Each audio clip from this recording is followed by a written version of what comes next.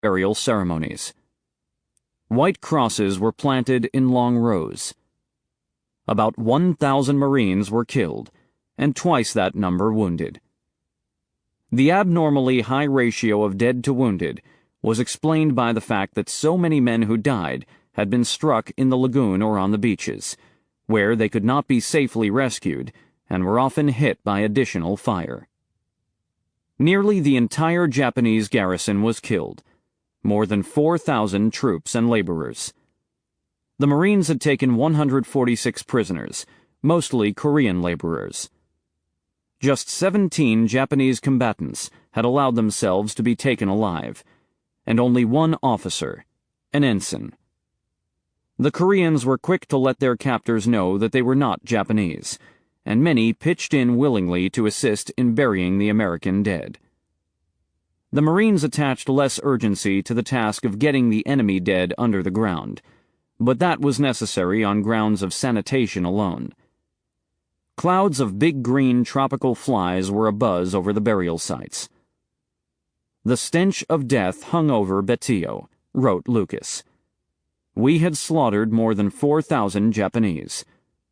Their grotesquely burned, blackened corpses littered every foot of the atoll, many of them dead for 3 days. They were bloated and swollen.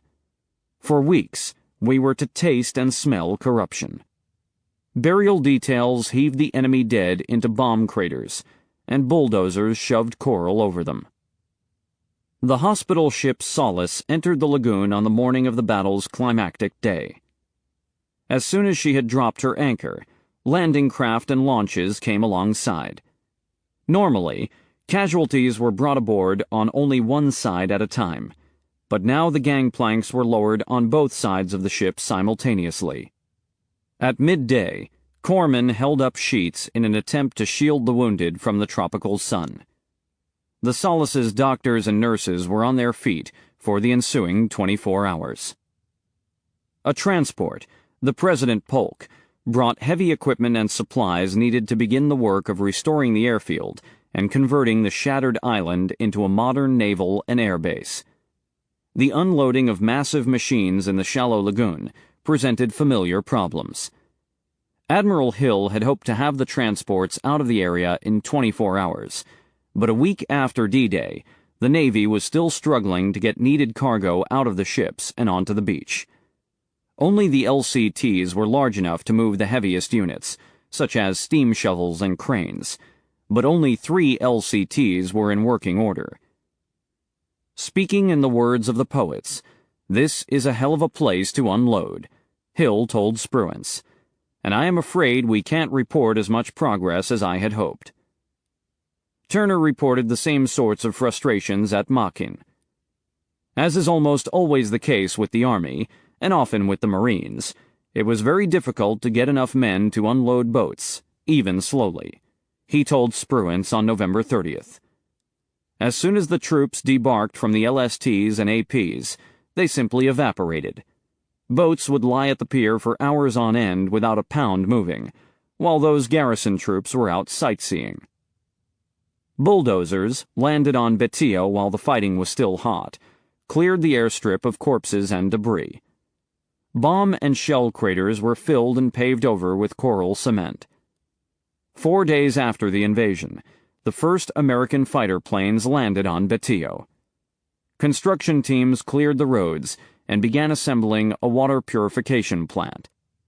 Amid the mountains of wreckage shoved to the edges of the roads and taxiways were uprooted palm trees, smashed tanks and armored vehicles, lengths of sheet iron ejected from blasted pillboxes, and the contorted remains of hundreds of bicycles. Holland Smith had monitored the progress of the fight on Betio from his flagship off Machin Atoll, 83 miles north of Tarawa. The general was losing patience with the 165th Infantry Regiment's methodical, go-slow approach to reducing Machin's modest enemy garrison, which numbered just 600 men, only half of whom were fighting troops. The job, in Smith's view, should have been accomplished on D-Day. But after landing on the east shore of Machin's main island of Butari-Tari, the Army troops held fast in defensive positions against discontinuous mortar and machine gun fire. A second landing on the north, lagoon side of Butari Tari followed later that morning. Casualties were light, but as darkness fell on the night of November 20th, only about half the island was in American hands. The Army's tactical concept of a gradual advance may have limited its casualties from hour to hour, but it extended the duration of the battle for Butari Tari. Receiving reports of the carnage on Betio, Smith badly wanted to take his flagship south, but plans had specified that he and Turner, on the Pennsylvania, would remain off Macon until Butari Tari was captured. General Ralph Smith did not declare the island secure until 1:40 a.m. on November 23rd. Throughout and after Galvanic, the Marine Army antagonism inherent in the Smith over Smith command setup was kept under a lid. But the same two generals would reprise their dispute on Saipan 8 months later, with more public repercussions. Holland Smith flew down to Tarawa in a PBY patrol plane on the morning of November 24th. Looking down at Betio as the seaplane circled above the lagoon, he was shocked and saddened. The sight of our dead floating in the waters of the lagoon and lying along the blood-soaked beaches is one I will never forget.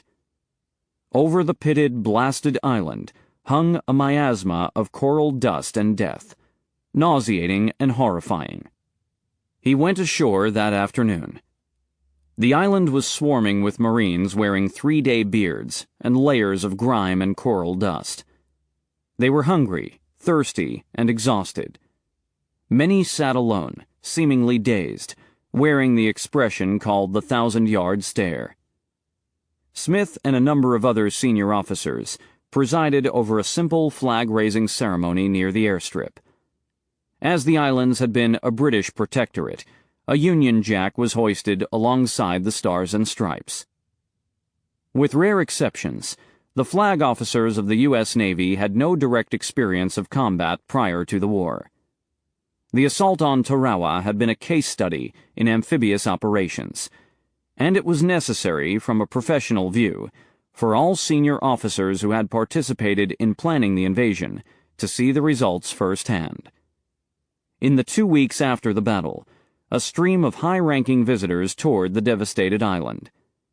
Admiral Hill went ashore on November 25th and wrote Spruance the next day, urging him to do the same. Examining the formidable Japanese defenses, he said was a liberal education for all of us. Admiral Nimitz and a party of SINCPAC staff officers flew into Tarawa on a DC-3 about a week after the initial assault. Nimitz had never seen anything like it, and he told his flag lieutenant, Arthur Lamar, that it was the first time I've smelled death. General Julian Smith hosted an incongruously lavish dinner in his mess tent, complete with a white tablecloth and hearts of palm salad. Lamar noted that dead Marines were still washing up on the beach. As Holland Smith inspected the remains of the Japanese defenses, he concluded that the aerial bombing and naval gunfire had been ineffective. In some places, pillboxes were entirely intact, appearing as if they had not been touched at all. Many of the subterranean works were covered with alternating layers of concrete, palm logs, steel beams, and coral sand. One bunker was later found to be covered with 6 feet of reinforced concrete, on top of which were 2 layers of crisscrossed iron rails, covered by 3 more feet of sand, 2 rows of coconut logs, topped by a final 6 feet of sand. In his post-war memoir, Smith recorded the cutting view that the Navy was inclined to exaggerate the destructive effect of gunfire, and this failing really amounted to a job imperfectly done. He told the admirals that Tarawa should have been subjected to 3 full days of uninterrupted naval bombardment. As for the carnage inflicted as the Marines waded to shore, the Navy should have moved heaven and earth to get more LVT tractors to the Pacific in time for Galvanic. Admiral Turner answered these criticisms at the time and again after the war. No one who had seen Tarawa could fail to be moved by the scale of the carnage.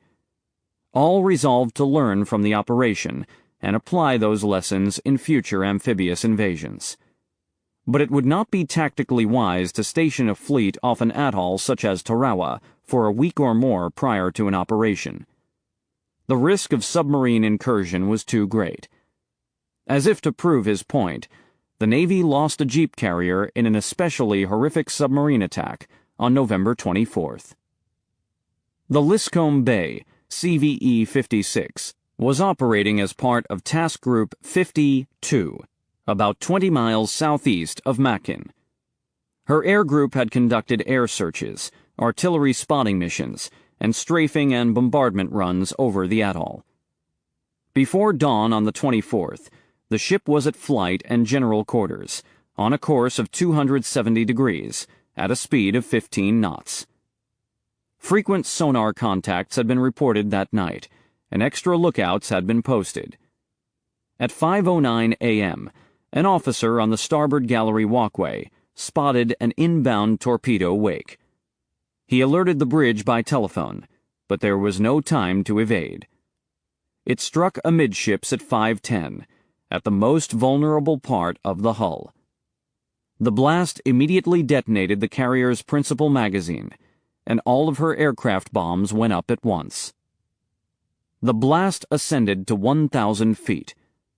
A witness stationed in fly control described it as a huge ball of bright orange-colored flame, with some white spots in it like white-hot metal. Debris fell on ships nearly 2 miles away.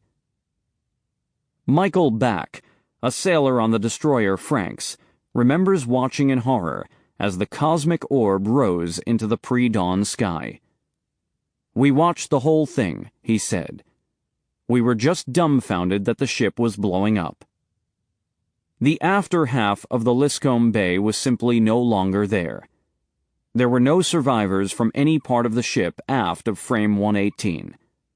Fires raged in the hangar, and power cut out to the remaining sections of the bow. The ship sank in 23 minutes. "It was dark out there, but I remember it was just like putting a candle out," said Back. The ball of fire was knocked out as the ship sank. Destroyers moved in to pick up survivors, and aircraft patrolled overhead. By mid-morning, there was nothing left to be seen but wreckage and empty life rafts. The Liscombe Bay took 687 of her crew with her into the deep. Among the slain was Rear Admiral Henry M. Mullenix, commander of the escort carrier group. The carrier's loss accounted for about a third of all American lives lost in Operation Galvanic. If Ralph Smith's troops had moved faster to overrun Macon, perhaps the fleet could have withdrawn a day or two earlier, sparing the Liscombe Bay her fate. Taking the number of casualties from all services into account, the Marine Corps doctrine of aggressive offense was to be preferred to the Army's stolid pace. Nimitz later concluded, "Nowhere has the Navy's insistence upon speed in amphibious assault been more sharply vindicated." The lessons of Tarawa were carefully studied and applied in plans for future amphibious landings. With benefit of hindsight, the Marines concluded that the assault forces had carried too much equipment to the beaches. When landing on a very small island such as Betillo, it was better to go in light and rely on a steady resupply by sea. Many officers recommended leaving the packs on the transports and carrying only a belt. The landing forces should take fewer rations, less water, but more grenades, and leave behind bedding rolls, sandbags, gas masks, barbed wire, and mess kits.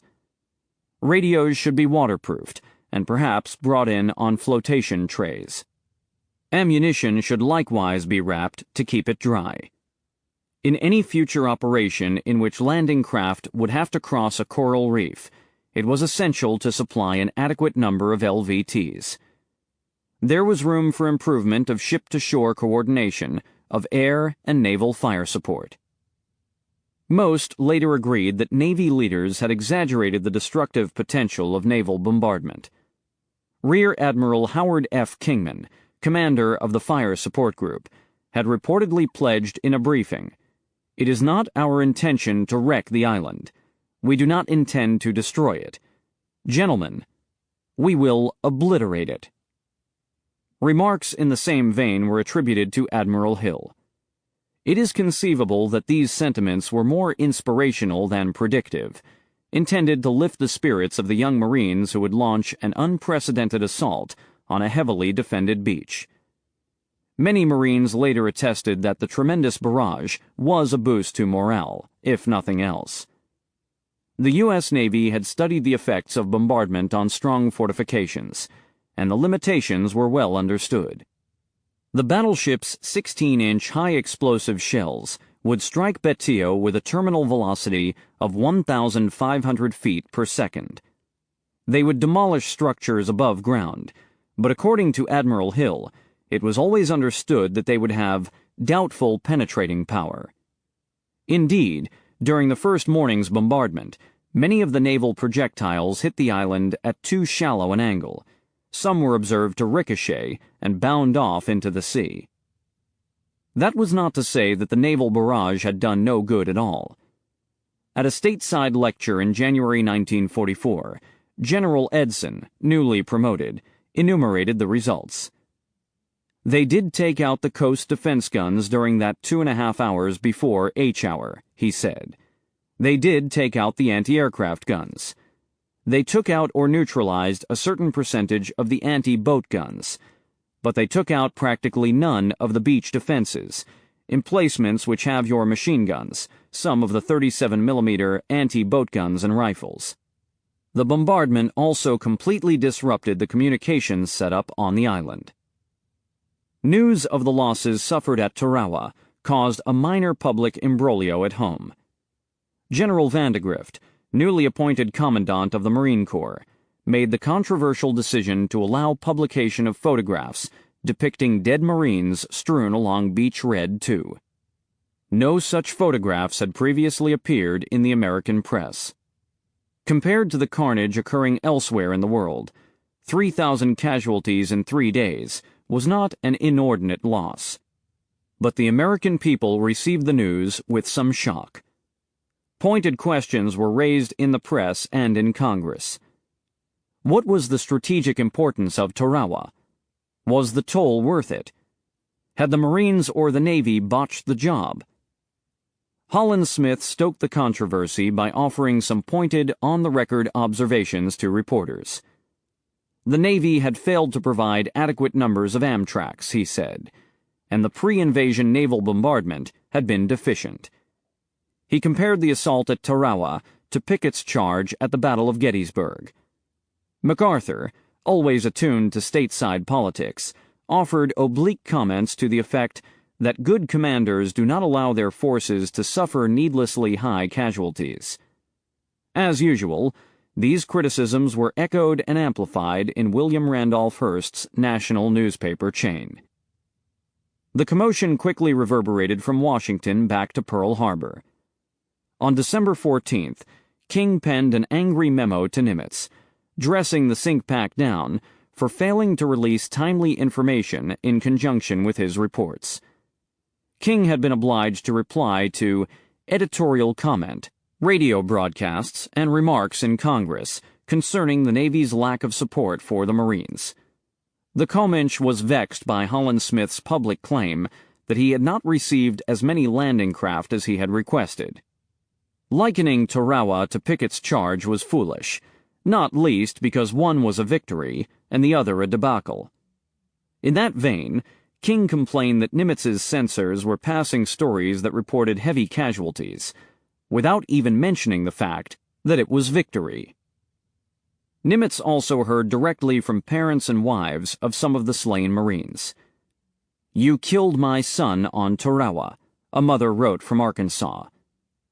The sink pack insisted on reading and answering all such letters. He told Lamar, "This is one of the responsibilities of command. You have to send some people to their deaths."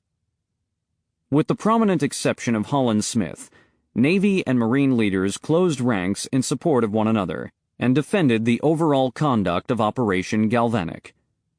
General Vandegrift insisted that the American people must be steeled to the inevitable costs of war.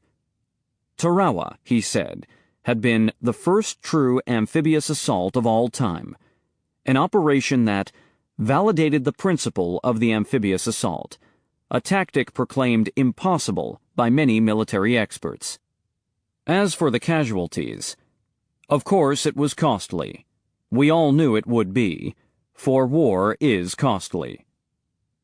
The real lesson of Tarawa was that the Japanese were doomed, for they could no longer feel secure on any island, no matter how strongly fortified and defended.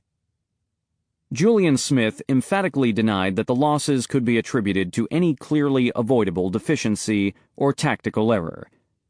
It was a grand scrap, well planned and hard fought. If I had to do it over again, there's no single thing that I could do better. Writing to a friend back in the States, Smith judged that our naval gunfire was magnificent, as well as our air support. Our intelligence was far better than we can expect in most attacks. So far as I'm concerned, there were no surprises in the whole operation. Writing to another friend on Christmas Day, Smith opined that the casualties suffered on Tarawa were in fact very light. Admiral Spruance, who had personally argued for taking the Gilberts, always insisted that the conquest of Tarawa was absolutely necessary despite the costs.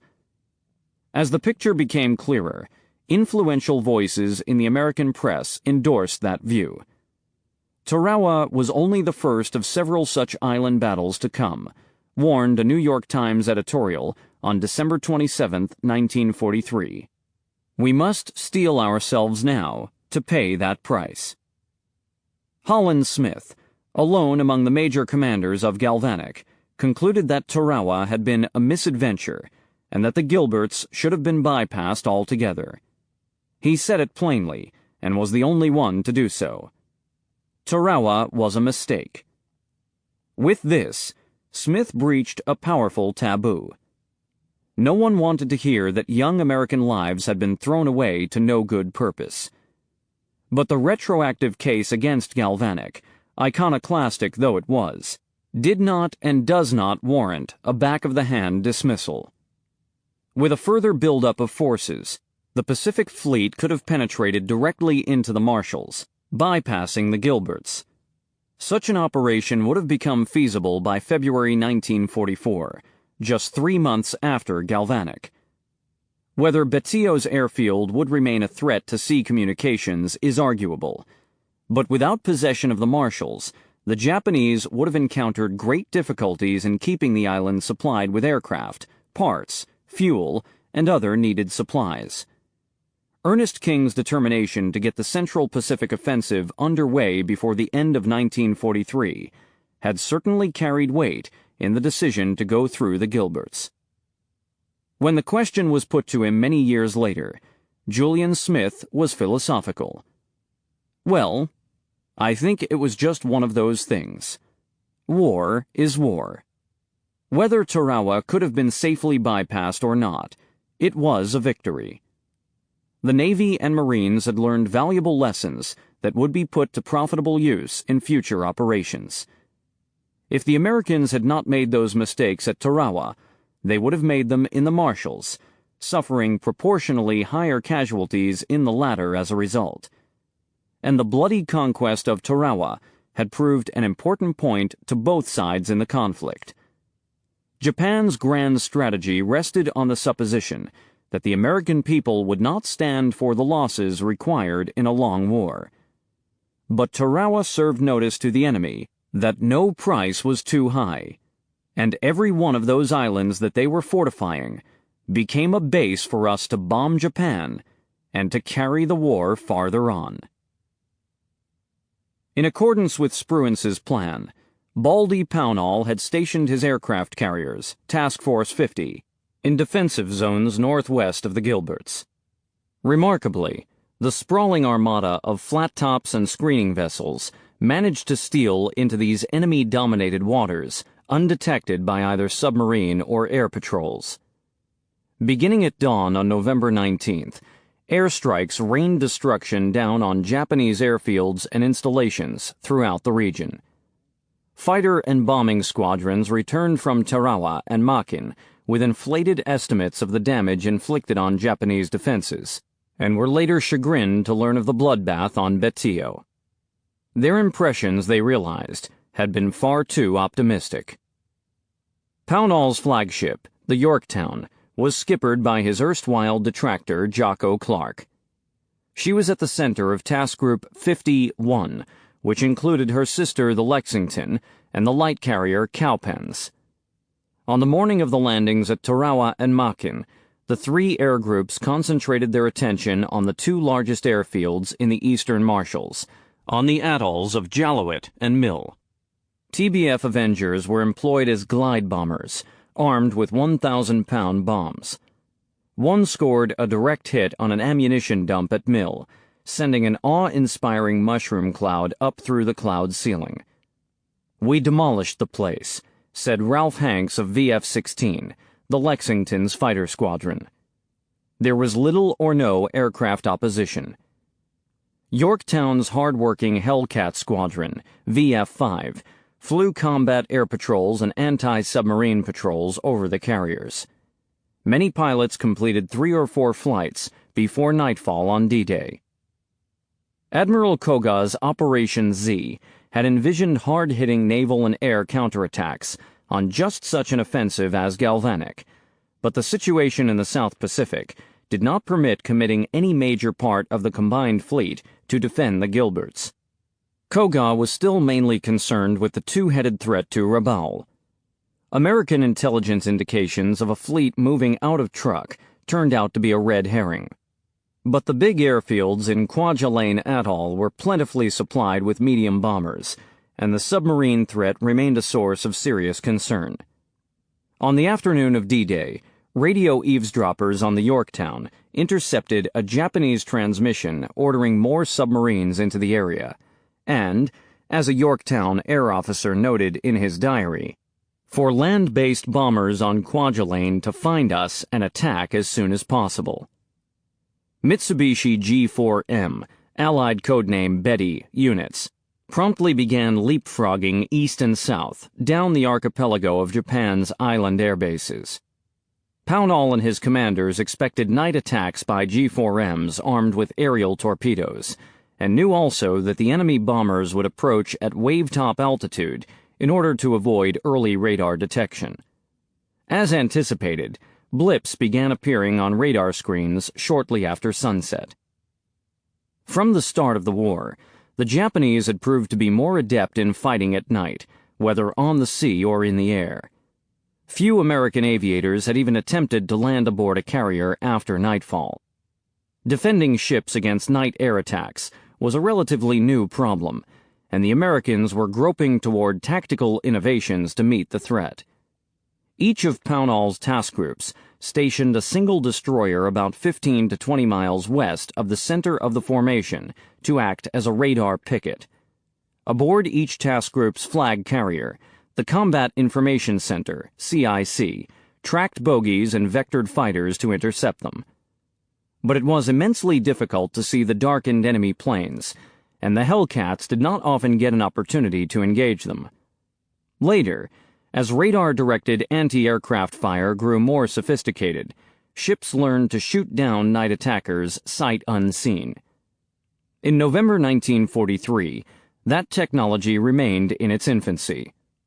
At that time, we didn't have night fighters, said Truman Heading. The Japanese Bettys would come in just at evening dusk, just as it was getting dark, and we couldn't do anything about it. They would fly around and drop torpedoes at us, and they were getting us too, now and then.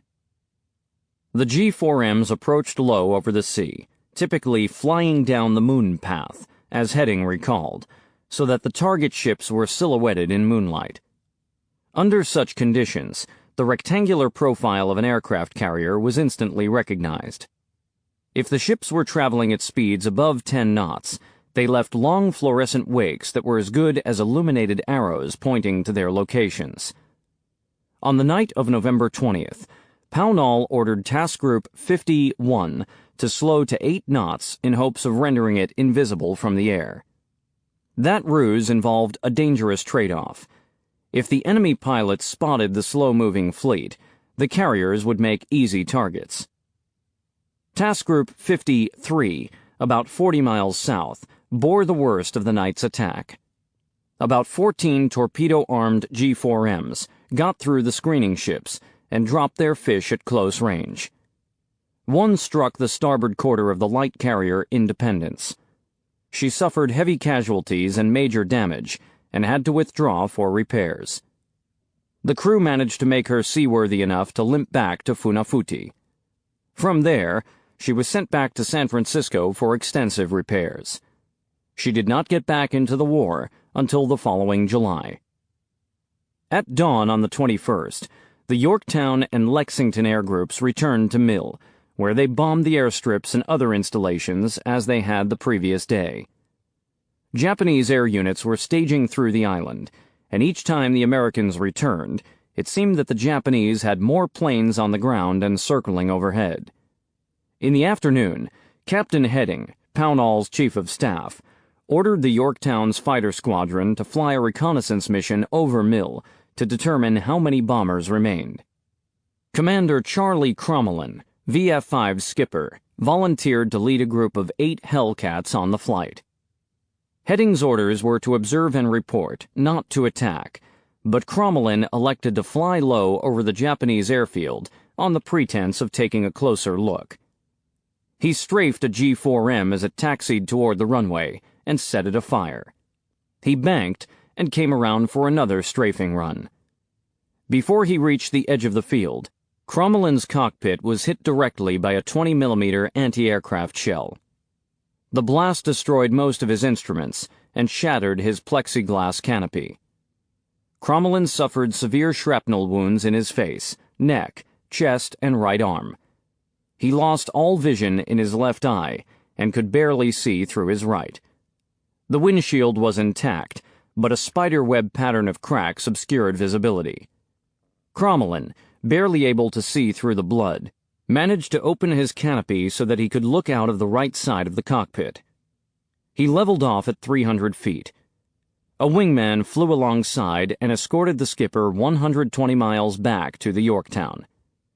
The chances of a successful recovery seemed dubious, but Crommelin made a perfect approach, snagged an arresting cable, and then taxied forward to the parking area and shut his engine down. While trying to hoist himself out of the cockpit, he collapsed. Jocko Clark's action report noted, he was lifted from the cockpit in a semi-conscious condition, suffering from severe shock and loss of blood. Crommelin was carried down to sickbay on a stretcher. His left eye was saved. After a lengthy recuperation in the United States, he was reassigned and flew again. Aerial torpedo attacks continued almost every night, depriving the crews of rest. On the Yorktown, Clark told the officers on duty to awaken him each time a strange plane appeared on radar. Depending on its location, course, and speed, Clark would decide whether to arise and return to the bridge in pajamas to take the con. During these frequent night attacks on Task Force 50, the combat information centers on the various carriers were scenes of intense activity and nervous tension. Green blips moved across the radar screens, sometimes turning and approaching the center of the screen. A plane making a torpedo run would approach at high speed and then bank sharply away. At that moment, the operators could assume that a torpedo was in the water. Those minutes seemed like years, when you are sitting there waiting to see whether you're going to get hit, recalled Fitzhugh Lee, an officer on the Lexington. CIC was not a happy place to be. Most of the young radar operators did their jobs with icy skill. Now and again, a man would break down under the strain. We had a few who lost control of themselves and started weeping, crying, praying, and things like that. Whenever it happened, Lee relieved the man at once, lest his hysteria spread and cause a general contagion. Despite having suffered 2 consecutive days of heavy air losses, the Japanese doggedly hurled their remaining land-based bombers against Task Force 50. November 23rd was another long day of furious air combat. The Lexington's fighters, VF-16, Flying Combat Air Patrol, intercepted an inbound airstrike and shot down 17 of the 19 intruders. The next day, the same squadron claimed another dozen enemy planes. Lieutenant J.G. Ralph Hanks, an Iowa pig farmer before the war, became an ace in a day by shooting down 5 Zeros in a single skirmish. In a 15-minute air engagement, his throttle never left the firewall, and his Hellcat surpassed 400 knots in a diving attack. Hanks had to stand on his rudder pedals and use his entire upper body strength to keep his stick under control. Intense G-forces caused him to black out several times. This first massed encounter of Zeros and Hellcats did not bode well for the future of the now obsolete Japanese fighter plane. The instinctive rivalry between the Yorktown and Lexington air groups was stoked by the former's perception that the Lexington fighters were always lucky to be aloft when the enemy appeared. VF-5 gloated the pilots of VF-16 had been skunked. Captain Clark, competitive as he was, sent a genial signal to the Lexington skipper, Felix Stump. "Well, you've beat us out so far. I hope we have better luck next time." Late afternoon sorties often required night recoveries, and in these situations, returning airmen tended to look for any friendly flight deck. Cases of mistaken identity were endemic among the Essex-class carrier air groups, because the ships were built on identical lines and were difficult to tell apart even in daylight.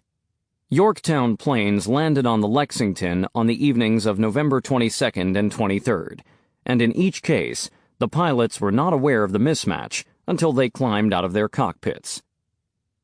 Heavy thunderheads moved into the area late that afternoon, and Pownall ordered all planes aloft to recover and secure.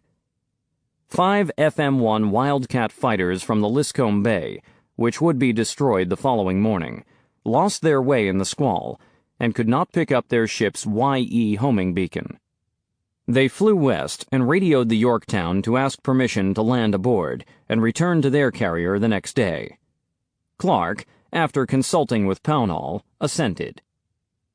The planes entered the landing circle as the last light drained out of the western sky. The first 3 FM-1s landed without mishap. The pilot of the 4th forgot to lower his tailhook and was given a wave-off by the landing signal officer. The pilot ignored or did not see the wave-off, came down hard, bounced, gunned his throttle in an apparent bid to get airborne and come around for another try, then came down again and somersaulted over the crash barrier. Several parked planes were destroyed, and 4 plane pushers were killed immediately. The crashed plane burst into fire, and the flames quickly spread to engulf most of the flight deck amidships. Within 20 seconds, the crew had foam hoses on the fire, but the parked planes had been gassed up and armed for morning launch, and their tanks and ammunition went up in a chain of explosions. Magnesium flares ignited and lit up the ship and the sea all around her, with an intense yellow light. The wing gun magazines of the parked F-6Fs began firing their .50 caliber rounds, forcing the fire brigade to duck and take cover. Clark kept the ship headed into the wind to prevent the fire from spreading to as-yet undamaged planes parked farther forward. The intense heat was almost unbearable on the island's superstructure, he later wrote. If the island caught fire, navigation and ship control would be nearly impossible. Clark shouted over the noise to direct the firefighting efforts. I remember Captain Clark leaning over the navigation bridge, directing the firefighters doing a remarkable job to save the ship, Truman Heading later recalled. Men in asbestos suits dragged hoses directly into the heart of the conflagration and spread a 3-inch layer of foamite through the stricken area.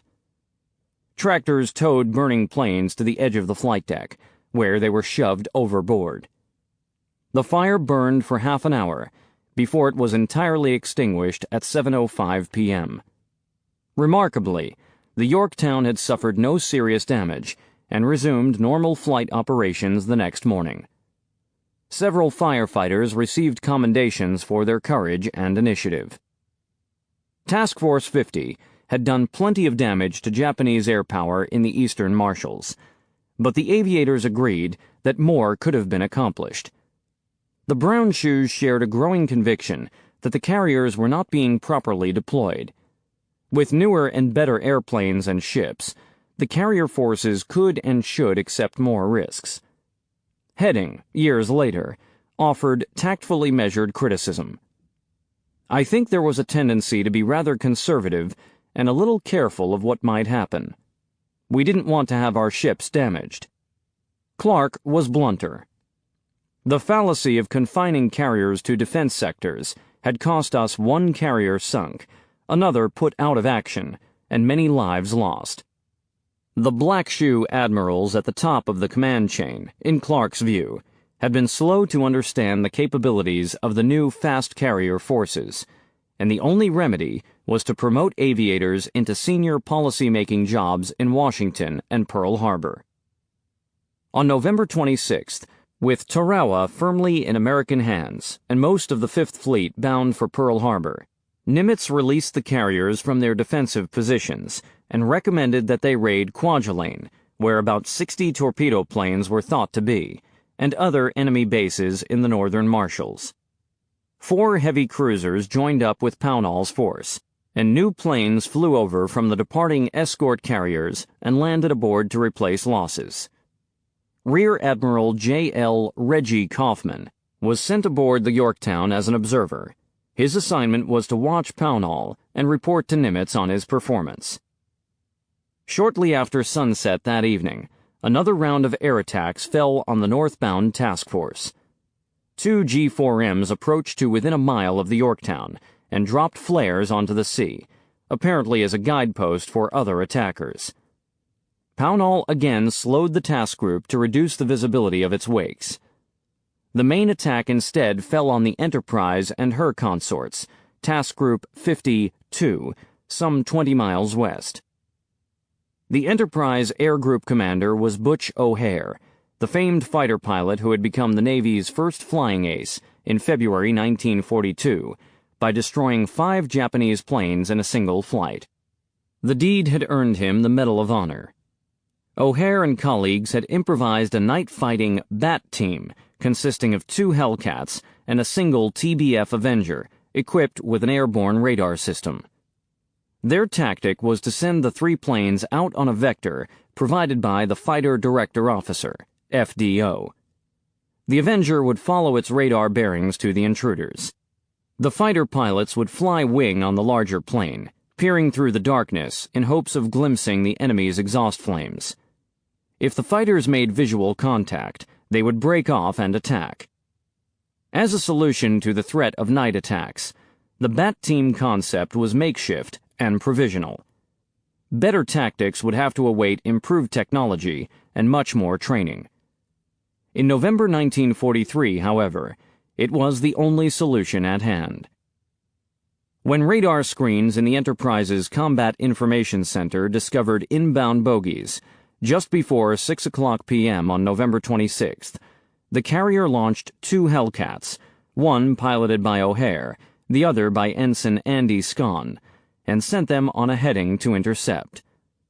The radar-equipped TBF Avenger, launched a few minutes later, would follow and rendezvous with the 2 fighters, or so it was hoped, nearer to the approaching enemy formation. This was to be the first combat trial of bat team tactics. The TBF was piloted by Lieutenant Commander John C. Phillips, skipper of the carrier's Torpedo Bombing Squadron, VT-6. The bomber also carried a radar specialist, Lieutenant Hazen Rand, and a third man, ordnanceman and gunner Alvin B. Kernan, who would describe the flight in his post-war memoir, Crossing the Line. The venture was anarchic from start to finish. The Enterprise's FDO did his level best not only to guide the three planes toward a rendezvous, but also to give new bearings directing them toward the targets that showed up intermittently on the ship's radar. About an hour after O'Hare left the ship, the FDO radioed to say that he appeared to be directly among many bogies, but neither O'Hare nor Scon could see anything at all. The Enterprise radar also showed Phillips within a mile of the two Hellcats, but neither the fighter pilots nor the crew of the Avenger could see any sign of the other. They and the Japanese were all adrift in a deadly game of blind man's buff. Kernan, peering out of the TBF's gun turret, lost all sense of the horizon. You stare out into the dark night, and after a time you don't know up from down. The first few turns are okay, but then disorientation begins. A flicker of light could be a star in the sky, or a ship on the ocean, or another plane coming at you on a fast angle. Occasionally he saw a flare burning in the distance, presumably dropped by enemy planes, or a burst of anti-aircraft fire from one of the American ships. The FDO continued to relay headings to Phillips, and Rand obtained intermittent returns on his radar scope. A few minutes after 7:00 p.m., Rand reported a large cluster of 6 blips about 3 miles ahead. Phillips gave chase, and Rand called out the diminishing range. 3 miles, 2 miles, 1 mile, 1,000 yards.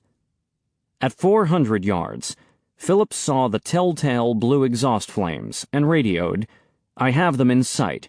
Attacking." Phillips' decision to attack was not in line with Bat Team doctrine. The TBF did not possess either the maneuverability or the firepower to take on a large formation of heavily armed bombers. But Phillips did enjoy the advantage of complete surprise. The Japanese had never been challenged by carrier planes at night, and had no reason to anticipate such an attack. As the TBF overtook the formation, Phillips could make out the long cigar-shaped outline of the darkened planes. He opened fire on the rightmost G4M with his 2 fixed .50 caliber machine guns, and apparently struck the gas tanks at the vulnerable wing route, because the plane immediately caught fire. Phillips pulled up and left, mindful that the other planes would return fire promptly. As Kernan's turret gun came to bear, he opened fire in turn, aiming at the flames. "He blew up all at once," wrote Kernan. A long trail of fire went down and down into the blackness of the ocean below, where it kept on burning, a red smear on the black water. The Japanese, surprised and flustered, apparently began exchanging fire among themselves. Their tracer lines struck out at one another, but they did not come near the Avenger as it pulled away to safety. O'Hare and Scon saw the G4M go down and turned toward the melee. This brought them within visual range of the TBF and the remaining enemy bombers. O'Hare, wary of firing on the wrong aircraft, asked Phillips to turn on his recognition light. Phillips flashed it, briefly. The Japanese planes apparently saw the light and opened fire, striking the Avenger's underbelly and wounding Rand. At the same time, Phillips fired back. Again he scored, and again Kernan poured more fire into the burning wing. The G4M went down in a long controlled dive, apparently attempting a water landing. It left an extended trail of burning fuel on the ocean. In the melee, the Hellcats and the TBF again lost contact, but they were coached into a rendezvous by the Enterprise FDO. All 3 planes turned on their recognition lights long enough to slide into formation, the 2 fighters above and behind either wing of the Avenger. For the first and last time that night, the 3 American planes were flying in formation as planned. Kernan caught a glimpse of Butch O'Hare's face, lit up by his canopy light. His canopy was open, and his goggles pushed back on his head. About a minute after the 3 American aircraft had lit themselves up, a 4th aircraft closed in from behind on the starboard side. It was a wayward Mitsubishi that had become separated from its formation and had mistaken the American planes for friends. Realizing his mistake, he opened fire and struck O'Hare's plane. Kernan fired back and may or may not have hit the enemy plane, which veered sharply away to port. O'Hare's plane was gone and did not respond to radio hails. Something whitish-gray appeared in the distance, wrote Kernan. His parachute or the splash of the plane going in. Scon rejoined with difficulty, and the two American planes circled the area at low altitude. There was no sign of O'Hare. At about 9 o'clock, they headed back toward the Enterprise, tracking the ship by following its long fluorescent wake. The carrier turned on the hooded flight deck lights that could be seen only from aft and above. Remarkably, both Phillips and Scon recovered safely, without damage to their planes. Dawn searches by carrier planes, a PBY seaplane, and a destroyer turned up no sign of O'Hare or his aircraft.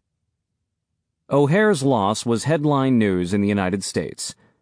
He was one of the most famous flyers in the American Armed Forces, a singular hero to Irish Americans, and one of the most respected and best-liked men in the carrier navy. A solemn pontifical mass of requiem was held at the Basilica of St. Louis in Missouri.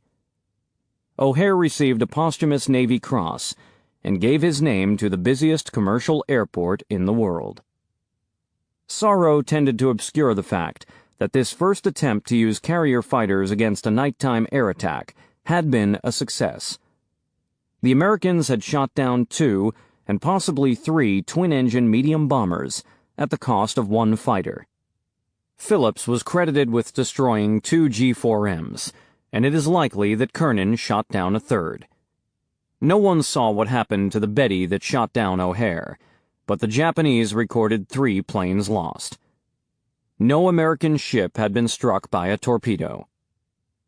2 task groups, 50-1 and 50-2, now churn north through squalls and scud to attack the source of the persistent night attackers, the enemy's huge airfields on the atoll of Kwajalein.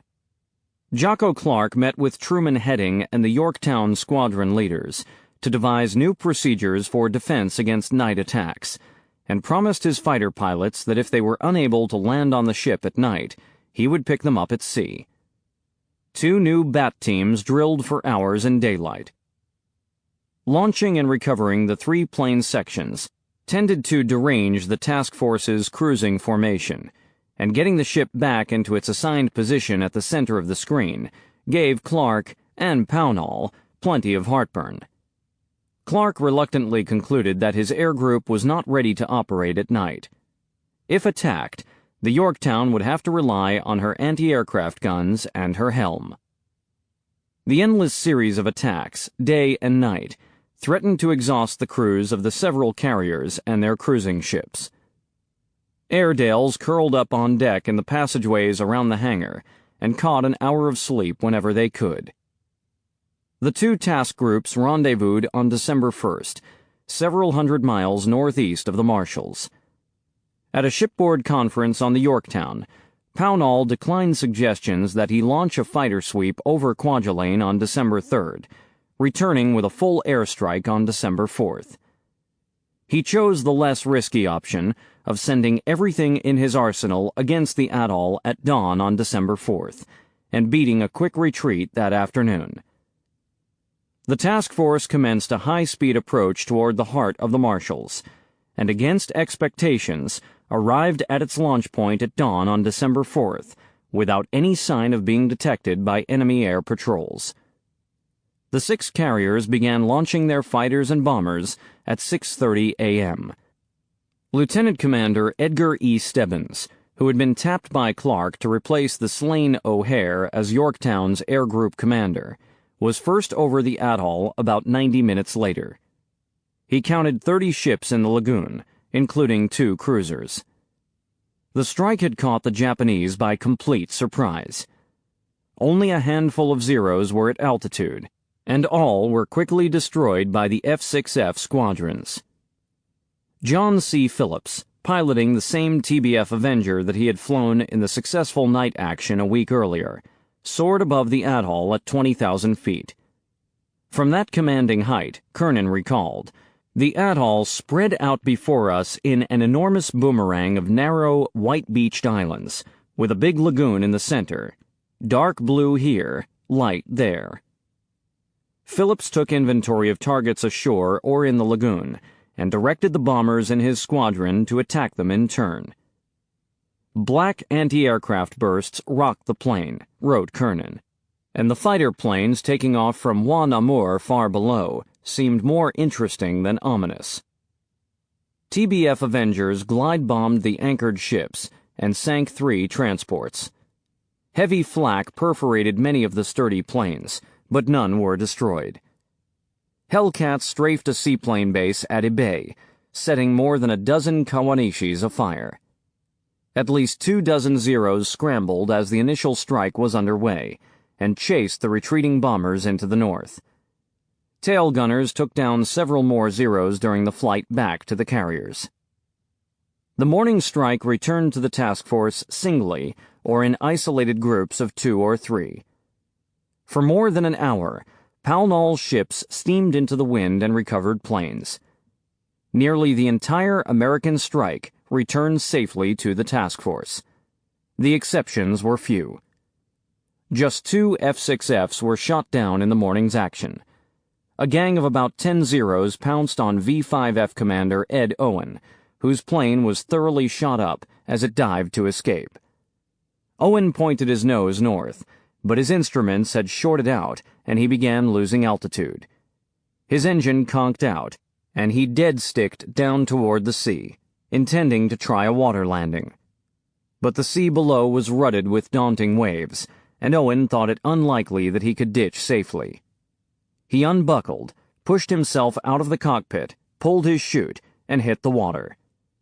Floating alone on the sea, he wondered whether he was finished, but a destroyer presently came over the horizon and picked him up. He was back aboard the Yorktown in time for lunch. The Japanese air groups on Kwajalein had been badly roughed up, but they had fought with their familiar determination and persistence, and there was every reason to expect a fierce counterstrike on Task Force 50. Ed Stebbins reconnoitered and photographed a large airfield on Wa that appeared to have been left completely unmolested. He counted about 60 apparently undamaged G4Ms parked on the field. These long-legged bombers could be expected to attack the task force, either that afternoon or after dark. Stebbins radioed the Yorktown to urge that another strike be launched against the field in hopes of destroying the planes on the ground. A Combat Information Center officer hand-carried the message up to Pownall on the Flag Bridge. After conferring with Admiral Kaufman, Pownall rendered his decision. He would not order another strike on Kwajalein. The plan of operations, agreed several days earlier, had called for an afternoon strike against Wotia, which lay about 150 miles east. That strike would be recovered as the task force ran north at its highest effective cruising speed. Adding another strike on Kwajalein would keep the carriers within that atoll's air striking range for another 24 hours. Pownall did not want to push his luck and saw no reason to upend the existing plan. By his own account, Jocko Clark was dumbfounded and could barely contain his fury. As the Yorktown's air squadron leaders landed aboard and reported to the bridge, all pleaded to lead their planes in another attack on Kwajalein. Clark beseeched Pownall, "You'd better get back there and knock out those Bettys, or they'll come and get you." Pownall listened with diminishing patience. The strike on Kwajalein was to have been a hit-and-run raid. Clark and his aviators put emphasis on the hit, while Pownall was more concerned with the run. The admiral summarily ordered his flag captain to prepare the strike on Wotia as planned. The task force was going to clear out, and it would defend against the inevitable counterstrikes as they came. The first wave of intruders arrived shortly before noon, a group of single-engine Nakajima B-5N torpedo planes, Kates. They approached at low altitude in order to stay off the American radar screens and avoid the F-6Fs orbiting high above. The screening ships opened fire as they came into range, and the sky was mottled with black flak bursts. One went down just off the Yorktown's starboard quarter. Lexington skipper Felix Stump steered sharply to starboard to avoid a torpedo, which very nearly clipped the ship's port bow. The surviving bombers turned away and ran for home, and the anti-aircraft guns fell silent. Less than an hour later, another wave of Kates came skimming in from the south. The anti-aircraft fire started up again, and the F-6Fs, having come down from altitude to repel the first wave, now shot down all but 4 of the attackers. One dropped a torpedo on the Lexington, missing widely. The 3 others flew over and around the cruiser San Francisco and bored in toward the Yorktown. The carrier's short-range anti-aircraft guns opened fire, narrowly missing the cruiser. One Nakajima went down, then another. A third flew on toward the carrier, its wing guns strafing the flight deck and its rear guns firing back at the San Francisco. Clark stood on the bridge and shouted to his gunners to destroy the plane. They did not need to be coaxed. 3 different calibers of fire, 40mm, 20mm, and 5-inch, converged on the lone plane as it came level with the catwalk of the Yorktown. As the line of fire passed across the San Francisco, Admiral Pownall leaned out and shouted from the flag bridge, "Cease fire! Cease fire! You are firing at that cruiser!" Once again, Clark was speechless. Did the Admiral not see that an enemy torpedo plane was bearing down on the Yorktown? He pretended not to have heard the order.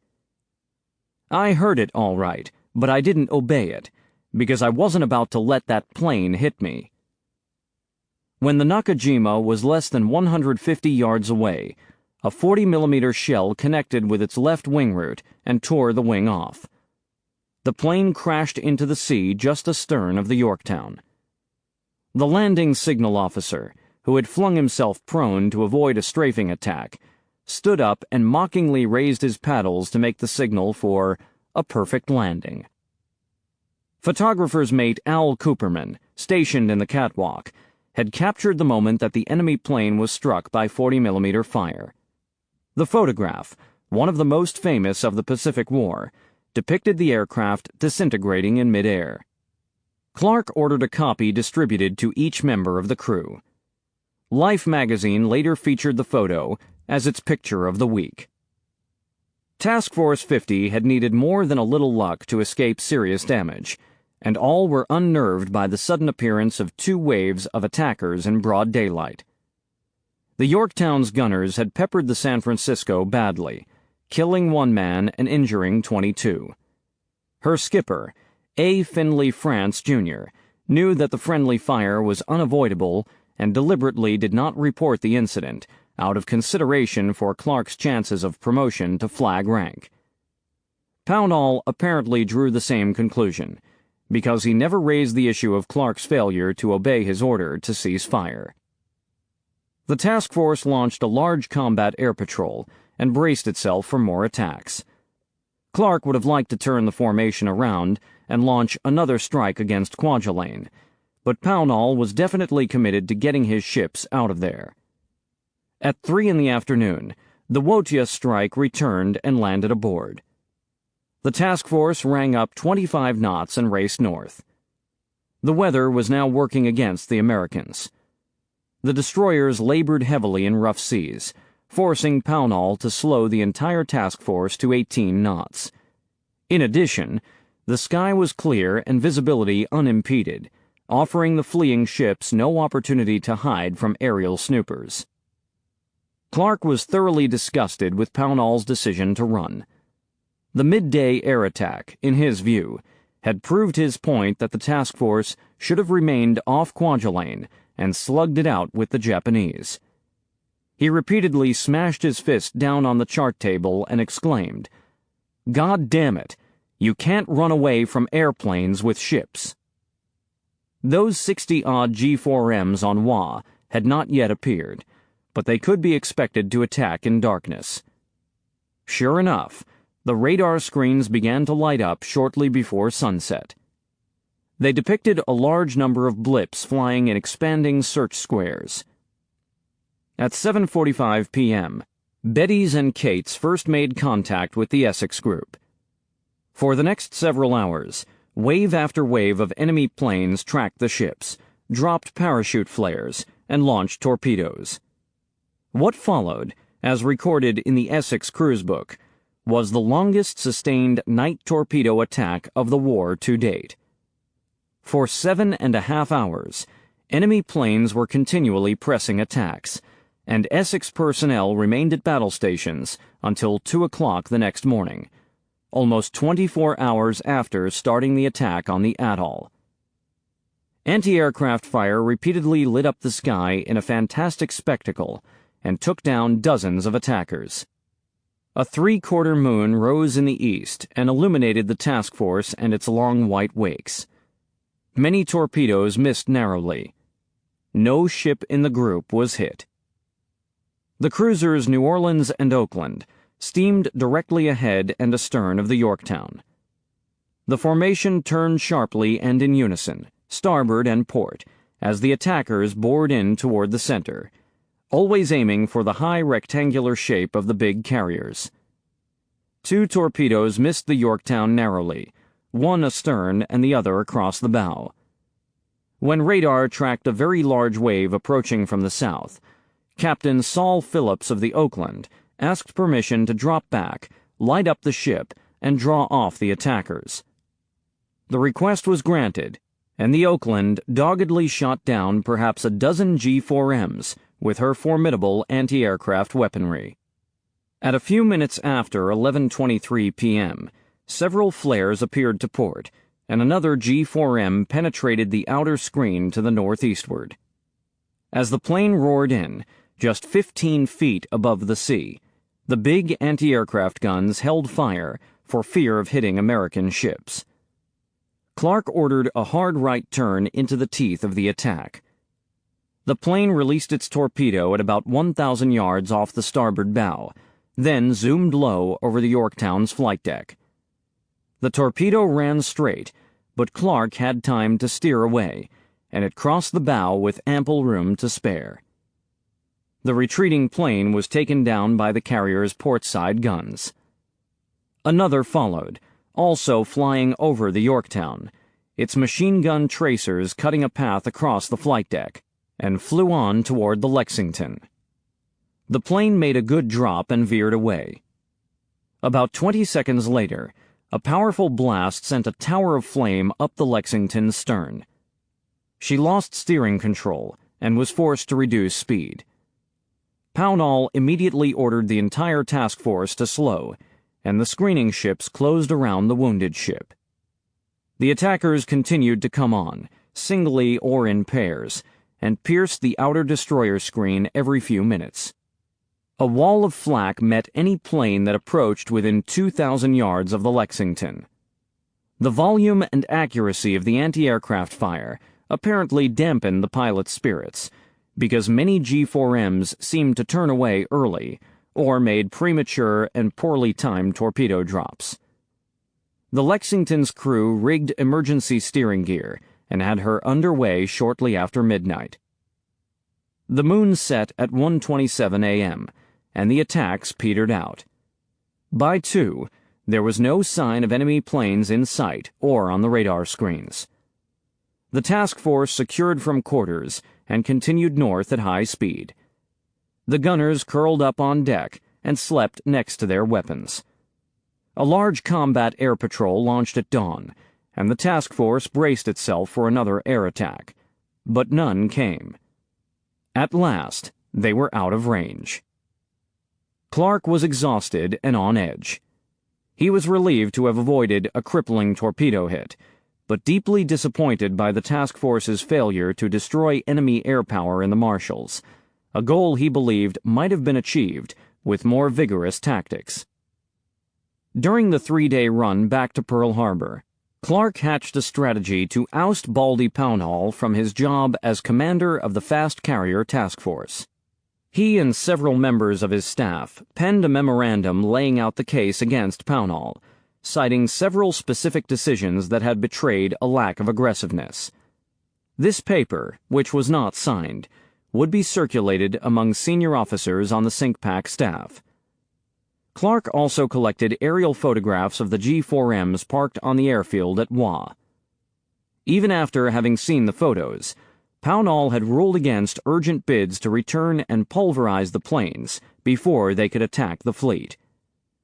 The memorandum did not directly address the issue of Pownall's nerve, but in conversations with colleagues, Clark denounced the admiral as a yellow son of a bitch. Clark went even further.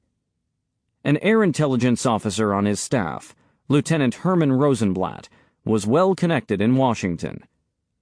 Rosenblatt had been an attorney in his civilian life prior to joining the Navy, and had done legal work for the Roosevelt family. He knew the President and First Lady, and was personally close to two of their sons. Sam Rosenman, one of FDR's most trusted aides and speechwriters, was Rosenblatt's uncle. With Clark's approval, Rosenblatt phoned the White House from Pearl Harbor and urged that Pownall be transferred out of his command. He then flew back to Washington and spread the complaints about Pownall throughout official Washington. The campaign verged perilously close to mutiny. It might have easily boomeranged on Clark, perhaps even ruining his hopes of promotion to flag rank. Criticizing one's superior officer behind the scenes was contrary to the Navy way, but opening a back channel to the commander-in-chief was beyond the pale. In a post-war interview, however, Clark was unrepentant. "I was very fortunate in having a pipeline to the President," he said. "Pownall had a chance to score a victory, and he passed it up. I think many commanders make mistakes, and I guess maybe I made some myself. But if you don't have the will to win, you have no business in the war." Clark's attack on Pownall was probably moot. Nimitz had monitored the admiral's performance closely. Rear Admiral Kaufman, who had been sent along on the mission to observe Pownall firsthand, provided his confidential recommendation that Pownall be relieved. Leading brown shoe admirals in Pearl Harbor, notably John Towers and Forrest Sherman, had already concluded that another man should command the Fast Carrier Task Force. Pownall was relieved on January 3, 1944, and replaced by Rear Admiral Mark Pete Mitscher, one of the best-liked and most respected senior aviators in the Navy. Nor did Jocko Clark's hijinks do any damage to his career. He received a Silver Star for his performance as captain of the Yorktown. On the first day of 1944, he was promoted to Rear Admiral.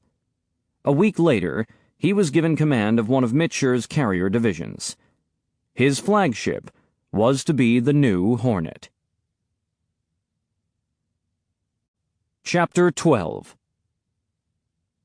Chester Nimitz was not one to flaunt the power of his towering rank. In presiding over discussions at his headquarters, the SINCPAC was usually content to listen more than he spoke. He elicited the reasoned opinions of planners and commanders. He allowed a full airing of objections and criticisms, unimpeded by a stifling deference to rank or seniority. He shepherded his subordinates toward consensus before fixing his signature to operational orders. Rarely had he overruled his leading advisers, and never over their unanimous opposition. But on December 7, 1943, the second anniversary of the attack on Pearl Harbor, when the commanders who had recently returned from Galvanic convened at the conference table in his headquarters, Nimitz announced that he had chosen a daring bypass strategy for the next phase of the Central Pacific Campaign. The Fifth Fleet would steam directly into the heart of the Marshalls and land amphibious forces on the giant atoll of Kwajalein. Japanese-held atolls and airfields to the south and east, Malolap, Wotia, Mil, and Jaluit, would be bombed and shelled into oblivion. But they would not be seized until later, if at all. It was a more ambitious gambit than Ray Spruance, Kelly Turner, or Holland Smith had envisioned, and the three united in resisting it. Spruance was concerned that the island's bypass to his rear would threaten sea communications from Hawaii and the Gilberts. The Japanese would fly planes into the bypassed airfields and use them to harass the transports and auxiliaries as they attempted to supply the fleet and its new advanced bases. Moreover, the fast carriers had already been assigned to raid Japanese bases to the south, and once they were gone, Spruance would not have enough air power to maintain pressure on the bypassed airfields. Holland Smith, having returned from the devastation of Tarawa with sharp opinions, wanted to concentrate the entire amphibious corps on a single objective in the southeastern Marshalls. He would have 2 divisions for the next invasion, and did not want them divided. But Nimitz was paying close attention to intelligence derived from reconnaissance flights and radio intercepts. The Japanese had poured reinforcements into the outer, eastern Marshalls at the expense of Kwajalein. The latter would be a much easier nut to crack, and the bypassed islands could be tolerably neutralized with steady air pressure and local control of the sea. "We're going into Kwajalein," said Nimitz. "The Japanese aren't expecting us there." The Cinque-Pack held firm against the objections of his subordinates. When the issues had been fully aired, he implied that if the existing fleet and amphibious commanders didn't want to go into Kwajalein, he would assign the task to others who did. Nimitz's bold approach was to be vindicated by subsequent events. The Japanese Navy did not anticipate the move against Kwajalein. Commander Chikataka Nakajima of the Combined Fleet Staff told American interrogators after the war, "There was divided opinion as to whether you would land at Jaluit or Mill. Some thought you would land on Wotia, but there were few who thought you would go right to the heart of the Marshalls and take Kwajalein. There were so many possible points of invasion in the Marshalls that we could not consider any one a strong point, and consequently dispersed our strength." Forward fleet bases were to be had in the Marshalls. The region's capacious atolls offered protected anchorages large enough to accommodate the entire Pacific Fleet. Hawaii was thousands of miles behind the front lines, and growing steadily more distant with each new westward thrust. The fast carrier task force had extraordinary mobility and reach, but the long voyage back to Pearl Harbor for provisions and repairs cut short its forays and inhibited its sea-keeping potential. When operating far to the west of Pearl, Jocko Clark recalled, "You would hit 3 days at most and go back, so you couldn't hit more than once a month or once every 6 weeks." With these considerations in mind, Spruance asked for permission to take the atoll of Majuro, 270 miles southeast of Kwajalein. Majuro's large, placid lagoon would offer a protected fueling area and a superb advanced base for the mobile floating logistical forces of Service Squadron 10. Nimitz assented. Holland Smith, wary of Japanese defenses on Majuro, was determined not to disperse his landing forces. But the latest and best intelligence indicated that the Japanese had pulled most of their troops out of the atoll. In a December conference at Cinque-Pack headquarters, Nimitz turned to Ed Layton, the fleet intelligence officer, and said, "Tell General Smith how many Japanese are there, the number you told me this morning." 6, Layton replied. 6, Smith said. "You mean 6,000? "No, 6, insisted Layton. Radio eavesdroppers had intercepted a ration report indicating that the remaining garrison on Majuro was consuming 6 rations per day. Based on that and other intelligence, General Smith was persuaded that a single battalion would be more than sufficient to overrun Majuro. Nimitz advised Admiral King of his plans on December 14th. The operation was given the code name Flintlock, with D-Day on both Kwajalein and Majuro set for January 31st, 1944. Spruance would remain as commander of the Fifth Fleet, Turner as commander of amphibious forces, and Holland Smith in charge of the assault corps. Task Force 58, which now consisted of 12 carriers embarking more than 700 planes, would establish temporary air supremacy over the entire region. Beginning 2 days before D-Day, the carrier planes would rain devastation down on the airfields on Kwajalein and those in the southeastern Marshalls. The Task Force 58 that put to sea for Flintlock was nearly twice the size of the force that had struck the same atolls less than 2 months earlier.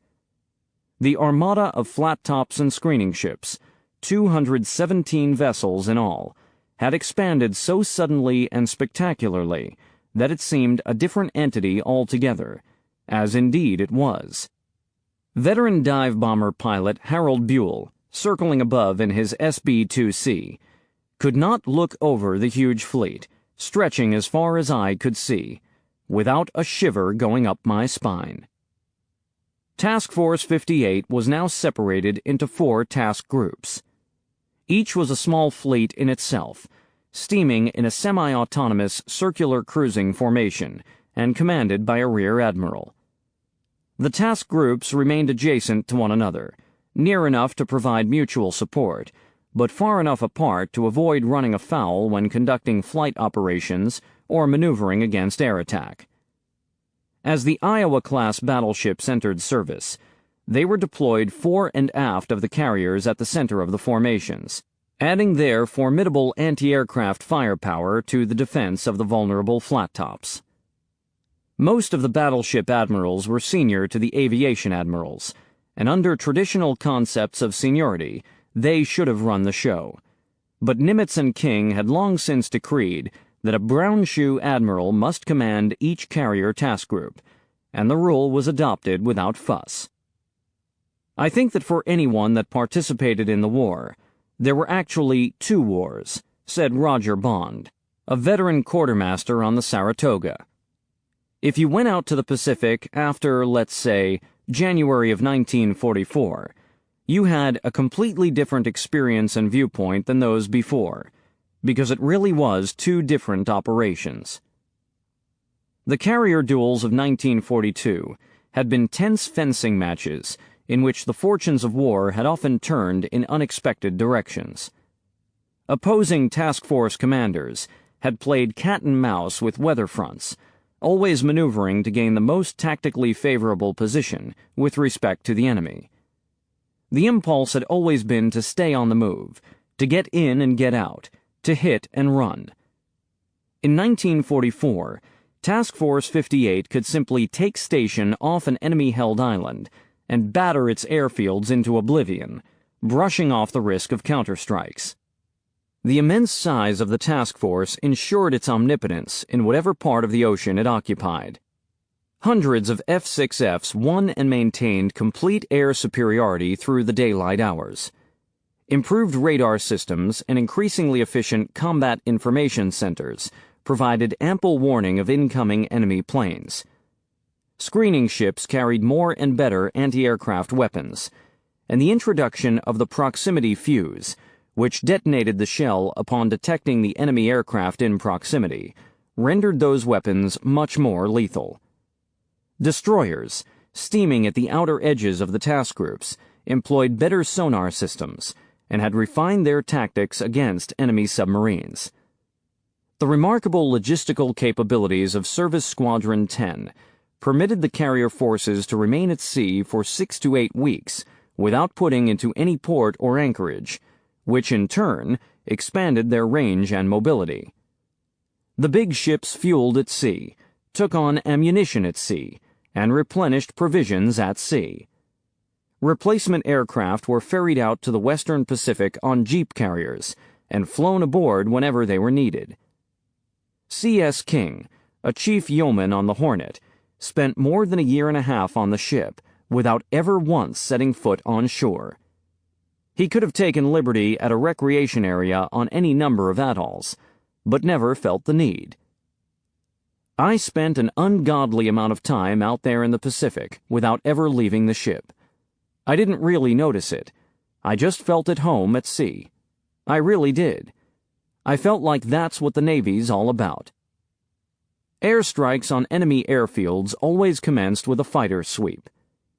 Elements of several different Hellcat squadrons coalesced into a tremendous air formation, typically numbering 60 or 70 aircraft.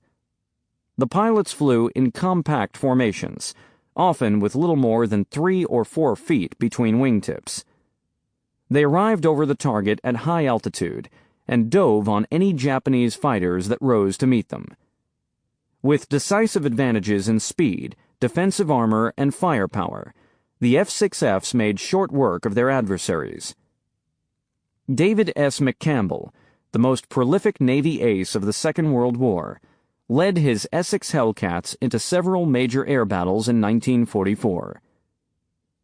He always made a point of targeting the enemy leaders first. It may throw the rest of the pilots off a little bit, disrupt the formation. According to McCampbell, the Hellcat squadrons had no use for the thatch weave, a tactic designed to compensate for the F-4F Wildcats' inferior speed and maneuverability against the Zero. The F-6F was a better aircraft than the Zero in every respect, and therefore suited to more aggressive tactics. One quick burst of .50 caliber fire aimed into the Zero's vulnerable wing route, and they would explode right in your face. By early 1944, these initial fighter sweeps usually wiped the sky clean of Japanese fighters, and when the dive bombers and torpedo bombers arrived some minutes later, they encountered little or no remaining air opposition. Rear Admiral Mitscher, who flew his flag in the Yorktown, emphasized that the entire carrier task force was just a sophisticated support system for its aviators. Pilots are the weapon of this force, he told his staff. Pilots are the things you have to nurture. Pilots are the people you have to train, and you have to train other people to support the pilots. He was a small, wiry man with a gaunt and weathered face. There was barely a hair left on his head, and he used the call sign Bald Eagle. Rarely did Mitscher ever leave the Yorktown's flag bridge. He was usually perched on a stool, dressed in wrinkled khakis and a faded duck-billed cap, with a pair of binoculars on a strap around his neck. He normally had very little to say, but he listened carefully and absorbed everything his pilots told him. When he did speak, it was in a wan, raspy voice, and he was not always successful in making himself understood. Jocko Clark, his first flagship captain, said he had to teach himself to read lips in order to decipher the Admiral's words. Arleigh Burke, Mitscher's longtime chief of staff in Task Force 58, observed that the Admiral often had an uncanny sense of what the enemy was about to do, and he was usually right. He was not clairvoyant, said Burke. He simply had the intuition of a veteran aviator who had been flying from carriers as long as any pilot in the Navy. His expectations were high, and he did not hesitate to relieve a man who failed to meet them. He was a little bit of a fellow, a sandblower, who was a magnificent commander, Burke said. He knew his pilots, he knew his job, he was skillful himself. He was wise, he was simple, he was direct, and he was ruthless. The inexorable attrition of Japanese air power in the Central Pacific had been underway since long before Flintlock. At the end of December 1943, the Americans had 4 working airfields in the Gilberts, including 3 that could accommodate heavy bombers. Rear Admiral John H. Hoover's land-based air command sent USAF bombers against the Eastern Marshals from rear bases at Canton and Ellis Islands, and new bases at Makin and Tarawa. The workhorse of this campaign was the consolidated B-24 Liberator, often escorted by F-6Fs or P-39 Airacobras. The raiders noted a steady decline in the number of enemy fighters that rose to meet them. Navy PB-4Ys, a naval version of the B-24, flew reconnaissance missions over the islands and laid mines in the channels. Nimitz's headquarters diary recorded the near-daily milk runs that preceded the Flintlock landings. On January 21st, 15 B-24s dropped 30 tons of bombs on Wa Namur and Kwajalein Islands. The next day, 10 B-24s dropped 20 tons of bombs on Wa. On January 29th, 5 B-24s left 13 tons. On January 30th, 7 B-24s added another 21 tons. Mil, Jaluit, Malalop, Taroa, and Wotia were all bombed heavily on the same day. On the morning of January 28th, D-Day -3, Admiral Frederick C. Sherman's Task Group 58-3 landed a knockout blow on the airfield at Kwajalein Island. The Dawn F-6F sweep encountered no Japanese fighters at all, and the bomber squadrons that followed ensured that the airfield would not return to action before the amphibious fleet arrived. The next day, Sherman's group struck Eniwetok, the westernmost of Japan's fortified Marshall's atolls, and gave it the same kind of treatment. Sherman's carriers remained off Eniwetok for 3 days, while their air groups pulverized the airfields and ground installations. On the third day, not much was left but heaps of rubble and a few palm trees that had been completely stripped of their foliage. The airmen reported that they could not find any targets on the ground or in the lagoon that seemed worth bombing, and the island looked like a desert waste. The warships assigned to bombard the landing beaches came over the eastern horizon before dawn on January 31st. Off Wa, at 6:51 a.m., Admiral Richard L. Connolly maneuvered his flagship Maryland to a position of 2,000 yards off the northern beaches. That amounted to point-blank range for 16-inch guns, or as Holland Smith put it, so close that his guns almost poked their muzzles into Japanese positions. At precisely 7:15 a.m., the naval guns fell silent all at once, and the drone of carrier planes immediately filled the void. A precise airstrike followed, and as the planes flew away, the guns opened up again. A 127mm artillery emplacement on Wa fired gamely at the cruisers and destroyers offshore, but quickly attracted return fire that knocked it out of action. Truman Heading recalled, "We learned a lot about softening up these islands before we sent the Marines in. We really worked that place over. They developed a tactic called the Spruance haircut. We just knocked everything down. There wasn't even a palm tree left." The islands in Kwajalein Atoll were struck by about 15,000 tons of bombs and naval shells in the 72 hours before H hour, amounting to more than a ton of ordnance for each man in the Japanese garrison. A wag on Turner's command ship adapted Winston Churchill's verdict on the Battle of Britain. "Never in the history of human conflict has so much been thrown by so many at so few." Transports carried nearly 64,000 troops of the 4th Marine Division and the Army's 7th Infantry Division. The first troop landings were to occur on several small islands adjoining Wa Namur, designated Ivan, Jacob, Alan, Andrew, Albert, and Abraham. Aerial photos had shown that they were either deserted or very lightly garrisoned, but if they contained any enemy artillery pieces, they might pose a threat to the landing boats. Once they had been secured, the Marines would set up artillery batteries to direct fire onto the fortified beaches of Wa Namur. H hour for the landings on Ivan and Jacob had been set for 9 o'clock a.m., but choppy seas and a stiff breeze made for a difficult transfer into the Amtraks. Once in the boats, Marines were tossed cruelly on the swells and soaked to the skin by heavy salt spray. The inexperienced Navy crews struggled to keep the boats in formation. With their radios drenched and unusable, orders had to be passed verbally from boat to boat. Delays inevitably followed. At 9:30, the first boats churned in toward the beaches. Carrier planes dived low to bomb and strafe the Japanese firing positions. The boats destined for Ivan, battling heavy waves and winds, had to slow their speed to navigate through uncharted reefs. Several of the first-wave Amtraks turned away from their assigned landing beaches on the ocean-facing side, and instead went around the island and put ashore on the lagoon beaches.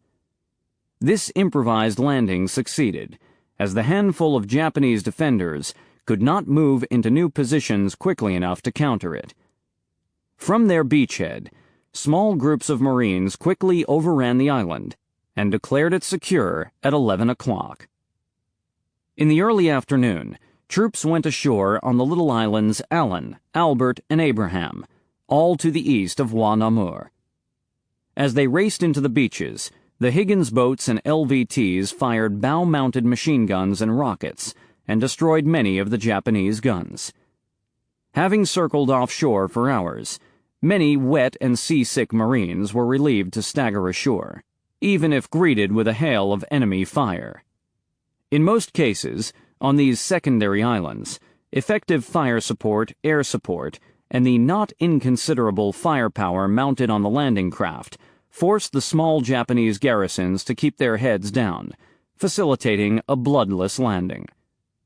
Albert was secured at 3:42, Allen by 4:28, and Andrew, where there were no defenders at all, by 3:45.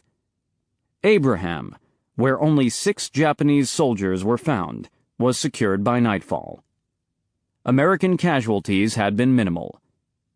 That night, howitzers were hauled ashore and positioned to lay down fire on the fortified beaches of Wa and Namur. The snafus encountered on D-Day were manageable, and none had been entirely unanticipated. The commanding general and staff of the Northern Landing Force were well aware that things might not go as planned on D-Day, General Schmidt's chief of staff later observed. But the morning had witnessed a general breakdown in the command and control of landing craft. Admiral Connolly attributed the problem to the inexperience of the boat crews and a dearth of pre-landing rehearsals, exacerbated by rough weather and the loss of radios to water damage. For all of that, the Admiral proudly concluded, the plans were made to work, and that is the final test of a command and its organization. The bulk of the 4th Marine Division was to storm the lagoon-side beaches of Wa and Namur at dawn on February 1st. All would land in Amtraks. In order to avoid the confusion and disorder of Tarawa, the first 2 waves would climb into the Amtraks while the vehicles were still embarked on the LST tank carriers. According to the operations plan, the Amtraks would roll down the ramps and launch some miles offshore. Then they would enter the lagoon by the channel east of Namur and rendezvous off the landing beaches. But the little landing craft had labored mightily in the heavy seas offshore on D-Day, so Admiral Connolly decided to take the LSTs into the lagoon before dawn and launch the boats much closer to the beaches.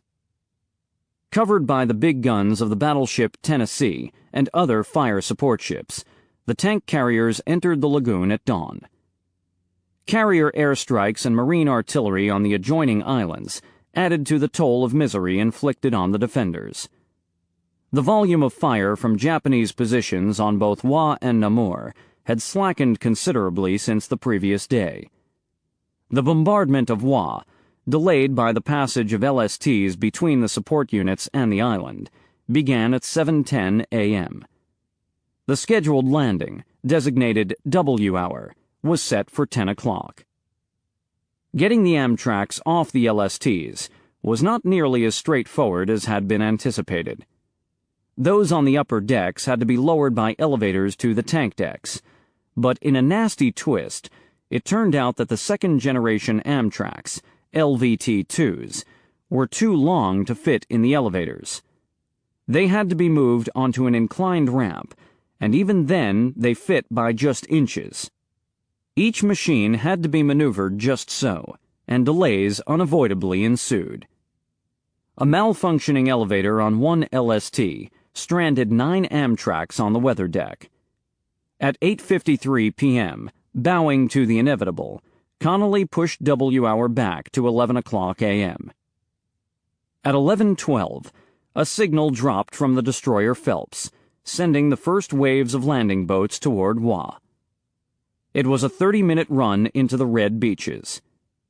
The naval barrage rose to a crescendo, and the air coordinator held the Avengers and Hellcats to above 2,000 feet so they could continue to bomb the islands while the naval guns were pouring shells into it. The simultaneous air and naval bombardment during the approach of the first wave was judged a great success, and similar tactics were to be employed in later amphibious operations. The planes and naval guns desisted with exact timing as the first boats scraped ashore. The treads of the LVTs bit into the sand and drove up the beaches, firing their machine guns and rockets at enemy positions. The first waves hit Namur about 15 minutes later. 4 battalions were put ashore on the 2 connected islands before noon. Wa was a relative cakewalk. Windy Point, the island's western extremity, was swiftly overrun by armored Amtraks.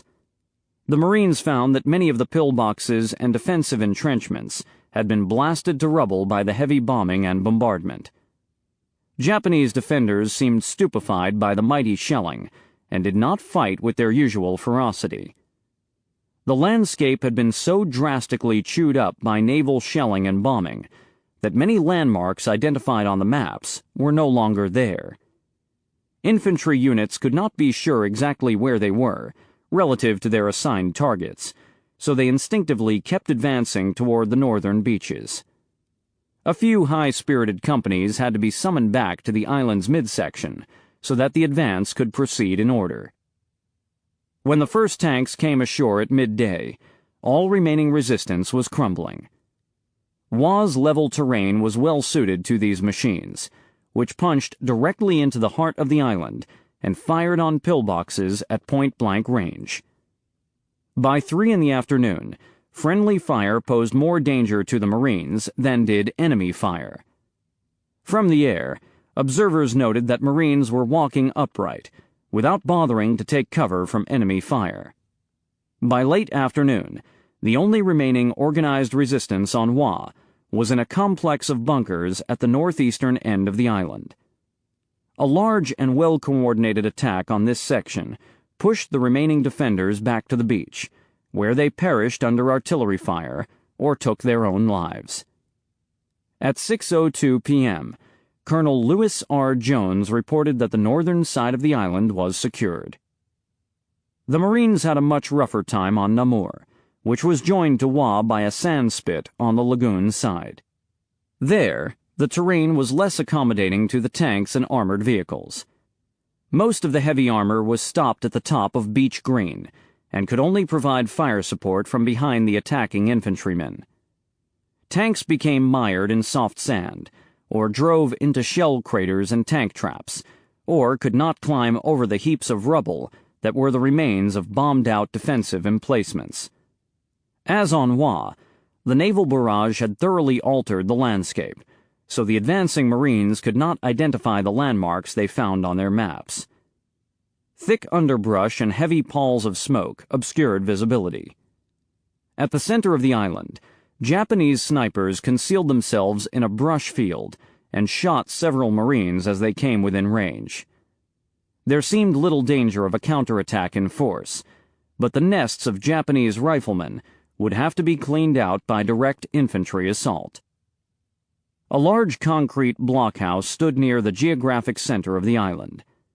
Heavily reinforced with steel, it had withstood the bombing and shelling of the past 72 hours, and now gave cover to several dozen Japanese soldiers. At 1:05 p.m., a platoon of Marines surrounded and prepared to destroy it. They tossed charges and grenades into several apertures. The structure went up in an earth-shattering explosion, and debris rained down on the heads of men all over the island. An officer on the lagoon beach reported that trunks of palm trees and chunks of concrete as large as packing crates were flying through the air like matchsticks. The hole left where the blockhouse stood was as large as a fair-sized swimming pool. The titanic blast claimed the lives of about 20 Marines and wounded about 100 more. Upon later examination, officers concluded that the grenades and demolition charges had touched off a magazine stocked with torpedo warheads. Reinforcements were summoned from the beach to plug the gap in the Marine lines. In the mid-afternoon, Marines cleared lanes for the tanks so that they could be brought up to the edge of the field of underbrush, from which Japanese snipers continued to fire. The tanks poured 37mm canister shot into the field until no one fired back. As night fell on February 1st, about two-thirds of the island was firmly in American hands. A pocket of resistance remained in the northeast corner, but the final attack would have to wait until daylight on February 2nd. The morning's attack was led by medium Sherman tanks advancing through lanes cleared by the Marines. Infantrymen followed with grenades and flamethrowers. The last sustained resistance was offered by a small group of Japanese soldiers firing from an anti-tank ditch behind the ocean beach. Tanks flanked the trench and poured canister fire into it. Sporadic firing continued throughout midday, but the island was declared secured at 2:18 p.m. An American flag was raised above a scorched wasteland. Peace reigned over Wa Namur as night fell on February 2nd. The Army's 7th Infantry Division was assigned the job of taking banana-shaped Kwajalein Island at the southeastern corner of the atoll. As at Wa Namur, assault troops first landed on smaller adjacent islands and set up batteries of 105mm and 155mm howitzers. Minesweepers swept the best deep-water entrance to the lagoon. The fire support ships of the Southern Attack Force closed to within 2,000 yards and leveled a seawall above the assault beaches. Two regiments, the 32nd and 184th, landed on the lagoon side of Kwajalein at 9:30 a.m. on February 1st. At first, the attackers encountered only feeble and intermittent resistance and quickly secured the eastern half of the island. The heavy punishment inflicted on the garrison from air and sea had apparently done its work. But the Army troops moved slowly and methodically, advancing cautiously against the enemy's fixed positions in line with their doctrine and training. On D-Day +1, opposing lines were drawn across the western third of the island. The remains of the Japanese garrison was given time to dig into new positions. Major General Charles H. Corlitt's forces called in heavy airstrikes and naval fire support, which steadily reduced the enemy's bunkers and pillboxes to piles of rubble. As on Makin 3 months earlier, General Holland Smith was not satisfied with the Army's stolid pace. "I could see no reason why this division, with ample forces ashore, well covered by land-based artillery and receiving tremendous naval and air support, could not take the island quicker." The fight for Kwajalein dragged out for 4 days. Prodded repeatedly to finish the job, and reminded of the ever-growing risk of enemy air and submarine incursion against the fleet waiting offshore, General Corlitt ordered a decisive westward push on the 4th day of the battle. Tanks led the way, firing point-blank into one pillbox after another. Troops followed with hand grenades and flamethrowers. Every now and then, gas, oil, and ammunition dumps would be blown up, recalled Ken Dodson, a naval officer on one of the transports offshore. The explosions and the gunfire shook the ship. The roar was never-ending. Then came the smoke and the stench, getting worse every day, until we were heartily glad to leave the place. As in every other such fight, Japanese stragglers infiltrated the American lines through tunnels and overlooked bunkers, and the assault troops quickly learned to watch their backs. Nisei interpreters, second-generation Japanese Americans, broadcast surrender appeals through loudspeakers, but there were only a few dozen takers, and most of the men who gave themselves up were Korean laborers. Kwajalein Island was declared secure at 7:20 p.m. on February 4th. Ken Dodson went ashore the next morning. Writing to his wife, he described a desolate landscape of shell craters and hillocks of upturned coral. Dodson was sickened by the sight of the enemy dead, and was surprised to find that he pitied them. Some of the Japanese had been dead from the first bombardment, the day before we landed. Their bodies were seared and bloated, and the stench was sickening.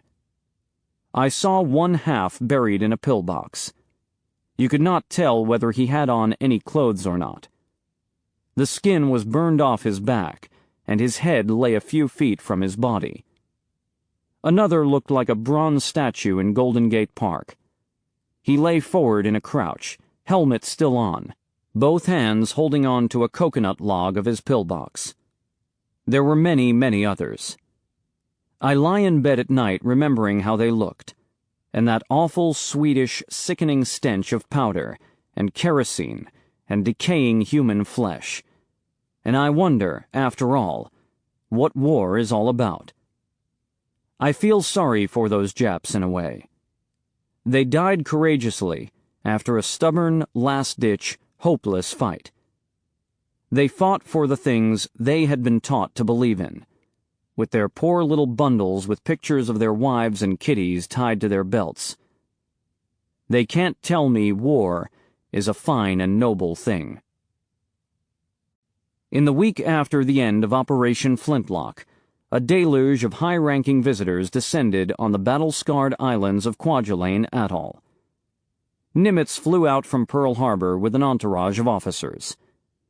On February 5th, when fires were still burning on Kwajalein Island, he toured the blackened wastes with Spruance, Turner, Smith, and several other major commanders of the fleet and amphibious corps. 3 weeks earlier, Nimitz had been the guest of honor at a huge Texas picnic in a Honolulu park. Walking among 40,000 sailors, soldiers, and civilians, the sink pack had pitched horseshoes, posed for photographs, and signed autographs. Afterward, the park looked as if it had been hit by a hurricane. Cleanup crews had to cart away more than 50 truckloads of garbage and debris. An estimated 120,000 beer bottles had been left strewn across the grass. Now, upon setting foot on the lagoon beach at Kwajalein, Nimitz was waylaid by a mob of correspondents. "What do you think of the island?" one asked. The Admiral drew a cheerful laugh by replying, "Gentlemen, it's the worst scene of devastation I have ever witnessed, except for the Texas picnic." A destroyer carried the party across the enormous lagoon to Wa Namur. Steaming at 20 knots, the ship still took more than 2 hours to complete the passage. The officers were conducted on a brief tour of the devastated pair of islands. None who saw the scene could fail to appreciate the combat efficiency of the Spruance haircut and the Mitscher shampoo.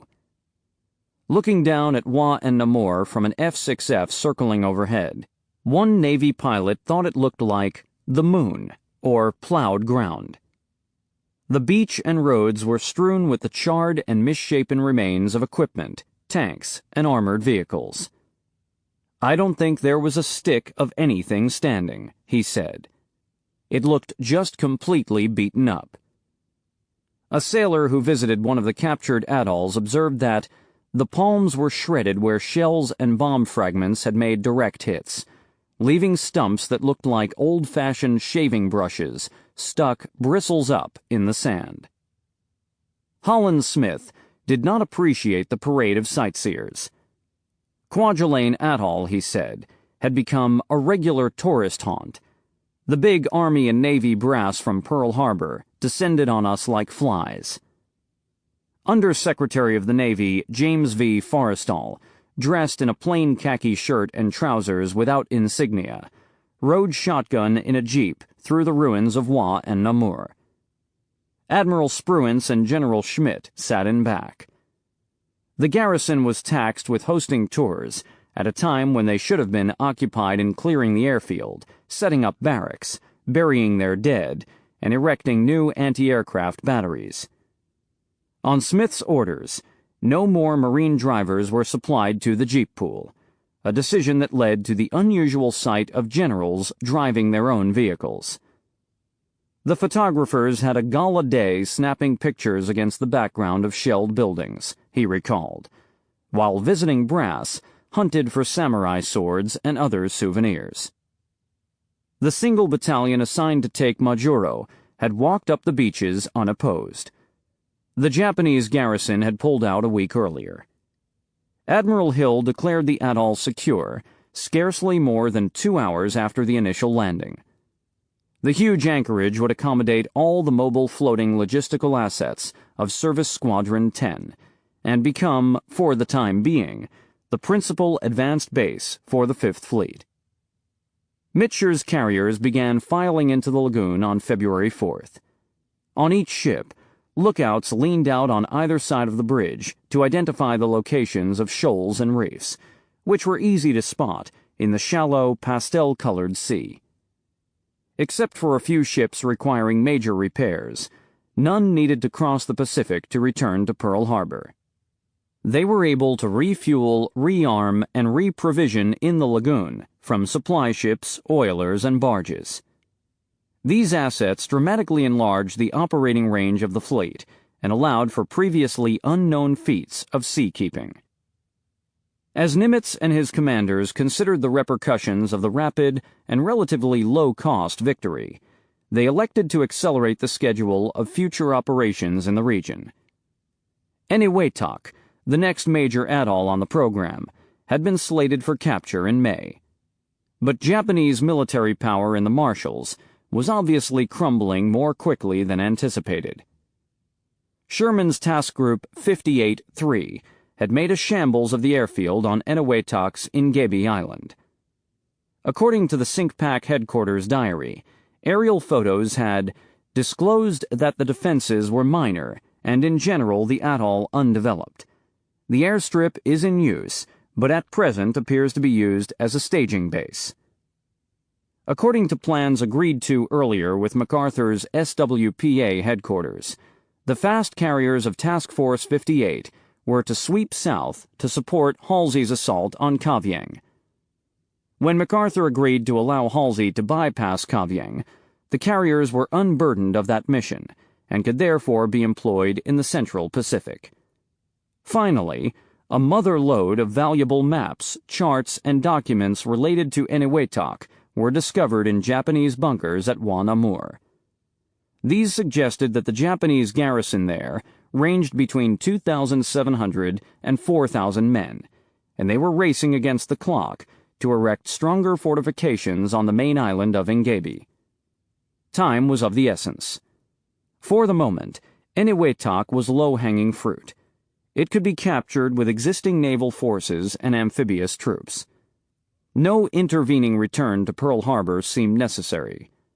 Why not just take it right away? Credit for the proposal to pounce on Eniwetok in February, rather than waiting until May as earlier planned, was afterward claimed by a long roster of commanders, including Smith, Sherman, Turner, Hill, and Spruance. It appears that the idea presented itself to all of them simultaneously. Nimitz gave the operation his blessing. It would be carried out by a hastily assembled task force commanded by Admiral Hill. The 22nd Marines and 2 battalions of the 106th Infantry would provide the assault troops. Task Force 58 would strike the Japanese fleet and airbase at Truk Atoll in the Caroline Islands to coincide with the landings. The date for both operations was set for February 17th. The capture of Eniwetok was designated Catchpole. The carrier strike on Truk was named Hailstone. Reporting to Spruance at Kwajalein on February 5th, Hill learned that he would command the Eniwetok Expeditionary Group, designated Task Group 5111, and must complete the major operation in less than 2 weeks.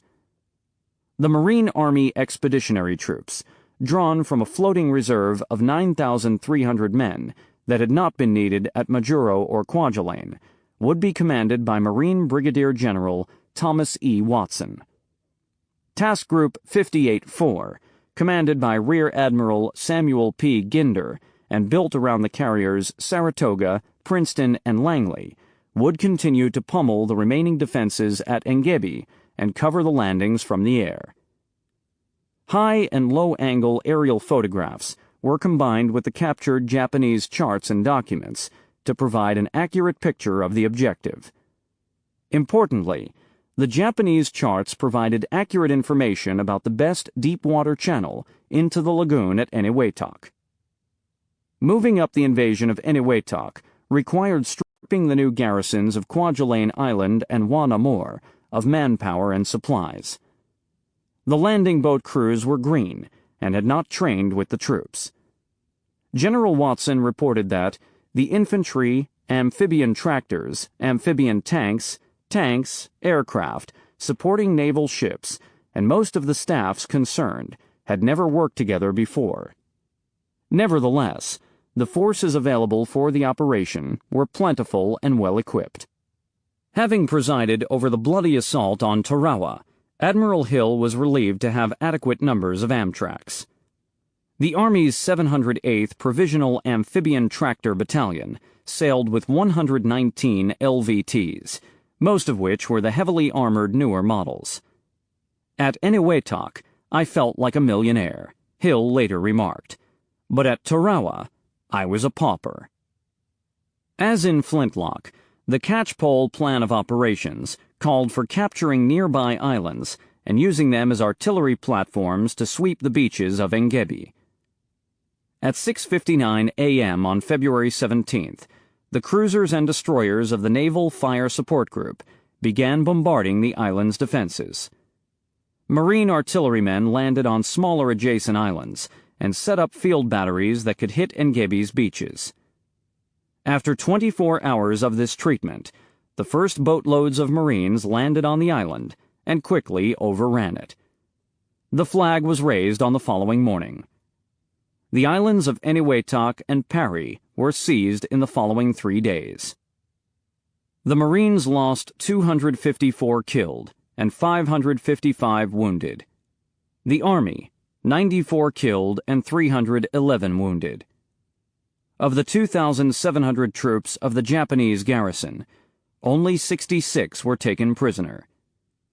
With the huge lagoon of Eniwetok as its westernmost fleet anchorage, the Fifth Fleet now had a well-situated springboard to strike at the Marianas, which lay scarcely more than 1,000 miles away. As the American commanders took stock of what they had achieved in the Marshalls, their confidence and self-assurance rose to new heights. In less than 3 months' time, the costly lessons of Tarawa had been refined and integrated into amphibious planning and doctrine, and the results had been more than satisfactory. To the extent that further improvement was needed, it was in the details of execution rather than any deficiency in the plans themselves.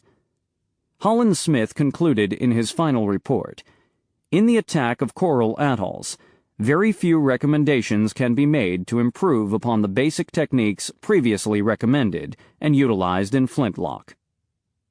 Nowhere in the Pacific had the pre-invasion bombardment and aerial bombing of islands been more effective. General Schmidt estimated that 50 to 75% of the Japanese garrison on Wanamor had been killed before the first Marine set foot on the island. Those who had survived the barrage were apparently dazed and patently less ferocious than their counterparts on Betio and other Pacific battlefields. Carrier airstrikes in the 3 days before the landings managed to knock out nearly every Japanese airplane in the entire archipelago. Upon departing from the targets, pilots noted that ground installations were reduced to mounds of rubble, hardly a tree was left standing, and those remaining were completely stripped of their foliage by the terrific bombardment. Most of the Marine and Army assault troops had never experienced combat before Flintlock or Catchpole, but their training had produced a first-rate performance. The only lapse in discipline had been on Wa, when several units had charged across the airfield and surged ahead to the North Shore. The lines had been reassembled before the enemy could attack the exposed flanks. In any event, no ground commander could find much fault in troops who showed too much spirit on the attack. As in other such operations, Japanese stragglers and infiltrators remained a threat behind the advancing American lines, and infantrymen were obliged to do the grim work of cleaning out the bunkers, tunnels, and emplacements one by one, with demolition charges, flamethrowers, and hand grenades. By 1944, however, not even the newcomers had any illusions about the enemy's way of waging war. Nimitz's decision to spring past the fortified outer islands and aim the main attack at Kwajalein had been vindicated. The Japanese, surprised by the landings, had been robbed of time to strengthen their defenses on the beaches. Japanese garrisons had been left in possession of several atolls in the southeastern Marshalls, but Nimitz was in no hurry to clean them out. The airfields were pressured by daily air raids, and whenever new planes were flown in from Truk or Rabaul, they were destroyed in short order. Daily milk runs staging from the Gilberts or the Ellis Islands continued until the end of the war. The routine bombing raids were conducted largely by F-4U Corsair fighters, escorting Army medium bombers. Rarely did the raiders encounter any air opposition at all. The garrisons wasted away for lack of supplies and provisions. Many were killed in the relentless air bombardments. Many others took their lives in desperation. Tokyo had staked its defense of the unsinkable aircraft carriers of the Gilberts and Marshalls on the concept of a network of mutually supporting terrestrial airfields. Within the overlapping radii of the nodes of that network lay a vast zone of ocean wastes and low-lying coral atolls. Over the breadth and width of that zone, so it was hoped, Japanese naval fighters and bombers would sustain local control of the skies. Any concerted naval or amphibious attack would be repelled with the help of air reinforcements moving freely and quickly between the nodes. That entire strategic concept, so vital to Japan's hopes, had been exposed as a chimera by the concurrent expansion and qualitative upgrade of American carrier air power. Impotently dispersed across dozens of atolls, subjected to a rain of ruin from the air and sea, the defenders could barely even delay the American advance. In less than 3 months, and with relative ease, Flintlock and Catchpole had kicked down Japan's mid-Pacific barricade. For the victors, possession of the Western Marshalls brought a windfall of strategic rewards. Control of the spacious lagoon anchorages and fine coral airfields allowed American naval and air forces to stage from bases on the threshold of Japan's new absolute defense line, which ran through the nearby Marianas. Admiral Lockwood's submarines could be circulated back into their patrol areas more rapidly, with the effect of increasing the number of submarine patrol days in the sea lanes south of Japan by approximately 1/3. Admiral Koga had not yet committed his main fleet to a decisive stand, but he could not afford to hold it back indefinitely. The mighty Fifth Fleet was now poised to strike into Japan's inner ring of defenses, and could be confident of forcing a major naval confrontation in the next stage of its westward drive. With overwhelming superiority in carrier aviation, the Americans stood a reasonable hope of scoring a victory on the scale of the great fleet battles of Tsushima or Trafalgar, an event that would guarantee the eventual defeat of Japan. Operation Hailstone, the carrier air attack on Truk, had been long on the drawing board. On December 26, 1943, Nimitz had informed King that he thought the operation would become feasible by the following April, but he pledged to do it earlier if circumstances allowed. Much depends on the extent of damage inflicted on enemy in all areas in next 2 months. The crumbling of Japanese air power in the Marshalls was just such a favorable development. SINCPAC headquarters had also been mulling over plans for an invasion of Truk, an operation that would have required 5 divisions plus an additional regiment, making it the largest amphibious operation yet attempted in the Pacific. Hailstone might or might not obviate the need to capture Truk. The raid's outcome would do much to reveal whether the big atoll was a suitable candidate for bypass. Located 669 miles southwest of Eniwetok, Truk was another colossal atoll with a fringing reef enclosing a lagoon roughly 30 by 40 miles in size. Its topography and appearance were different from those of the Gilberts and Marshalls. A cluster of about a dozen islands near the center of the lagoon ascended to 1,500-foot volcanic peaks, their soaring slopes alternately rocky and heavily forested. About 2,000 Micronesian natives lived on the islands, most in thatched hut villages on the grassy plains above the beaches. Since mid-1942, Truk's enormous lagoon had served as the combined fleet's major Southern Fleet anchorage. It was so large, in fact, that high-speed fleet exercises had been held within its reef-protected confines. For most of the war, the super battleships Yamato and Musashi had ridden at anchor behind torpedo nets, immobilized for the sake of fuel economy. The fleet's administrative headquarters was located in a modest complex of wood frame buildings on the island of Tonoas, south of Ueno. The aviators and crewmen of Task Force 58 shared a sense of dread about the impending raid. The enemy's mystery base at Truk had acquired the reputation of an unassailable fortress. In the past, carrier task force commanders had been wary of attacking major terrestrial airfields because the enemy's long-range bombers could deliver devastating counterstrikes on the vulnerable flat tops. Such raids had always been brief, followed by a speedy withdrawal. But Hailstone was to be a sustained foray deep into enemy waters. Task Force 58 would lie off Truk for 2 full days, well within range of aerial counterattack. The operation seemed considerably more dangerous than any previously attempted by the fast carrier forces. A dearth of intelligence about Truk had enhanced its mystique. The atoll's distance from Allied bases had rendered aerial reconnaissance impractical before 1944. It was thought to be a major hub of Japanese air power, defended by hundreds of crack airmen and Zero fighters. Its soaring peaks were supposed to bristle with anti-aircraft guns. Its channels were reportedly treacherous to navigate, heavily mined, and amply defended by coastal artillery. Newspapers had nicknamed Truk Japan's Gibraltar, or the Japanese Pearl Harbor. Lieutenant James D. Ramage, a Bombing Squadron 10 pilot on the Enterprise, recalled his slack-jawed reaction to the news that his ship was bound for Truk. "Wow."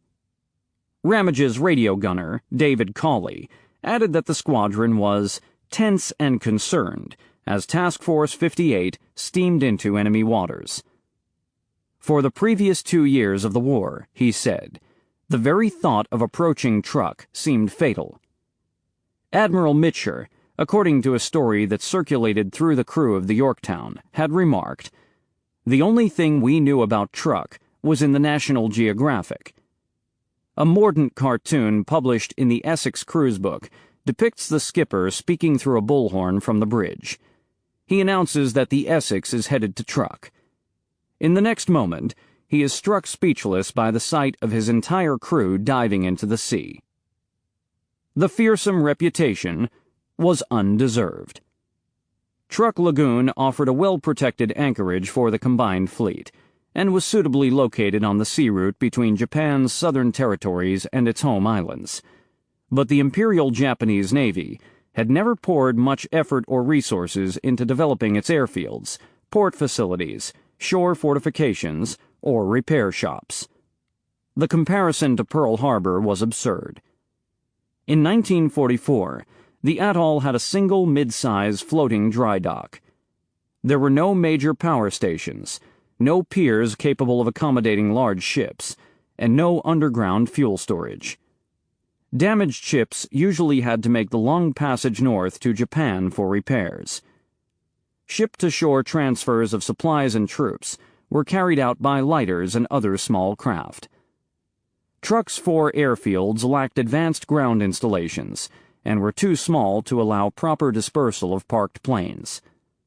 Only in late 1943 did the Japanese Navy begin a crash program to expand and extend the airfields. Labor was in short supply, so working parties were drafted from the crews of the warships in the anchorage. The sailors actually enjoyed the work because it allowed them to go ashore, recalled an air officer on the carrier Tsuikaku. In February 1944, the atoll was garrisoned by about 7,500 Army troops and another 3,000 sailors and support personnel. Fixed anti-aircraft defenses were limited to about 40 batteries.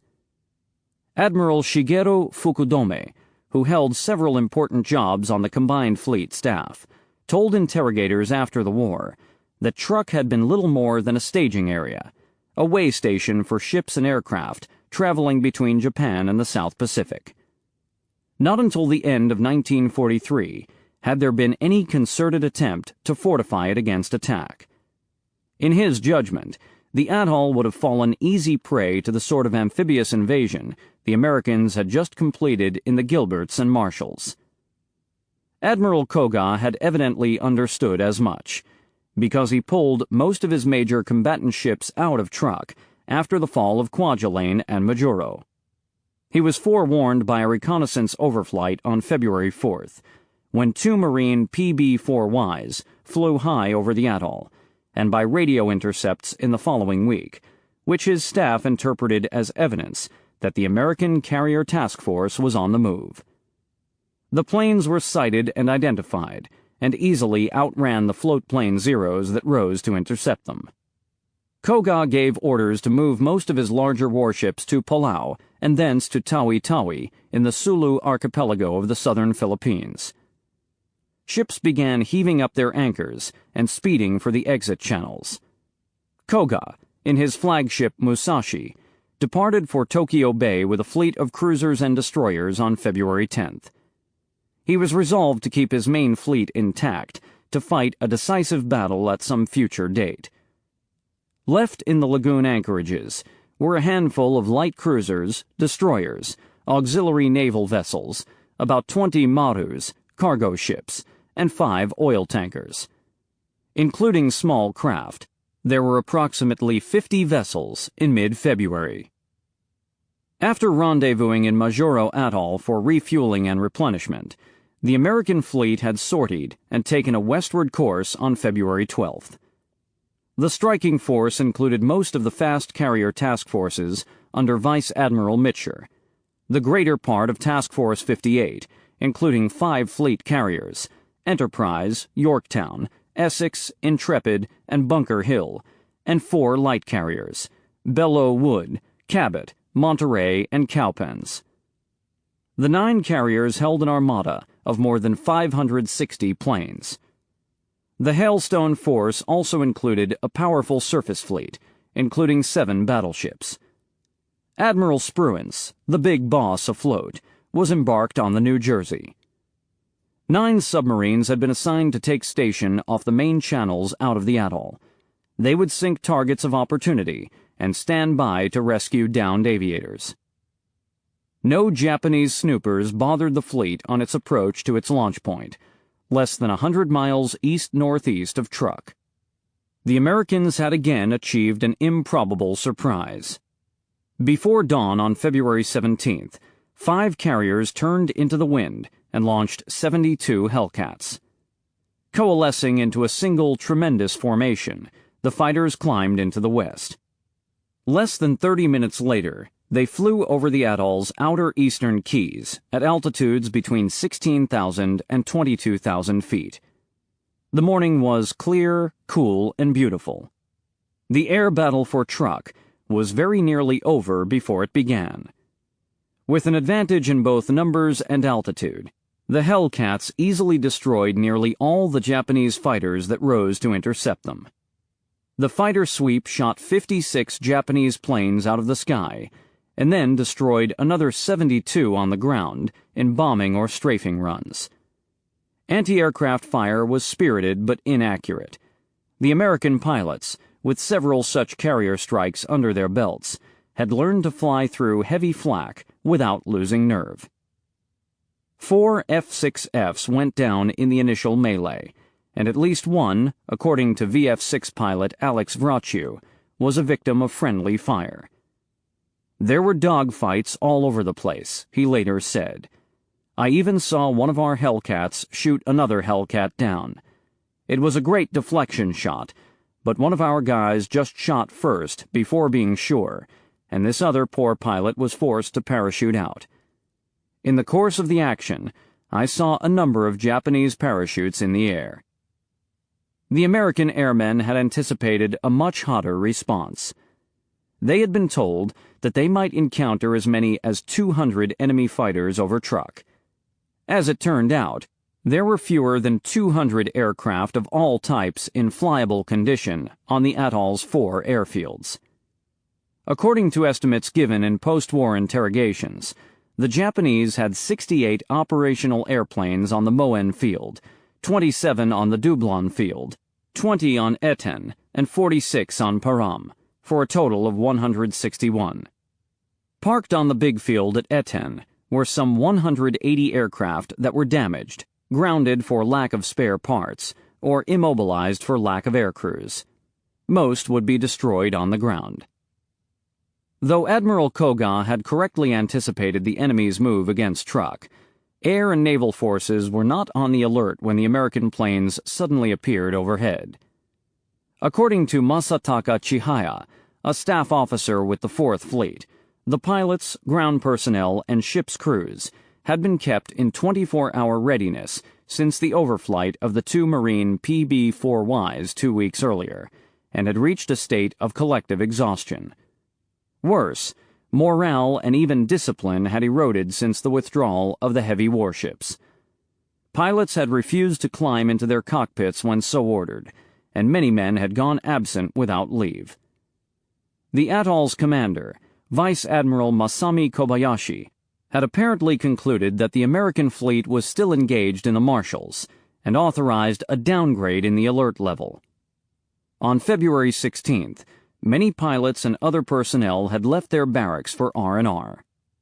The morning of the American raid found a large proportion of Truk's aviators asleep in the atoll's largest town, on the island of Dublon, having partied late into the night at local drinking establishments. Their only means of returning to their airfield on the island of Eten was by ferry, and the ferry could not accommodate all of them at once. Many aircraft, both on Eten and on the airfields of Moen and Param Islands, had been disarmed and drained of fuel. Kobayashi's ignominious failure to keep his forces on alert put an end to his naval career. He was relieved of command and then forced to retire from active service. The first American dive bombers and torpedo bombers arrived over the target area, while the Hellcats were still engaged in strafing runs.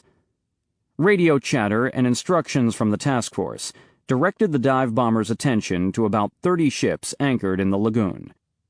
James D. Ramage, flying a VB-10 Dauntless, noted that several Zeros flew by him without offering combat. He assumed that they were dispirited by the one-sided results of the airfight and were determined to survive it. It was a syndrome that had become increasingly common during the later stages of the South Pacific Air Campaign. The Enterprise dive bombers dropped 1,000-pound armor-piercing bombs on targets chosen from the aerial photos taken earlier. Ramage's division was assigned to attack ships anchored in the lee of Dublon Island, one of Truk's major anchorage areas. The planes hurtled down through flak bursts and smashed the stationary ships. Ramage planted a bomb on the stern of the 13,000-ton Hoyo Maru. Another SPD division targeted the 7,000-ton aviation stores ship Kiyozumi Maru and lit her up. She began foundering immediately. A VT-6 Avenger flew low over an ammunition ship, the Aikoku Maru, and landed a bomb dead center amidships. The target went up in a huge rolling ball of flame that engulfed the plane and destroyed it. The shock wave was powerful enough to rock Lieutenant Ramage's aircraft, more than 2,000 feet overhead. It was, I think, the biggest explosion I've ever seen, other than the atomic bombs, said Ramage. It was just an enormous blast. Major Gregory "Pappy" Boyington, the famed Marine fighter ace of the Black Sheep Squadron, VMF 214, had been shot down and captured off Rabaul a week earlier. He and several other prisoners of war were flown into truck while the raid was developing. As the G-4M bomber carrying them rolled to a stop, Boyington and his fellow prisoners were thrown out onto the airstrip. They looked up and were surprised to see an F-6F Hellcat flying low over the airfield, walking .50 caliber fire across the parked planes. The bomber from which they had just been ejected went up in a sheet of flame. The Americans were shoved into a pit by the side of the airfield, and from this relatively protected vantage point, they watched the action overhead and cheered for the attackers. Boyington. There was so much excitement, I couldn't do any differently. I just had to see those nip planes, some of the light planes like the Zeros, jump off the ground from the explosion of our bombs and come down, clang, just like a sack of bolts and nuts. The planes caught on fire, and the ammunition in them began going off. There were 20-millimeter cannon shells and 7.7s bouncing and ricocheting all around this pit. Some of these hot pieces we tossed back out of the pit with our hands. Later, during a lull in the action, the prisoners were collected from the pit and escorted to another part of the island. Boyington observed, "There were huge pieces of concrete upended, plane parts scattered all over, and the place was a shambles." Wave after wave of American carrier planes arrived over the atoll. Air group leaders circled above and directed attacks. Destruction rained down on airfields, buildings, hangars, and machine shops. Squadrons assigned to attack shipping were armed with armor-piercing bombs. Those intended to work over the airfields and shore installations carried incendiary and fragmentation clusters. Torpedoes tore into ships anchored in the lagoons and ships running for the exit channels. Parked planes were wiped out on the ground.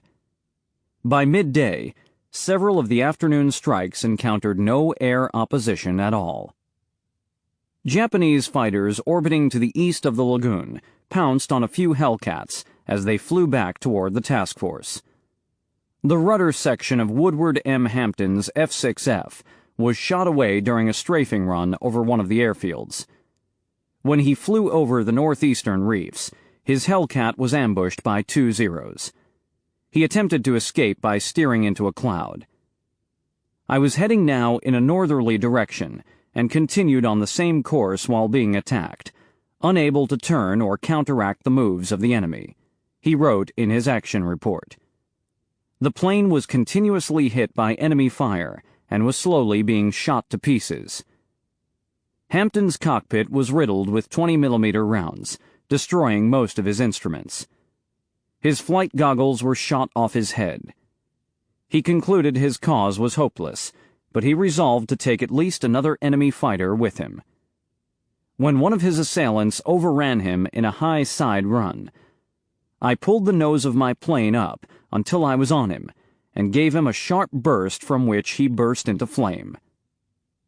The second plane then turned away, and Hampton flew on to the east. Spotting the outer screening ships of the American task force, he made a violent water landing and managed to get free of the cockpit, after submerging for what seemed like a great depth.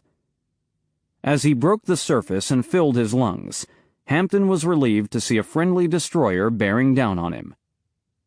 Several downed pilots were rescued in similar fashion.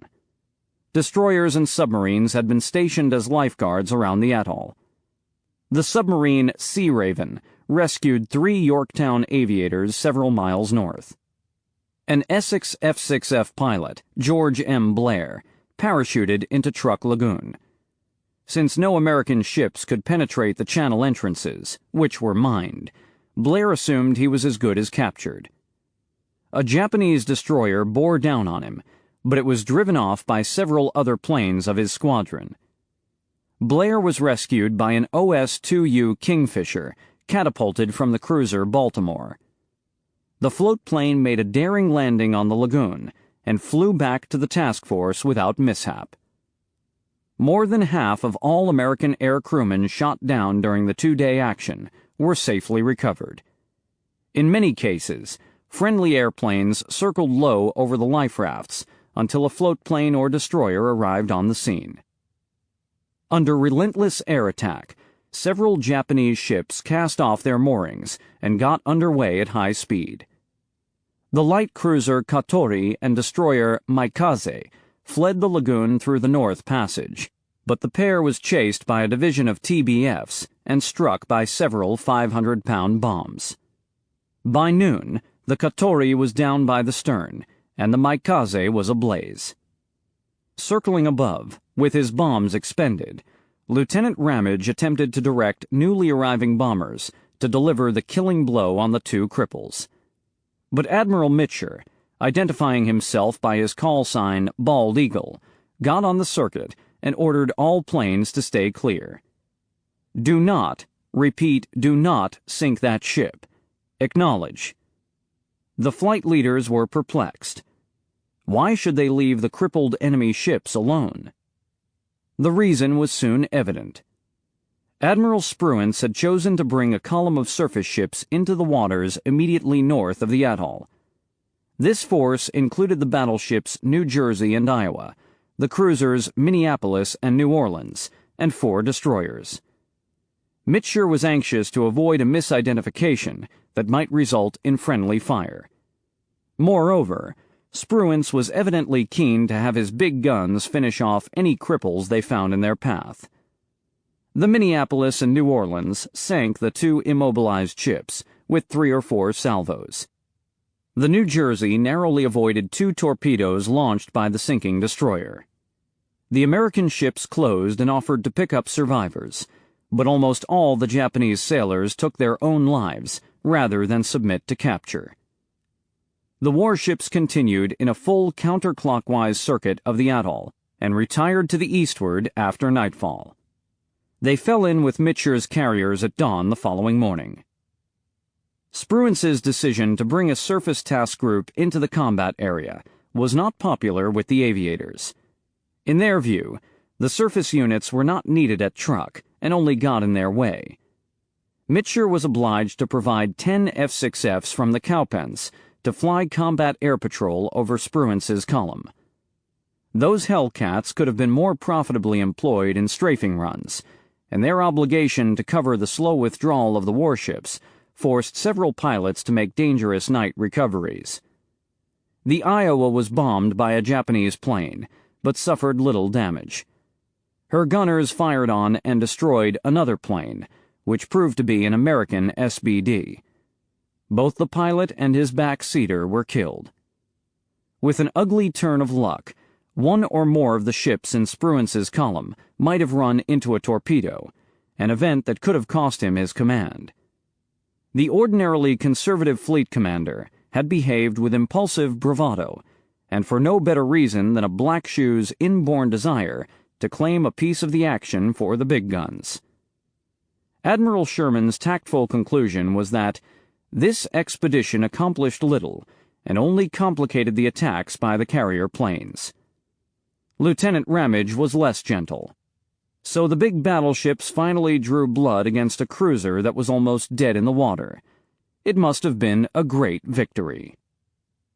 Carl Moore, the Fifth Fleet Chief of Staff, was later asked to explain Spruance's reasoning. As always, Moore was candid. The boss was on a sightseeing expedition.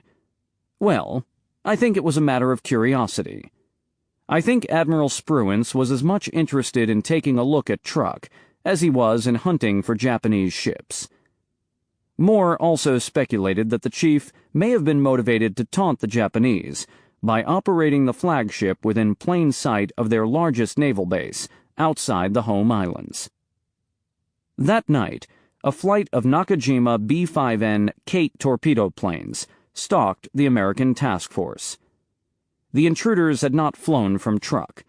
Their origin has never been conclusively determined, but it is likely they launched from either Rabaul or Saipan. Night fighters attempted to intercept them, but could not find them in the darkness. A few minutes after midnight, one of the prowlers roared low over the flight deck of the carrier Intrepid. The incident spooked the crew, and Admiral Alfred E. Montgomery of Task Group 58-2 ordered a hard port turn to throw off the attackers. But the B-5N had already dropped its torpedo, and while the Intrepid was still in its turn, an explosion astern sent a powerful shockwave through the hull. The torpedo had struck the carrier's vulnerable starboard quarter. 11 of her crew were killed, and another 17 wounded in the explosion. Damage control parties sealed off the flooded compartments, and the ship could make way under her own power, but her rudder jammed and kept her in a helpless turn. She nearly collided with the Essex. She was in no danger of sinking, but could not keep pace with the task force. She withdrew to Majuro, and thence to Pearl Harbor and San Francisco for repairs. At 2:00 a.m. on the 18th, the Enterprise launched a flight of 12 radar-equipped TBF Avengers to attack the surviving Japanese ships in Truk Lagoon. Each aircraft was armed with 4 500-pound bombs. The concept of a low-altitude night attack, with the planes guided to the targets by radar alone, had been studied and discussed, but never attempted. It required the pilots to navigate to Truk on instruments. Once over the lagoon, they circled over the anchorages until radar echoes provided an image of the targets. The mission was a tactical breakthrough, unprecedented in the annals of aviation or naval history. Lieutenant Commander William I. Martin, who had trained the airmen, called it a real classic. He recalled, "Radar displays at that time required an operator to do a great deal of interpreting. It was like learning a new language. Instead of it being a polar plot, looking down on it like a map, the cathode ray tube just gave indications that there was an object out there. After considerable practice, a radar operator could determine that there was a ship there and its approximate size. You related the blip on the radar scope to the image of the ship." The pilots approached the targets at an altitude of 250 feet or even lower, and released their bombs based on radar readings alone.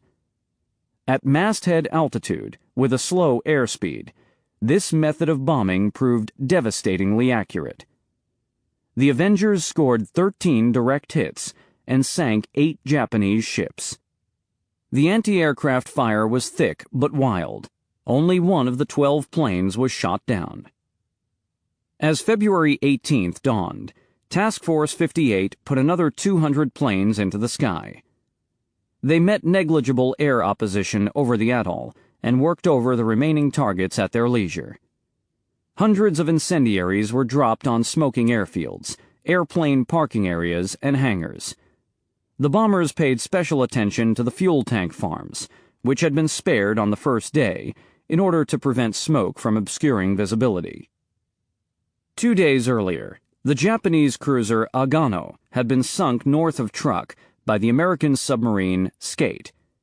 A destroyer, the Oite, had been dispatched to pick up the survivors, numbering about 400 officers and sailors. The destroyer had set course for Saipan, but was ordered back to Truk after the raid began. Crammed with the rescued crewmen of the sunken Agano, the star-crossed Oite entered the lagoon on the morning of February 18th and was quickly set upon by a flight of TBF Avengers from the Bunker Hill. Struck amidships by a torpedo, the Oite broke in half and went down. She took more than 500 men down with her. Only 20 survived. Flight leaders reported that they were having trouble locating worthy targets. Spruance, aware that he might be flogging a dead horse, ordered all planes back to their carriers, and Task Force 58 retired toward Majuro. For the Americans, Truk's extravagant reputation inflated the symbolic importance of the victory. Even so, judging by the material results, Hailstone had been one of the most smashing carrier raids of the war. Though most of Japan's heavy naval units had previously fled the lagoon, the attackers had sunk 3 light cruisers, 4 destroyers, 3 auxiliary or training cruisers, and 6 other naval auxiliaries. They had, in addition, sent about 30 merchant ships to the bottom of the lagoon, including 5 precious oil tankers. In aggregate, the total shipping losses approached 200,000 tons. Many of those vessels had been laden with munitions and other supplies that could not be recovered. 17,000 tons of fuel went up in the attack, at a time when fuel was running very short. The Japanese had lost 249 aircraft, most destroyed on the ground. All of that was accomplished at negligible cost to the striking force. Mitscher's carriers lost 25 aircraft, including those destroyed in accidents. All but 9 pilots and air crewmen were recovered safely and would fly again. The only ship to suffer any significant damage was the Intrepid, but she would return to service later in the year. A Navy communique announced that the Pacific Fleet has returned in Truk, the visit made by the Japanese fleet on December 7, 1941, and effected a partial settlement of the debt. Time magazine's verdict was accurate. The over-feared power of land-based air power had been set aside by greater air power from the sea. Truk was thereafter useless as a fleet base. It would not serve in that function again. Its airfields were cleared and repaired, and when Koga ordered Rabaul's air units evacuated, most flew to Truk. But if the atoll was vulnerable to Mitscher's attention in February 1944, it would be no less so later in the spring. Task Force 58 would revisit Truk in April, when no shipping remained in the lagoon. During this repeat performance, the air groups concentrated their attentions on the airfields and aircraft of the erstwhile Japanese bastion, and left it a smoking ruin. Chapter 13. Admiral Mineichi Koga, the taciturn commander-in-chief of the combined fleet, had been a close personal friend of his predecessor Isoroku Yamamoto. But Koga lacked his late friend's strategic and political audacity. He never dared to challenge the suzerainty of the Tokyo-based Naval General Staff, NGS, or the leadership's single-minded fixation on the all-important decisive fleet battle, a concept that dominated Japanese naval planning and strategic thinking before and during the war. This climactic clash of fleets was to occur somewhere in the Western Pacific. It would involve substantially all of the capital ships in both the American and the Japanese Navy. It would occur, it was hoped, in tactical circumstances favoring the Japanese side. It might begin with punishing land and carrier-based air attacks on the American fleet, perhaps while the Americans were tied down in support of some major amphibious operation.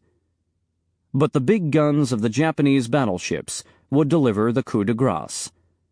The thrashing would be so complete, so shocking, and so devastating that the government of Franklin D. Roosevelt would be moved to ask for a truce. Diplomatic negotiations would follow, and Japan would secure a peace that preserved its sovereignty, its honor, and some portion of its empire. It would be no exaggeration to say that bringing about a single, all-deciding naval battle amounted to an obsession among the Tokyo admirals. The idea had been inculcated into generations of students at the Japanese Naval Academy at Etajima through the writings of the American strategist Alfred Thayer Mahan. The annals of history provided many convincing examples of such battles, none better than Admiral Heihachiro Togo's wipeout of a Russian fleet in Tsushima Strait in 1905. Intensive Naval Staff College study of the Anglo-German Battle of Jutland, 1916, had further hammered the principle home. Though in that instance, it was agreed, the British had grasped the chance of a decisive victory, but let it slip through their fingers. Teikichi Hori, a treaty faction admiral purged from the Imperial Japanese Navy in 1933, observed that Japanese naval planning had ossified perilously in those years of ultra-nationalist ferment. This kind of creeping formalism spread until it became a kind of strategic orthodoxy, and the Navy ended up as a smug little society which insisted that all ideas on strategy should conform to this orthodoxy. Literally from the first minutes of the Pacific War, events proved that air power and submarine warfare had unseated the battle line as the ultimate arbiter of naval power. But the admirals had refused to relinquish their trust in the big guns. Though Isoroku Yamamoto had been one of the most air-minded officers to reach the top rungs of the Japanese Navy, his move against Midway had been a bid to force a decisive battle early in the war. He had intended a critical role in that battle for the surface warships, including his flagship Yamato. Aviators were not fast-tracked to promotions, nor were they placed into important sea commands and planning jobs as they had been in the U.S. Navy. Not until 1944 was the Carrier Task Force integrated into the heart of the combined fleet. War planning proceeded under the orthodox assumption that the battleships, especially the Leviathans Yamato and Musashi, would play a leading part in the war's final act. So Koga never doubted that he must sooner or later hurl the combined fleet into the path of the advancing enemy. But when and where? Since 1942, the heavy ships, battleships and carriers, had been kept in reserve, well out of the enemy's reach. The Japanese carriers had not come out to fight since the Battle of the Santa Cruz Islands in October 1942. After losing the battleships Hiei and Kirishima off Guadalcanal a month later, the Navy had largely relied on its destroyers and land-based air power to wage its campaign in the South Pacific. Koga would prefer to make his stand within range of friendly terrestrial air bases. He needed time to rebuild his carrier air groups, and as the fuel supply became critical, he had good reason to hope that the battle would be fought as near as possible to the oil fields of Borneo and Sumatra. On the other side of the ledger, Koga had to acknowledge that time was not on his side. Month by month, the titanic output of the enemy's industrial plant was arriving in the advanced war zones of the Pacific. American scientific and technical expertise was opening an ever-widening mismatch in air combat efficiency, especially in the vital categories of radar, radio communications, and anti-aircraft defenses. The submarine campaign was obliterating 200,000 tons of Japanese shipping per month, and it would soon cripple the nation's war industries. The enemy's twin advances in the South and Central Pacific were swallowing up strategically vital territories. All such considerations weighed in favor of committing the combined fleet as soon as tactical circumstances permitted. Nor could any military commander ignore the increasingly strident demands emanating directly from the throne. The God King Hirohito was pressuring his liaison conference to wage the war more aggressively, to confront the American fleet and crush it. As a young crown prince, Hirohito's education had been largely entrusted to the leading Army and Navy heroes of the Russo-Japanese War, Admiral Togo and General Maresuke Nogi. The boy had been steeped in Mahanian doctrine, and apparently never doubted that the war must be won by a decisive fleet engagement in the pattern of Tsushima. He let it be known that he was sorely disappointed by the loss of Guadalcanal. After the fall of Attu in May 1943, he sternly rebuked his Army and Navy chiefs of staff.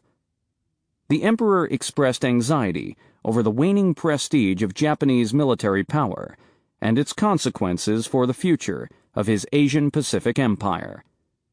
His queries became increasingly pointed, shrill, and even sarcastic. He demanded to be briefed in detail, whereas he had previously been satisfied with knowing only the broad strokes, and took a direct part in deciding major questions of strategy. On August 5th, as Allied forces drove into the Central Solomons, the Emperor dressed down the Chief of the Army General Staff, General Hajime Sugiyama. If we continue fighting in this manner, it will be like Guadalcanal. It will only raise the fighting spirit of the enemy, and then the neutral countries will start to waver. China will get big-headed, and the impact on the countries in the greater East Asian co-prosperity sphere will be enormous. Can't you somehow beat down the American forces head-on at some front? All the battlefronts look bad. Can't you give the American forces a walloping? If we continue to get pushed back steadily this way, it will have a significant impact on other countries, not just on the enemy. Now, just where are you going to show some success?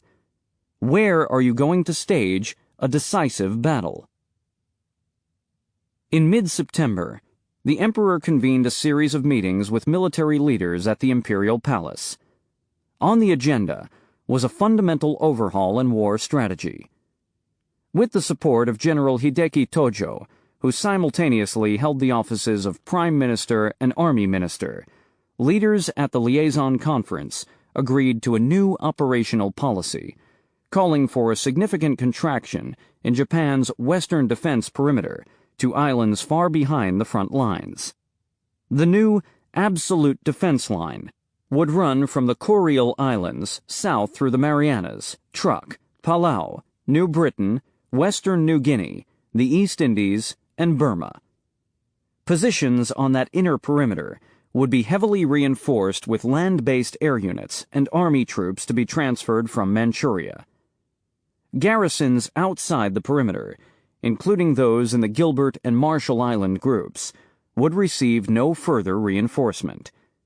If attacked, they must exact a bloody toll on the enemy before perishing in combat to the last man. The buildup of strength on the inner perimeter would take time. Time to move troops from the mainland, to erect new shore fortifications, to build aircraft, and to train new air groups. So the policy designated mid-1944 as our approximate target for full readiness. But the new policy did not rule out an early confrontation with the American fleet, if opportunity offered. Whenever the occasion presents, we shall capture and destroy the enemy's offensive forces. Koga was keen to fight his Tsushima sooner rather than later. Since May 1943, the Commander-in-Chief and his staff had been studying and revising plans for Operation Z, which envisioned a grand sortie of the combined fleet to confront the American fleet in the Central Pacific, if possible, while the enemy was pinned down in support of an amphibious invasion. Admiral Pownall's carrier raids of September and October 1943 had twice coaxed a powerful Japanese fleet out of Truk. Koga personally commanded the second of these sorties, and anchored his ships in Eniwetok Atoll for 4 days in October. In both instances, it was soon understood that the American movements had been hit-and-run carrier raids rather than sustained operations, and the fleet returned to Truk.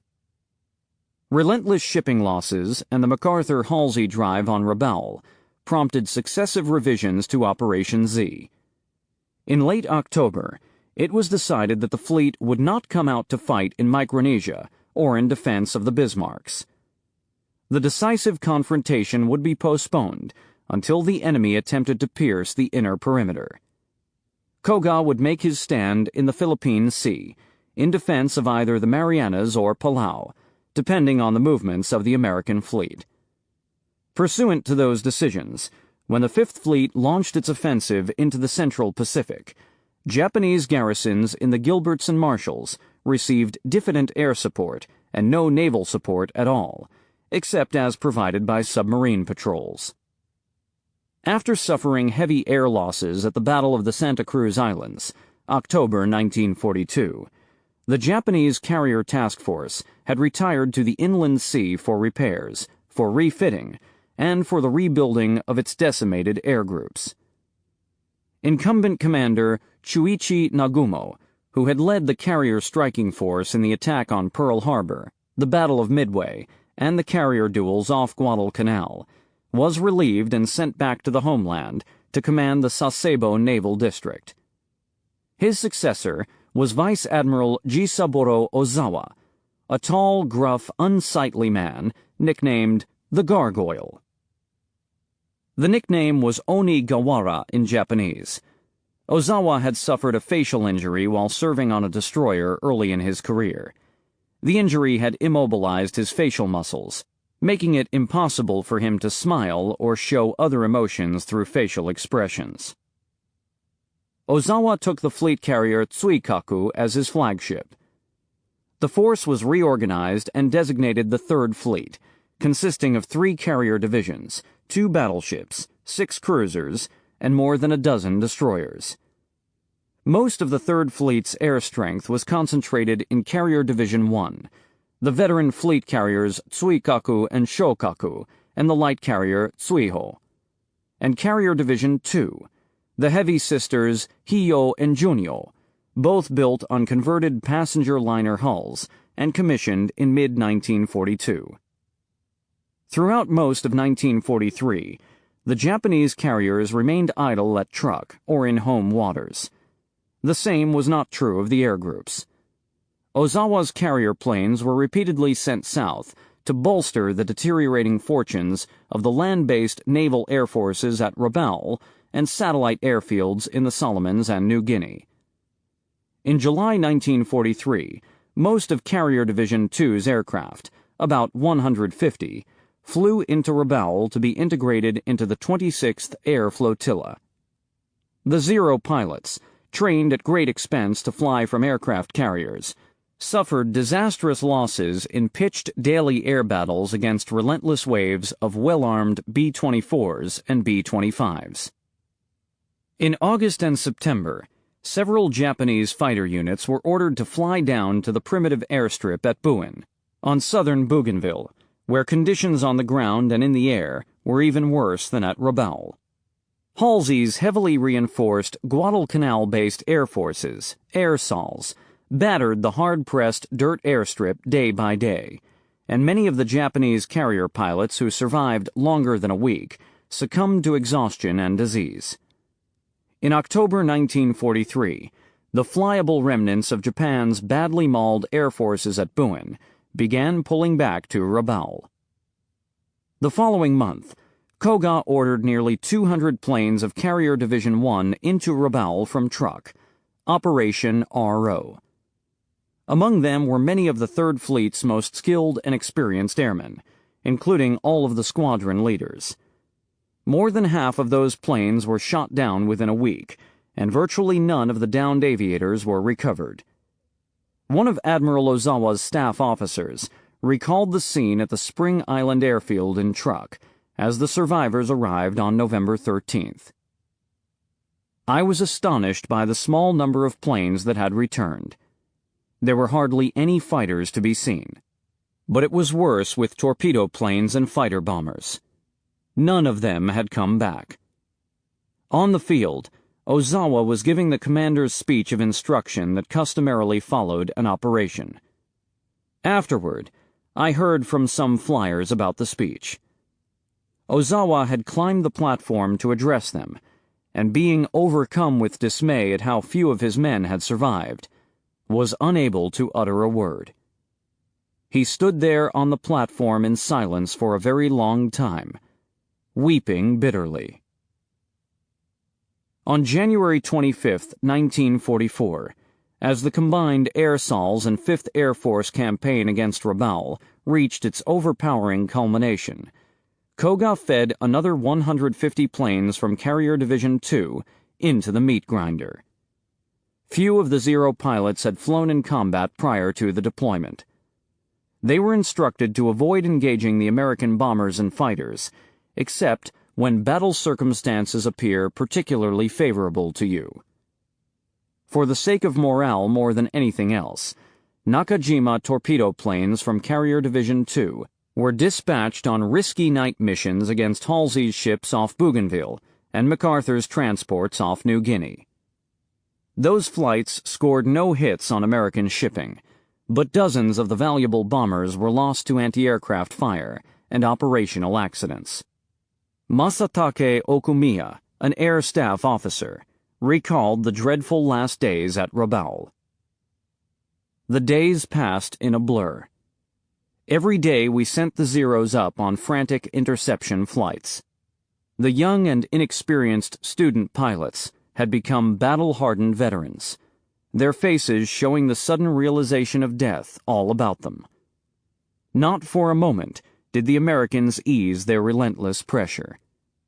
Day and night the bombers came to pound Rabaul, to smash at the airfield and shipping in the harbor, while the fighters screamed low on daring strafing passes, shooting up anything they considered a worthwhile target. So intense were the enemy attacks that we were unable to find time to attack their bases. Our losses mounted steadily, and the list of dead and missing pilots grew visibly. The losses from Carrier Division 2 in this last operation at Rabaul amounted to about 90 planes. Among those few aviators who returned to Truk in late February, many had been laid low by malaria and other tropical diseases.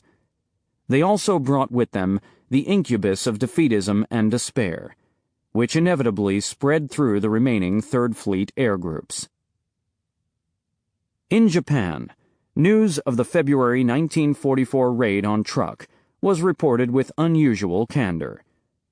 Some news reports falsely asserted that the Americans had attempted an amphibious landing and been repulsed, but on February 18th, the Imperial General Headquarters released an accurate and unsparing account. A powerful American task force suddenly advanced to our Carolina Islands Wednesday morning and repeatedly attacked our important strategic base, Truk, with a great number of ship-based planes. The enemy is constantly repeating powerfully persistent raids with several hundred fighters and bombers, attacking us intermittently. The war situation has increased with unprecedented seriousness, nay, furiousness. The tempo of enemy operations indicates that the attacking force is already pressing upon our mainland. As always, the dire tone of this release was intended to arouse the Japanese people to greater efforts and sacrifices. But the regime could not countenance any admission that Japan might be in danger of losing the war. The editors of the widely circulated Mainichi Shimbun must have failed to appreciate the subtle distinction. A front-page opinion piece, published on February 23rd, warned, "The decisive battles of offense and defense in the Pacific will not be carried out on the homeland shores of America and Japan. They will be fought out on island bases several thousands of miles distant. If the point is reached when the enemy advances to the shores of our homeland, already there is nothing more that can be done."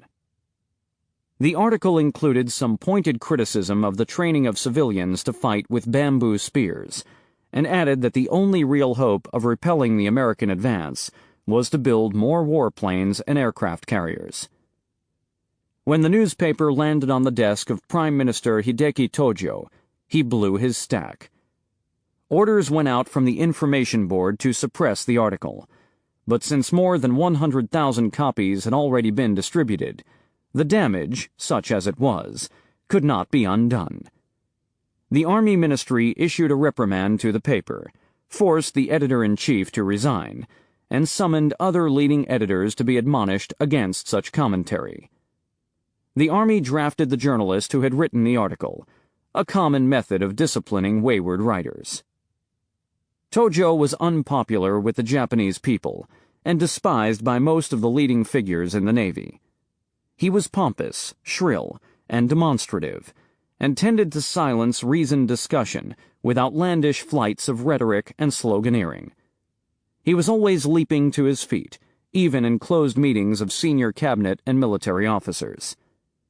In October 1943, when a minister referred to a disappointing harvest, Tojo stood and bellowed, "Even if we eat nothing, we members of the cabinet intend to give our lives for the nation." His antics sometimes seemed to ape those of Hitler and Mussolini, but Japanese culture was unsympathetic to the notion of concentrating power in the hands of one man. The emperor was the nation's singular figurehead, and his ministers were expected to govern with an attitude of humility and reticence.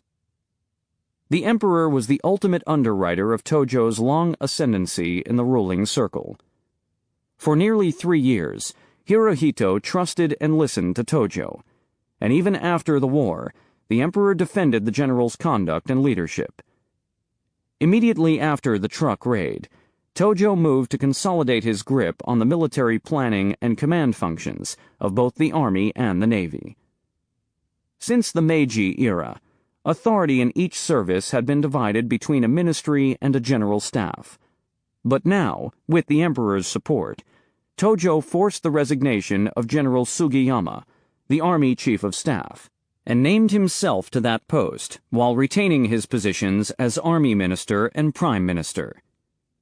Navy Chief of Staff Admiral Nagano resigned and was replaced by the Navy Minister Admiral Shigetaro Shimada, who also kept his existing job. The shakeup brought the planning staffs of both services under the control of the ministries. Because Tojo had always found Shimada a pliable colleague, it also brought the entire regime more firmly under the control of Tojo. Opposition within the general staffs melted away when the emperor let it be known that he had backed the plan. Between November and February, most of the aircraft carriers were again pulled back to Japan for repairs and to take on replacement airplanes and aircrews. The Tsuikaku went into dry dock at Kure, the Shokaku at Yokosuka in Tokyo Bay. The carriers were fitted with new radar systems and anti-aircraft weaponry. New aircraft were embarked from Iwakuni Naval Air Station in Hiroshima Bay. Because the newly trained aircrews had not yet been cleared for carrier landings, it was decided to lift the planes aboard by crane rather than fly them aboard after the fleet had put to sea. 6 months was needed to train the new air groups, but the Americans could not be expected to oblige that timetable, so all understood that the Third Fleet might be thrust into battle before it was ready. Ozawa's air staff fixed an optimistic deadline of April 1st to have the new carrier air force fully trained, equipped, and ready to confront the enemy. The Third Fleet was to have 500 aircraft on 9 carriers, 5 heavy, 4 light. Another 400 to 500 land-based fighters and bombers would be positioned on island airfields within easy range of the Marianas and Palau. Japanese war planners had hoped to produce 40,000 new military aircraft in 1944, but the production rate was barely half that level in the fall of 1943. Aviation plants were straining under the pressure of material shortages, maladroit logistics, and a paucity of trained machinists and engineers. Shipping losses bit deeply into deliveries of Malaysian and Jakartan bauxite, the industry's chief source of aluminum alloys. The Mitsubishi complex in Nagoya had expanded steadily, employing 43,000 workers by the end of 1943, but it had turned out only 1,029 new Zeros in 1943, fewer than half the number demanded by the military services. The Japanese aircraft industry had relied to a disproportionate extent on a small, overworked coterie of talented craftsmen and technicians, and was never optimized for mass production. Belated efforts to introduce standard production line techniques brought some improvement, but neither Mitsubishi nor the other major aircraft suppliers, Nakajima, Aichi, Kawasaki, Tachikawa, Yokosuka, managed to ramp out output fast enough to fill the military's ballooning wartime orders. When a government inspector passed through the Nagoya works in late 1943, he was surprised to learn that newly manufactured Zeros were still being hauled away from the plant by teams of oxen. There was no airfield adjoining the Mitsubishi plant. The new units had to be transported overland to Kagamigahara, 24 miles away, where the Navy would accept delivery. The aircraft were too delicate to transport on trucks, and the railheads were not convenient. 20 oxen had died, and the remaining 30 were verging on complete exhaustion. Feed had been obtained on the black market, but the supply was not reliable.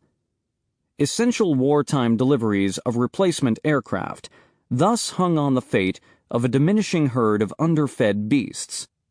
Mitsubishi engineers at length discovered that Percheron horses could haul the aircraft to Kagamigahara faster and required less to eat. These ludicrous exertions, when compared at a glance to the arrangements at Boeing, Douglas, or Grumman, tell most of the story of Japan's defeat. Recent encounters with the new generation American fighters, the Hellcat, the Corsair, and the Lightning, had settled any remaining doubts that the Zero was overmatched and obsolete. Jiro Horikoshi's airplane had been a feat of pioneering ingenuity, and it will always be a milestone in the history of aviation. From the start of its remarkable career, however, the Zero had always embodied a set of design compromises. Horikoshi's team had wrung every last ounce of surplus weight out of the aircraft and given it a very large wingspan and control surfaces in proportion to its size. These traits gave the Zero long range, a fast climbing speed, and supreme agility, but they also made it sluggish at altitude, slow in a dive, and disastrously vulnerable to enemy fire. Mitsubishi had invested its limited design and development resources into two new interceptors, the J-2M Raiden and the A-7M Reppu. Both airplanes offered performance improvements over the Zero, but the early prototypes were plagued with mechanical failures and design flaws. Given enough time and engineering manpower, all of those problems might have been overcome, just as, for example, the assorted defects of the Curtiss SB-2C and the B-29 Superfortress were corrected as those machines entered service. But time was short, and engineering manpower was sorely limited. Only small numbers of the Zero's successors were placed into service, and they were never popular with the airmen or air staff. Without a viable alternative, the Japanese Navy instead committed itself to improving the Zero. Mitsubishi tinkered with successive alterations throughout the war, generally adding horsepower, firepower, and armor plating, while reducing wingspan. The Model 2, the Model 21, the Model 22, and the Model 52 Hei, of which more were built than any other version. Performance improvements were generally too slight to be noticed by the American pilots who engaged the planes. Lieutenant Commander Iyozo Fujita, one of the few veteran Zero pilots who survived the war, found that Model 52 lacked the speed and agility of its predecessors. It was simply aggravating to fly, he said. The aircraft's nose did not rise quickly enough, so it was hard to aim my machine guns well. Because of this, I felt that I lost a lot of opportunities to get hits on enemy aircraft. The Navy also experimented with configuring the Zero as a fighter-bomber, fixing a 550-pound bomb under its fuselage, but an airplane powered by a 1,000-horsepower engine was not well suited to such a role.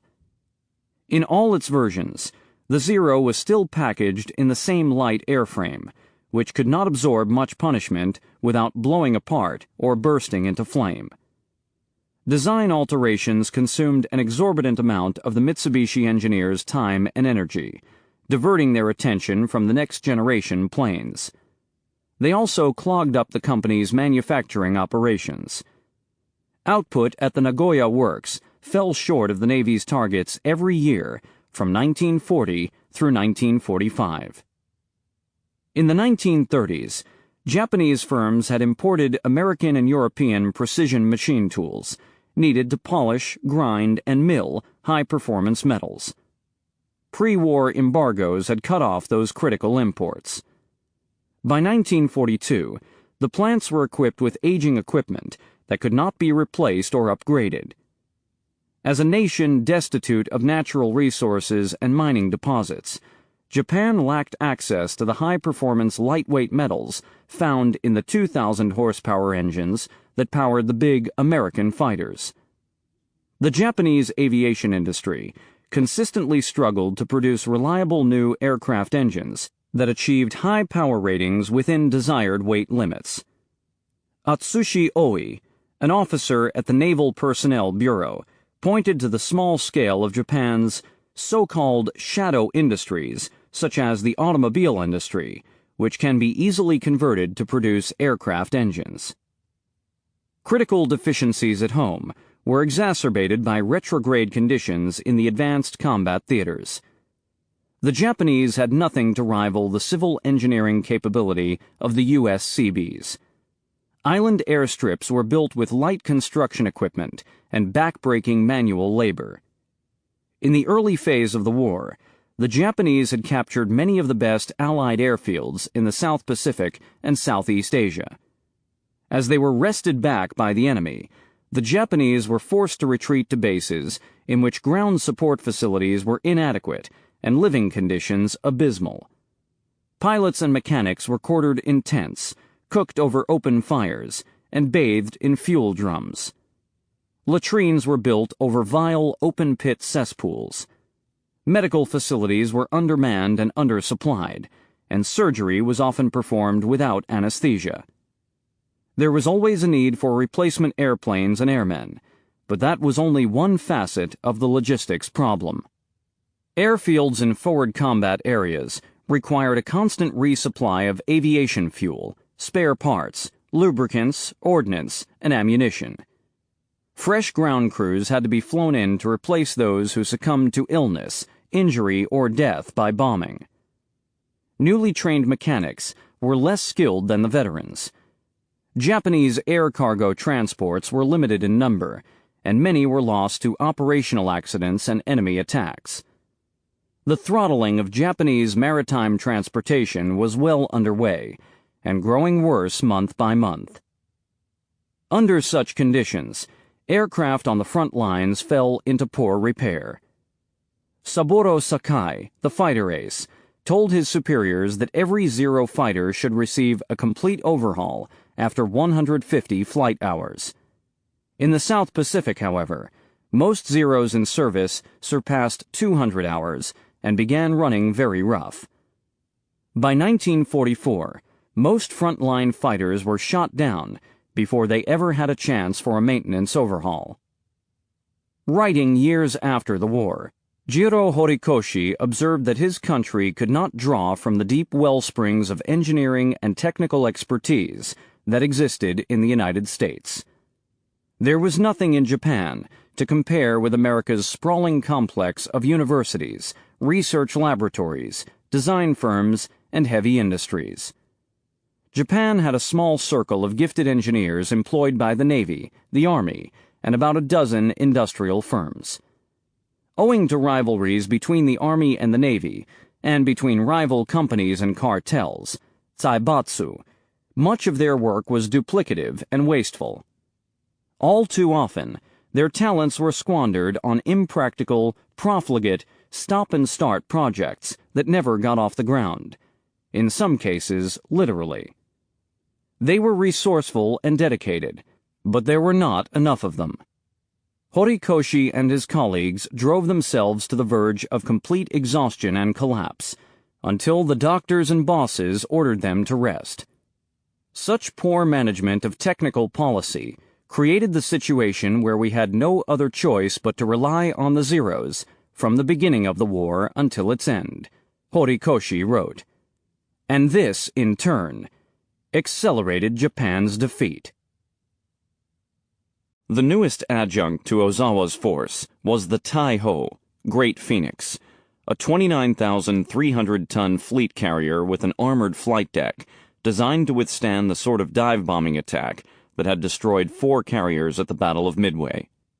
This was the first Japanese carrier to have such armor. The heavy steel deck required costly trade-offs, with the result that the ship's 2 hangars were small in proportion to her great size, and were serviced by just 2 elevators. She would carry only 75 aircraft, 20 fewer than the new American carriers. Tai-Ho entered service in March 1944 and sailed that month to Singapore, where Ozawa took her as his flagship. Two new carrier bombers were gradually replacing their obsolete predecessors. A new torpedo plane, the Nakajima B-6N Tenzan, Heavenly Mountain, was faster and had a longer range than its predecessor, B-5N, Kate. Its service introduction had been delayed by a balky in-house engine produced by Nakajima, and the Navy had eventually insisted on a more reliable Mitsubishi power plant. The Tenzan, which the Allies designated the Jill, seated a three-man aircrew and could carry a torpedo or a 1,754-pound bomb load for a distance of 2,000 nautical miles. It had gone into production in 1943. By early 1944, Nakajima was turning out about 100 new planes per month. The long-serving Aichi D-3A dive bomber, Val, was giving way to the Yokosuka D-4Y Suisei Comet, a fast and maneuverable aircraft derived from a design by the German manufacturer Henkel and powered by a 1,400 horsepower radial piston engine built by Aichi under license from Daimler-Benz. The Allies named her Judy. Like the Jill, the Judy's service introduction had been delayed by various problems with early prototypes, notably a tendency for the wings to flutter while in a dive. The issue was eventually corrected with stronger wing spars and revamped dive brakes. With a maximum speed of 342 nautical miles per hour in level flight, the Suisei was the fastest carrier dive bomber to be placed in general service by any combatant nation during the Second World War. It had been developed by engineers at the Yokosuka Naval Air Technical Arsenal, an Imperial Navy facility, but most of the units that went into service were built in Nagoya by Aichi. Its chief drawbacks were a lack of armor and self-sealing fuel tanks, and its high speed in flight deck takeoffs and recoveries. Like all Japanese carrier planes, it was relatively easy to shoot down. The Suisei also lacked folding wings, a feature that had become de rigueur in the American carrier planes. Planes with fixed wings required more storage space, reducing the potential size of the air groups, and they required more time to cycle between the hangars and the flight decks. While the Essex carriers and their Airedales had achieved quantum leaps in plane handling efficiency, Ozawa's crews were hard-pressed even to meet the standards set by Nagumo's Kido Butai, carrier striking force, in 1941 and 1942. If well handled, the Tenzan and Suisei offered considerably better performance than their predecessor airplanes. They flew faster, higher, longer, and farther. Their introduction into the fleet had been rocky, but the same was true of carrier planes produced by other nations. If wartime Japan had possessed the resources to build a new fleet of larger and more sophisticated aircraft carriers to compete with the Essex class, and had simultaneously trained a new generation of pilots with the skill to measure up to 1942's first team, the Tenzan and Suisei might have posed a deadly threat to the American fleet. But most of Ozawa's aging Third Fleet carriers, the Tai-Ho excepted, were too small to comfortably handle the hot new machines. The heavy sisters, Hiyo and Junyo, whose top speed was about 24 knots, could not launch or recover them at all unless the wind was blowing hard. Because it needed a full deck run to achieve its takeoff speed, the Suisei had to be spotted well aft.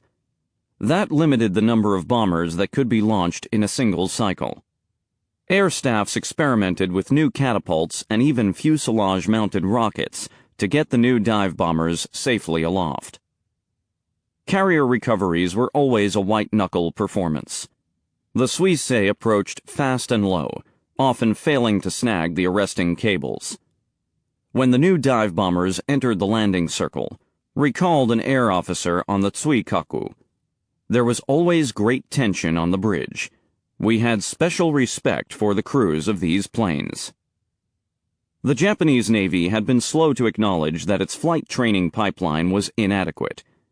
Most of the replacement air crews who went aboard Ozawa's carriers that spring of 1944 had spent fewer than 150 hours in the cockpit and had acquired only rudimentary flying skills. Virtually none had practiced gunnery or qualified for carrier landings. The projected flight training shortfall had been anticipated and discussed among Japanese aviators prior to the war, but no concerted effort to expand the pool of qualified flyers had come until 1941, when it was too late. Ruinous air losses in the Naval campaign had left the Japanese with no choice but to rush their cadet pilots through truncated programs and send them out to the fleet. Ozawa now faced the daunting task of preparing those undertrained young men to fight the decisive naval battle that loomed in the immediate future. The elite Japanese Naval Air Corps that launched the Pacific War had been trained in a small super-exclusive program at the Kasumigaura Naval Air Training Center, the Japanese Pensacola, near the city of Tsuchiura, about 50 miles north of Tokyo. The trainees had received 2 years of classroom instruction, flight training, and gunnery training, followed by an additional year of training in a forward operational unit. Recruits were selected from among recent graduates of Etajima, the Naval Academy, non-commissioned officers in the fleet, and civilian students between the ages of 16 and 19. Screening criteria were extremely and even excessively rigorous. Even so, fewer than half those accepted survived to the end of the training program. When Naval Warrant Officer Saburo Sakai applied for flight training in 1937, he was one of 70 chosen from a pool of 1,500 applicants. In primary flight training, each instructor was responsible for just 3 students. Lesser performers were paired from the program at every stage. Of the 70 men in Sakai's class, 45 washed out before receiving their wings. Most cadet pilots accumulated more than 500 cockpit hours before they were permitted to attempt a carrier landing. The small and selective program produced some of the best aviators in the world, but it did not generate enough of them. In the mid-1930s, the Imperial Navy was producing only about 100 new pilots per year.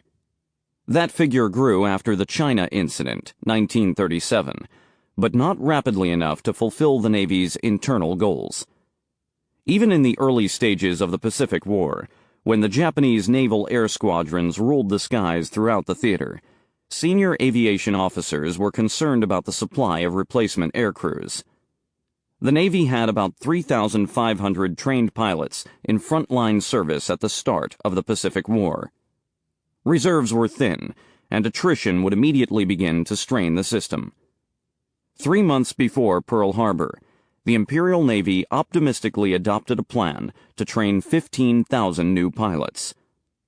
Masatake Okumiya, serving as an air staff officer at Kasumigaura, pointed out that the Navy did not have enough combat airplanes to continue training pilots like they did in peacetime, that is, by sending the Kasumigaura graduates to advanced units to perform an additional year of on-the-job training. Moreover, even if the funnel was open to a much larger training pipeline, we would not feel the effect of the mass training program for at least another 2 to 4 years. Japan's flight training system was simply not designed to expand. The small size of the aviation industry and the existing pool of flyers were inflexible constraints. 90% of Japanese pilots were enlisted personnel or warrant officers. A Navy-sponsored civilian flight training program had been founded in 1934, drawing from the ranks of university students, but it was too small to matter until 1943. The sensitivities and prerogatives of the Naval Officer Corps were a barrier to new recruitment avenues. The Etajima clique stalwartly resisted the influx of reservist pilots and treated them poorly when they were assigned to frontline units. The Yokaren program, which recruited adolescents directly out of secondary schools, was expanded rapidly, and new training centers established throughout the Japanese islands. But these young men often had little education in the sciences and no prior experience handling machinery, and they needed as much as 2.5 years of ground instruction before starting primary flight training. The dearth of qualified and experienced instructors was a bottleneck. The pre-war student-instructor ratio of 3-to-1 was obviously unsustainable. In 1941, each instructor took on 8 students. In 1942, 12. More than 12 was deemed impracticable. The Navy's veteran aviators were desperately needed in frontline units, and they were rarely sent back to Japan for assignment as instructors. The Imperial Navy did not acknowledge the existence of such a syndrome as pilot exhaustion, preferring to believe that all such frailties could be solved by an appeal to the purified warrior spirit, senshin, and never adopted a general policy of rotating pilots out of the combat zone. "They won't let you go home unless you die," was the Japanese aviators' mordant lament. But if veterans were not reassigned as flight instructors, men in the training pipeline could not benefit from their hard-won expertise. Saburo Sakai, one of the few aces to be brought back to Japan as a wartime instructor, he had been wounded over Guadalcanal, was disgusted by the attitude of the young ensigns and lieutenants under his charge. Sakai and other non-commissioned officers were required to address the Etajima graduates as Honorable Ensign or Honorable Lieutenant. The officers behaved with self-aggrandizing disdain toward enlisted combat veterans, including wounded heroes and aces who had shot down dozens of enemy planes. "Hey you," they shouted rudely. "How's my skill coming along?" Enlisted pilots were assigned menial tasks after hours, such as mess cooking and peeling potatoes, while the officers partied at restaurants and tea houses and got drunk on high-shelf liquor. Even in advanced combat squadrons, officers treated their more skilled and experienced enlisted wingmen like members of a lesser caste. The effect on unit cohesion was predictable. Long after the war, Sakai remained bitter. "I never learned anything from those officers who graduated from the Naval Academy about how to search out and spot the enemy, or how to outmaneuver and shoot them down.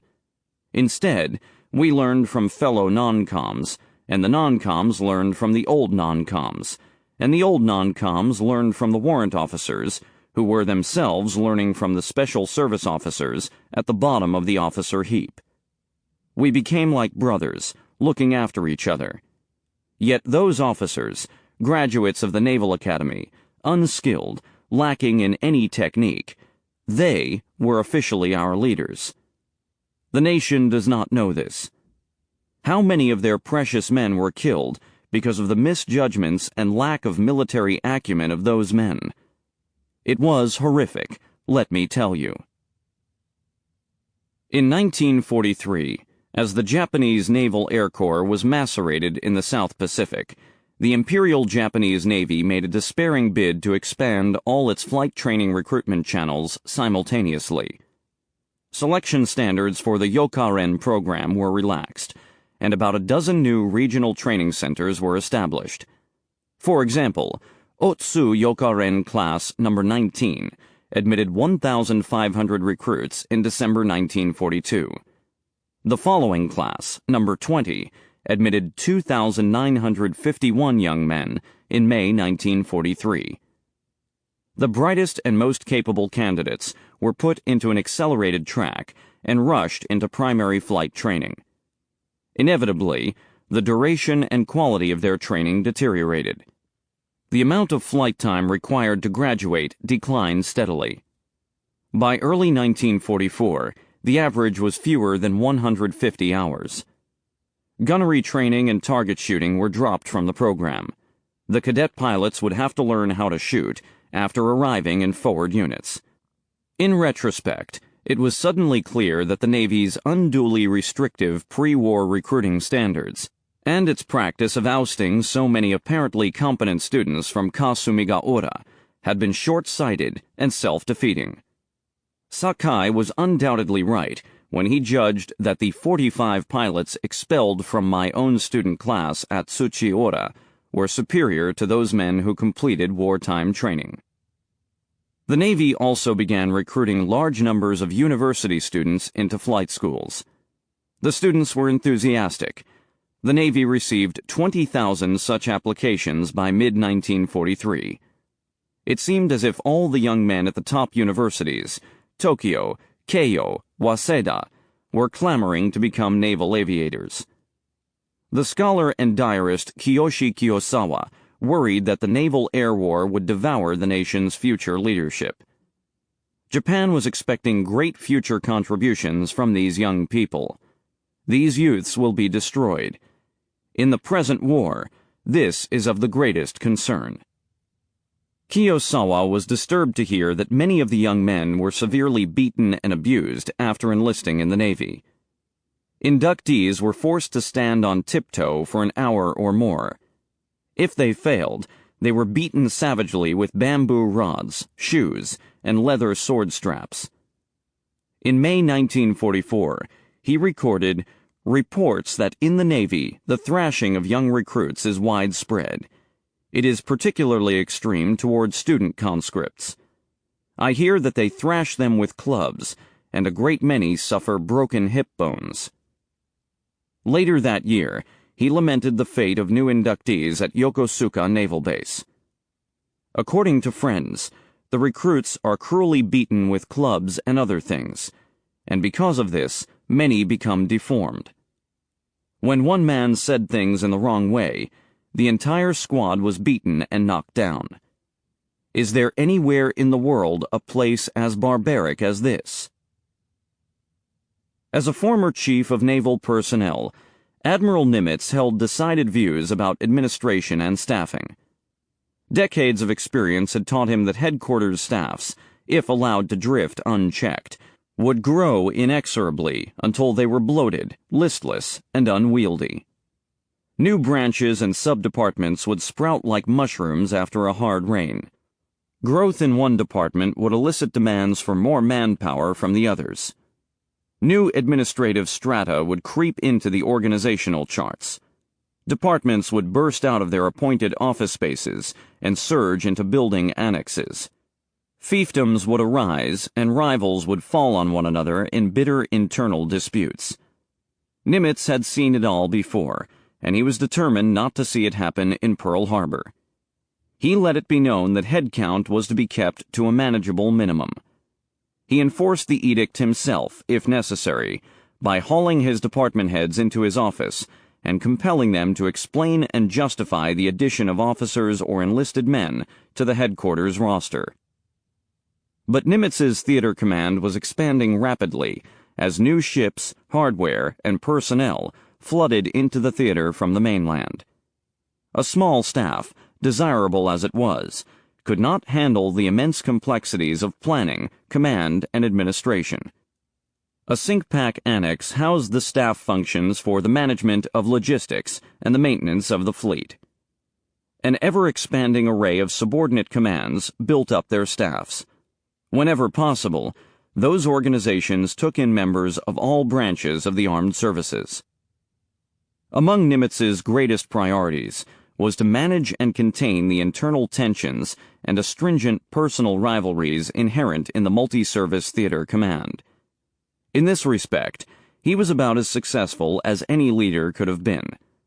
He frowned on open bickering between the services, and was scrupulously even-handed in hearing every man's point of view. Even the stormiest discussion was guided to a constructive conclusion. No matter how virulently they argued, men left his office on cordial terms. Many who worked with Nimitz later recalled his shrewd use of the well-applied joke. While winding down a testy planning session in the spring of 1944, the Admiral said he was reminded of history's first amphibious operation, conducted by Noah. When they were unloading from the Ark, he saw a pair of cats come out, followed by 6 kittens. "What's this?" he asked. "Ha ha," said the tabby cat, "and all the time you thought we were fighting." The antagonisms could be soothed, but they could not be banished altogether. Several individual relationships were strained to the breaking point. Kelly Turner and Holland Smith occasionally behaved like the best of friends, but when they were forced to commit themselves to the details of planning an operation, there was always the risk of a new eruption. In February 1944, Turner was promoted to the 3-star rank of Vice Admiral, and Raymond Spruance was promoted to Full Admiral with 4 stars, but Holland Smith was left behind in the 2-star rank of Major General. They had all worked together in the successful Gilbert and Marshall's operations. Smith had suspected that the Navy would take care of its own while keeping the Marines in their place, and here was stark confirmation. "You people ought to be proud of making stars," he spat at Turner. "You people going around and getting a star. Every time the Marines go into battle, you're liable to get a star." Turner replied, "Yes, and I'm proud to get stars for my command of the Marines." In Washington, General Vandegrift pushed Admiral King to approve the well-deserved promotion. Smith received his 3rd star in May 1944. The Army continued to chafe under the setup that placed Smith in command of the 5th Amphibious Corps, VAC. Before Operation Galvanic, General Robert C. Richardson had tried and failed to extract his amphibious 27th Infantry Division from Holland Smith's command. Now he returned to the theme with redoubled determination. Saipan and Guam, next stop on the road to Tokyo, were not mere ribbons of coral sand, like the Central Pacific atolls. They were large and ruggedly mountainous islands. The Marines, according to the Army view, were specialized assault troops trained to seize a beachhead. Warfare on larger landmasses was the Army's area of special expertise. Thus, an Army general should command the VAC, or at least the Army troops therein. Nimitz gave Richardson a respectful hearing, but then he rejected his proposals on the grounds that one does not fix what is not broken. But the SINCPAC had to keep Admiral King closely advised of these disputes, because there was always the possibility that they would be appealed to General Marshall, Secretary of War Henry Stimson, or even President Roosevelt. Nor was the Army Air Forces pleased with its lot in Nimitz's theater, which was to be stuck fast under Rear Admiral John H. Hoover, Nimitz's commander of shore-based aircraft. Hoover was at loggerheads with his principal USAF subordinate, General Willis Hale, over various issues related to procedures on air bases with mixed Army, Navy, and Marine air units. Richardson had inserted himself into that dispute as well, and the reverberations had reached the Joint Chiefs of Staff through the Army Air Forces Chief, Hap Arnold.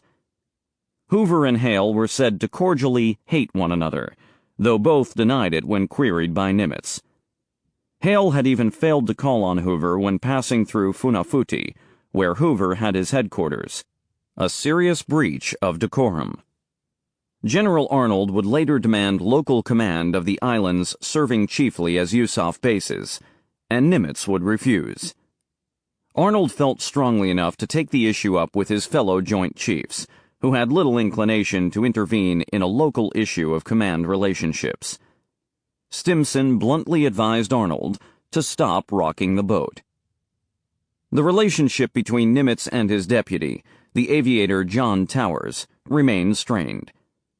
Towers and the Brown Shoes had continued to press their case for greater recognition of the ascendancy of carrier aviation. Towers wanted action to rectify the disparity in decorations awarded to Army and Navy pilots. He wanted more real power for aviators on all planning staffs, and he wanted to permit more press coverage of the American carrier raids deep into enemy waters. War correspondents in Pearl Harbor did what they could to stoke the flames. Wartime censorship limited what they could actually write about the discord, but they liked to goad the aviators into complaining about the surface officers.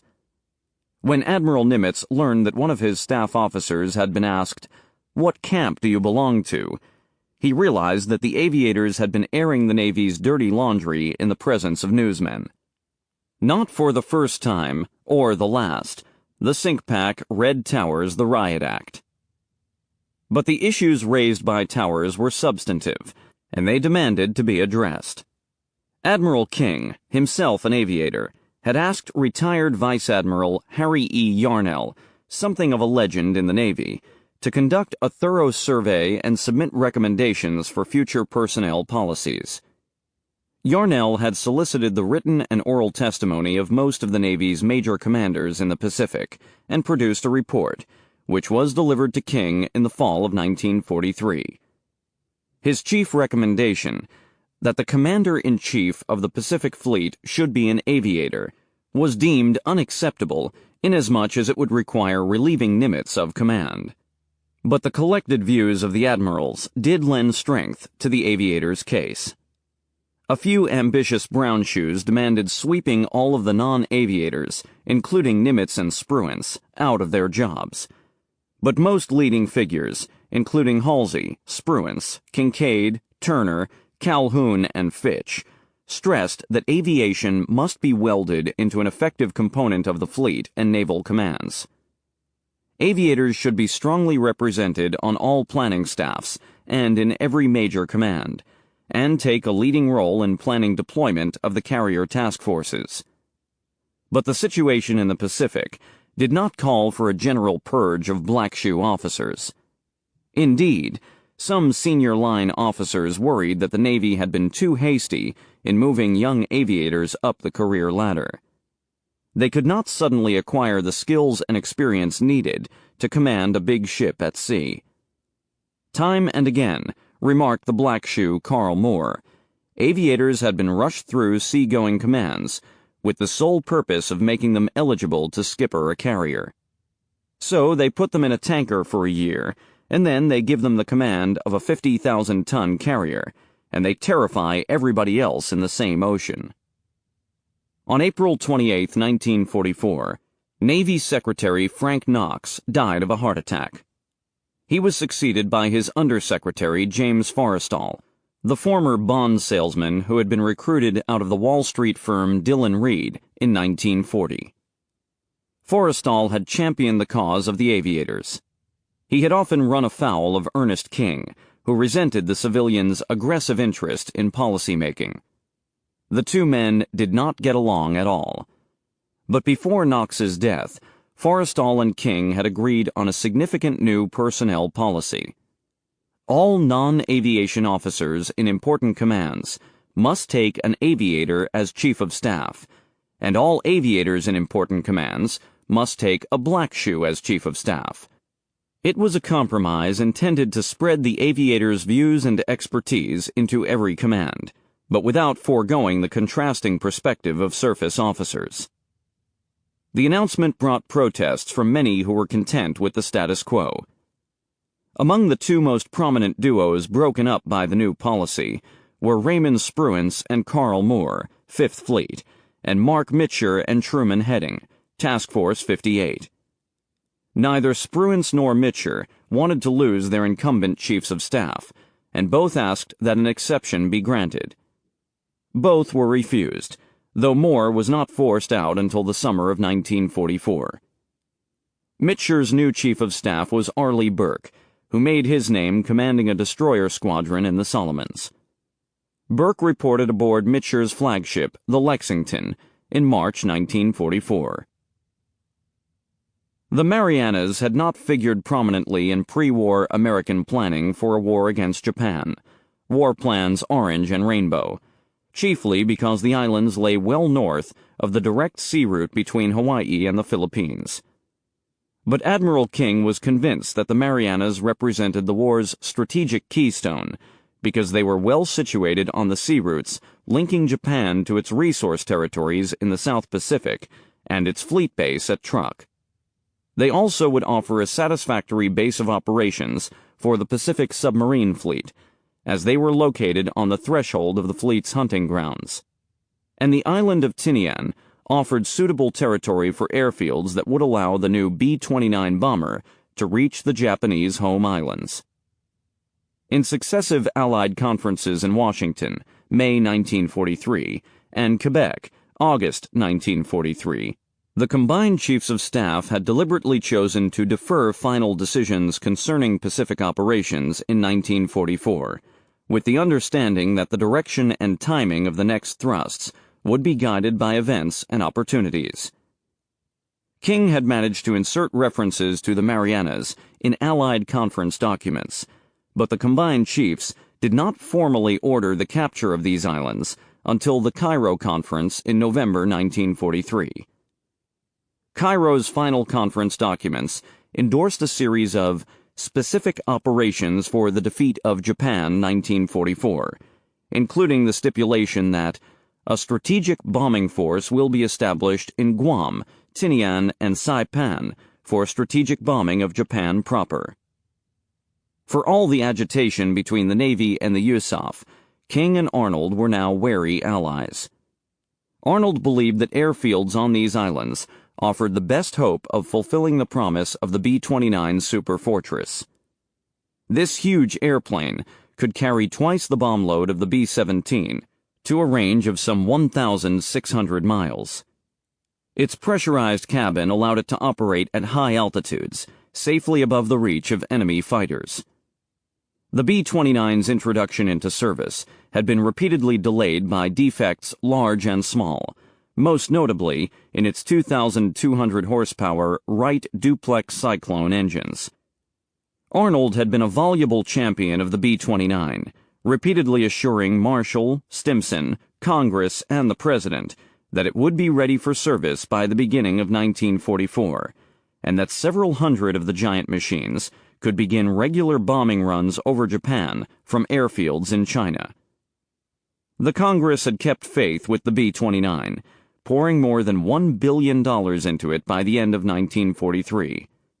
But only 97 B-29s had been produced, and only 16 of those could be flown.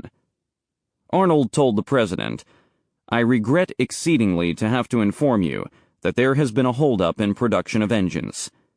It looks now as if it will be impossible to get the required number of B-29s together in China to start bombing before the 1st of March, and with the possibility of not getting them there before the 1st of April.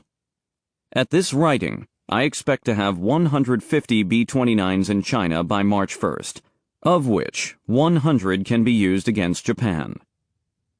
FDR had personally assured the Chinese government that the B-29s were coming and would bomb Japan from Chinese airfields. It was a mainstay in his strategy to keep China in the war against Japan. He feared the consequences if the Army Air Forces was unable to make good on the repeated pledges. Meanwhile, Arnold was growing increasingly skeptical that China offered the best location for B-29 air bases. Chiang Kai-shek had agreed to convert and enlarge existing airfields to receive the big bombers, but construction had lagged behind schedule, and there was no assurance that the Chinese could protect the bases against the ever-enterprising Japanese army. In early 1944, it appeared that the B-29s would have to begin operations from bases deep in the country's interior, at Chengdu and Chongqing. Smaller airfields nearer the coast might be used for refueling stops, but they were not secure enough to serve as major operating bases. In April 1944, the first B-29s were flown into China from India, with the pilots taking them over the hump, a route that was both dangerous and resource inefficient because of the immense amount of fuel required. With all of those considerations in mind, USAF planners had taken an increasing interest in the Marianas. Guam, Saipan, and Tinian offered the best prospects of big airfields within range of Japan. They were large enough to accommodate a fleet of 1,000 B-29s. The bomber's effective radius of 1,600 miles would bring Tokyo and the industrial regions of the Kanto Plain within reach. Once captured, bases on the Marianas would be secure against the enemy and could be amply supplied by sea. In October 1943, USAF planners formally recommended that the Fifth Fleet and the amphibious forces of the Central Pacific extend their offensive to the Marianas. That recommendation was accepted and adopted by the combined chiefs of staff in Cairo 2 months later. With its breathtaking range and tremendous weight-carrying capacity, the B-29 was a weapon without precedent, and it was coveted by commanders all over the Pacific. MacArthur expected a major allocation of the new planes to General Kenny's 5th Air Force. Nimitz and his subordinates were interested in their capabilities for long-range anti-submarine patrols and mine-laying missions. But Hap Arnold had long preached the gospel of concentrated air power and had often expressed his grief and indignation at the tendency to disperse bombers all over the globe. He was determined to deploy virtually all available B-29s in bombing raids against Japan, and to keep them under his direct control. With Marshall's support, he convinced the Joint Chiefs of Staff to create the 20th Air Force, comprising the 20th and 21st Bomber Commands, to be controlled directly by the JCS. This was presented as a fait accompli to MacArthur and Kenny, who raged against the decision, but could do nothing to reverse it. Once the Japanese were ousted from the Marshalls, MacArthur was determined to bend Nimitz's line of advance southward. Indeed, MacArthur hoped to consolidate all available forces for his planned invasion of Mindanao, the southernmost major island of the Philippines. The Pacific Fleet might cover his northern flank by seizing Truk and Palau. Even better, the Allies might seize this opportunity to exercise the demon of a divided command, and anoint MacArthur the Pacific Supremo. The Pacific Fleet and the formidable 5th Amphibious Corps would then come under his direct command. An invasion of the Marianas did not fit into this master design. MacArthur's Chief of Staff, Major General Richard Sutherland, formally presented the case against the Marianas in Washington. He observed that 1,000 miles of ocean lay between the Marshalls and the Marianas. To mount a major amphibious invasion across such a distance would drain Allied shipping resources and require many months of preparation. The invasion could not be supported by any land-based aircraft, and the carriers of Task Force 58 would not be able to establish complete dominion in the skies above the landing beaches, while simultaneously fighting off the Japanese fleet, should it come out to fight. Nor did MacArthur hesitate to bypass the Joint Chiefs of Staff by appealing directly to Secretary Stimson and even to Roosevelt. He predicted that the bloodbath at Tarawa would be repeated, but on a far greater scale. MacArthur would contain American casualties by bypassing strong positions and moving quickly to seize territory where the enemy was not strongly entrenched. This last argument, as MacArthur and his acolytes knew well, would be endorsed and trumpeted by the general's supporters in Congress and in the Hearst press. In mid-January 1944, MacArthur sent a statement of his views on the subject to Stimson, via Brigadier General Frederick H. Osborne. These frontal attacks by the Navy, as at Tarawa, are tragic and unnecessary massacres of American lives. The Navy fails to understand the strategy of the Pacific, fails to recognize that the first phase is an Army phase to establish land-based air protection so the Navy can move in. Mr. Roosevelt is Navy-minded. Mr. Stimson must speak to him, must persuade him. Give me central direction of the war in the Pacific, and I will be in the Philippines in 10 months. Don't let the Navy's pride of position and ignorance continue this great tragedy to our country. While the relatively bloodless conquest of the Marshalls still lay in the future, trepidation about the potential costs and risks of taking the Marianas found a foothold even in Nimitz's Sinkpak headquarters. On January 27, 1944, a conference of senior officers from throughout the Pacific convened in Pearl Harbor. MacArthur was represented by Sutherland and his air and naval chiefs, General Kenny and Admiral Kincaid. Halsey remained in the South Pacific, but sent his chief of staff, Admiral Carney. All leading players on Nimitz's staff were there, as were the Naval Air Chief John Towers, the Logistics Chief William L. Calhoun, and General Richardson of the Army. From the outset, it was apparent that few were inclined to invade the Marianas. According to Kenny, the sole voice in favor of the operation was that of Sock McMorris, Nimitz's Chief of Staff. The inevitable absence of land-based air support for the fleet and amphibious forces was deemed a serious obstacle. Many were wary of infantry combat losses on a scale much greater than those of Tarawa. Towers was concerned that the Japanese would stage punishing airstrikes through bases on Iwo Jima and Chichijima. Kincaid pointed to a lack of good natural harbors in the Marianas, remarking that, "Any talk of the Marianas for a base leaves me entirely cold." Calhoun agreed that it would be simpler to move the supporting train of auxiliaries and support vessels along the northern coast of New Guinea. Kenny, with Towers's emphatic support, cast doubt on the entire enterprise of using B-29s against Japan from bases in the Marianas. Fighters would lack the range to accompany the bombers on the long missions, and without fighter support, the superfortresses would be obliged to bomb from a very high altitude, where accuracy would be poor. Such bombing raids, he said, would be a stunt and nothing more. Their consensus recommendation against invading the Marianas was recorded in a memorandum, which Nimitz endorsed and sent on to King. General Kenny later wrote, "The meeting finished with everyone feeling good and ready to work together to get the war over."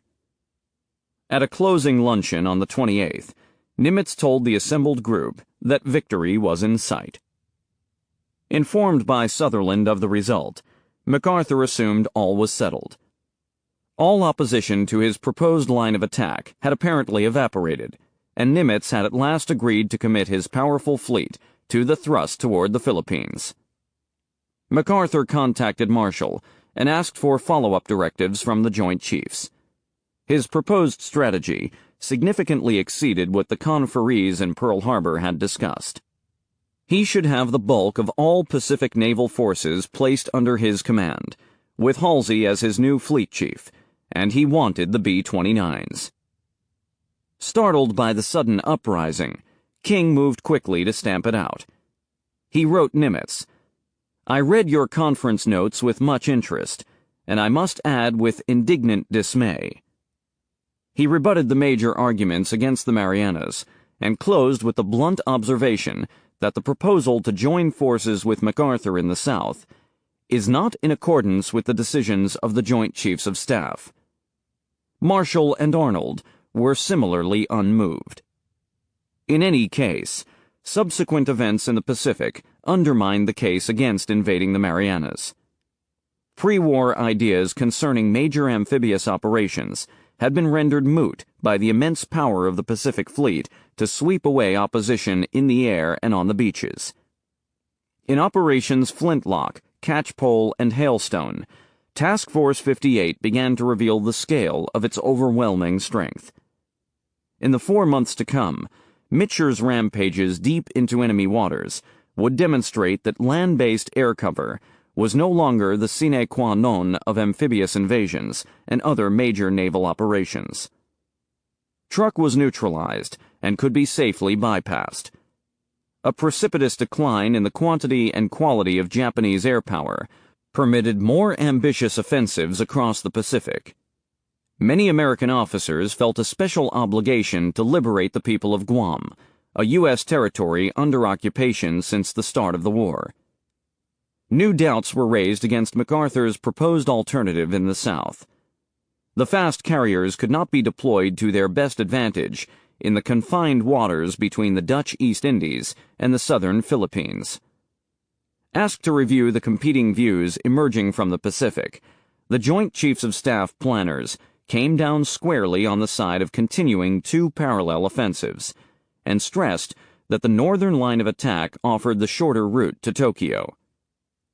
Nimitz and his officers reconsidered their objections, and finally accepted that the Marianas operation was feasible. On February 29th, the operation was designated Forager, and planning got underway at CINCPAC headquarters. On March 11th, the Joint Chiefs published a new schedule of operations against Japan. MacArthur's long jump to Hollandia, on the north-central coast of New Guinea, would be completed on April 15th. Truk would be kept under pressure by regular air raids and bypassed. The Marianas would be taken by June 15th, Palau by September 15th. The deadline for the invasion of Mindanao was set for November 15th, though that date was merely a placeholder. The return to the Philippines might become feasible earlier, depending on the course of events. That took care of the entire program against Japan for the calendar year 1944. Nimitz and MacArthur had not yet met in a face-to-face command summit. The latter had routinely declined every invitation to travel outside his theater. The admiral, sensitive to protocols, could not invite himself to Australia. MacArthur was senior to him by a long stretch. The general had received his first star when Nimitz was a commander. When the CINCPAC asked for permission to tour naval commands in the Southwest Pacific area, the request was quickly granted, and Nimitz was invited to visit Brisbane. He arrived by seaplane on March 25th and found MacArthur and a retinue of staff officers waiting at the dock. Nimitz and his flag lieutenant, Arthur Lamar, socialized pleasantly with the MacArthur family. They brought candy and orchids from Pearl Harbor and a silk outfit for the general's 6-year-old son. Their meetings the next day, Admiral Kincaid recalled, were stiffly formal but largely constructive. There was only one strained moment, when Nimitz called MacArthur's attention to a clause in the latest directive from the Joint Chiefs. The two theater commanders were to consider a contingency plan, to be activated in case Japanese resistance suddenly weakened, to move directly toward Formosa and the China coast. MacArthur, who never tolerated any talk of circumventing the Philippines, let loose a gale of indignant rhetoric. In a private report to King, Nimitz recapitulated the exchange that followed. Then he blew up and made an oration of some length on the impossibility of bypassing the Philippines, his sacred obligations there, redemption of the 17 million people, blood on his soul, deserted by American people, etc., etc., and then a criticism of those gentlemen in Washington who, far from the scene, and having never heard the whistle of pellets, etc., endeavor to set the strategy of the Pacific War, etc. When I could break in, I replied that, while I believed I understood his point of view, I could not go along with him. And then, believe it or not, I launched forth in a defense of those gentlemen in Washington, and told him that the JCS were people like himself and myself, who, with more information, were trying to do their best for the country, and, to my mind, were succeeding admirably. Many ordinary Japanese began to suspect that they had been misled, and that the tide of war had turned against their forces in the Pacific. The pattern of official news releases defied logic and common sense. Imperial announcements referred confusingly to glorious victories and strategic withdrawals. New defense lines, always closer to the homeland, must be held at all costs. Military experts, writing in the newspapers or speaking on the radio, soberly explained that Japan's grand strategy was to draw the enemy in, to allow him to come closer to the homeland, where at last he could be crushed with one blow. Courageous Japanese troops defended advanced positions to the last man, perishing all together like gyokusai, smashed jewels. Whenever a new position was captured by the enemy, it was confidently explained that defeat had been expected, and preparations had been laid in place for it. Official reporting about the war situation, wrote a Japanese-American woman who spent the war years in Japan, involved such obvious contradictions that even the more simple-minded listeners became doubtful. Everyone who could think at all realized that the country was in a more and more desperate state, its back to the wall. When it became impossible to hide the truth longer, the broadcasters would announce a battle or an island lost, and each time they did so, the program was ended with music. It was always the same, the sad, sweet strains of Umi Yukaba, a well-loved old song. All over the nation, people would bow their heads while someone quietly turned off the radio. The conviction of ultimate defeat had become widespread, but everyone was careful not to speak his opinion. Each carried on silently, lest his doubts prevent another from doing his best. But they wondered and worried. Aiko Takahashi, a young woman living in Tokyo, mused in her diary, "What exactly is happening? It's like picking colors in the dark, and for better or worse, there is no criticism of the government. It simply makes us uneasy." The regime generally permitted accurate reporting of the progress of the war in Europe, and it was evident that Japan's Axis partners were not faring well against the Allies. The surrender of 250,000 German troops at Stalingrad was reported in Tokyo the same week that the Japanese people learned that their army had abandoned Guadalcanal. The straightforward accounts from Europe were contrasted with the vague, shifting, and often contradictory narrative about the war in the Pacific. In September 1943, came news that the Italian government of General Pietro Badoglio had capitulated to the Allies. Since the previous July, when the dictator Benito Mussolini had been deposed and arrested, press reports had assured the Japanese people that the new government would carry on fighting for the Axis. Now, Allied forces were pouring into southern Italy, and the German army was in retreat. At a newsstand in downtown Tokyo, observed the diarist Kiyoshi Kurosawa, people are standing in long, long lines, and they are eager to buy newspapers. It appears they received a considerable shock. Japanese military authorities took to the airwaves and editorial pages and confidently asserted that the fall of Italy was a piece of good fortune, for the Third Reich had finally thrown off the burden called Italy, and an indestructible resistance would now be possible. Kurosawa lamented the stupidity and short-sightedness of official propaganda. The state-controlled news media was playing fast and loose with whatever remained of its authority and credibility. It appears that the Japanese newspapers do not even have the common sense and logic of elementary school students. Regime-sanctioned slogans and themes extolled the indomitable power of Yamato Damashi, the collective Japanese fighting spirit.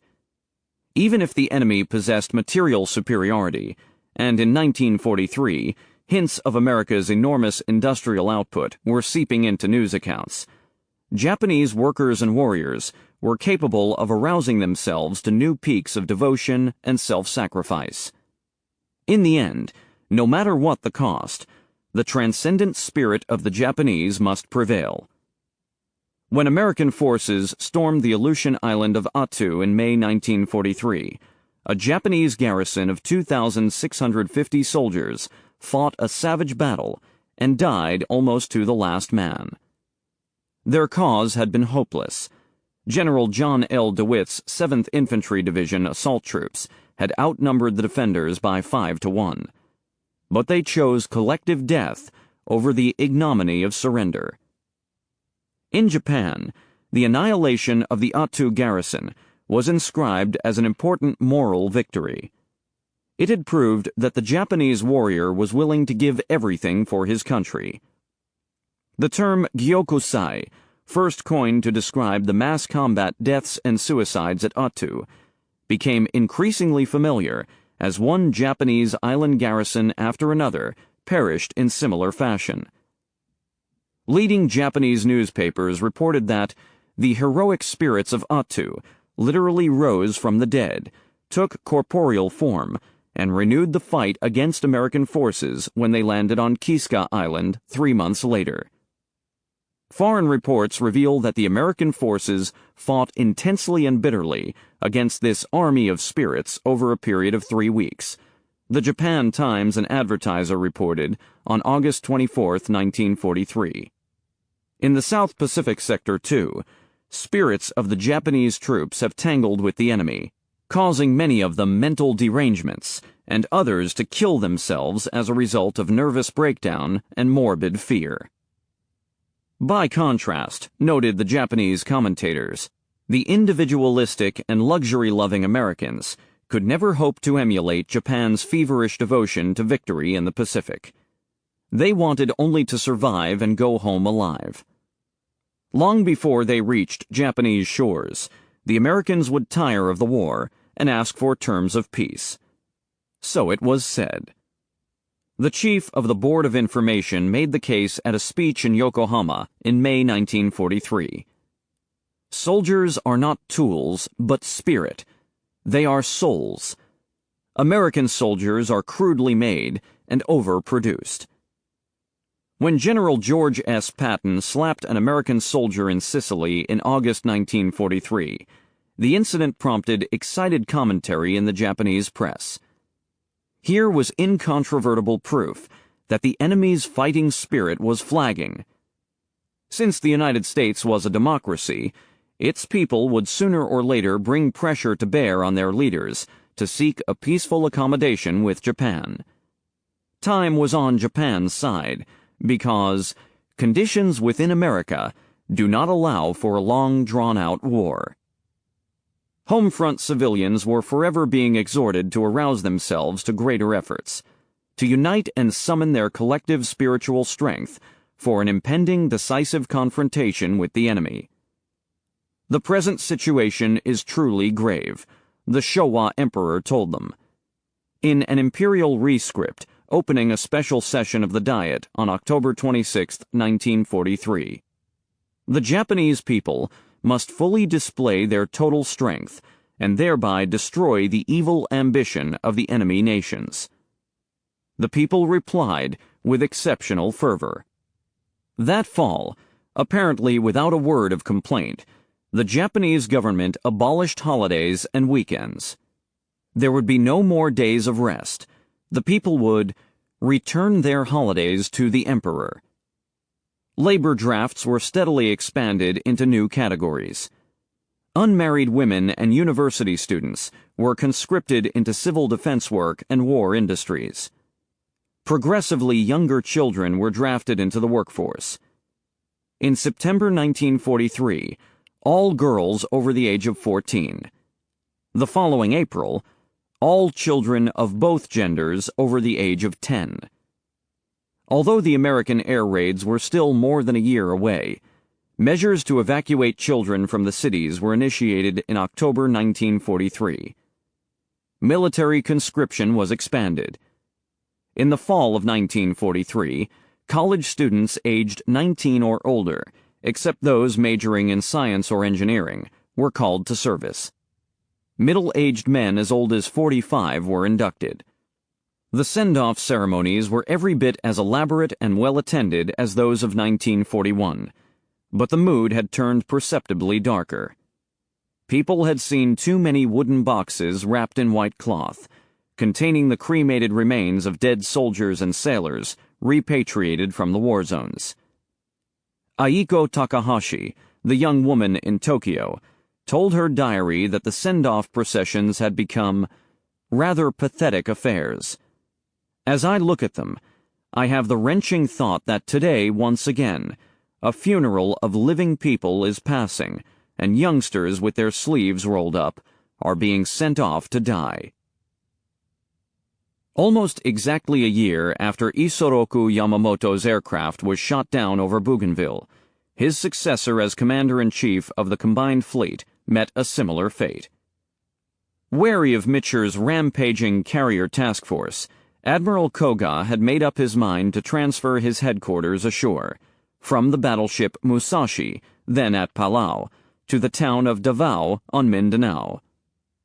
On the night of March 31st, Koga and most of his senior staff officers and cryptographers boarded 3 Kawanishi flying boats off Babel Tuap and took off for the 650-mile flight. The big 4-engine planes flew into a tropical witch's brew off Cebu, and 2 of the 3 went down. Koga's plane simply disappeared, and none of the aircrew or passengers was ever seen again. A plane carrying Vice Admiral Shigeru Fukudome, Koga's chief of staff, ditched at sea about 6 miles off the coast. The vice admiral survived and managed to get ashore, where he was promptly taken prisoner by Filipino guerrillas. His captors found a cache of highly classified documents on his person. These included a signal book, an updated code book, and a copy of Plan Z, the combined fleet's master operational plan for a fleet action in the Western Pacific. Fukudome was returned unharmed to local Japanese Army forces under circumstances that remain obscure, but the captured documents were handed over to the Americans. A submarine spirited the precious intelligence to MacArthur's general headquarters in Brisbane.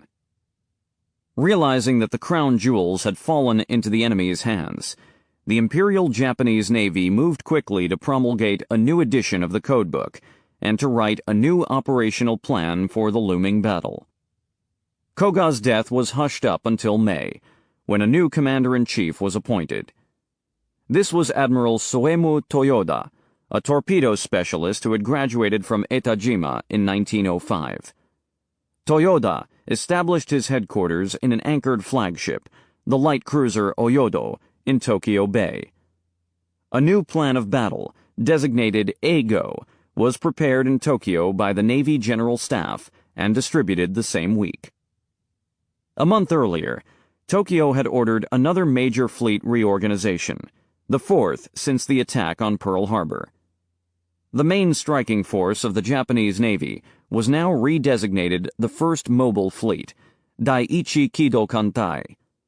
Its two principal elements were the Third Fleet, which included 9 aircraft carriers arrayed in 3 task groups, and the Second Fleet, consisting of most of the Navy's major surface warships, including the battleships and heavy cruisers.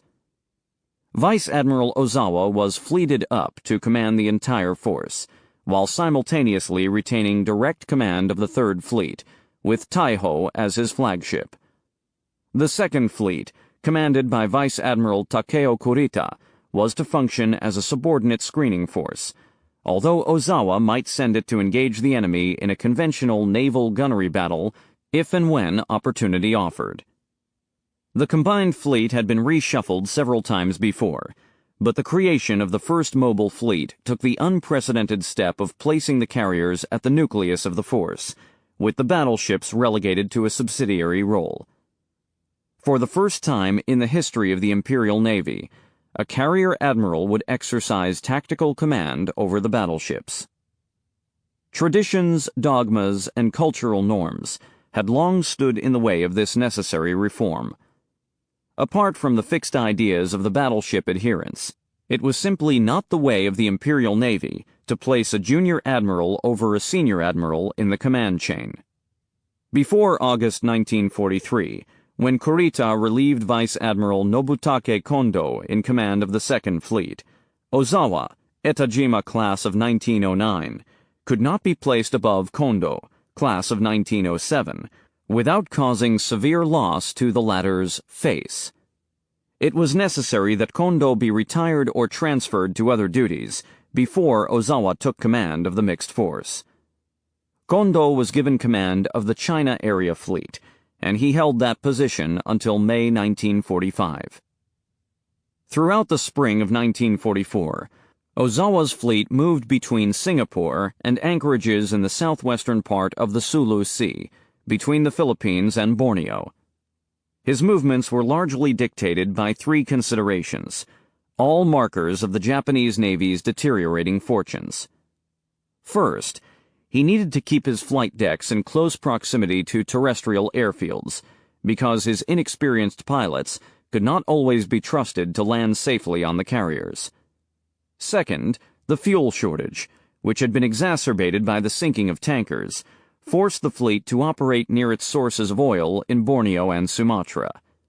Third, the escalating threat posed by Pacific Fleet submarines kept Ozawa's fleet besieged in shallow and enclosed waters. In early March, the Japanese carriers anchored off Singapore and their air groups dispersed to the region's various airfields for training exercises. The early results were not encouraging. Many of the new pilots had first climbed into the cockpit of a trainer aircraft less than 6 months earlier. The powerful new Suisei and Tenzan bombers were a bit too hot for many of the green pilots to handle, even from terrestrial airfields. They had received little or no gunnery or navigational training, and were obligated to follow a squadron or division leader who knew where he was going. The training was intense, and almost every day there was an accident, said Maintenance Officer Hiroshi Suzuki of the Tsuikaku. There were a lot of crashes because the pilots and mechanics were mostly rookies, and they were flying new aircraft. Besides that, the weather in Singapore was usually very bad, and we had a lot of rain. In the second half of March, Carrier Division 1 and 2 divisions of the 2nd Fleet moved about 100 miles south to Lingga Roads, off the coast of Sumatra. This anchorage, near the Palembang oil fields, was spacious enough for the carriers to conduct basic flight operations. Its narrow entrance channels could be policed against submarine infiltration. Here, the rookie pilots would practice their carrier landings, but when the planes moved from airfields to flight decks, operational losses rose to fearsome proportions. Minoru Nomura, air officer on the Tsuikaku, recalled watching as a Tenzan dropped a dummy torpedo and roared low over the carrier's bow, just clearing it. As the crew heaved a sigh of relief, the pilot began to bank for a right turn. At that instant, his right wingtip made contact with the water. Plane and crew disintegrated instantly. It was over in a moment. The powerful new torpedo bombers and dive bombers were unforgiving when flown at low speeds. Many dropped into the sea astern of the carriers as they made the final turn in the landing approach. Planes failed to snag an arresting wire and went careening into the island or over the side. Mid-air collisions occurred directly overhead. "This is self-destruction air warfare," a Junyo pilot ruefully commented. Admiral Shimada issued the revised Plan A, AGO, in Directive No. 373 on May 3rd. The plan envisioned a fleet battle in one of two decisive battle zones, in waters off Palau or the western Caroline Islands. The first mobile fleet would be supported by nearby elements of the shore-based 1st Air Fleet. If the Americans attacked the Marianas, Ozawa would remain in local waters in the hope of luring the enemy fleet south. Thus the plan depended on the Americans accepting the proffered bait. "The decisive battle," Shimada wrote, "will be fought as close as possible to the forward base of our mobile fleet." The battle must be fought in those southern waters, because the fuel situation required Ozawa to stay within easy reach of Dutch East Indian oil fields. The relentless attrition of oil tankers, chiefly credited to the American submarines and their now reliable torpedoes, had chained the fleet to the refineries at Tarakan, Balikpapan, and Palembang. The immediate fueling situation could be alleviated by allowing the ships to take on unrefined Borneo petroleum, which was pure enough to drive the engines, but volatile and dirty. Ships' engineers detested the stuff because it left layers of filthy sediment in the boilers, and it greatly increased the risk of explosions and fires. Until mid-May 1944, therefore, orders issued by Admiral Toyoda, pursuant to AGO, did not admit the possibility of a fleet battle off the Marianas. If the Americans attacked Saipan and its neighbors, land-based naval air forces on the islands must attack and destroy the enemy fleet. These air units could be reinforced from the homeland by sending planes to stage through the Jimas, the Bonin Islands, including Iwo and Chichi. Meanwhile, ground forces on Saipan were being strengthened and reinforced, and the local army commander, Lieutenant General Yoshitsugu Saito, had confidently pledged to repel any amphibious invasion. Still, uneasy questions remained. What if the Fifth Fleet declined to chase the enemy into the southwest? Could Japan risk the loss of territory so near the homeland without committing its fleet to make a stand?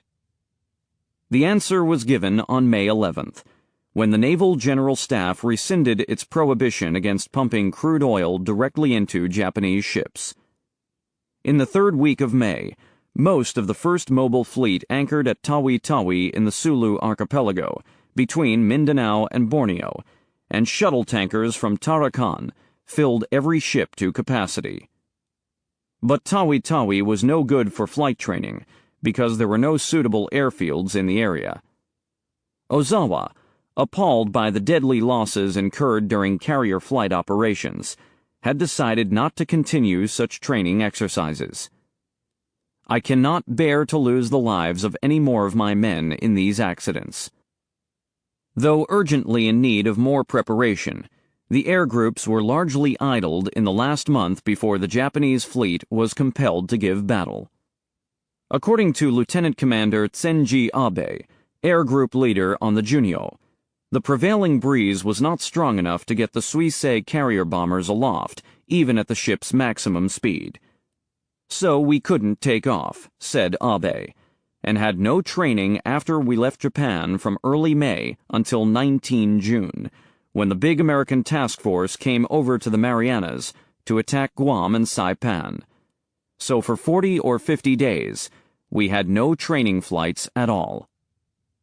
Admiral Matome Ugaki, the erstwhile Combined Fleet Chief of Staff, who had functioned as Yamamoto's right hand and had survived the aerial ambush that killed the former commander-in-chief in April 1943, had recovered from his wounds and was back in the fleet.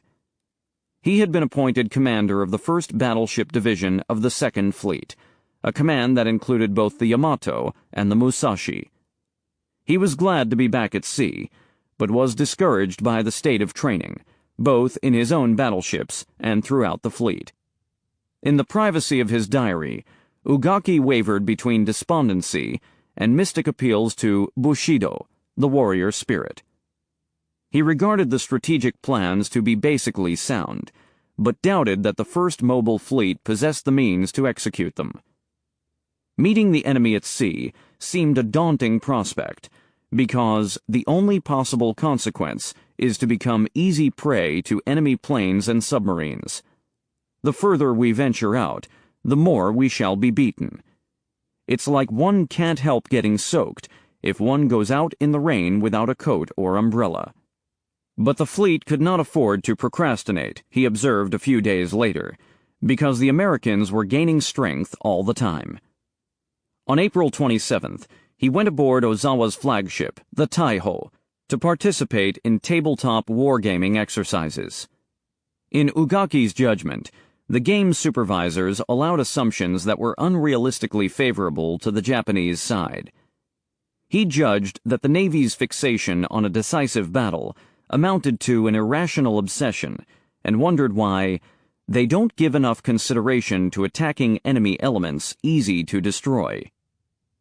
Ugaki's entries in April and May 1944 are filled with conflicting judgments and sentiments. The tone leaves no doubt that he knows his country is defeated, but he will not say so outright, even in his diary.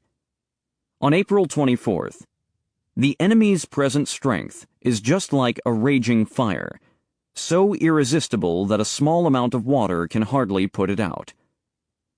His pessimistic insights ring true, while his efforts to arouse his own spirits are feeble and half-hearted.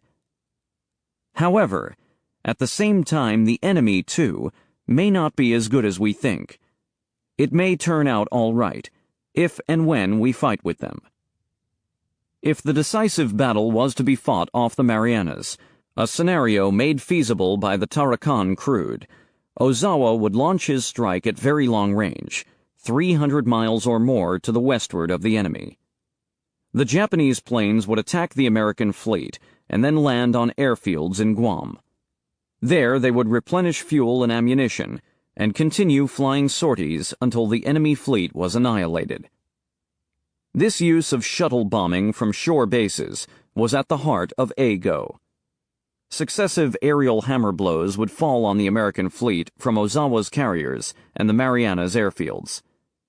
Ozawa would then unleash all his forces, including the battleships and other surface warships, to pursue the cripples and wipe them out. Shimada's directive put across Tokyo's absolute conviction in the plan. Complete success is anticipated. Keeping the first mobile fleet out of the enemy's reach appealed to the logic of outranging, a guiding tactical principle in Japanese planning and weapons systems. Outranging was a theme found in the design of the Imperial Navy's many long-ranged aircraft, including the Zero and the G-3M and G-4M medium bombers. For all the problems and challenges of the Japanese aircraft industry in wartime, the new generation carrier dive bombers and torpedo bombers had significantly greater range than their American counterparts. The Suisei flew so far that it was often configured as a reconnaissance plane and had been employed on ultra-long-range missions since 1942. Outranging had been employed to good effect in surface naval actions by the Type 93 Long Lance torpedo. The super battleships, with their 18.1-inch guns, were designed to strike an enemy from beyond his effective range. Outranging and shuttle bombing offered some theoretical promise of rectifying the disparity in force between the two opposing fleets. The Japanese were well aware that they were outnumbered. A May 9th intelligence estimate distributed by the Naval General Staff predicted that the U.S. fleet would sail with 16 battleships, including 8 of the fast new types. As for carriers, the estimate was 8 large fleet types, 10 light carriers, and approximately 20 jeep carriers. Those figures were close enough to the mark. The shuttle bombing tactic embodied in A-Go was sound in theory, but it was an expediency chosen to spare the pilots the ordeal of landing on the carrier flight decks. It was a tactical concept selected, in part, to mitigate the deficiencies in the carrier pilot's skills, and therefore pointed to the larger problem that would inevitably decide the outcome of the impending battle. The Japanese aviators were simply not ready to meet their adversaries on anything approaching equal terms. The officers and pilots told one another that A-Go was a good plan that would deliver a badly needed victory for Japan. By some reports, the Japanese officers and crews were confident in the week before sailing for battle. High hopes were invested in the land-based 1st Air Fleet, also called the Base Air Force, commanded by Vice Admiral Kakuji Kakuta and headquartered on Tinian. Short-based naval air had always been closely integrated into the Imperial Navy's fleet command structure. Naval leaders had retained a lingering belief, despite plenty of contrary evidence, that their land-based bombers could deal devastating blows to enemy fleets at sea. On paper, the 1st Air Fleet had a huge complement of about 1,750 planes, but that figure overstated Kakuta's actual strength in the Marianas by more than threefold. His command suffered from poor ground support facilities, a shortage of qualified mechanics and aircrews, and scarcities of spare parts, ammunition, and fuel. The submarine threat in waters between the home islands and the Marianas had rendered it impractical to crate the planes and send them by sea. Most were flown in from Japan by unseasoned and undertrained pilots through airfields in the Bonin and Volcano archipelagos. Operational accidents, including crashes and navigation failures, accounted for crippling losses of both aircraft and aviators. On the eve of the American attacks, Kakuta was thought to have about 435 aircraft in flyable condition. Quite apart from the amphibious campaign and the ubiquitous depredations of the fast carriers, American submarines were cutting the internal tendons of the Japanese war effort. The undersea campaign had grown steadily more potent since mid-1943. On June 7th, the Naval General Staff announced that 210,000 tons of shipping had been lost in May.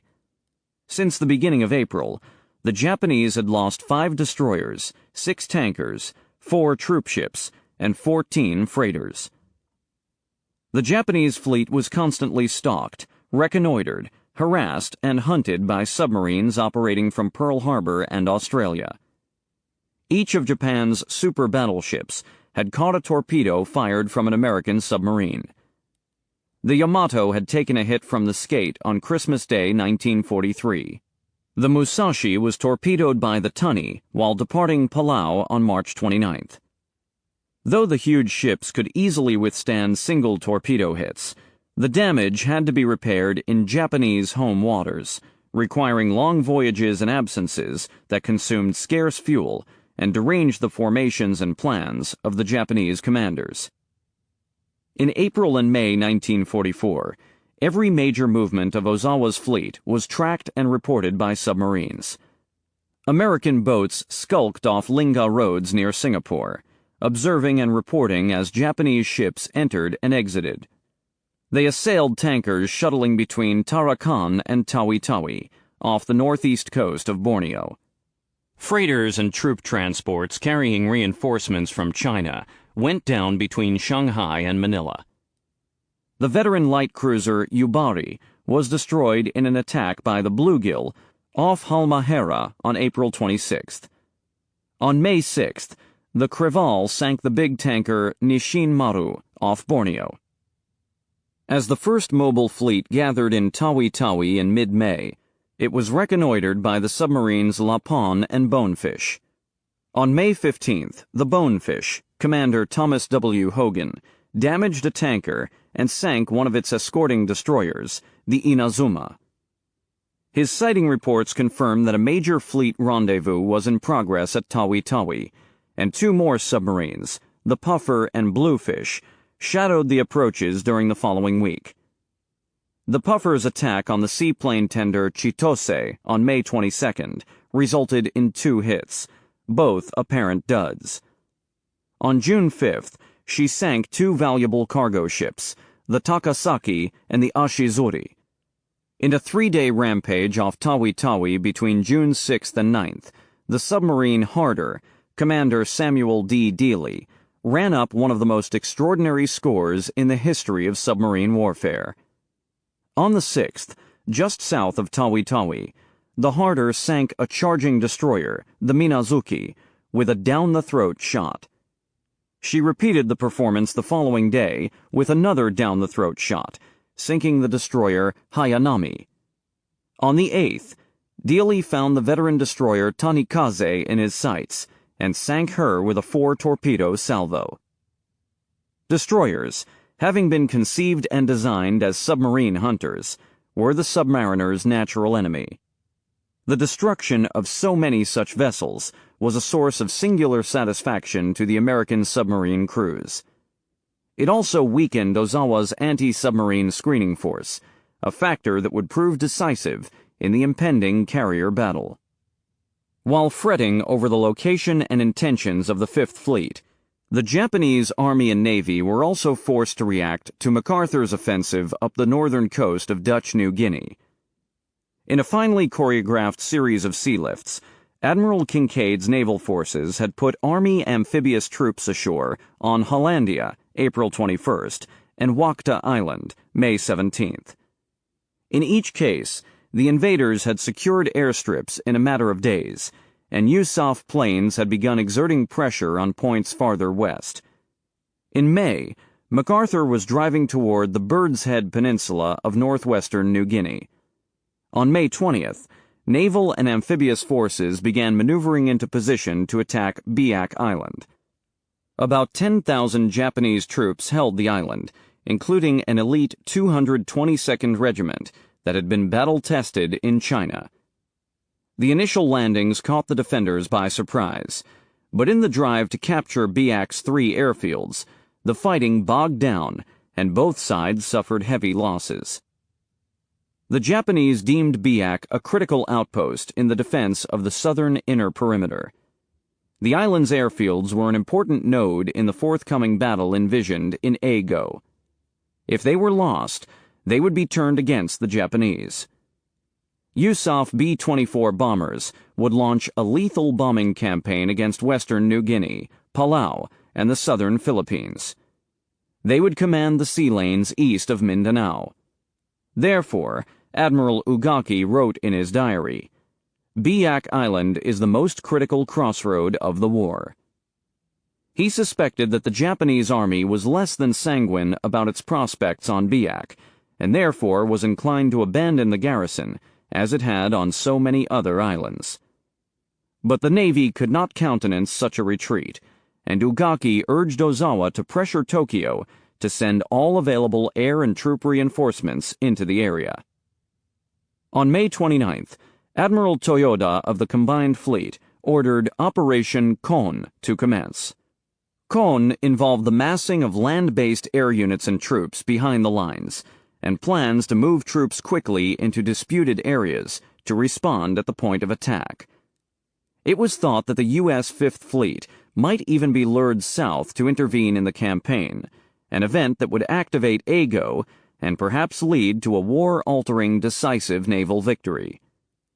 Kakuta was ordered to fly some 480 planes into airfields at Sorong and Halmahera Island, from which they could attack the American amphibious fleet off Biak. Encouraged by reports from the island, where the Japanese garrison had repeatedly driven American forces back in counterattacks, the Imperial General Headquarters resolved to send in land reinforcements. Short of transports, the Navy resorted to the old tactic of using destroyers and cruisers as makeshift troopships, which staged at Sorong. The flotilla, committed by Vice Admiral Naomasa Sakonju, would fetch 2,500 troops of the 2nd Amphibious Brigade from Zamboanga, Mindanao on May 31st, and land them on Biak 3 days later.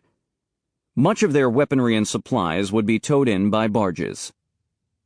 Sakonju's approach was detected on June 3rd by Allied reconnaissance planes, and the flotilla was intercepted by a cruiser-destroyer force under Admiral Victor A.C. Crutchley. Heavy air attacks on June 8th sank one of Sakonju's ships and damaged another. The Japanese warships, crowded with troops and in no condition to fight, withdrew in a running battle. The failure of the first reinforcement mission only redoubled Ozawa's determination to hold Biak. At Tawi-Tawi, where divisions of ships were arriving from Lingga roads, the staff pored over maps of Biak and western New Guinea and contemplated their options. Their prevailing view remained that the U.S. fleet would sail through the Palau Islands to force a diversionary fight. Ugaki was keen to bring his heavy ships into action, but reluctant to risk them to force the troop reinforcements through to Biak. On June 10th, Admiral Toyoda ordered the battleships Yamato and Musashi, with the light cruiser Noshiro and 6 destroyers, to attempt another troop landing. Admiral Ugaki, who had admitted in his diary the previous morning that, "I thought we had no choice but to give up Biak," would command the combined force. He sailed from Tawi-Tawi that afternoon and rendezvoused with additional forces in Batjan on June 11th. With nothing to compare to the American sophisticated amphibious equipment and landing craft, the Japanese warships were forced to the expedient of carrying Army landing craft on their decks, 1 each on the destroyers, 2 each on the cruiser and battleships. With the decks awkwardly burdened in this way, the ships could not come to action or use their guns to bombard shore positions. The troops would have to be landed before the squadron went into action. If the Americans interfered, this reinforcement mission was likely to end in another failure. En route, Ugaki admitted in his diary that he was worried about his anemic air cover, and considered that his ships were likely to come under punishing air attack before they could get troops ashore or bring their naval guns to bear on any enemy target. "I think that to reach the front line itself without air cover is awfully difficult, but I won't grumble about it now. I shall do all that is humanly possible." The Biak operation was complicated by a series of indications that the Americans were staging a major operation north of the equator, probably aimed at the Marianas. Long-range scouting flights launched from Nauru had photographed a powerful American fleet anchored at Kwajalein and Majuro. A few days later, on June 9th, another flight confirmed that the carriers and battleships seen earlier were gone. Where were they? Where were they going?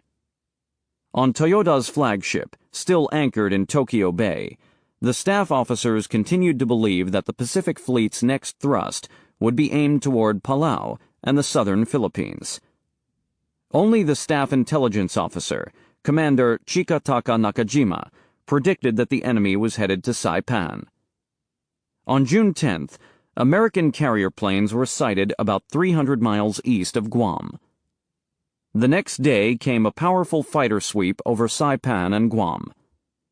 On the night of June 12th, Kakuta's headquarters radioed its best estimates of the situation off the Marianas, judging that the enemy force consisted of 11 carriers.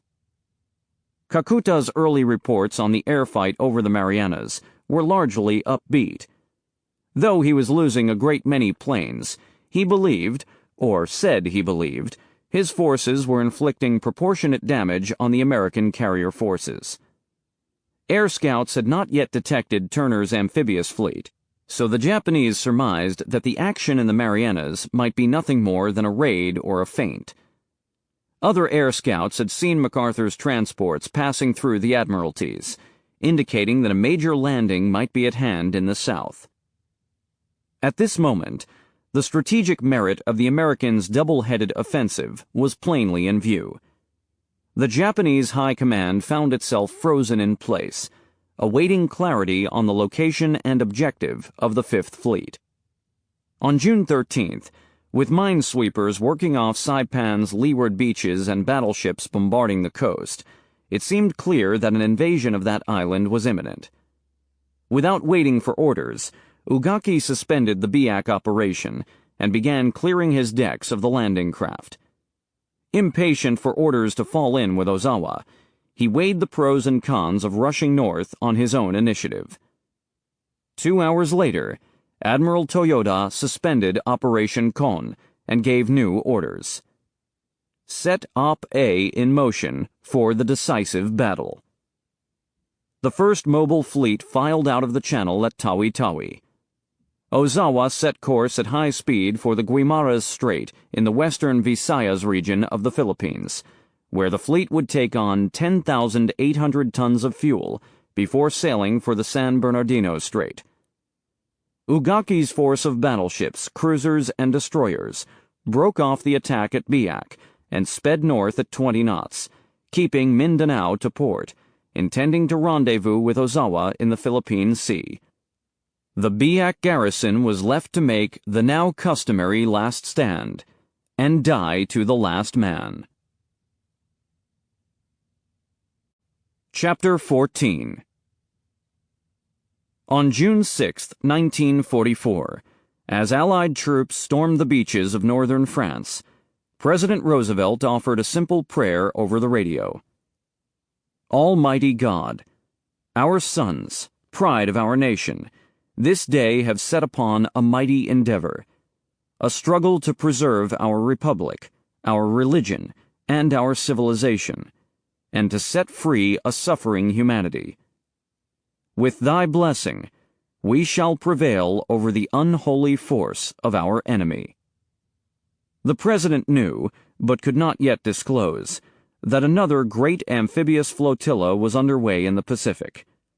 If not for the invasion of northern France, Overlord, the Pacific operation, Forager, would have surpassed all previous amphibious landings in scale and sophistication. That two such colossal assaults could be launched against fortified enemy shores, in the same month and at opposite ends of the Eurasian landmass, was a supreme demonstration of American military-industrial hegemony. The force that sailed against the Marianas included more than 600 ships, carrying more than 300,000 men. Admiral Mark Mitcher's Task Force 58 now included 15 aircraft carriers, divided into 4 task groups.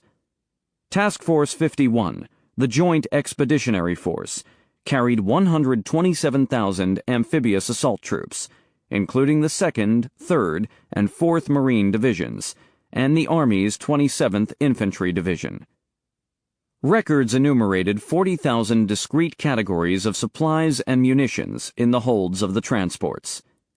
These had been combat-loaded so that they could be removed and transferred to the beachhead quickly and in exactly the quantities requested by the troops ashore. For every one Marine or soldier in the landing force, the transport fleet carried more than a ton of supplies and equipment. A single supply ship brought rations to feed 90,000 men for a month. Mitscher's task force carried 8 million gallons of aviation fuel and would burn more than 4 million barrels of bunker oil during the operation. An F-6F pilot, flying above Task Force 58 during the 5-day passage from Eniwetok to Saipan, was impressed by the sight of the fleet as it turned into the wind to launch aircraft. Carriers, battleships, cruisers, and destroyers turned together and steadied on the same course. The wakes from all of those ships were perfectly symmetrical with each other, like a perfect corps de ballet, but some of these ships weighed 35,000 tons. I looked down on this power and wondered what kind of fools these Japanese were. They had made one of the greatest miscalculations of all time, and boy, were they going to pay a price. The top echelon of the command roster was unchanged from previous operations. Spruance would command the entire fleet from his flagship, the cruiser Indianapolis, but he would leave tactical command of the carriers to Mitscher. Kelly Turner commanded Task Force 51, consisting of 486 vessels ranging in size from battleships, the older, slower class, optimized for shore bombardment, to landing craft. The Marine Holland Smith retained his job as commander of the 5th Amphibious Corps. General Ralph Smith of the U.S. Army remained his subordinate as commander of the 27th Infantry Division. Task Force 51 was subdivided into a northern attack force, which would take Saipan, and which Turner commanded directly, and a southern attack force, which would tackle Guam. The southern group was commanded by Admiral Richard L. Connolly, and the assault troops of that group were commanded by General Roy Geiger, the Marine who had very adeptly run the Cactus Air Force during the Guadalcanal campaign. 2 weeks earlier, a massive explosion had ripped through a row of moored LSTs in the west lock of Pearl Harbor. Its cause could never be established with certainty because all direct witnesses vanished in an instant. A subsequent investigation concluded that it was likely an ammunition loading accident, perhaps caused by a dropped mortar round. The blast quickly touched off the magazines of adjoining vessels. Debris and bodies rained down across Ford Island and onto the decks of ships moored as far as half a mile away. Fires raged throughout the day and were not brought fully under control until the following morning. The disaster destroyed 6 LSTs slated for Forager. Casualties were heavy: 163 killed and 396 wounded. No reference to the incident was permitted to appear in the press. If the West Lock disaster had occurred 6 months earlier, in the prelude to Flintlock, it would have forced Nimitz to postpone the operation. But in the late spring of 1944, the Pacific Fleet was so abundantly outfitted that it could shrug off the loss of 6 LSTs. 2 days after the accident, Nimitz assured King that salvage and cleanup operations were underway, and Forager target date will be delayed but little, if at all. The Marianas were nothing like the low-lying coral atolls of the Gilberts and Marshalls. They were big, rugged islands, dominated by steep peaks, yawning gorges, undulating tablelands, and fields of sugarcane. The lowlands were overgrown with thick vegetation. Saipan, Guam, and Tinian, the 3 principal islands in the southern Marianas and Forager's main objectives, took in almost 300 square miles altogether. Saipan, 12 miles long, was dominated by a ridge of volcanic mountains running down the middle of most of its length.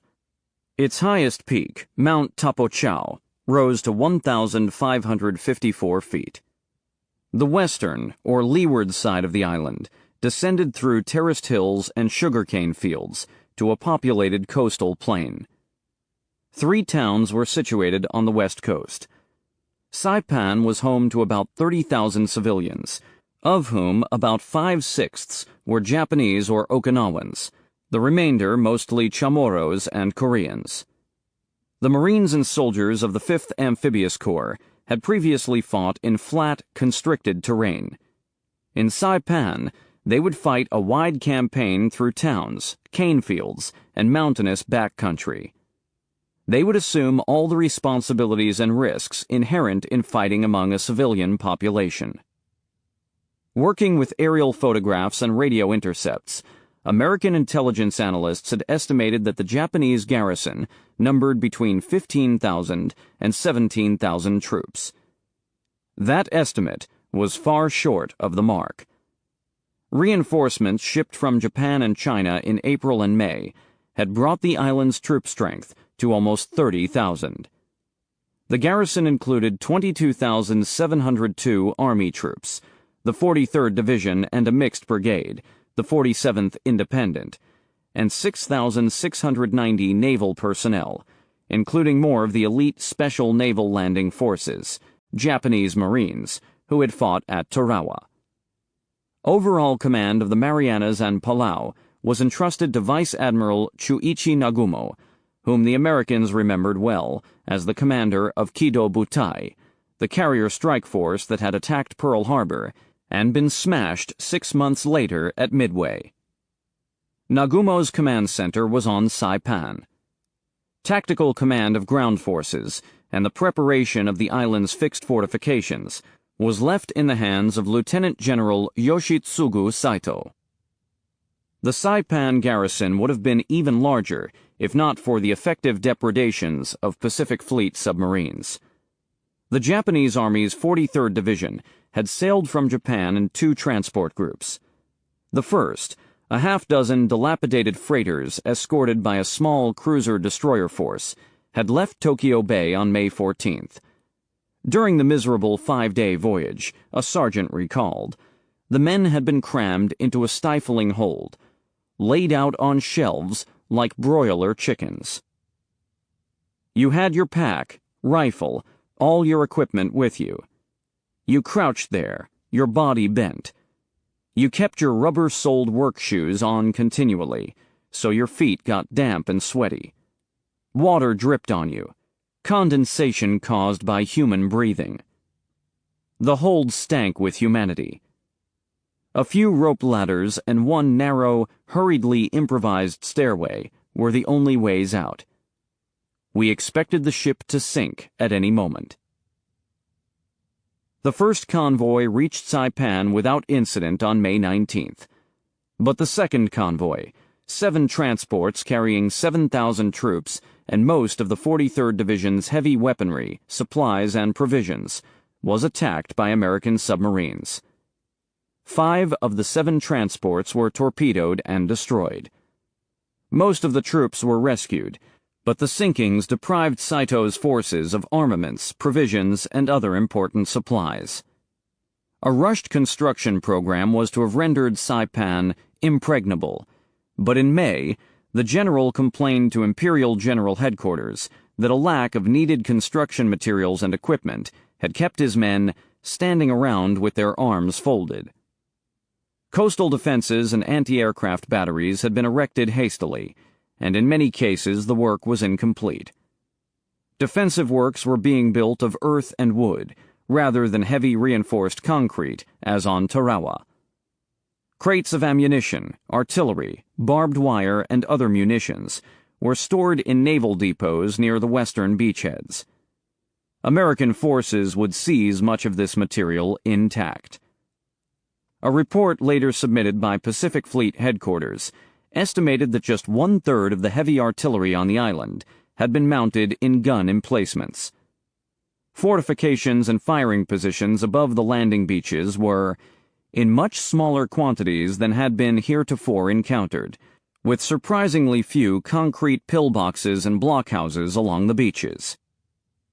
More than 1,000 miles lay between Saipan and Eniwetok, the westernmost atoll in American hands. Turner's amphibious fleet would be required to operate at sea, within easy reach of the invasion beaches, possibly for many weeks. Reaching a safe anchorage would require a voyage of several days. Turner's vulnerable transports would depend entirely on the air protection provided by Task Force 58. Japanese airfields on Saipan, Guam, and Rota were thought to be abundantly supplied with land-based fighters and bombers, and they could be reinforced quickly by aircraft staged through airfields in the Bonin and Volcano Island groups to the north. Given the record of Mitscher's recent carrier raids against enemy territory throughout the theater, the Americans could confidently rely on Task Force 58 to win control of the skies above the southern Marianas. But what happened if Ozawa's first mobile fleet appeared on the scene? Would Mitscher be cut loose to go after it? Or must he remain near the beachheads and the invasion fleet? Therein lay a worrying ambiguity that had not been directly addressed in Spruance's orders, or in Forager's operational plans. The problem had been on Ernest King's mind throughout the spring.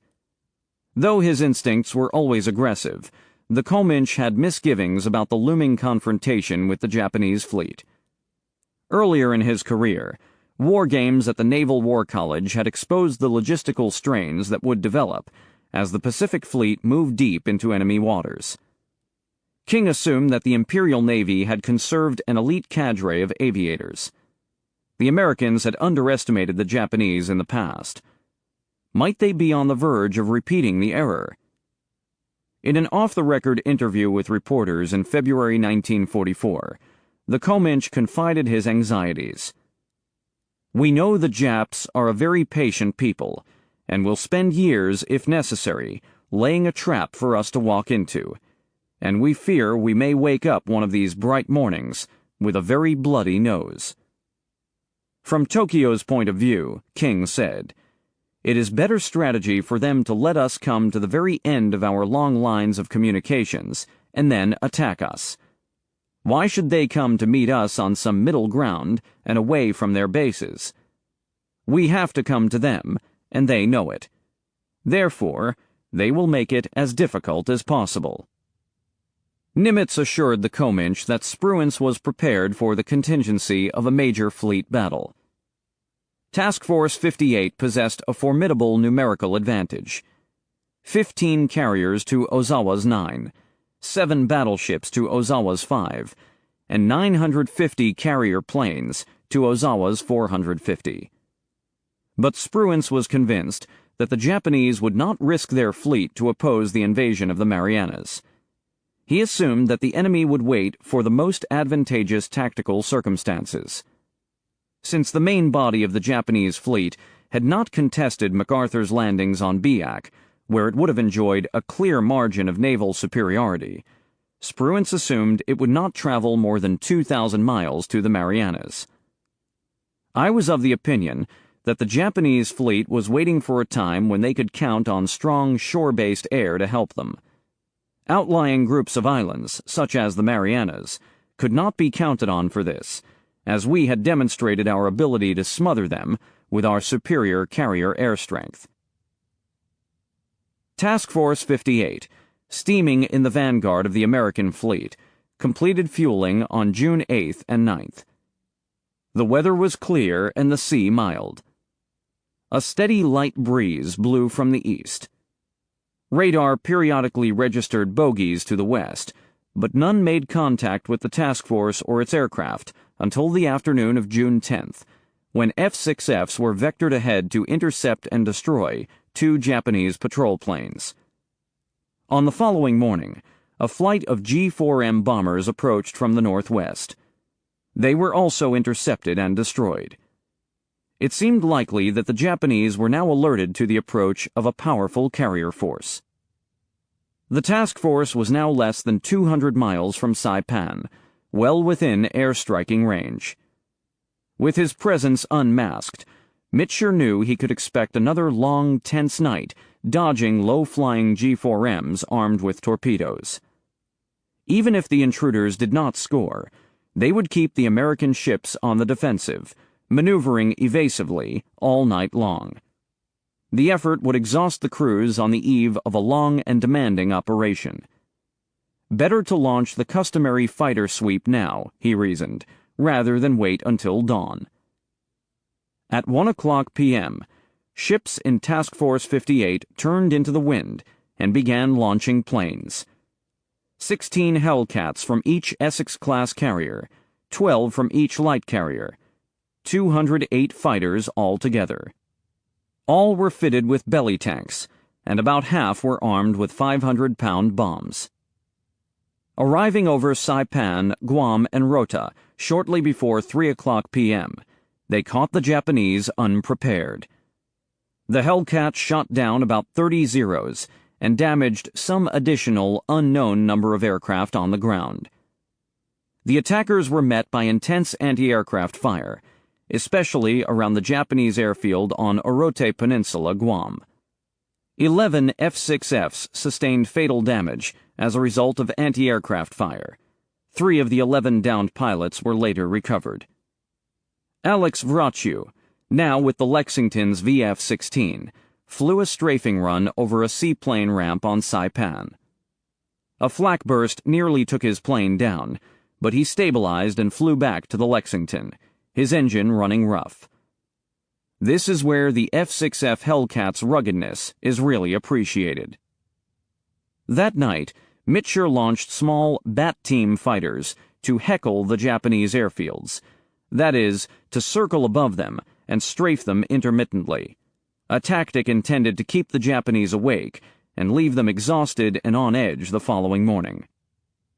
Kakuta's first air fleet had begun the day with approximately 435 aircraft, manned and operable. The initial daylight fighter sweep on June 11th had destroyed as many as a third, while also cratering the runways and demolishing many of the vital ground support facilities. At the end of the first week of aerial combat and carrier strikes, Kakuta's flyable inventory was reduced to about 100 planes. The remaining aircraft had survived only because they had been camouflaged under palm fronds and brush and dispersed to locations far from the airfields. Air reinforcements arrived in small numbers from the home islands and from Truk. But the first air fleet, upon which so much hope had rested, never posed more than a nuisance to American forces. Spruance ordered 2 task groups, half of Mitscher's force, to divert north and raid the airfields on Iwo Jima and Chichi-jima. Mitscher assigned the job to task groups 58-1 and 58-4, commanded by Rear Admirals Jocko Clark and William K. Harrell, respectively. Task Group 58-1 reached its point option on the afternoon of June 15th and launched a large composite strike against Iwo and Chichi-jima. Hellcats shot down about 24 Japanese fighters, while the accompanying bombers worked over the airfields, ammunition dumps, fuel tanks, and ground complexes. F-6Fs armed with small fragmentation bombs cratered the runways, and then banked around for low-altitude strafing runs. Again, the sturdy construction of the American planes worked to their advantage, and many damaged or shot-up aircraft returned safely to the carriers. A small typhoon was brewing in the area. Late afternoon brought towering seas, and green water broke over the flight decks.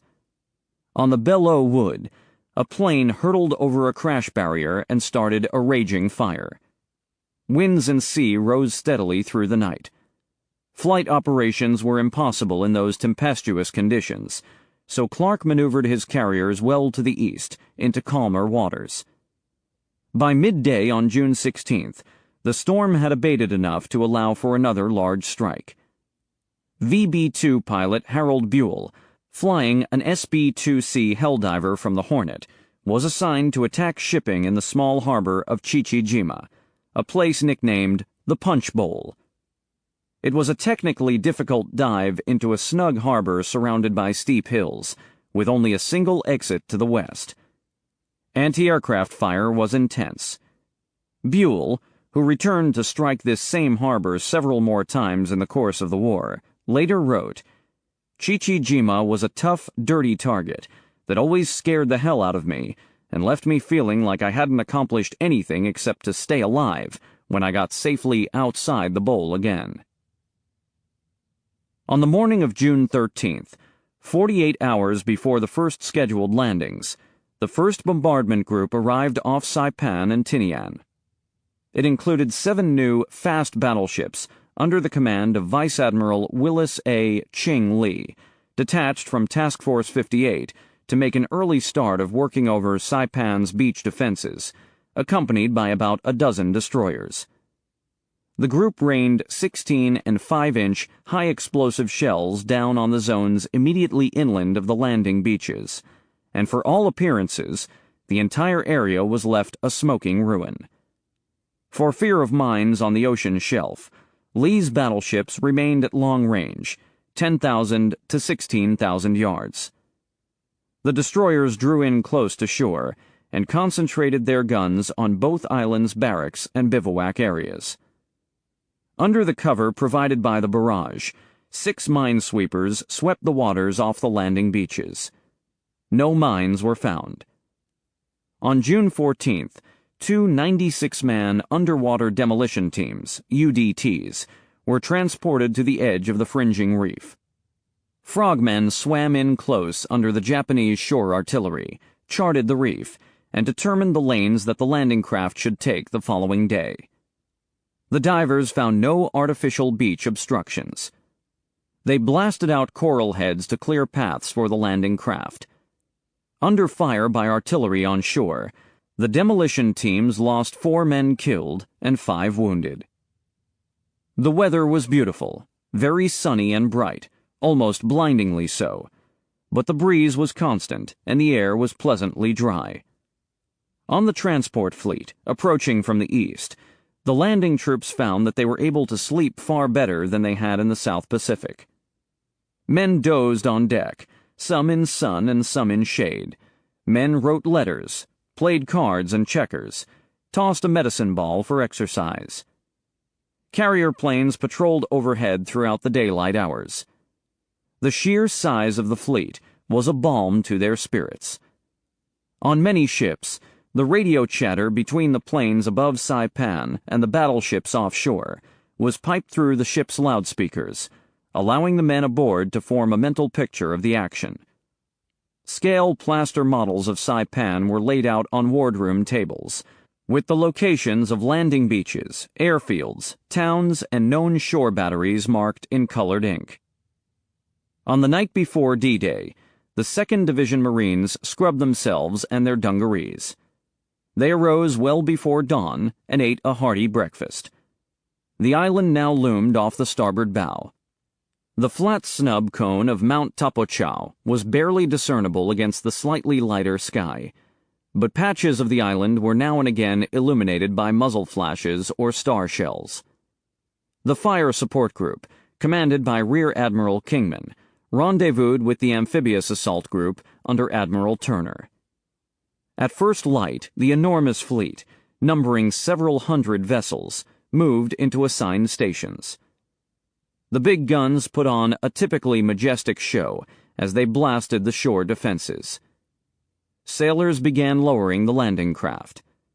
The Marines, noted combat correspondent Pete Zerlinden, seemed relaxed and even bored as they watched the naval guns and carrier bombers spread destruction along the shore. They sorted through their gear one last time and sighted along their rifles. Virtually all of the non-commissioned officers were veterans of previous amphibious assaults. To most of them, wrote Zerlinden, this is an old story. They are quiet, laconic in their conversation. They had seen and done it before. From his flagship, Rocky Mount, Admiral Turner raised the signal, "Land the landing force."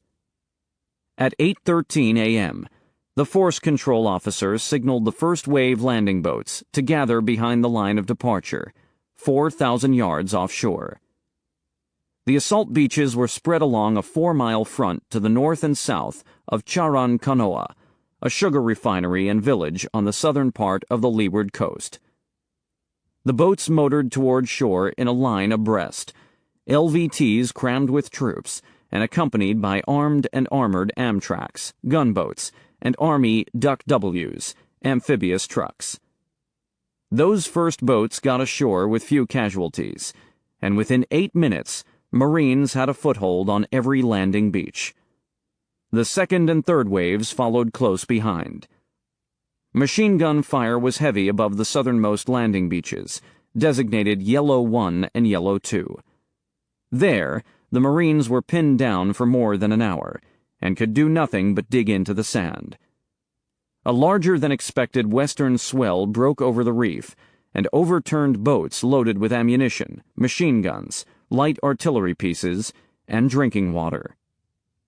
As they reached the reef, about 1,000 yards from shore, the fourth and fifth waves were under intense artillery and mortar fire. The weapons, positioned on ridges above the beaches, had been registered to hit the reefs, and when they opened up, the entire reef line seemed to erupt in a barricade of white water and flames. This first salvo was so closely timed that witnesses offshore assumed a series of mines must have been detonated by one signal. A few craft took direct hits and suffered 100% casualties.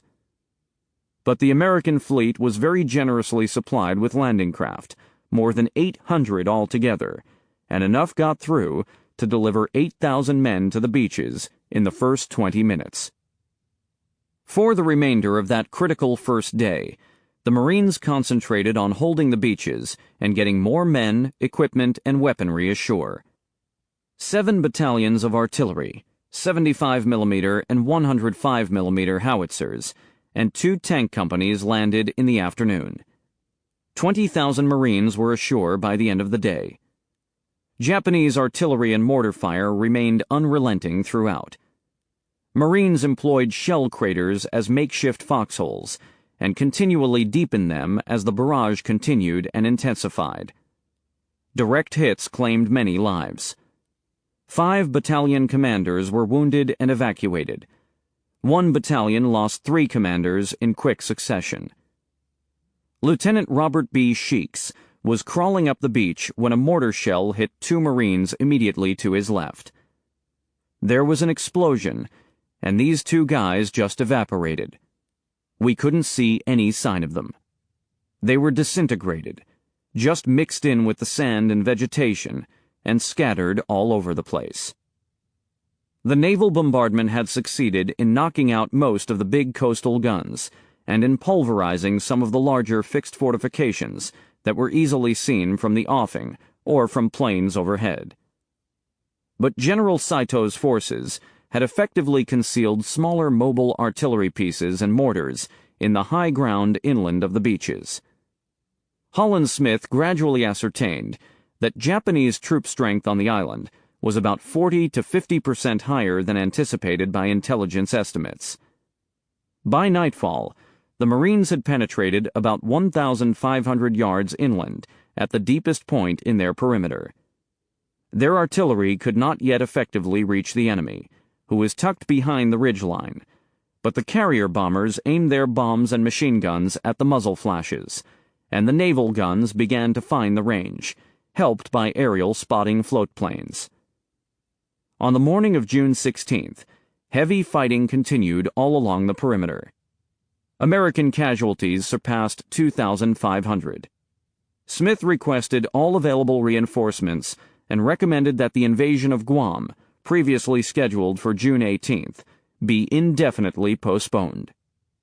Smith pressured his division and battalion commanders to move inland, but the terrain above the beach impeded most of the tanks and armored vehicles, and there were few suitable footpaths allowing for rapid infantry movements.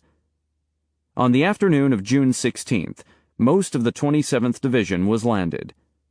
Smith intended to send the soldiers across relatively accessible terrain toward the southeastern part of the island, where they would capture Aslito Airfield. On June 16th, Saito decided to commit his reserves to a night counterattack on the northern flank of the 2nd Marine Division, near the northern limit of the American perimeter. The Japanese made no special effort to conceal their intentions.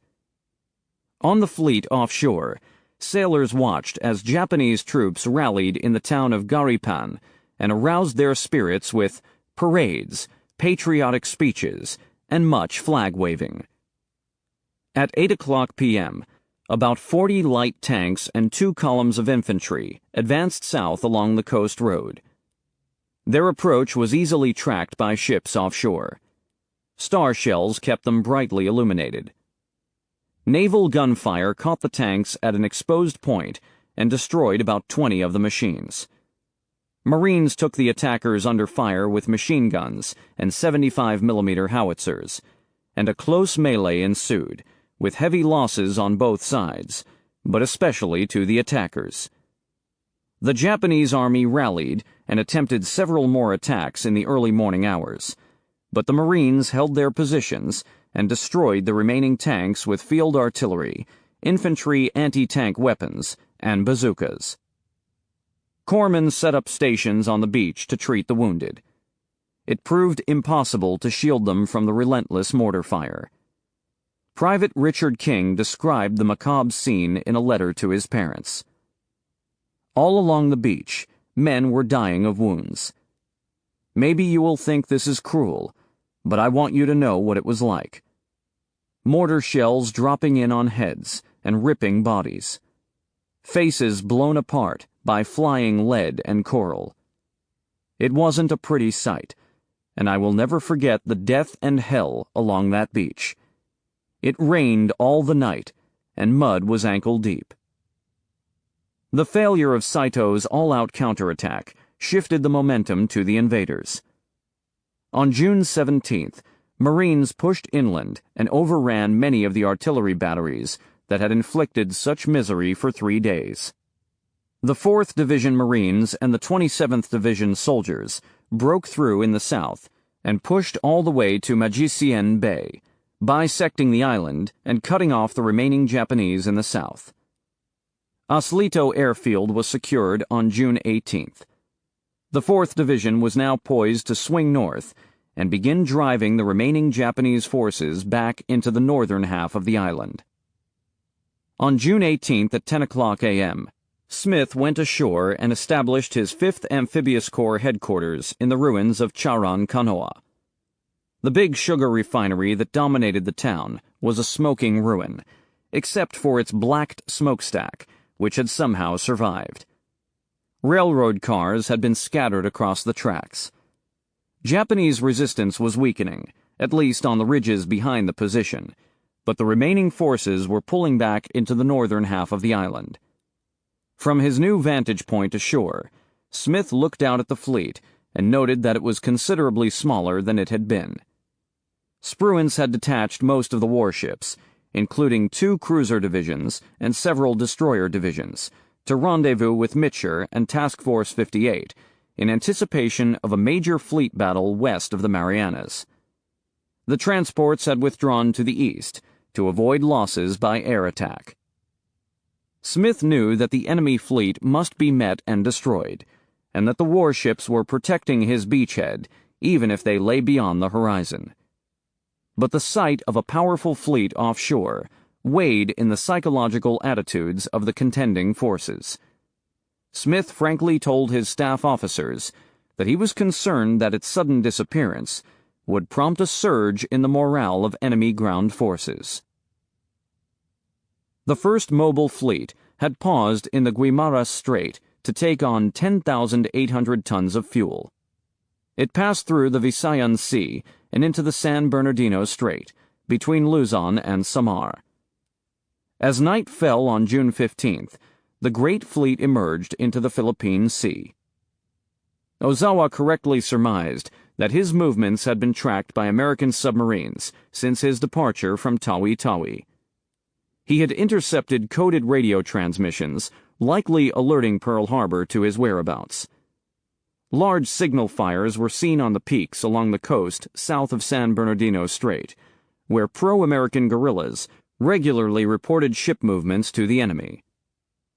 Ugaki's force of battleships and cruisers, having broken off the attack on Biak and sailed north past Halmahera, had been shadowed by enemy long-range bombers. The Japanese fleet was not going to take the enemy by surprise. Fuel was a stringent consideration. The Navy had allocated 7 precious oilers to get the first mobile fleet this far. They were filled with the crude Borno petroleum that degraded the performance of the ship's boilers and was volatile and potentially dangerous to handle. Given the constraints, Ozawa had managed his fueling situation exceptionally well, but he had little margin for unexpected developments. He could bring his carriers within striking range of the Marianas, but would have to withdraw to the inland sea immediately after the battle. Ugaki's warships fell in with Ozawa's force on June 16th. Refueling continued throughout the following night. With tanks topped off, the fleet steamed east. The officers and men of the first mobile fleet sensed that they were on the verge of making history. "This operation has an immense bearing on the fate of the Empire," Ozawa signaled the fleet. "It is hoped that all forces will do their utmost and attain results as magnificent as those achieved in the Battle of Tsushima." The first part of the message was incontrovertible. The second was merely a hope, and a forlorn one. Post-war interrogations and Ugaki's contemporary diary entries leave no doubt that senior commanders were concerned about the fleet's readiness for battle, and that the aviators were badly overmatched. They fastened their hopes to their tactical advantages, of which there were more than a few. For all the wartime tribulations of the Japanese aircraft industry, the new generation carrier bombers could fly some 200 miles farther than their American counterparts. Because the Japanese still possessed airfields on Guam and other islands, their carrier planes could, in theory, strike the American fleet, refuel and rearm at the airfields, and then give the Americans another working over before returning to their carriers.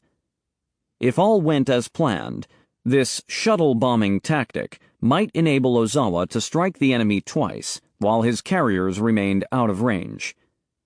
The Japanese now possessed accurate knowledge of the composition and location of the American fleet, so there would be no unpleasant surprises as at Midway. The trade wind from the east worked in favor of the Japanese, as it would require the Americans to move east into the wind to conduct flight operations. Possession of the lee gauge gave Ozawa the power to control the timing of events, and would severely constrain the Americans' ability to give chase to the west. Turner's amphibious fleet, tethered to the Saipan beachhead, lacked tactical mobility. The land-based air forces of the Marianas might yet mete out retribution to the American fleet, or so it was hoped. Ozawa had not yet learned how badly Kakuta's air units had been mauled, perhaps because the latter was reluctant to admit it. Insofar as Ozawa knew, Kakuta's airmen had delivered a week's worth of hard knocks on the American fleet and its carrier air groups. He assumed that the airfields on Guam and Rota were prepared to receive and turn around his carrier planes as planned. On any terms other than a direct comparison with the resources of the Fifth Fleet, the First Mobile Fleet was an awesome force. It was the largest concentration of carrier air power the Imperial Navy had ever amassed, about 50% larger than the force that had attacked Pearl Harbor in 1941. Tai-Ho, with its armored flight deck and newly constructed torpedo blister, was thought to be the toughest and most impervious carrier in either of the opposing fleets. The behemoths Yamato and Musashi were the world's two mightiest surface warships. Spirits among the Japanese rank and file were seemingly buoyant. Masatake Okumiya recorded that many of his fellow officers believed that victory was ensured, and our pilots were convinced that they would shatter the attacking American fleet. Ugaki, after surveying the Great Armada from his bridge, mused in his diary, "Can it be that we'll fail to win with this mighty force? No, it can't be." As always, Admiral Spruance walked for hours around the forecastle of the Indianapolis, often accompanied by Gil Slonim, an intelligence officer detailed to the Fifth Fleet. A series of contact reports had tracked the Japanese fleet from Tawi-Tawi, and Filipino coast watchers had reported a large carrier and battleship force traversing the San Bernardino Strait on June 15th. Some hours later, the submarine Flying Fish sighted a large enemy task force consisting of at least 3 battleships, 3 carriers, and a number of cruisers and destroyers. Well to the south, a short time later, the submarine Seahorse reported another large group of enemy warships traveling northward in a location about 200 miles east of Surigao Strait. This was Ugaki's surface warship group. Spruance summoned a squadron of long-range, radar-equipped PBM seaplanes from Eniwetok. They would begin long-range search flights to the west to locate the Japanese fleet. That these two widely separated elements or task forces might be headed to a rendezvous was an obvious possibility, but there was no proof of it. Spruance was vigilant to the danger of an end-run attack on the amphibious fleet off Saipan. Divided forces and flanking attacks had been a hallmark of Japanese naval strategy in many previous engagements. Early on the morning of June 16th, the submarine Kavala, on her first war patrol, discovered several tankers and supply ships that previously had not been located. At 9:15 p.m. the same day, at a point about 800 miles west-southwest of Saipan, Kavala's radar detected many large ships headed east at 19 knots. Captain Herman J. Kostler radioed Admiral Lockwood in Pearl Harbor with the contact report. 15 or more large combatant ships. When this information was received several hours later on the Indianapolis, Carl Moore woke Spruance. Reviewing all the reports received in the past 12 hours, they concluded that the enemy fleet was deliberately hovering beyond the striking range of the American carriers. It appeared to Spruance that Ozawa was merely probing, and perhaps hoping to lure the Americans west. Upon learning that the Japanese fleet had departed its anchorage in Tawi-Tawi, Spruance had assumed it would come directly toward him and attempt a pitched surface battle. For a second time, it turned out wrong, he told Nimitz. Their attitude about risking their fleet had not changed. Their methods of operation had changed, in that they were using carriers again. They intended to use their fleet to exploit advantages that their carrier air might gain. They had no intention of throwing everything at us by coming into Saipan at high speed to fight it out. Spruance's bottom line was that he would not leave the amphibious fleet, the transports, and the beachhead unprotected until he knew the location of every element of the Japanese fleet. The easterly wind would always limit the potential westward progress of Task Force 58 during daylight, but Spruance would not allow the flight decks to stray farther than near air-striking range from the Marianas. In the Battle of Tsushima, which Spruance and his colleagues had studied at the Naval War College, Admiral Togo had waited for the Russian fleet to come to him. That waiting strategy was always on his mind, as he would write later. We had somewhat the same situation, only it was modified by the long-range striking power of the carriers. Now, he was inclined to wait and let Ozawa come east. He summoned the 2 carrier groups, commanded by Clark and Harrell, back from the Bonins.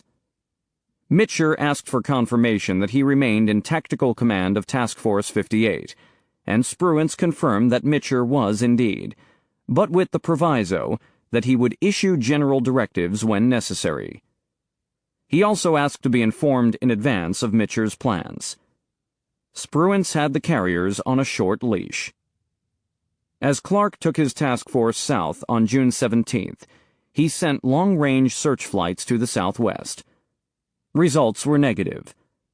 Knowing that the Japanese fleet was out there, probably not far beyond the maximum 350-mile search radius of his planes, he considered racing west through the night and interposing his ships between Ozawa and the home islands of Japan. It was a historic opportunity, and Clark knew it.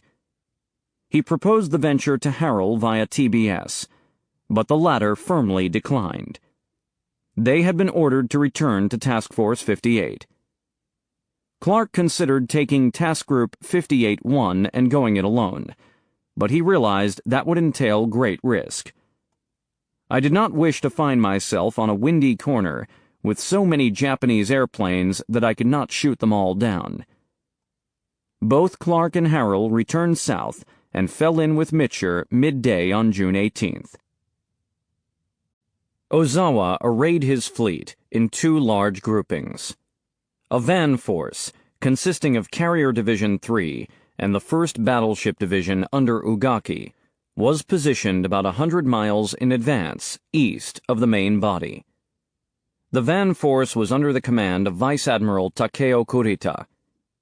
The rear group was divided into two carrier divisions, of which the strongest, representing about half the air strength of the mobile fleet, was Carrier Division 1, which included the Taiho, Shokaku, and Suikaku. Ozawa retained direct command of the division from his flagship Taiho. Upon receiving Cavala's updated contact report on the morning of June 18th, Mitscher and his staff officers considered the possibilities from Ozawa's point of view. He was likely on a tight fuel budget. He would attempt to employ the greater range of his carrier planes to advantage by striking the Americans with massed carrier air power from beyond 300 miles west. Therefore, he would steam east and launch his planes either late that afternoon or before dawn on the 19th. Events would soon confirm that these deductions were on the mark. Mitscher and his staff also considered that Ozawa might send his surface forces ahead to attempt a night attack, but that scenario was less certain. To close the range on the enemy and orient Task Force 58 favorably to the prevailing easterly winds, Mitscher asked Spruance for permission to take the carriers farther west. Spruance, still eyeing the risk of a flanking attack on Turner's amphibious fleet, answered in the negative. As logged in the Fifth Fleet War Diary, Spruance informed CTF-58 that in his opinion, the main enemy attack would come from the westward, but might be diverted to come from the southwestward, and that diversionary attacks might come from either flank, or reinforcement might come from the Empire. If morning searches were negative, Spruance instead proposed that Mitscher launch another round of bombing raids on airfields at Guam and Rota. Mitscher was nonplussed by these directives. Like every other aviator in the fleet, he was keen to get at the enemy carriers. He was ill at ease with the likelihood that Task Force 58 might have to fight off a huge carrier airstrike without any means of hitting back. The suggested raids against Guam and Rota were not entirely sensible, because the operations of the previous week had nearly exhausted the aerial ordnance suitable to such a mission, contact-fused land bombs. What was left in ample supply were armor-piercing bombs designed to punch holes in ships. Mitscher launched his search, but he had no expectation of finding enemy ships within the limited radius of his planes. They did not, although in a few instances the American scouts brushed elbows with their Japanese counterparts at or near the limit of their outbound flights. An Aichi reconnaissance floatplane, Jake, was shot down at the end of one of these searches. Afternoon patrols, on bearings between 195 degrees and 315 degrees to a distance of 325 miles, were also negative. Ozawa was plainly keeping the Americans at arm's length.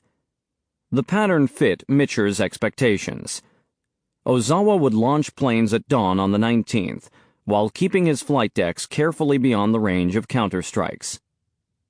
Mitscher respected Spruance, and was not inclined to pester his commander for a different decision. The task group commanders and their air staffs were freer in disparaging their black shoe chief and his overcautious attitude. As Jocko Clark returned from his northern foray that morning, he was flabbergasted to learn that Spruance had chained Task Force 58 to the Saipan beachhead. The end-run scenario was a chimera, he insisted. Even from a position 250 miles farther west, the task force could have readily covered Saipan with our radar, our search planes, and our submarines keeping us informed of the movements of the enemy fleet.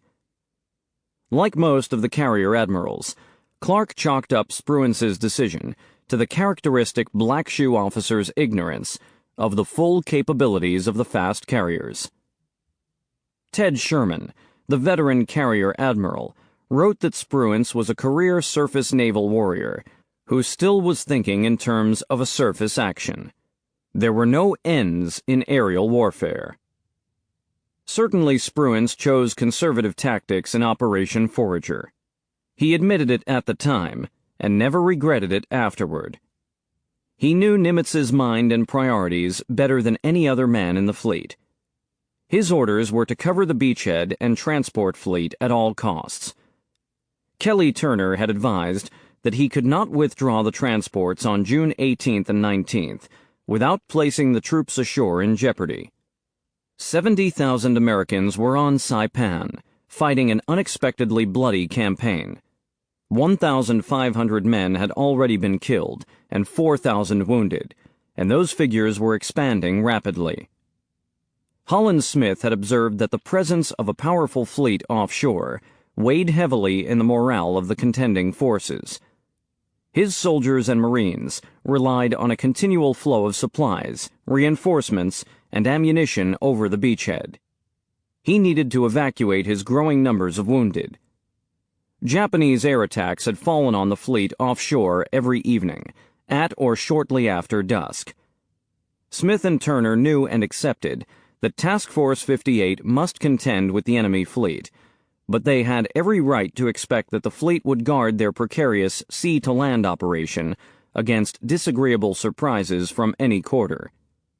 The Navy had offered solemn commitments to the Army and Marines. Issues of inter-service unity were at stake.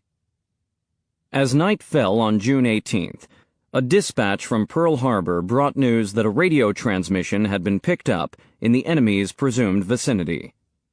Ozawa had broken radio silence to make contact with air bases in the Marianas. Direction-finding, DF devices had fixed the point of origin in a zone 355 miles west-southwest of the American fleet. That location was consistent with the contact provided by the Kavala earlier in the day. At flag plot on the Lexington, it seemed to settle the issue, or at least added enough evidence to merit an aggressive move to engage the enemy. At about 11:30 p.m., Mitscher made his last appeal.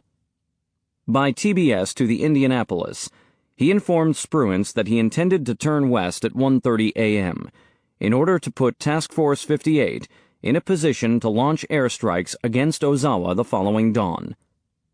That would provide space for the carriers to head east throughout June 19th, keeping bows pointed into the wind for continuous flight operations.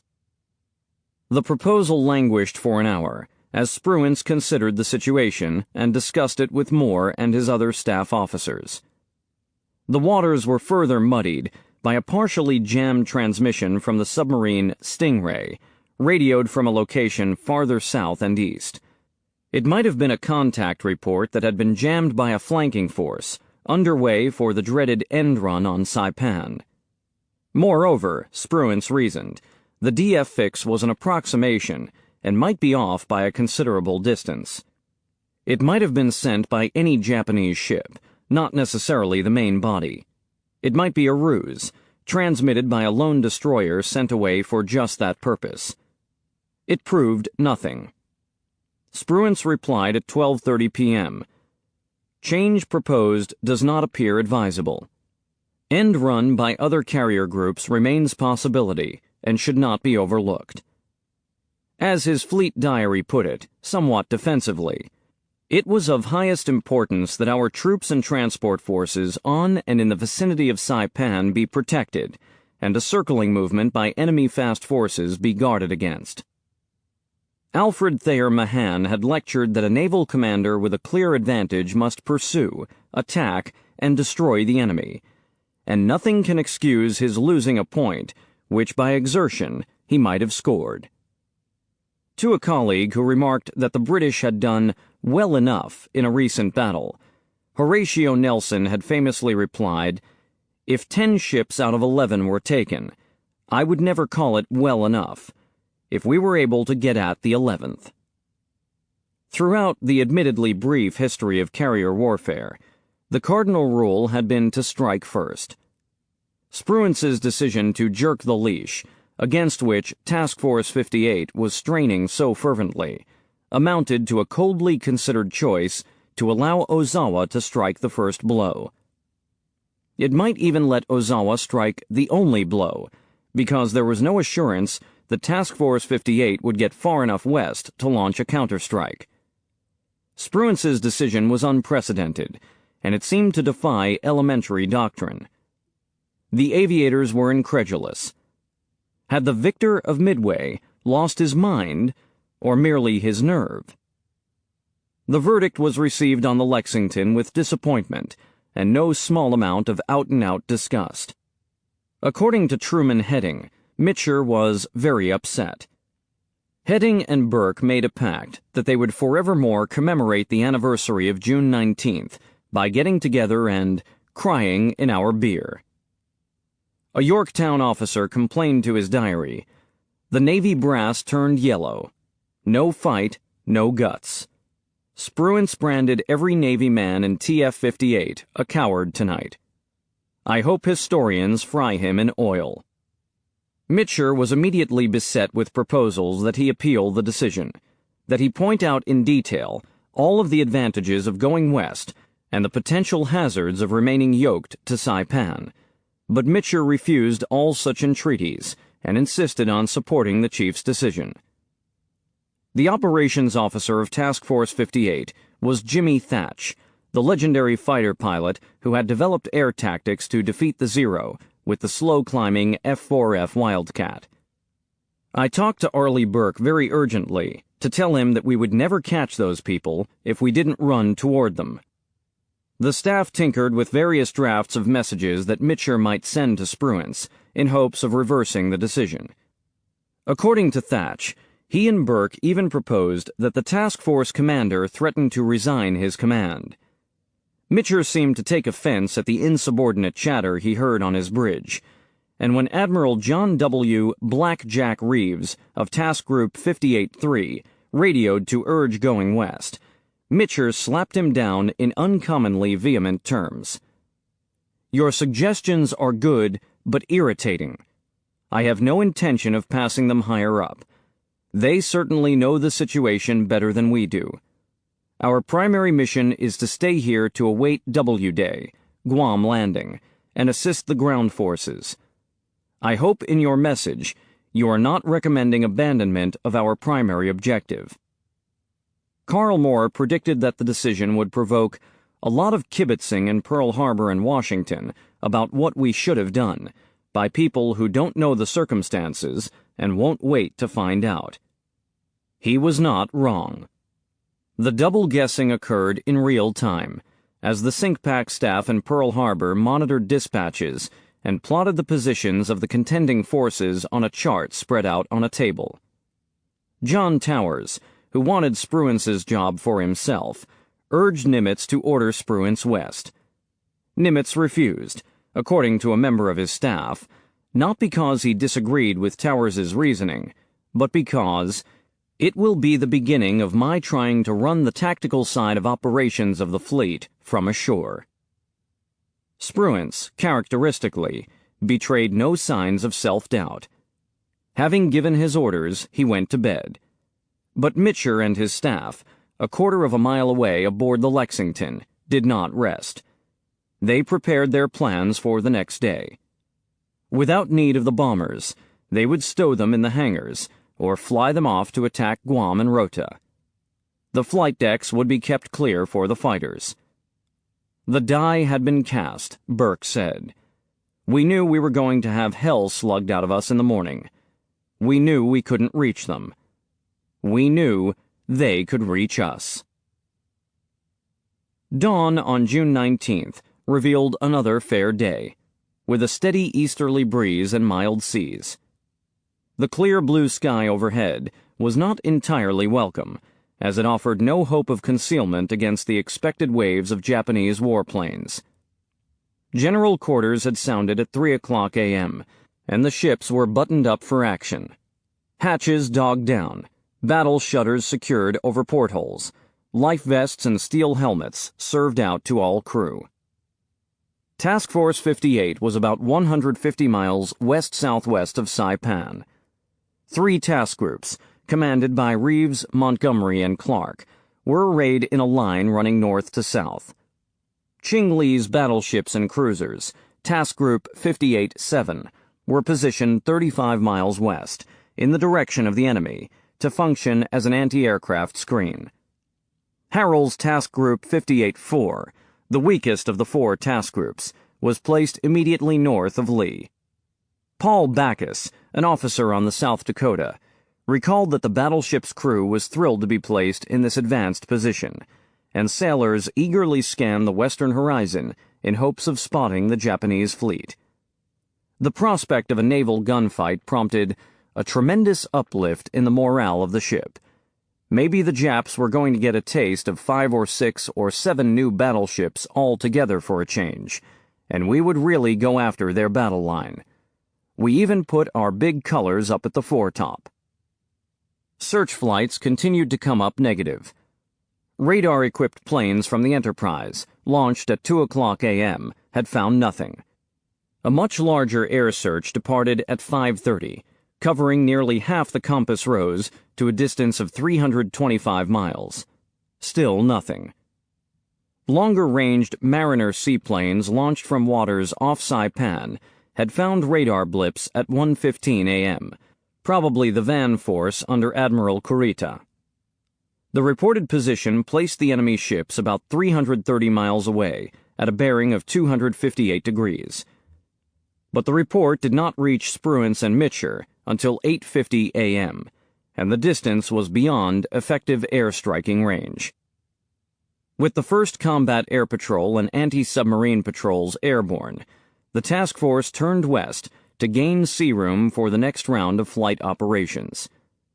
A few enemy snoopers intruded onto the southeastern fringes of the fleet, and were shot down or chased away.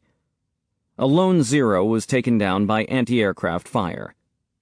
The Combat Air Patrol fighters were ordered to climb to 25,000 feet. At 7:30 a.m., radar operators noted a cluster of blips over nearby Guam. Hellcats from the Belleau Wood hurried over to Orote Airfield and tore into a group of Japanese planes. They were soon joined by reinforcements from the Yorktown, Hornet, and Cabot. In an hour-long air battle, about 30 Japanese planes went down in flames. Only one F-6F was lost. The morning massacre over Guam was followed by several more throughout the day, as planes launched from Ozawa's carriers sought refuge at Orote. At 10:05 a.m., the Alabama's radar screens registered many bogies about 125 miles west, altitude 24,000 feet or higher. This was the leading edge of Ozawa's first airstrike, arriving precisely when and where it was expected. Arleigh Burke, on behalf of Mitscher, ordered all carriers to launch all Hellcats spotted on their decks. So we launched all our fighters, the whole blooming works. Fighter directors summoned the planes over Guam back to protect the task force with a 2-word call: Hey Rube. Throughout the task force, bombers and torpedo planes were launched and told to fly away to the east. For the moment they were superfluous, and if kept aboard, they would only clog the decks, hangars, and elevators. The aircraft were to circle over the southern Marianas, well away from the incoming enemy planes, so that they would not clutter the radar screens or risk being misidentified. In the rush to scramble, the Hellcat pilots did not bother to find an assigned plane. Each man simply slid into the first vacant cockpit and awaited the signal to launch in turn. Without pausing to rendezvous into group formations, the planes simply banked around their carriers and climbed into the west. Lieutenant Don McKinley, of Fighting Squadron 25, of the Cowpens, did not recall receiving any specific vector or altitude instructions. Knowing that the Japanese planes were coming from the west, he pointed his nose in that direction and hung on his propeller. Alex Vraciu took off from the Lexington and followed the instructions given by the Fighter Director Officer, FDO, to climb at full power on Vector 250. The steep ascent tested the limits of the F-6F's Pratt & Whitney R2800 engine, and some of the older and more hard-run planes fell behind. Vraciu's engine spat oil onto his windshield, obscuring his vision. His formation was a mess, and he could not make contact with his squadron because the radio circuits were congested with pilot chatter. In written comments submitted after the battle, another squadron leader complained that some squadrons still persist in hogging the air with instructions and idle chatter that should have been clarified and settled before their flight. Peering through the oil-smeared windshield, Vraciu spied many enemy planes on an opposite heading, several thousand feet beneath him. Visibility conditions were almost freakishly good. A rare atmospheric condition caused contrails to form at 20,000 feet or even lower. When the air melee was at its height, the sky was interwoven with a web of stark white lines. We could see vapor trails of planes coming in with tiny black specks at the head, said Ernest Snowden, head of the Lexington Air Group. It was just like the sky writing we all used to see before the war. McKinley was climbing through 7,500 feet when he saw a three-plane section of Nakajima JIL torpedo planes, painted brownish-gray, with the circular red Hinomaru on their wings and fuselages, about 1,500 feet beneath him. He executed a wing-over and slid in behind them. He fired a quick burst as the first plane swam into his sights. The plane entered a shallow dive, trailing smoke. McKinley chased a second JIL all the way down to sea level. Before he could overtake it and shoot it down, both planes reached the outer edge of Lee's battleship cruiser task group, and anti-aircraft bursts mottled the sky around them. McKinley fired a last burst and pulled away as the Japanese plane hit the sea and exploded. This first wave of 69 Japanese planes had been launched from the light carriers of Kurita's van force. About half a dozen were lost at sea during the long overwater flight. Others had drifted off to the south and made a run for friendly airfields on Guam. Those that remained on course for the American fleet were assailed by a swarm of Hellcats, and most went down in flames in the first minutes of combat. A handful of the intruders traded altitude for speed and made torpedo runs or diving attacks on Lee's battle line. One planted a 250-kilogram bomb on the South Dakota, doing little damage to the ship, but killing or wounding 50 of her crew. Another crash-dived into the side of the Indiana, causing only trifling damage. The cruiser Minneapolis reported minor damage from a near miss. The diarist and sailor James Fahey had witnessed plenty of naval action in the South Pacific, but he had never seen an air battle at close range. He was awed by the spectacle. Jap planes were falling all around us, and the sky was full of bursting shells. Big puffs of smoke could be seen everywhere. Bombs were falling very close to the ships. Big sprays of water could be seen, and Jap planes were splashing into the water. Lee's battle line had perfectly executed the role assigned to it by Spruance. It had provided an early warning radar tripwire. It had diverted and absorbed the brunt of aerial attacks. It had chewed up the enemy planes with anti-aircraft fire. None of the first wave attackers had reached striking range of the American carriers. In the cramped and dimly lit Combat Information Centers, CICs, confidence surged. The combination of radar and fighter direction had come a long way since the relative dark ages of 1942. The morning's interception had been nearly flawless. On most carriers, the Combat Information Center was housed in a single large, windowless compartment, one level below the flight deck amidships. The pilot's radio chatter was piped into the room through a loudspeaker. In one corner stood a vertical screen of transparent plexiglass. The ship's position was fixed at the center. A series of concentric rings measured distance in all directions. A bank of radar screens was positioned on one side of the screen. The fighter director officer and his assistants sat at a table on the opposite side, facing the screen.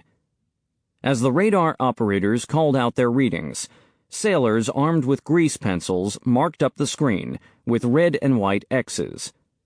Red X's denoted bogies, or planes not identified by IFF, Identification Friend or Foe transmitters. White X's represented the American aircraft.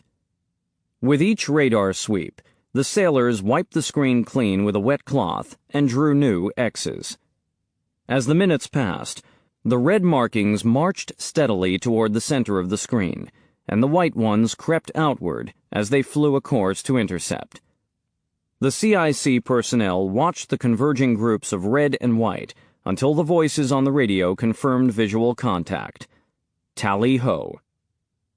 During an air melee, the radar screens provided little actionable data. Red and white X's were clustered together on the same corner of the screen. The radio circuits rang with confusing chatter.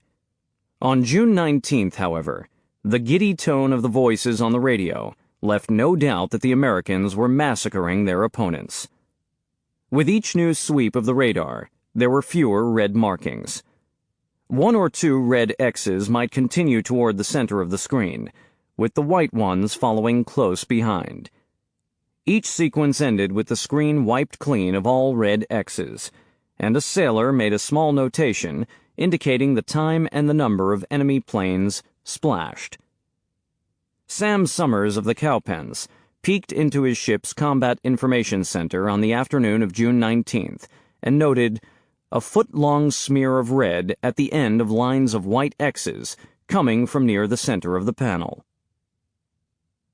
Admiral Ozawa's second big composite airstrike of the day, consisting of 35 dive bombers, 27 torpedo planes, and 48 fighters, left Carrier Division 1 shortly after 8 o'clock a.m. The ill-fated flight encountered setbacks and reversals from the outset. 8 planes were forced to turn back immediately, either because their engines were not performing or because they could not retract their landing gear. As the eastbound planes flew over Kurita's van force, jumpy anti-aircraft gunners wrongly assumed they were enemy and opened fire. 2 were shot down, and 8 more were damaged and forced to turn back. As the different plane types flew at varying cruising speeds, the squadrons gradually drifted apart into smaller groups, and many planes lost contact with their leaders, whom they were attempting to follow because they lacked experience in overwater navigation. Lieutenant Commander Tsenji Abe, one of the few veterans in that wave, was flying one of the older model Aichi D-3A Val dive bombers. It was a long flight, and he was physically and mentally exhausted. I was suffering from a very unusual physical condition caused by prolonged fatigue, he recalled, and felt I was in a plane being flown by somebody else. Each time he looked around, he noticed that fewer planes remained in his formation.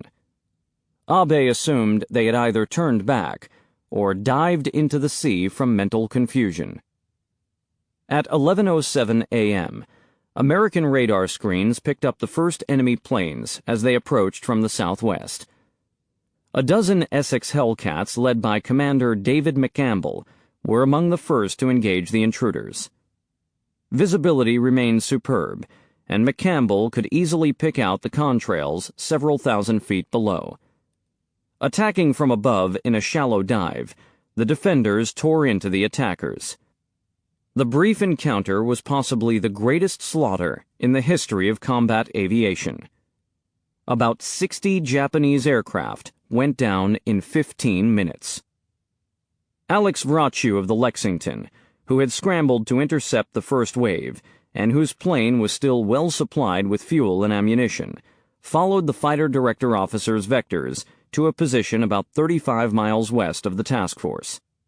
Spot gazing intently, I suddenly picked out a large, rambling mass of at least 50 enemy planes 2,000 feet below, port side and closing, he recalled. My adrenaline flow hit high C. I remember thinking, this could develop into a once-in-a-lifetime fighter pilot's dream. Vrachiu could see no Zeros flying cover over the bombers and torpedo planes. He banked into a high-side run on a Judy dive bomber, evaded the tail gunner's tracers, and fired a short burst. The target rolled over and dived toward the sea, flame billowing out of the wing tank. Vrachiu bored in behind two more planes, trading altitude for speed to keep them in his sights, and gave each one a burst from a range of about 1,000 yards. As usual, a few rounds of .50 caliber fire were enough to take down the lightly built Japanese machines. Trailing fire and smoke, they headed down toward the blue sea below. Flying east now, stalking the enemy bombers as they raced toward the American carriers, Vrachiu destroyed two more. As he emerged over the outermost screening ships, anti-aircraft fire began to rock his F-6F. In 7 minutes, he had shot down 5 Japanese planes, and he could have let the anti-aircraft fire take care of the remaining bandits, but he had a 6th plane in his sights and did not want to let it go.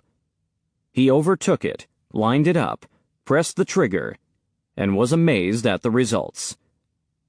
Number 6 blew up with a tremendous explosion right in front of my face. I must have hit his bomb. I had seen planes blow up before, but never like this.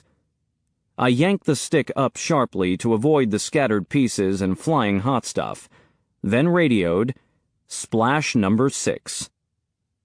Tsenji Abe's Aichi was one of a few Japanese planes to run the gauntlet of fighters and penetrate into the heart of the American fleet. At 13,000 feet, he saw white wakes on the sea ahead, below, and to the left of his engine cowling. He knew a swarm of Hellcats was behind and above him. His wingmen were gone. Without time to set up a proper dive-bombing attack, Abe simply lowered his nose and flew toward the nearest carrier.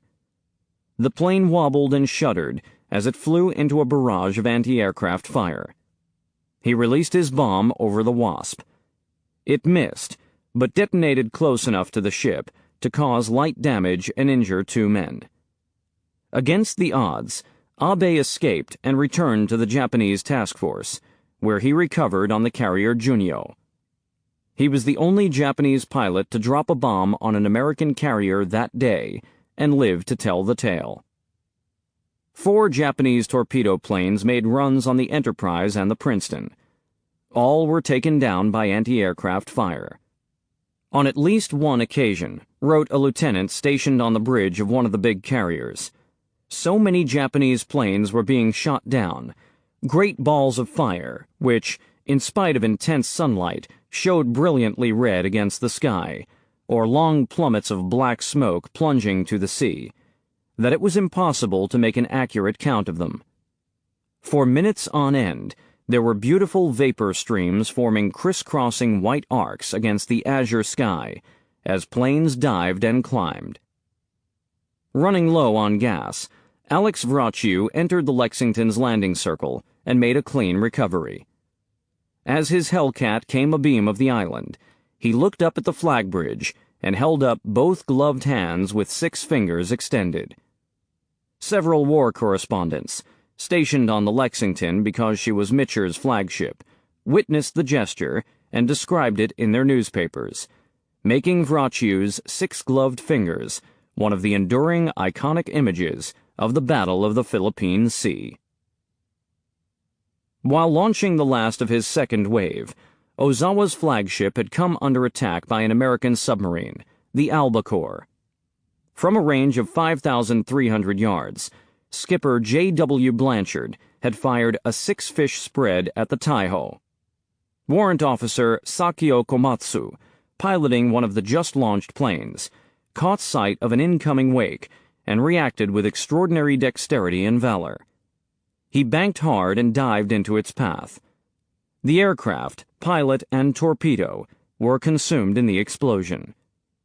4 more torpedoes missed astern, but the 6th struck a particularly vulnerable part of the Taiho's hull, near her aviation gasoline tanks.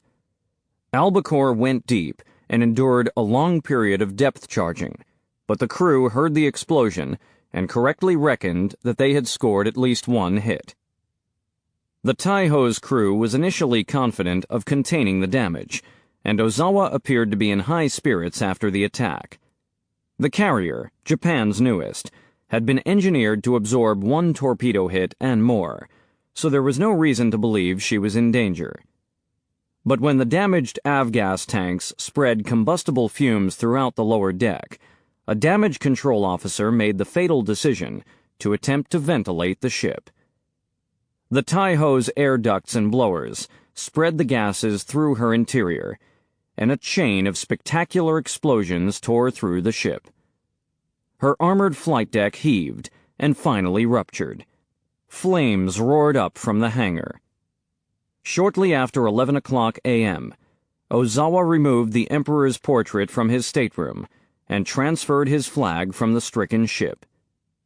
He descended first into the destroyer Wakatsuki, then moved to the cruiser Haguro, and finally to the Tsuikaku. The Taiho was obviously finished, but her captain hesitated to order the crew off the ship. That evening, shortly after 6, the blazing wreck finally went down, taking more than 1,500 men with her. That concluded the maiden combat cruise of the Taiho. Albacore's sister, Kavala, had been stalking the Japanese fleet and faithfully reporting its movements for a week. Skipper Herman Kostler's persistence was rewarded with a prime opportunity to attack the Shokaku at point-blank range. Raising his periscope a few minutes before noon, he saw the ship looming on the near horizon. He could make out a fantastic degree of detail, including her bed spring radar, her enormous sun and rays ensign, and even the faces of individual crewmen on the flight deck. The Kavala fired 6 torpedoes at a range of 1,200 yards. 3 of the 6 connected, and the ship immediately began settling by the head. The Kavala went deep to evade the inevitable depth charge treatment. Her main induction system was flooded, rendering her dangerously heavy. She went more than 100 feet below test depth. The crew counted 106 depth charges in a 3-hour ordeal. Half were uncomfortably close, but the Kavala escaped with only superficial damage. Shokaku's engine rooms quickly flooded, cutting all power to the ship.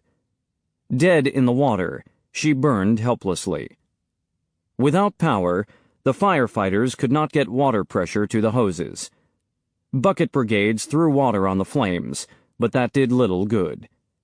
Explosions in the lower decks and hangar began to tear the carrier apart. The captain ordered the crew off the ship. At 2:10 p.m., her magazine detonated in a mighty thunderclap. The big ship rolled onto her starboard beam ends, her bow lifted from the sea, and she slid under. Of the 6 carriers that had attacked Pearl Harbor in December 1941, the Shokaku was the 5th to go into the abyss. Now, only the Tsuikaku remained.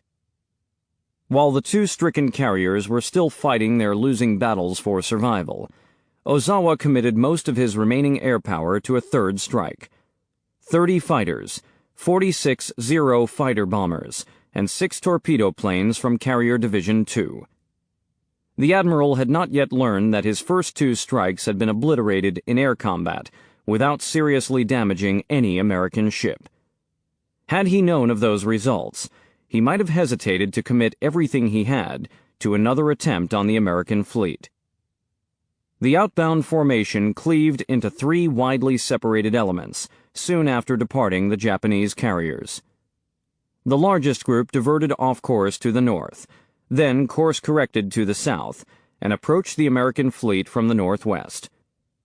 At a few minutes before 1, American fighter director officers directed Hellcats to intercept bogies on a bearing of 338 degrees at a distance of 70 miles.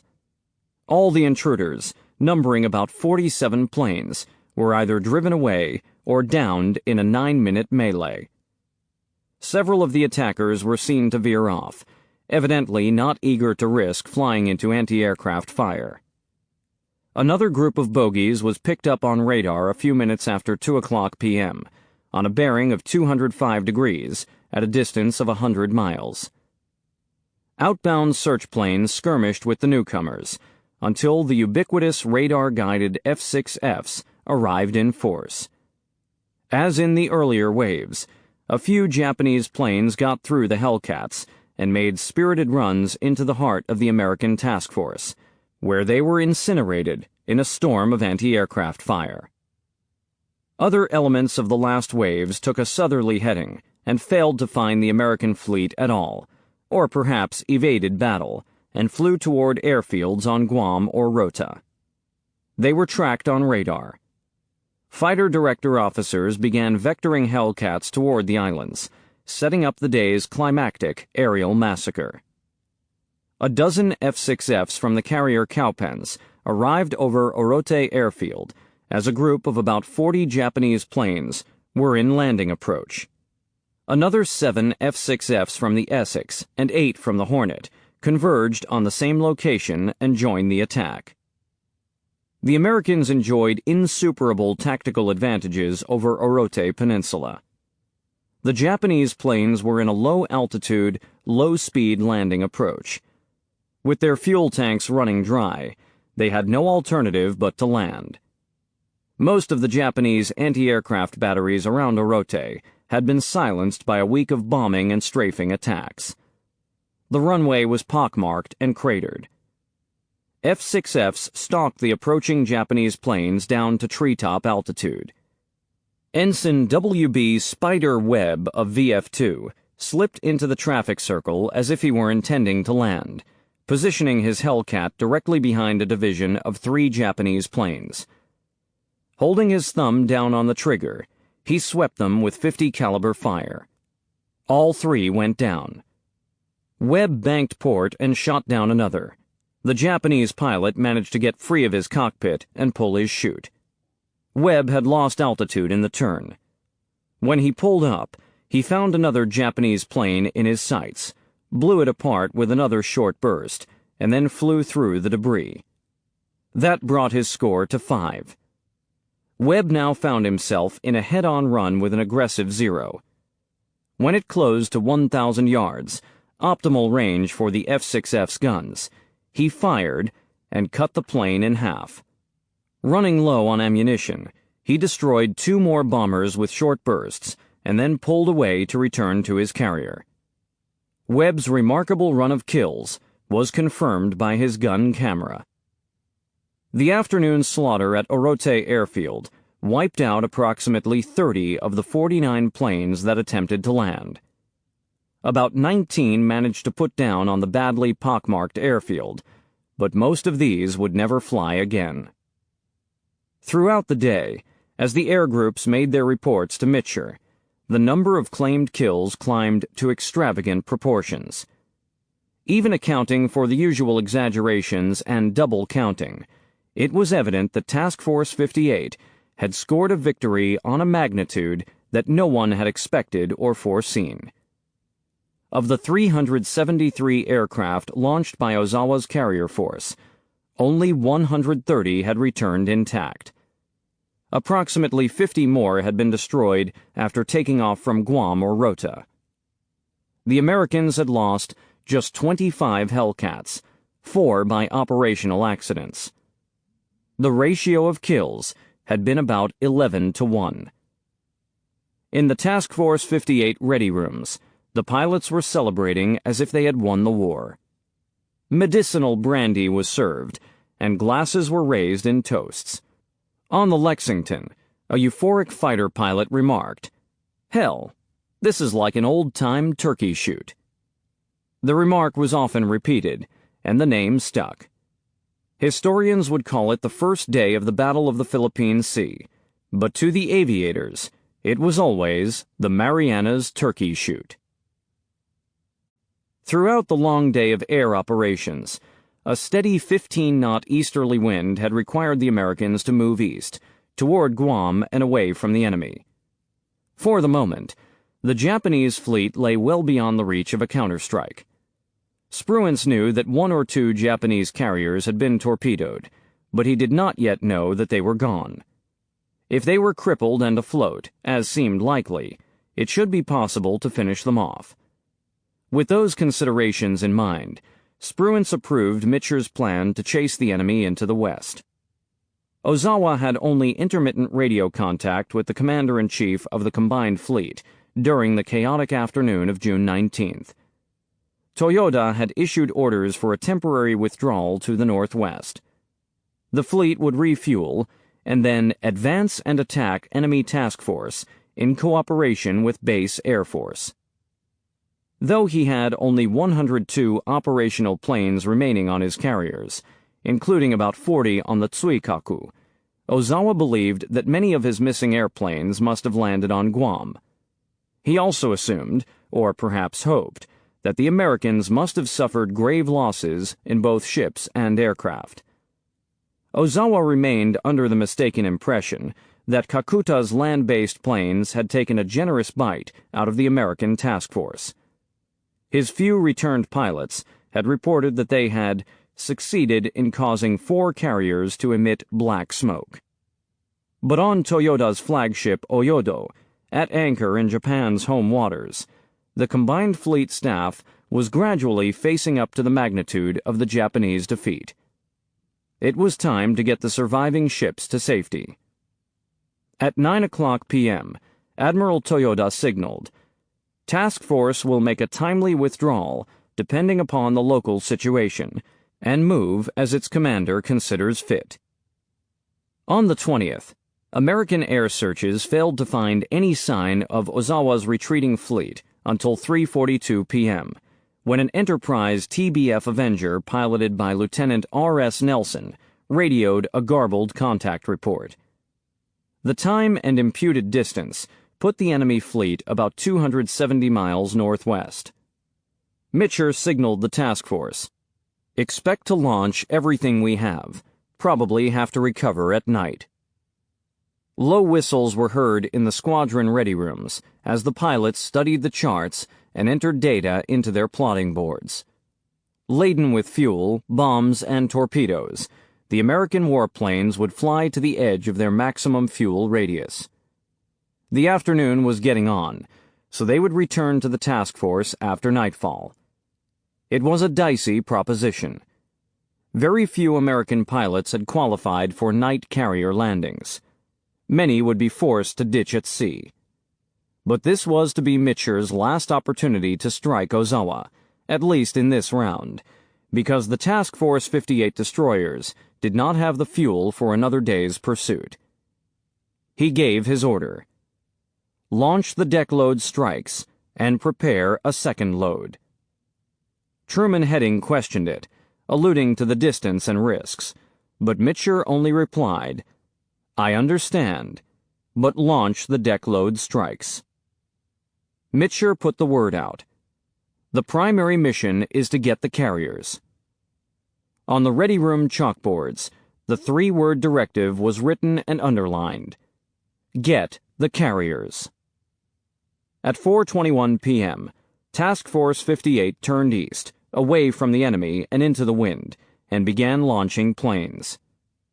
Just 11 minutes were needed to get 216 planes aloft, 85 Hellcats, some to fly high cover and some carrying 500-pound bombs, 54 TBF Avengers, all but a few armed with bombs rather than the heavy aerial torpedoes, 51 SB-2C Helldivers with 1,500-pound composite bomb loads, and 26 SBD Dauntless dive bombers. The SBDs were soon to be replaced. This was to be the last carrier combat mission in the aircraft's storied career. As the planes were launching, Nelson sent a corrected contact report. The enemy fleet, widely separated into 3 groups, was actually 60 miles farther west than Mitscher had assumed. Mitscher considered and rejected the option to cancel the attack and recall the planes. He decided to hold the second deckload strike in reserve for the following morning. By 4:36 p.m., the 216-plane formation was on its way. Fuel limitations did not allow for a rendezvous into standard squadron or section formations. Planes joined up when and if opportunity offered in what James Ramage called a running rendezvous. Fuel mixtures were leaned and engines throttled back to minimum power for level flight. According to Ensign Don Lewis of VB-10, stretching an aircraft's fuel reserve was as much art as science. It was a matter of flying gently, of climbing little by little to altitude, of keeping the aircraft balanced by switching between auxiliary fuel tanks. The outgoing formations droned along at about 130 to 140 knots. Many of the aviators later confessed that they were physically exhausted after a week and a half of intensive combat flight operations. The dive bombers climbed to 20,000 feet, where the physical strain on the aircrew was severe. The cockpits were Arctic. Men clapped their gloved hands to keep them warm, and ice crystals accumulated in their oxygen masks. No one had any illusions. They all knew that they were going beyond normal fuel range and might be getting wet at the end of the day. Mitscher and the other task force commanders had proved that they would go to great lengths to rescue downed aviators. That bond of trust now paid dividends. The leading planes overtook the trailing edge of the Japanese fleet at about 6:25 p.m., less than an hour before sunset. The pilots saw long white wakes, indicating that the enemy ships were moving at high speed. In the first, westernmost group were 6 large fleet oilers and 6 destroyers. Flight leaders told their squadrons to ignore the tempting targets and continue flying northwest, because their orders were to attack the Charlie Victors, carriers. About 10 minutes later, the leading wave of planes reported many ships ahead, including carriers. Ozawa had managed to get about 80 planes aloft, mostly Zero fighters. No small feat, considering the beating his air groups had suffered the previous day. F-6Fs, flying high cover over the bomber squadrons, moved ahead to engage the enemy fighters. About 20 Zeros went down in the first few minutes of air combat. Commander Jackson D. Arnold of the Hornet Air Group directed all planes to attack the Tsuikaku. Sinking the big flat top, Arnold told his pilots, was their ticket home. There was neither time nor fuel to set up coordinated attacks. They would just drop their noses and go straight into the heart of the enemy fleet. Hal Buell led the Hornet Helldivers in a shallow dive toward the target, hoping to achieve surprise. Anti-aircraft fire reached up toward them, but the fire bursts were low. The Helldivers pushed over into a steep dive and flew through an intense, multicolored barrage. It was the heaviest anti-aircraft fire that the veteran Buell had ever encountered. In the lead plane, I was a focal point, and with the mass of shells passing all about me, I felt like I was diving into an Iowa Plains hailstorm. Some threw out long tentacles of flaming white phosphorus unlike anything I had ever seen before. The Yorktown's VB-1 Helldivers followed behind the Hornet planes and rained a dozen bombs down on the big carrier. Towers of white water rose on either side of the ship as bombs missed her narrowly, but 2 or 3 found the mark. Tsuikaku burned fiercely and coasted to rest as her power cut out. F-6Fs roared low over her flight deck in strafing runs and killed dozens of her crew.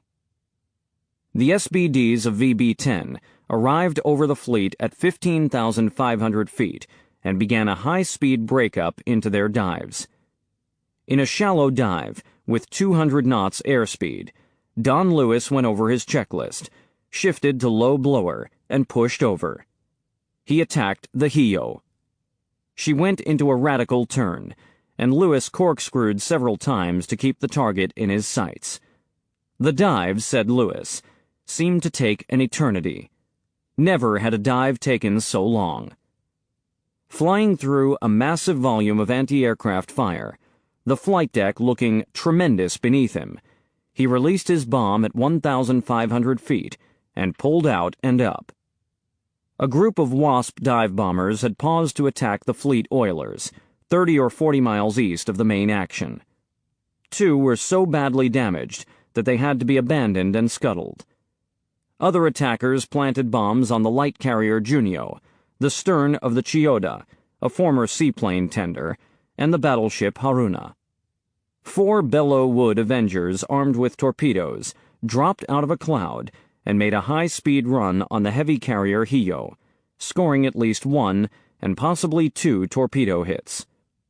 The Hiyo's crew lost control of the resulting fires and had to abandon her later that night. She went down by the bow a few minutes before 10 o'clock p.m., bringing to 3 the number of Japanese carriers destroyed in the 2-day battle. Suikaku suffered badly enough that her skipper ordered the crew to abandon ship, but the fires were finally brought under control and the order countermanded. For once, Japanese damage control efforts were successful, and the badly damaged carrier managed to limp back to the inland sea. Lightened by the absence of their bombs, the escaping planes flew through a deadly gauntlet of anti-aircraft fire. The Japanese formation was spread very wide across the sea, so it was a long flight to exit the screen. Fleeing planes were rocked hard by nearby bursts, and columns of water shot up ahead and among them as the destroyers and cruisers fired their main batteries into their paths. Pilots flew down to wave-top level, pulled up, and kicked their rudders right and left, hoping to prevent the gunners from finding the range. Buell's plane took a direct hit and almost went down. An anti-aircraft shell blew a hole through the middle of his starboard wing, and a piece of shrapnel penetrated the cockpit and cut a gash across his back. The wing trailed a tail of fire, which began burning through the wing's aluminum skin, exposing the frame beneath. The wounded Buell forced the stick as far left as it would go, in order to keep his unwieldy dive bomber in level flight. That the wounded helldiver could fly at all, let alone fly all the way back to Task Force 58, was proof of its rugged construction. Admiral Ugaki recorded that the anti-aircraft fire was so heavy it took on a life of its own. Even after the American planes had left the scene, it continued sporadically into the night. Most of the fire was aimed at stars, he wrote. Even within a single ship, orders were hard to deliver. Firing couldn't be stopped easily. On the long return flight, in gathering darkness, American warplanes coalesced into small groups. Adjusting their engine settings to slow cruise, they tried to coax every possible mile out of each gallon of remaining gasoline. One pilot, battling fatigue, breathed pure oxygen through his mask, even though he was at just 2,000 feet altitude, hoping that it would give him energy to complete the mission. The radio circuits remained busy as pilots discussed their predicament. Hours passed. Fuel needles dipped toward empty. Entire sections or squadrons decided to ditch their planes in one location, reasoning that several rafts lashed together were easier to spot than a single one. Most of the aviators kept their cool, Vrachu recalled, but some of them were breaking down, sobbing on the air. It was a dark and black ocean out there. I could empathize with them, but it got so bad that I had to turn my radio off for a while. Even for those pilots with enough fuel to get home, it was no easy task to find the American fleet. Flying in darkness was a new experience for all but a few. Some were drawn off course by lightning flashes on the southern horizon. Those who flew long enough picked up a homing beacon, a faint signal through the earphones, and followed it back to the fleet. Admiral Mitscher had previously informed all Task Force 58 ships that they should, when ordered, point their searchlights vertically into the sky. Lighting up ships in enemy waters defied prevailing doctrine and might have been fatal had there been Japanese submarines in the vicinity, but Mitchell felt obligated to accept the risks. The decision to turn on the lights became an important part of Mitchell's legacy, a badge of his personal regard for his pilots. But the decision was not unprecedented, nor was it deemed especially controversial at the time. The prior week's action had allayed fears about the enemy air threat, and the enemy submarine threat had been reduced by the hunter-killer groups, which had destroyed 6 or 7 Japanese boats in the previous 10 days. During the Battle of Midway 2 years earlier, Spruance had ordered the Enterprise and Hornet lit up to recover aircraft returning from a late-day strike against the retreating Japanese fleet. To a historian who congratulated him for his courage in rendering that decision, Spruance later offered this comment: "I think you are greatly overemphasizing the importance of turning on the lights at night to bring planes back to the carriers and to get them safely on board.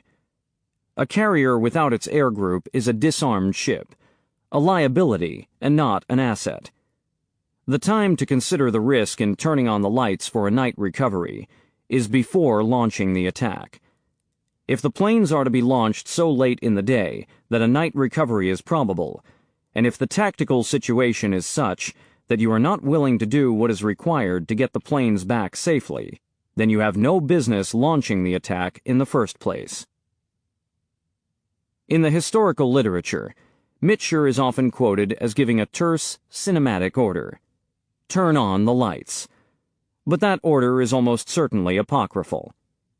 According to Arleigh Burke, the Task Force 58 staff had earlier prepared a detailed plan to light up the task force. Nor was "turn on the lights" an order that a seasoned carrier task force commander would have given. It was too unspecific. Which lights? The red and green running lights? The signal lights? The truck lights at the masthead? The glow lights on the flight deck? The hooded lights that could be seen only from astern by a plane on final landing approach? In pre-war exercises, it had been discovered that a searchlight pointed vertically into the sky rendered a ship visible from a long way off. At about 8:30 p.m., when the radar screens lit up with planes approaching from the northwest, and the task force turned into the wind to begin recovery operations, vertical shafts of light appeared all across the task force. Most of the carriers turned on their other exterior lights as well, and a few had rigged floodlights on the island superstructures to illuminate their flight decks. Many of the battleships and cruisers also lit up, and destroyers fired star shells from their 5-inch guns. It was a scene no witness would ever forget.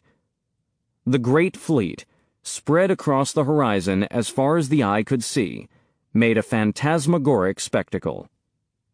Lieutenant John A. Harper, landing signal officer on the Belleau Wood, thought it looked like a big city at night.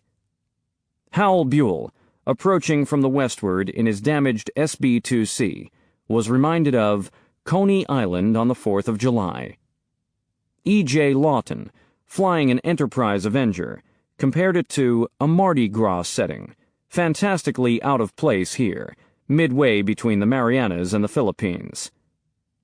The screening ships lit up alongside the carriers, a well-intended gesture of solidarity that probably did more harm than good. Paul Backus, an officer on the South Dakota, recalled that 1 or 2 planes made passes on the battleship as if to land, before realizing the error at the last moment and zooming off into the darkness. Mitchell had ordered pilots short of fuel to land on any available carrier, and had told the carriers to take any airplane that entered her landing circle. In the anarchic recovery, nearly half of the planes that landed on a carrier did so on the wrong one.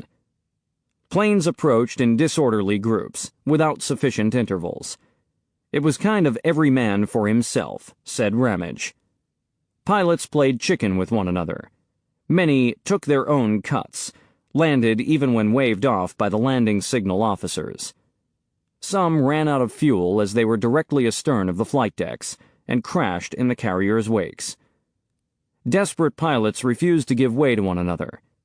One landing signal officer waved off two planes approaching simultaneously, and then threw himself flat on deck as they flew over us so low it seemed they almost grazed us, flat as we were. Exhausted, confused, or wounded pilots forgot to run through their pre-landing checklists, failed to lower their landing gear or tailhooks, and belly crashed. Buell ignored a late wave-off and dropped his damaged helldiver onto the Lexington. The plane bounced, failed to catch a wire, and catapulted over the crash barriers. Wreckage skidded toward the airplanes parked on the bow. 2 sailors were killed, and 6 parked aircraft destroyed. When a wrecked plane fouled a flight deck, the crew worked quickly to extract the aviators from their cockpits and shove the wreckage over the side. Keeping the decks clear for the dozens of planes circling above was the overriding concern. By a lucky stroke, the Enterprise managed to recover 2 aircraft simultaneously, an unprecedented feat. 2 aircraft approached abreast, wingtip to wingtip, and each snagged a different arresting wire. Sam Summers marveled at the approach of a badly damaged Hellcat to his carrier, the Cowpens. Half the aircraft's rudder had been shot away, and the pilot could make only gradual and tentative turns. Eschewing the normal circular landing approach, he came in directly from astern, giving up altitude little by little, and landed flawlessly. Like a dragonfly on a lily pad. He didn't bounce, no tire screeched. There were about 4 inches of surface at the top and bottom of where his rudder had been. The light show attracted at least one confused Japanese pilot, who very nearly landed his Aichi dive bomber on the Belleau Wood. It flew down the cross leg at suitable speed and altitude, wheels down and flaps set for landing. Lieutenant Harper, assuming it was American, signaled too high with his paddles. The plane went higher, suggesting that the pilot was reading the signals improperly. It was banking away when a spotlight revealed the red meatballs on the fuselage. The Belleau Wood suddenly darkened, but the anti-aircraft gunners did not have time to react. In retrospect, Harper regretted that he was unable to coax the plane aboard. Had he done so, it would have been the most dramatic capture in the history of aviation. The cruiser Oakland later reported that a Japanese plane had made an apparent landing pass before turning away and disappearing into the darkness. For lack of fuel or available flight decks, planes were forced to make water landings all around the task force.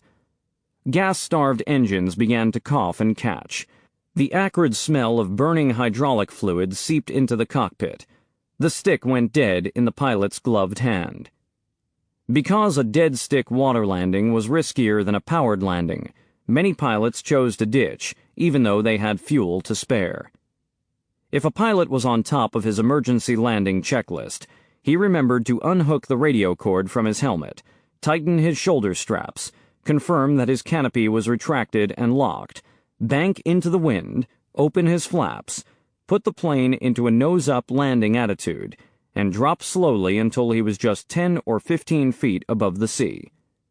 Then he chopped the throttle and braced for impact. In calm seas, and the sea was mercifully tranquil that night, the impact might be no greater than that of a hard carrier landing. He had a minute or perhaps even 2 minutes to unbuckle and climb out onto the wing. His parachute would keep buoyant for several minutes. When it got heavy, the pilot could inflate his Mae West. From the Task Force 58 ships, men could look around and see downed planes and pilots and crewmen all around them. Passing carriers dropped light buoys. Floating airmen shined their waterproof pack lights and blew their whistles. Some fired flares. Destroyers scanned the sea with searchlights. Coming alongside a floating man, they lowered cargo nets and hauled him aboard. The last planes were recovered and brought aboard by 10:15 p.m. The task force turned northwest and proceeded at 16 knots. Searchlights scanned the sea ahead. Each task group left a single destroyer behind to search for and pick up downed aviators. At first light, the sky would fill with search planes to cover the zone in which many aviators were expected to be found. Of the 216 planes that had participated in the strike, 80 ditched at sea or deck crashed on recovery. Another 20 went missing and were presumed destroyed in air combat over the Japanese fleet. The number of personnel in the missing planes totaled 209, 100 pilots, 109 aircrew. But 100 men were fished out of the water that night, and another 60 picked up in the ensuing days. That cut losses to 16 pilots and 33 air crewmen. Task Force 58 could readily afford to lose 100 planes, especially since the losses could be made good by drawing reserve aircraft from the jeep carriers stationed near Saipan. For the Japanese, another round of grievous air combat losses was exacerbated by a night recovery that was proportionally even more disastrous than Task Force 58's. By Ozawa's count, he had only 35 flyable carrier aircraft remaining in his arsenal at the end of June 20th. His losses since departing Tawi-Tawi a week earlier exceeded 400 planes. If there was any cold consolation at all, it was that none of his ships was crippled. In 2 days of battle, every Japanese ship that had been struck by a bomb or torpedo had either sunk or managed to contain the damage, so that the first mobile fleet could make its way at a brisk 20 knots. Ozawa had a 300-mile lead in his homeward dash. Task Force 58's fuel limitations, the destroyers were low, and the delays involved in recovering downed American airmen precluded a vigorous chase. The defeated fleet refueled at Nakagosuku Bay, Okinawa, and then returned to the inland sea. Returning to the waters off Saipan on June 23rd, Admiral Spruance was obliged to answer anxious queries from Pearl Harbor. Most urgently, Nimitz wanted a firm date fixed for W Day, the invasion of Guam. Plans for Operation Forager had named that date as June 18th, just 3 days after the Saipan landings, but that schedule was never realistic and had been suspended on June 16th. The ground campaign on Saipan, now in its 9th day, had stalled in the island's interior highlands, where Japanese troops were taking full advantage of the onerous terrain.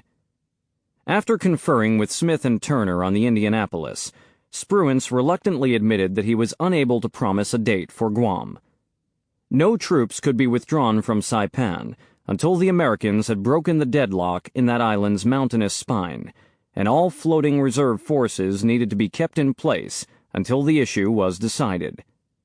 That was the unanimous opinion of Smith, Turner, and General Roy Geiger, who was to command American troops in the Guam operation.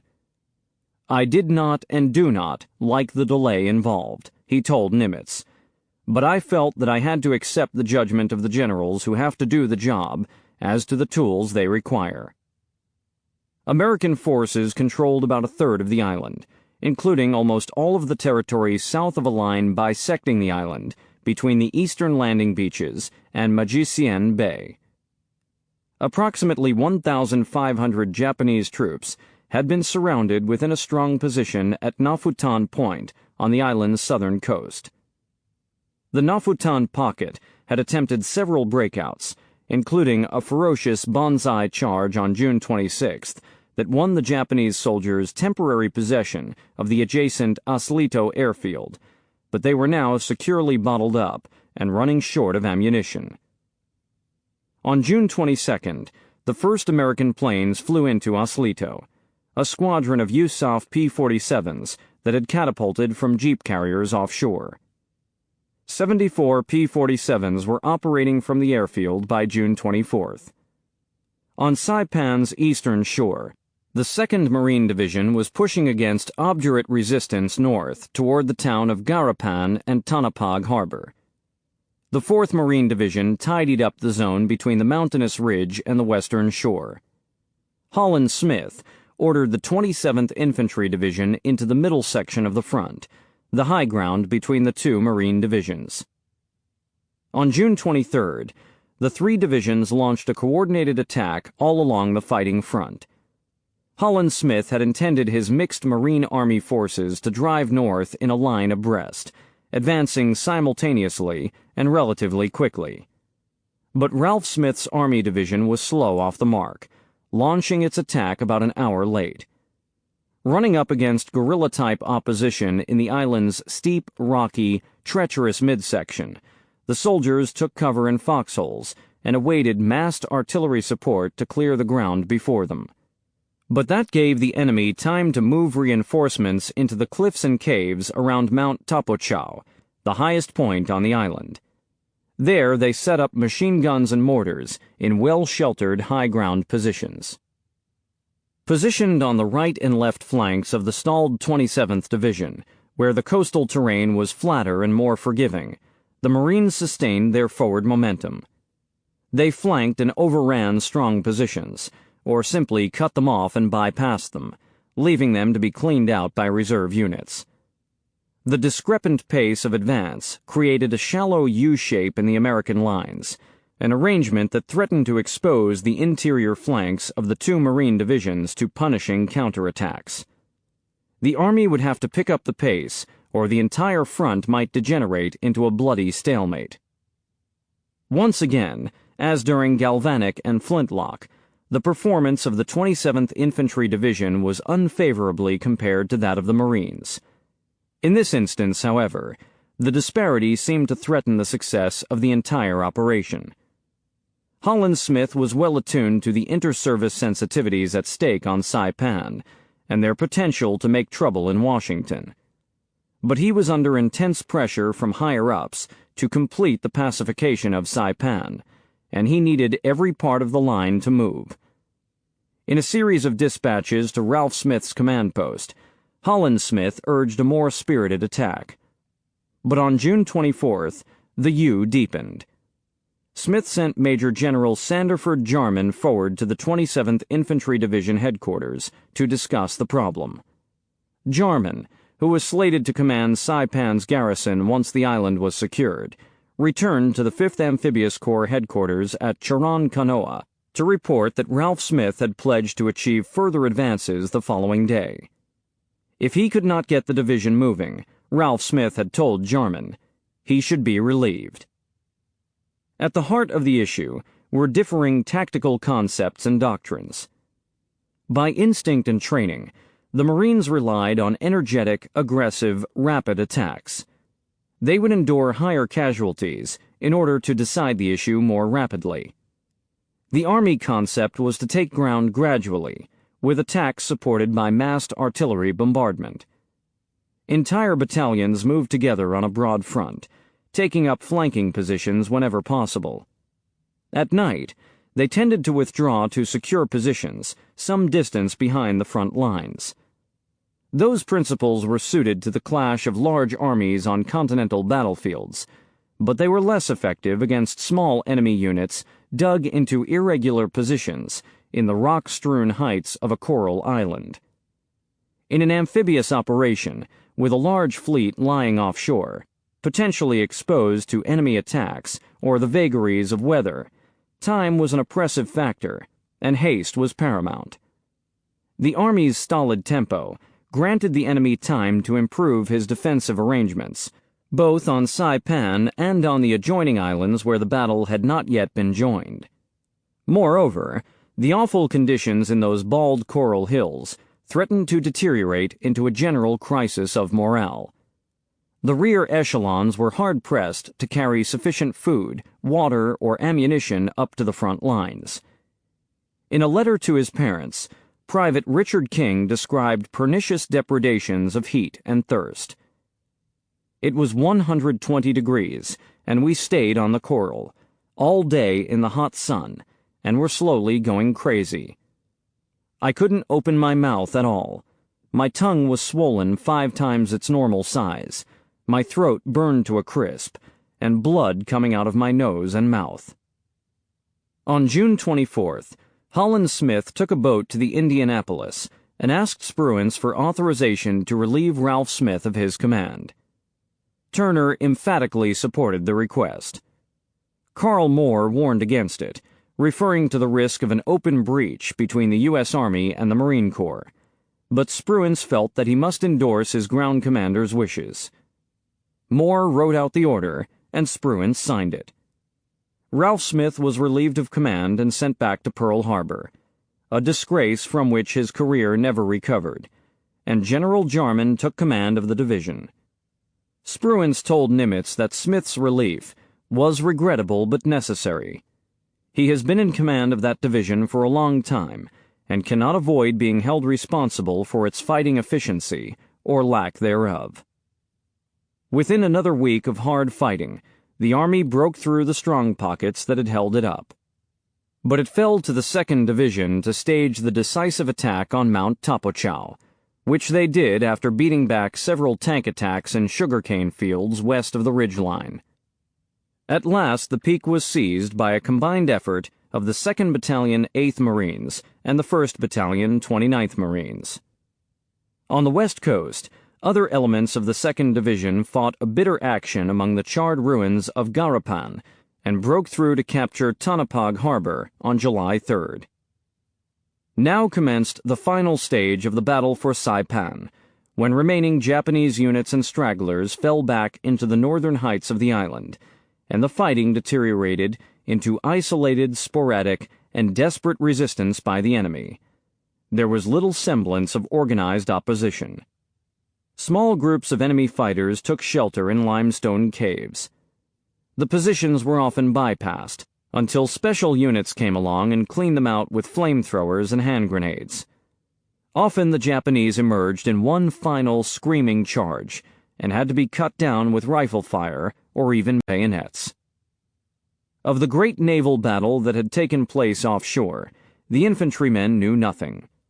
If they had, they would have thought little of it. Our vision of the war was largely tunnel vision, wrote William Manchester, a Marine private who fought on Saipan and later became a renowned biographer. To each of us, the most important place in the world was his foxhole.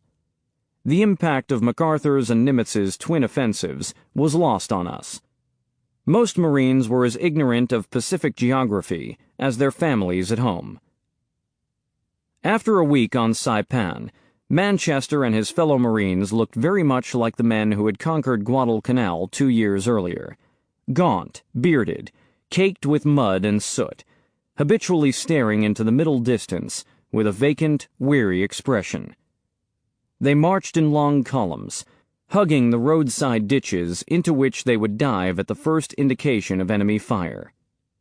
They did not salute an officer, because to do so would mark him as a preferred target for enemy snipers. At dusk, they dug a deep foxhole and did not stop to rest or eat until it was completed. The nights were neither dark nor quiet. The scarred landscape was lit by star shells and low-burning parachute flares. The stillness was disturbed by the engines of tanks on the move, by the rattle of machine guns, and the whistle blast of artillery shells. Veterans learned to identify each caliber of incoming shell by its sound. There were shells that fizzled like sparklers, or whinnied, or squealed, or whickered, or whistled, or wuffed like a winter gale slamming a barn door, wrote Manchester. The same principle governed all these sounds. The projectile's blast created a vacuum into which air rushed. For the remaining Japanese fighters, penned into a shrinking perimeter in northern Saipan, the barrage was relentless and deadly. The Marines kept up constant pressure with their field artillery and truck-mounted rocket launchers. With complete air supremacy, the American land-based fighters and carrier planes rained down bombs, rockets, and strafing fire on the Japanese lines.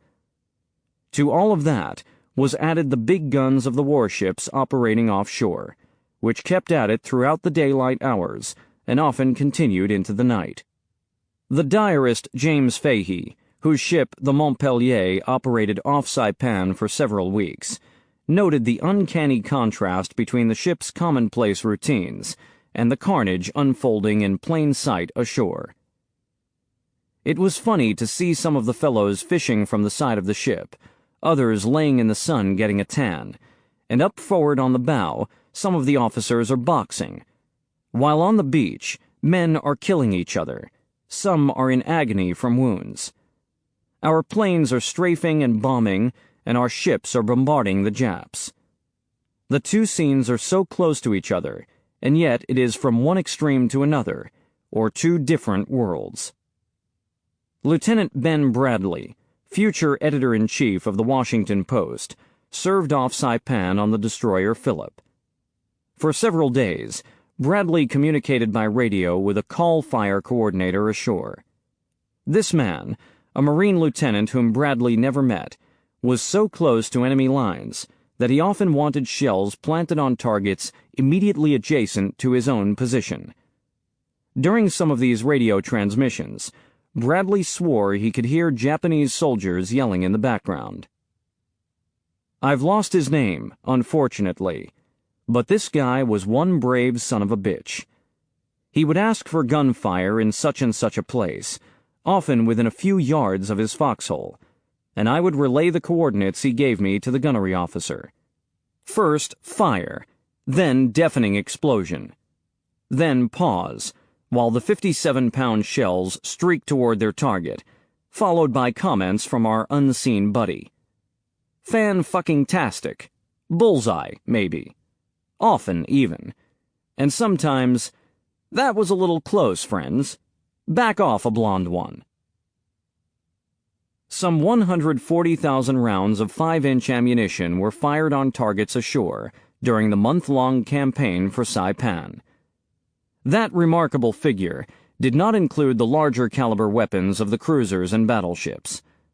All told, according to records later submitted to the Navy Department, 11,000 tons of naval ordnance fell on Saipan. With such a superabundance of firepower in the offing, the call-fire coordinators did not always limit their targets to known enemy locations. It was often employed, Nimitz told King in his report on Forager, against an area where enemy installations were only suspected rather than known to exist. And why not? So long as the ammunition resupply train, staging from Eniwetok, continually replenished the fleet's magazines. As on Tarawa and other Pacific islands, the shells persistently failed to penetrate fortified bunkers or caves, but heavy bombardment provided an effective neutralizing effect immediately before tank or infantry attacks. Men ashore sometimes requested night illumination of the enemy lines, then closed the radio link and bedded down for the night. Ships offshore, in compliance with the most recent request, kept the area brightly lit with an uninterrupted sequence of star shells and other illumination rounds. Piercing night-long radiance over no man's land deterred the night attacks and infiltration tactics that the Japanese infantry had employed to lethal effect in earlier campaigns. Suffering under cumulative punishment from land, air, and sea, the Japanese garrison was driven to desperation. Caves and entrenchments provided some measure of bodily protection, but any movement of supplies or troops across open ground drew prompt, accurate, and powerful salvos. Even when it did not kill or maim the defenders, incessant bombardment drove them to the end of their wits. Sergeant Takeo Yamauchi, one of a relative handful of Japanese soldiers to survive the battle for Saipan, later described the ordeal. The extreme intensity of those flashes and boiling clouds of smoke still remain in my mind today. They went 60 meters straight up. Huge guns, from battleships. A total bombardment from all the ships. The area I was in was pitted like the craters of the moon. We just clung to the earth in our shallow trenches. We were half buried. Soil filled my mouth many times. Blinded me. The fumes and flying dirt almost choked you.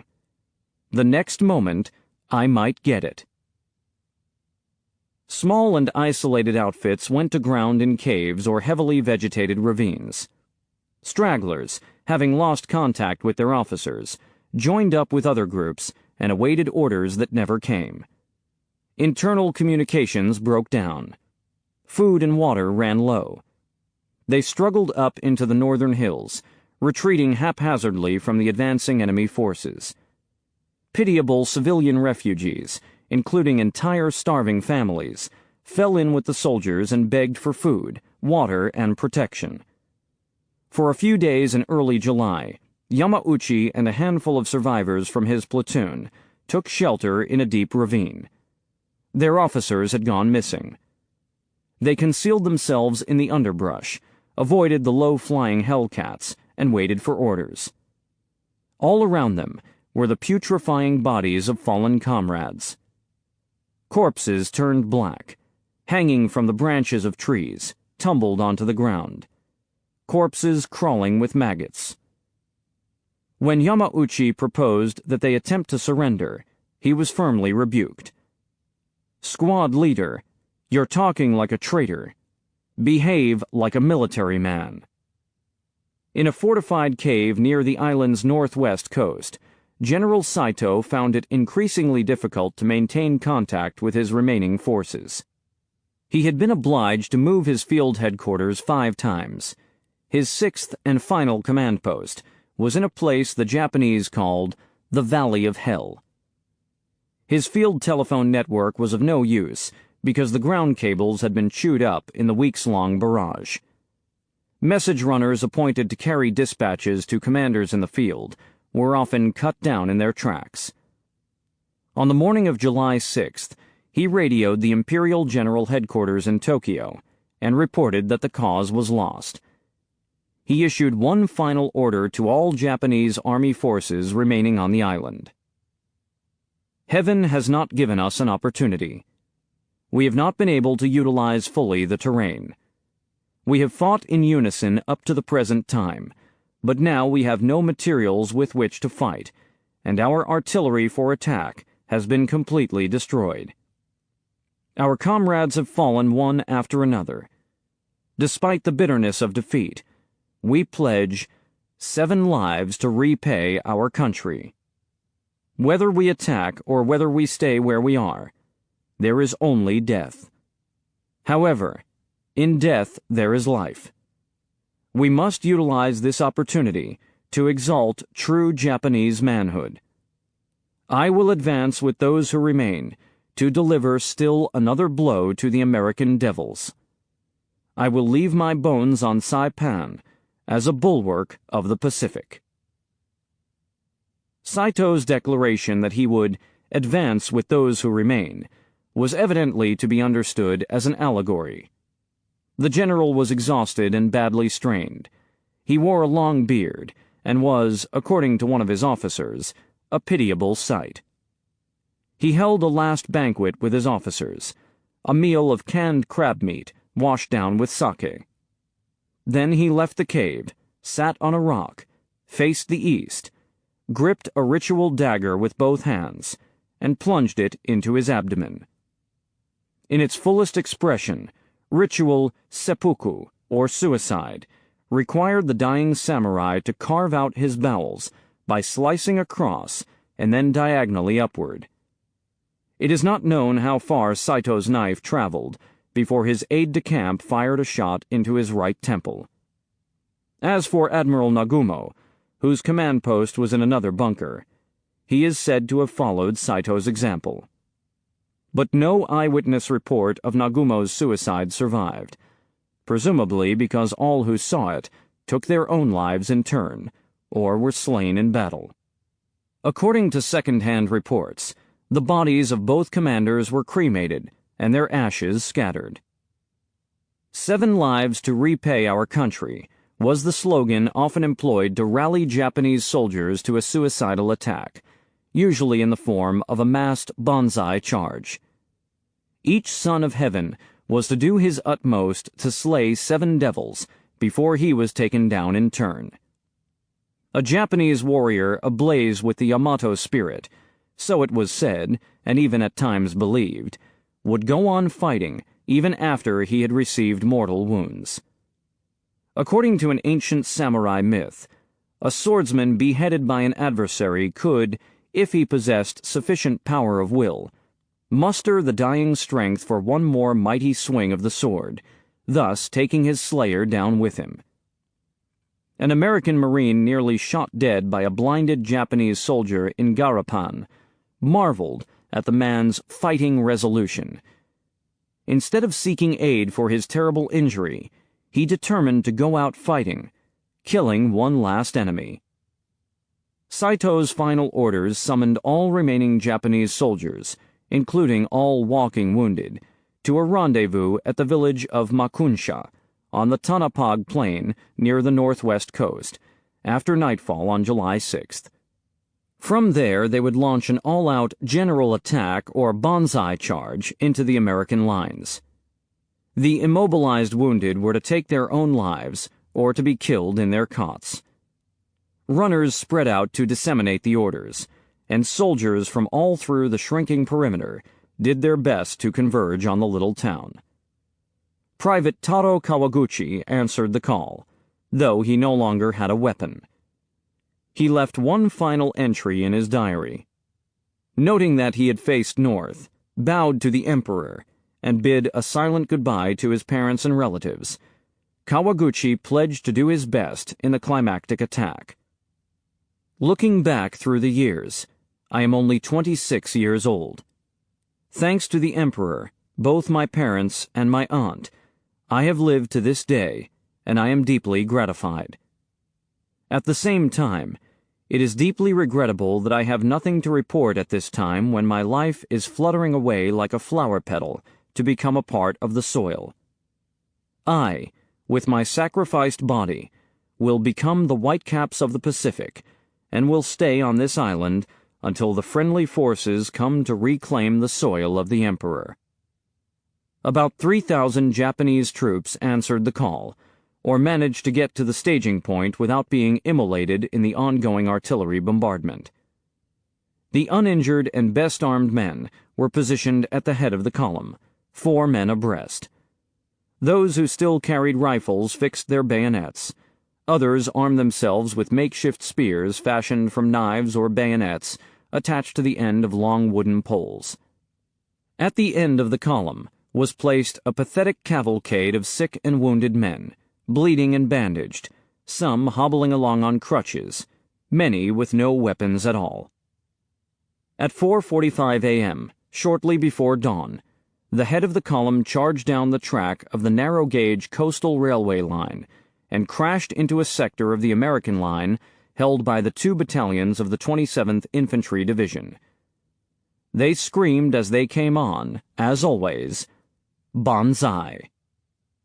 By sheer weight of numbers, they burst through a seam between the 1st and 3rd Battalions of the 106th Infantry. The 2 battalions were quickly cut off, and then further divided into isolated pockets. The mass of charging men raced southward, overrunning more American positions, until they ran into several Marine artillery batteries about a mile down the coastal road. The gunners kept up a steady fire as the attackers closed the range, claiming heavy casualties, but the Japanese continued on, climbing over the heaps of their fallen friends, until the Marines were firing at nearly flat trajectories, with fuses cut to 4/10 of a second. Forced to abandon their guns, the artillerymen took their firelocks to render them useless and staged a fighting retreat to the southward.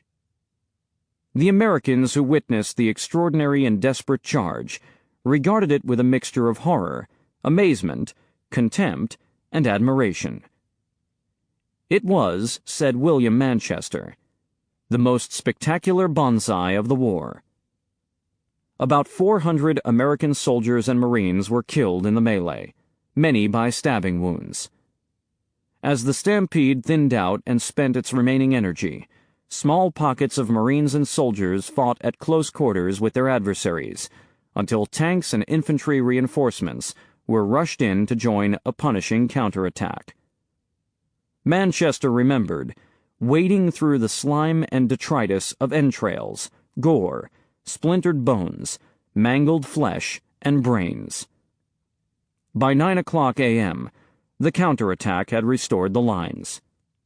Small parties of Marines and soldiers systematically destroyed the many isolated pockets of enemy fighters left in the rear areas. After a body count, the American commanders estimated that 4,311 Japanese were killed in the morning's action. As the afternoon heat settled over the island, bulldozers shoved the bodies into mass graves. But a thin layer of soil could not stifle the rank miasma or tame the clouds of plump black flies that rose from the killing grounds and spread like a plague over the entire island. Saipan was home to about 25,000 Japanese or Okinawan civilians, many of whom had emigrated from Japan or Okinawa shortly after 1919, when the Marianas, except Guam, an American territory wrested from Spain in the Spanish-American War, were mandated to Japan by the Treaty of Versailles. In the latter stages of the campaign on Saipan, many followed the retreating remnants of the Japanese army into the northern hills. On July 8th, as American forces began their final offensive, approximately 8,000 civilians were scattered within the Japanese lines. Before his ritual disembowelment, General Saito had declared that it was their duty to avoid falling into captivity. That is, to take the same way out as General Saito. Families were bound by the Oyako Shinju, parent-child death pact. They were obligated to take their lives and those of their kin by any means at hand. Cyanide capsules were given out until there were no more. Soldiers offered to shoot civilians in turn, and did not always wait to be invited. In a crowded cave, one grenade might do the work of 20 bullets. Sword-wielding officers beheaded dozens of willing victims. There were reports of children forming into a circle and tossing a live hand grenade, one to another, until it exploded and killed them all. In a cave filled with Japanese soldiers and civilians, Yamauchi recalled, a sergeant ordered mothers to keep their infants quiet, and when they were unable to do so, he told them, "Kill them yourself, or I'll order my men to do it." Several mothers obeyed. As the Japanese perimeter receded toward the island's northern terminus at Marpi Point, civilians who had thus far resisted the suicide order were forced back to the edge of a cliff that dropped several hundred feet onto a rocky shore. In a harrowing finale, many thousands of Japanese men, women, and children took that fateful last step. The self-destructive paroxysm could not be explained by deference to orders or by obeisance to the death cult of Imperial Bushido.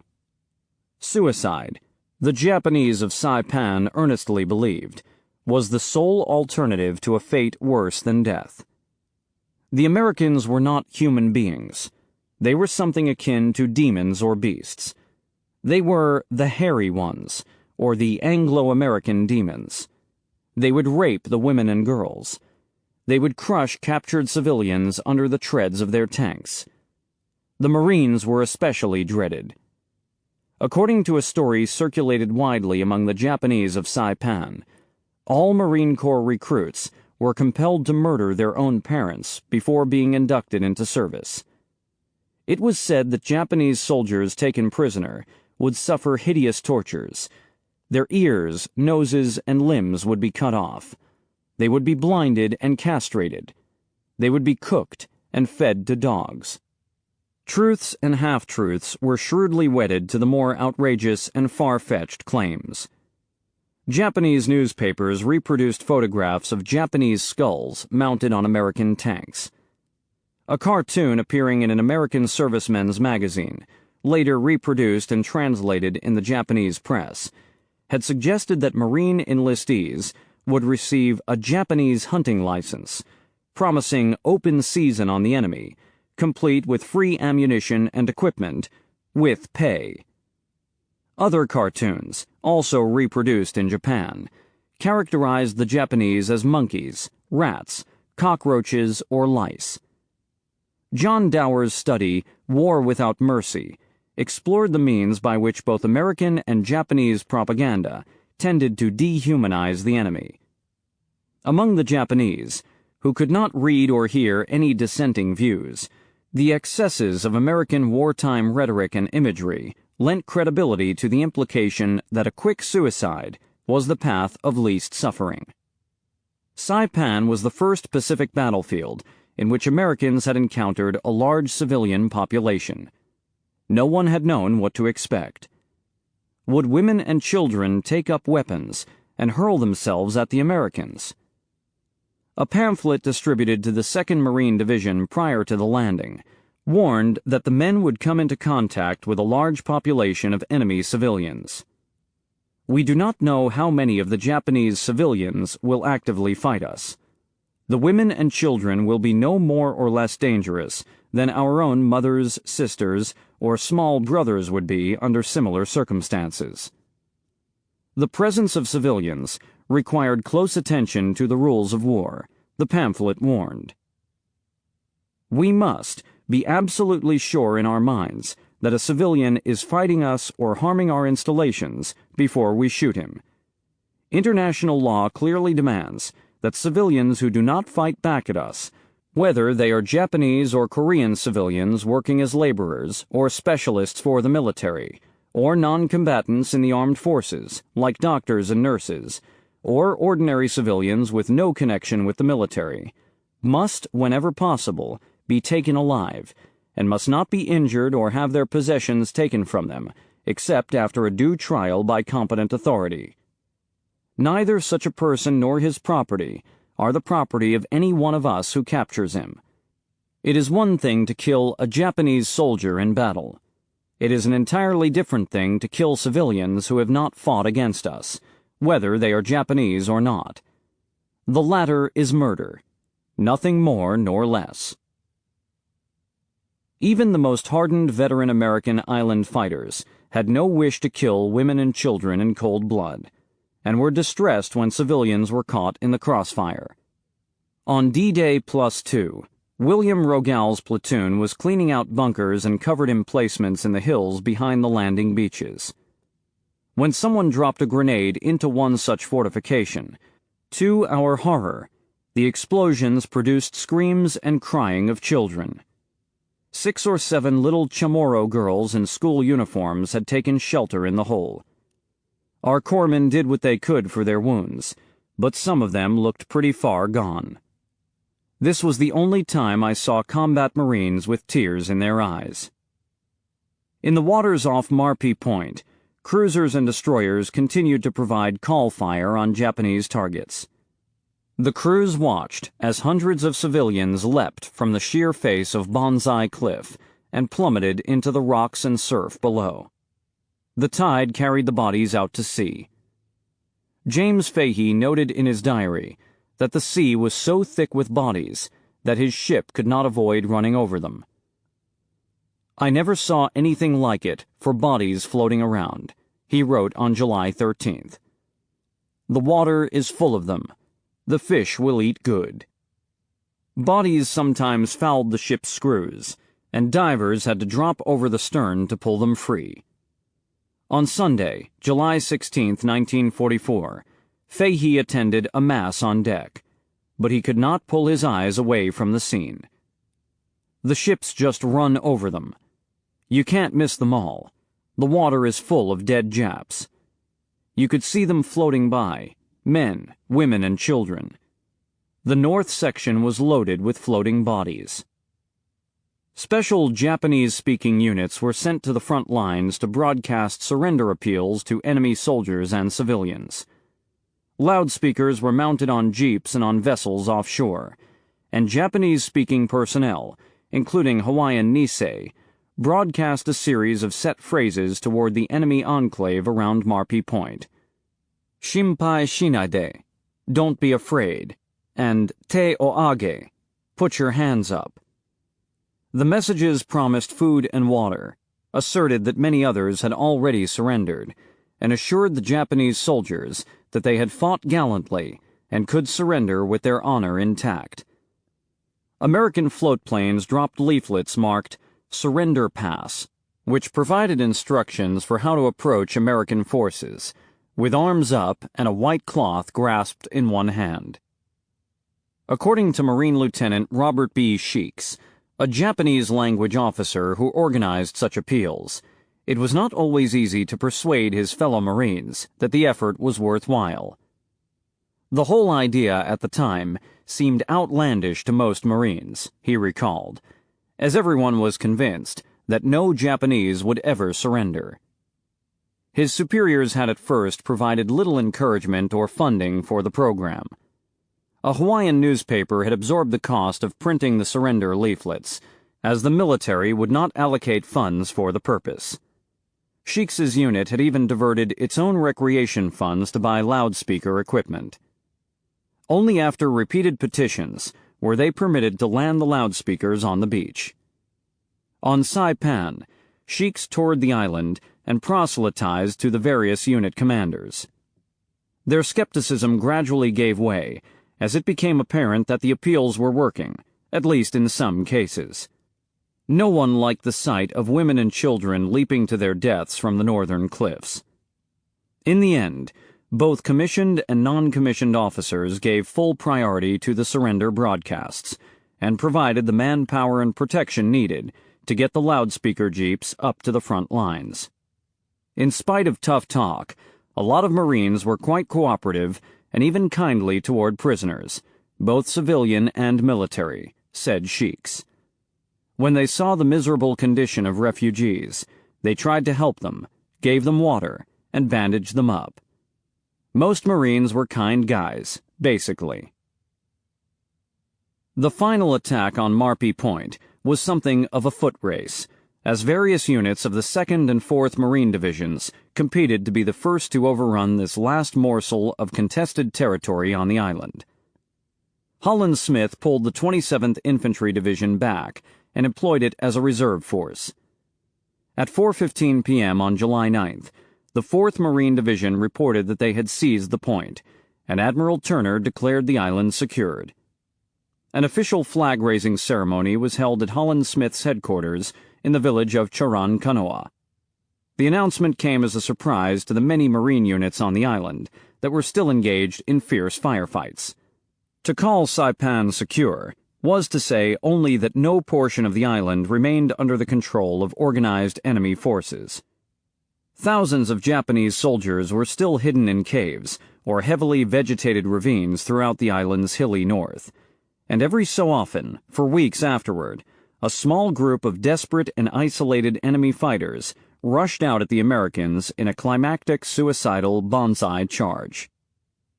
The conquest of Saipan was the most costly operation to date of the Pacific Campaign. Of the American ground forces, 2,949 men were killed and 10,464 wounded. In the final tally, about 27,000 Japanese fighters, virtually the entire garrison, were killed in action or took their own lives. The Americans captured 736 military prisoners of war, most of whom were Korean labor troops. Even before the island was declared secure, construction teams had begun the work of converting Tanapag Harbor into a modern depot. Mines and wrecked small craft were cleared to open a 150-foot channel to the waterfront, and heavy earth-moving equipment began the work of improving and extending the piers and building new seaplane ramps. In Tokyo, senior officers of the Imperial General Headquarters had already written off Guam and Tinian. No naval interference was possible after Ozawa's overwhelming defeat at sea, and if the Americans had conquered Saipan, they would not be thwarted by the smaller garrisons on the islands farther south. The tenacious defense of Saipan had forced the Americans reluctantly to postpone the capture of Tinian and Guam, originally scheduled to occur within a week after the landing on Saipan. Nimitz, troubled by the long delay, had pressured Spruance and Turner to fix a date for these latter operations. But Holland Smith had insisted on holding the Guam troops in reserve for possible deployment on Saipan, and in light of the tougher-than-expected fight on that island, it was decided that another reserve force, the Army's 77th Infantry Division, should be brought up from Hawaii to join the 3rd Marine Amphibious Corps, the 3rd Marine Division, and the 1st Provisional Marine Brigade under General Roy Geiger. On July 7th, with the battle for Saipan entering its final phase, Admiral Spruance finally felt confident enough to fix the landing dates for Guam, July 21st, and Tinian, July 24th. Both islands had been subjected to intermittent aerial bombing since the Saipan landing, and Japanese air power on the islands had been virtually snuffed out. Rear Admiral Dick Connolly's Southern Attack Force began continuous daily naval bombardment of Guam on July 8th. For the 13 days prior to the first assault, Japanese defenses on the western beaches suffered under a rain of projectiles ranging in caliber from 5 to 16 inches. It was the most sustained pre-invasion naval bombardment of the war. 30 miles long and 210 square miles in area, Guam was the largest island in the Marianas and offered the most potential as a forward operating base. It had the archipelago's best deep-water harbor at Apra. Its large airfield at Orote was the best in the region, and its expansive rolling tablelands and hard coral soil would provide good sites for more. It was unique in having been American territory for more than 4 decades before the Japanese invasion in December 1941. A large proportion of all U.S. Navy stewards and mess boys were Chamorro natives of Guam, contributing to a feeling that Guamians were members of the extended Navy family. Under the Japanese regime, the island's people had suffered from forced labor, crop confiscations, compulsory education in Japanese, and summary punishment for suspected disloyalty. Ringed by coral reefs and rocky cliffs, Guam was a tough prospect for any amphibious attacker. The island's most indispensable military assets were Apra Harbor and Orote Airfield, which directly adjoined one another on the midsection of the west coast. Beaches to the immediate north and south of this area presented the least difficulties for an amphibious landing. Connolly's battleships, cruisers, and destroyers had concentrated their guns on those beaches and the ground above them, around Asan Point and Agana to the north, and Gan Point and Agat to the south. For all of these reasons, there was never any doubt in the minds of the Japanese about where the Americans would put their forces ashore. Lieutenant General Takeshi Takashina, the island commander, had superintended the construction of formidable entrenchments and fixed fortifications above the beaches. On the other hand, those same defenses had been shelled heavily and at length in the 2 weeks before the revised W Day.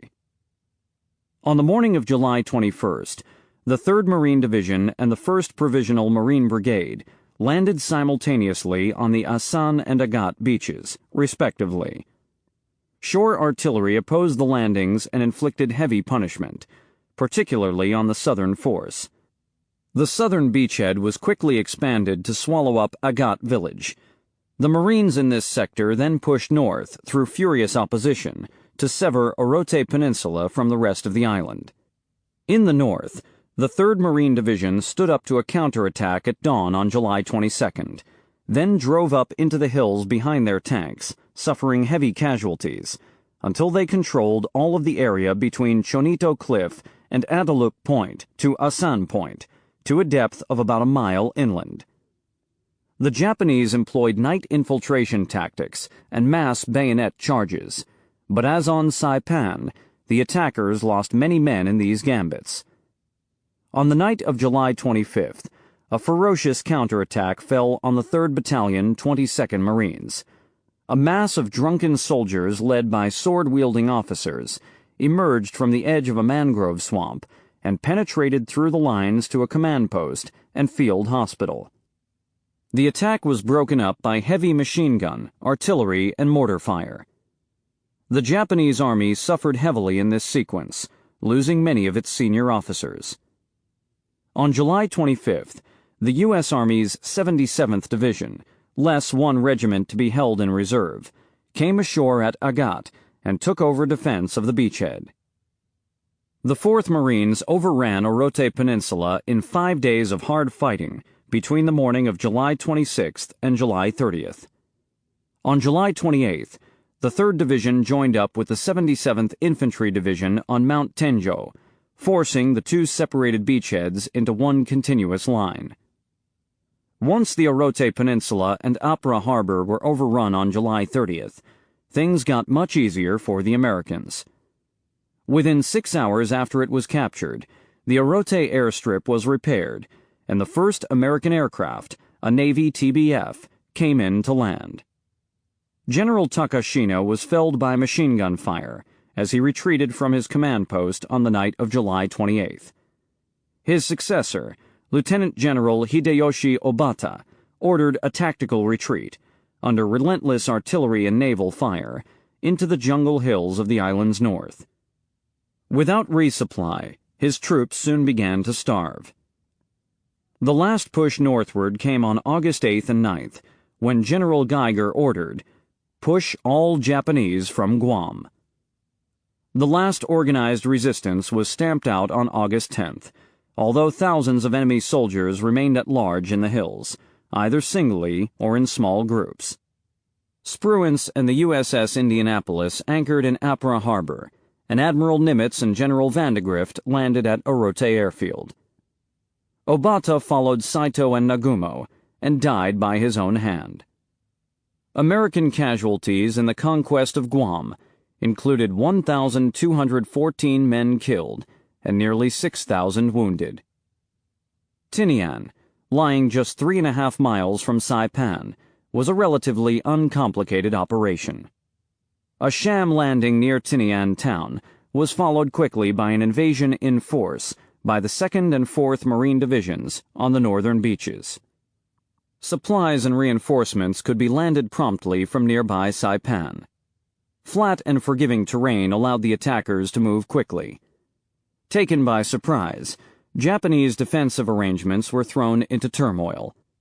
In 9 days of fighting, the Japanese forces were forced into a shrinking pocket in the south. A last banzai charge was broken up on the night of July 31st, and the island was declared secured. Holland Smith rated the battle for Tinian as a model of its kind, in which the result brilliantly consummated the planning and performance. The island was to be the major airbase of the 20th Air Force, which would eventually operate more than 1,000 B-29 superfortresses from the Marianas. Though Americans were slow to appreciate it, they had just won the decisive victory of the Pacific War. Capture of the Marianas and the accompanying ruin of Japanese carrier air power were final and irreversible blows to the hopes of the Japanese imperial project. For another year, the Tokyo junta would clutch at the absurd hope that further exhibitions of fanatical resistance might force the conqueror to the negotiating table. But Forager had provided airfields from which the big new bombers could strike the population and industrial centers of the Kanto Plain, including Tokyo. It had provided a base of submarine operations at the crossroads of the Pacific, bringing the enemy's critical sea lanes within immediate reach. The Americans had demonstrated that they could win dominion of the skies anywhere in the Pacific, with carrier air power alone, that they could leap across long ocean distances to invade well-defended continental landmasses, and that the naval air amphibious juggernaut could move faster and farther than the enemy had imagined possible. The Imperial Japanese Navy had staked its hopes on winning a decisive naval battle in the Western Pacific, but that contest had been forced on Ozawa before his aviators were ready, with the result that Japan's carrier air force was permanently and irreversibly demolished. Loss of the Marianas brought down the Japanese government and ushered into power a new prime minister and cabinet with a putative goal of finding a way out of the war, though they would fail in this regard. 2 years earlier, Ernest J. King had insisted on launching an early Pacific counteroffensive in the Solomon Islands. Relying on his influence with the Navy-minded Roosevelt and his tense rapport with General Marshall, King had secured approval from the Joint Chiefs for Operation Watchtower. He had rebuffed the objections of Admiral Gormley and General Vandegrift, the local Navy and Marine commanders, to whom it fell to carry out the precarious operation, and had ridden roughshod over General MacArthur, who wanted the Pacific campaign consolidated under his singular authority. Warned that the Americans did not yet have sufficient naval power, air power, or logistics capability to begin a major amphibious operation in the South Pacific, King trusted his aggressive instincts. He pointed out that the Japanese were at a similar disadvantage. More time might allow the Navy and Marines to improve their margin of superiority, but time would also strengthen the defenders, who were gradually digging themselves into the territory they had seized. Had the Americans been pushed off Guadalcanal, as had seemed likely in September and October of 1942, King might have lost his command, and the Pacific War might have taken a different course. But Operation Shoestring, as Watchtower was ruefully nicknamed by the men who carried it out, vindicated King's philosophy of the early counterattack. In subsequent operations of 1942 and 1943, north and south of the equator, planners had been forced to work against oppressive deadlines, and commanders had been forced to rely on deficient or awkward logistics. But the Americans had always appeared before they were anticipated, and the Japanese had been obliged to fight earlier than they would have liked. Everywhere, I think, you attacked before the defense was ready, Admiral Kichisaburo Nomura told interrogators after the war. You came far more quickly than we expected. On many other islands, where the defenses were mature, the Americans merely leaped past them and let the defenders wither on the vine. By early 1944, the fully mobilized American war economy had put an end to the era of shortfalls. Amphibious operations of previously unimaginable scale were now possible. On Saipan, American ground forces occasionally complained that specific items were needed, but unavailable. For example, their portable radio packs were often inoperable for lack of spare batteries. The batteries were there, in the holds of Turner's transports, and in sufficient numbers. Delays in getting them into the hands of the radio men could be blamed on the customary and inevitable snafus. An intricate choreography was required to move materials from the ships offshore to the beachhead supply dumps to infantry units in advanced positions. In some cases, it was a matter of better paperwork and record-keeping. If the beachmasters did not know exactly what they had on the beach and where to find it, they could not very well get it to the front lines. Inefficiencies were being identified and corrected, procedures steadily improved, as all personnel learned from experience. Raymond Spruance, when discussing the war after it was over, often returned to the point that tactical decisions in major battles were less important than the superior logistics of American forces. A sea of ink has been spilled on Spruance's controversial determination to keep his carriers near Saipan on the night of June 18th to 19th, 1944. Another small ocean has been spilled on Halsey's even more controversial decision to chase the Japanese carriers north on the night of October 24th to 25th, 1944, during the Battle of Leyte Gulf. In each case, different tactics might have altered the result of the battle at hand, but neither could have had a lasting influence on the course of the war. The Americans had developed the capability to project overwhelming force into the distant frontiers of the Western Pacific, and no tactical masterstroke or blunder could reverse the increasingly lopsided balance of power between the combatants. On July 17th, when Nimitz and King flew into newly pacified Saipan, both admirals took pains to assure Spruance that his performance in the Battle of the Philippine Sea had been entirely satisfactory. "Spruance, you did a damn fine job there," said King, upon stepping off his plane. "No matter what other people tell you, your decision was correct." He had hewn closely to his orders, which were to protect the beachhead at all costs. With a wide margin of superiority, and that margin growing inexorably each passing month, the High Command had no use for brash tactical gambits that might provide an opening for an improbable Japanese victory. Surveying grand strategy from a high perch, the Cominch and Sinkpak instinctively understood that the last phase of the Pacific campaign would be won by the numbers. The capability of Service Squadron 10 to provide logistical support with no meaningful shore establishment had enabled the Fifth Fleet to operate from desolate Central Pacific atolls. Now, in the Marianas, a sophisticated and permanent forward base of operations would backstop the final assault on the Philippines and Japan's home islands.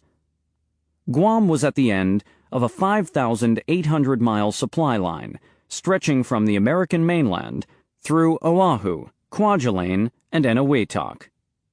It was a continental island, 210 square miles in area, with ample territory for airfields, barracks, warehouses, port amenities, fuel storage, training ranges, recreation facilities, and a new Pacific Fleet headquarters. It lay astride the main sea routes linking east to west and north to south, and was thus well situated to support the next offensive thrusts. It had been and would remain a U.S. territory, with a friendly and loyal native population, and would serve as a keystone of American military power in the region long after the defeat of Japan. The transformation began while the battle for Guam was still hot, when the Garrison Beach Party and the port director came ashore under fire and began directing boat traffic onto the landing beaches. Several thousand tons of material was landed each day. Most supplies and equipment were left in open-air supply dumps, as few warehouses had survived the aerial and naval bombardment of the previous weeks. Lion 6, an advanced naval base building unit commanded by Captain Adolph E. Becker, Jr., began clearing Apra Harbor and preparing it to receive large cargo ships. The jetty was extended, a submarine net raised, and temporary pontoon piers linked to the shore by a coral-filled causeway. The first Seabees to arrive on the island, the 5th Naval Construction Brigade, upgraded and extended the airfields and paved and widened the roads. Vice Admiral John H. Hoover, the low-profile admiral who had been Nimitz's commander of shore-based air, assumed overall command of the Marianas. A new island command assumed authority on Guam. Most of the transport fleet and many of the warships pulled out and sailed for Pearl Harbor. Working and living conditions were wretched in those early days of the base-building struggle. Men were quartered in tents, but their bivouac areas were prone to flooding in the frequent torrential rains, and it was essential to construct platform tents both for lodging and for office space. Canned rations fed the men until a makeshift galley was established in a Quonset hut. A reservoir in the island's interior provided water to the coastal towns, but the pipelines had been destroyed by naval bombardment, so all fresh water had to be brought in from the fleet in 5-gallon cans. Flies and an awful stench rose from the shallow graves of dead Japanese, so the dead had to be dug up and burned. Mosquitoes and the tropical diseases they carried caused a health and sanitation emergency. The construction teams had to drain swamps and other areas of standing water and spray them with disinfectant. Fuel was brought ashore in 55-gallon drums and stored in open-air dumps. Several of those dumps went up in flames, causing spectacular explosions and conflagrations that lasted days. Thousands of Japanese mines were scattered around the beaches and footpaths, and several men were killed by walking into an area not yet cleared by mine disposal units. Tens of thousands of American combat and construction troops had to be fed. A Naval Reserve lieutenant, who had worked in hotels and restaurants, organized the first large mess hall, in which the galley took up all of a small Quonset hut, and the food was served directly into mess kits through small windows. Men often waited as long as 2 hours to be served. American forces had also assumed responsibility for feeding and sheltering the island's 24,000 native Chamorros. Many of their homes and villages had been destroyed, or were not yet safe from the enemy. In early August, About 18,000 civilian inhabitants were living in 3 refugee camps near the coast. The island's unpaved roads were churned up by tanks, jeeps, and trucks, and when the rainy season set in, they were transformed into impassable quagmires. Many vehicles were stranded in the mud and abandoned. The primitive ox cart tracks and footpaths had to be widened, extended, and paved over. But trucks were needed to haul coral rock to primitive cement mixing areas, and there were never quite enough trucks, or enough mechanics and spare parts to maintain them.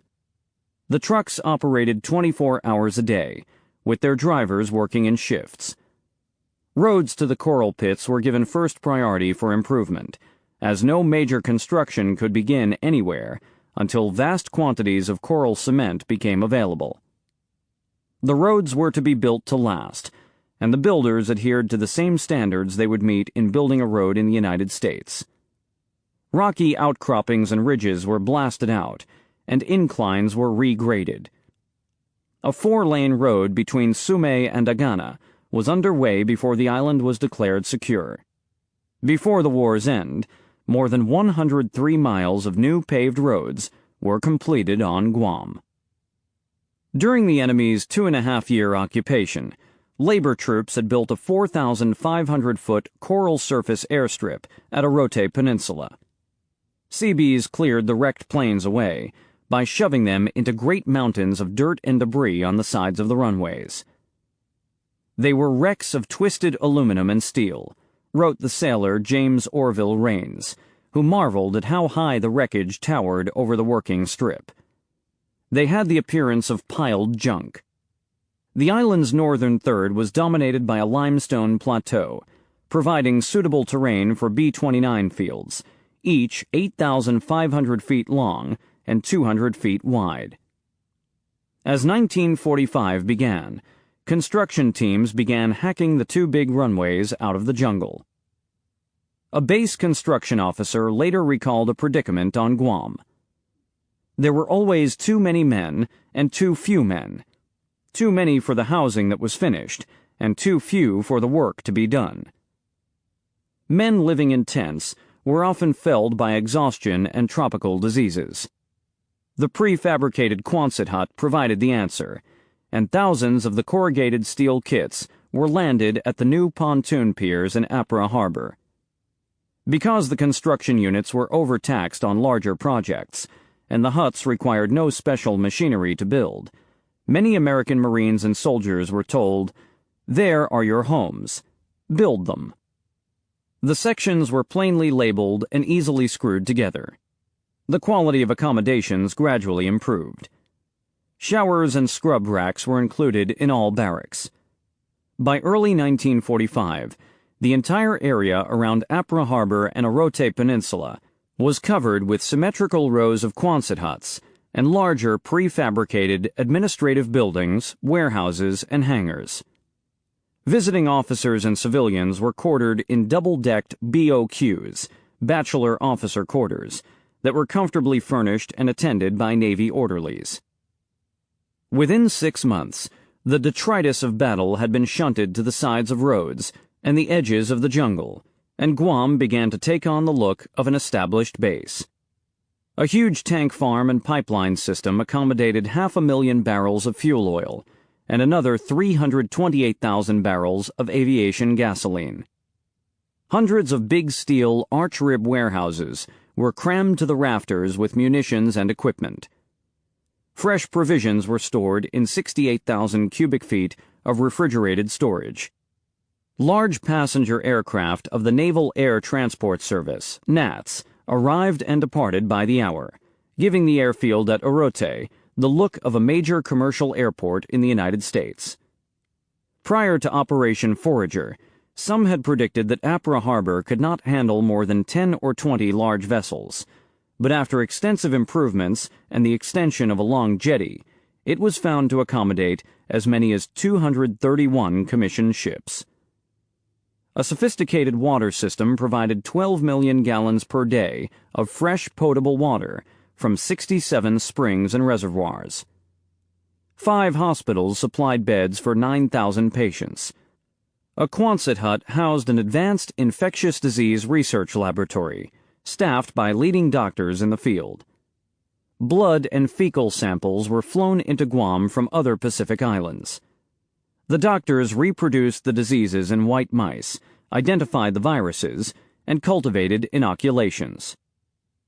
Ernie Pyle, a combat journalist who had made his name in the European theater, traveled to Guam in the spring of 1945.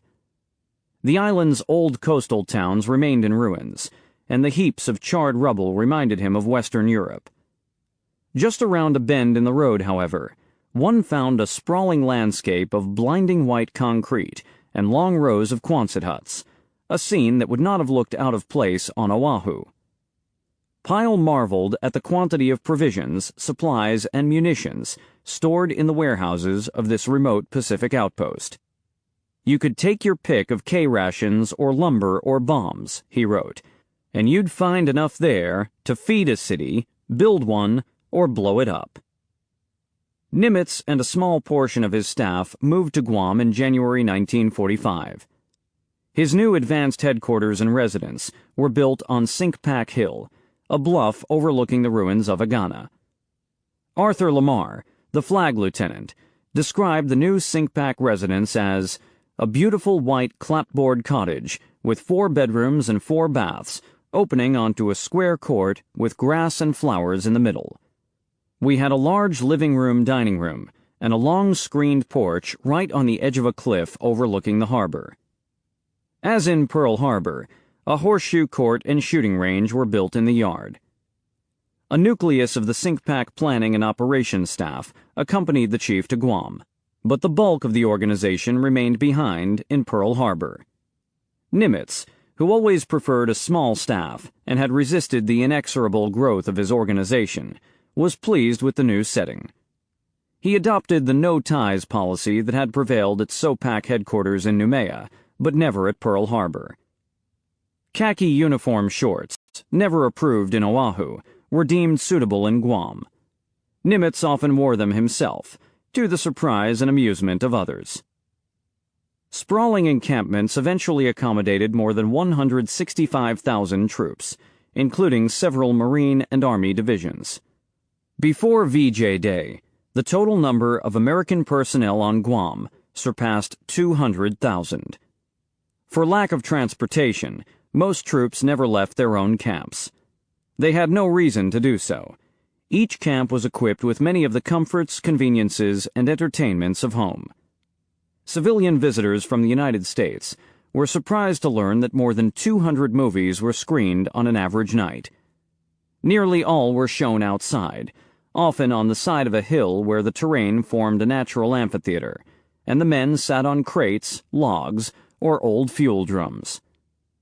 Movie reels were traded from one camp to another, but inevitably men were obliged to watch the same films 20 or 30 times, and could recite the dialogue as it left the actors' lips. Baseball diamonds, football fields, and basketball courts sprouted up in recently cleared minefields, and an athletics office organized large and sophisticated sporting leagues. There were 35 boxing arenas, and one well-promoted fight attracted 18,000 spectators. Thousands of radios were distributed to the camps. A Pacific American Expeditionary Forces station provided news and entertainment, but many listeners still preferred the popular jazz and buffoonish propaganda of Radio Tokyo.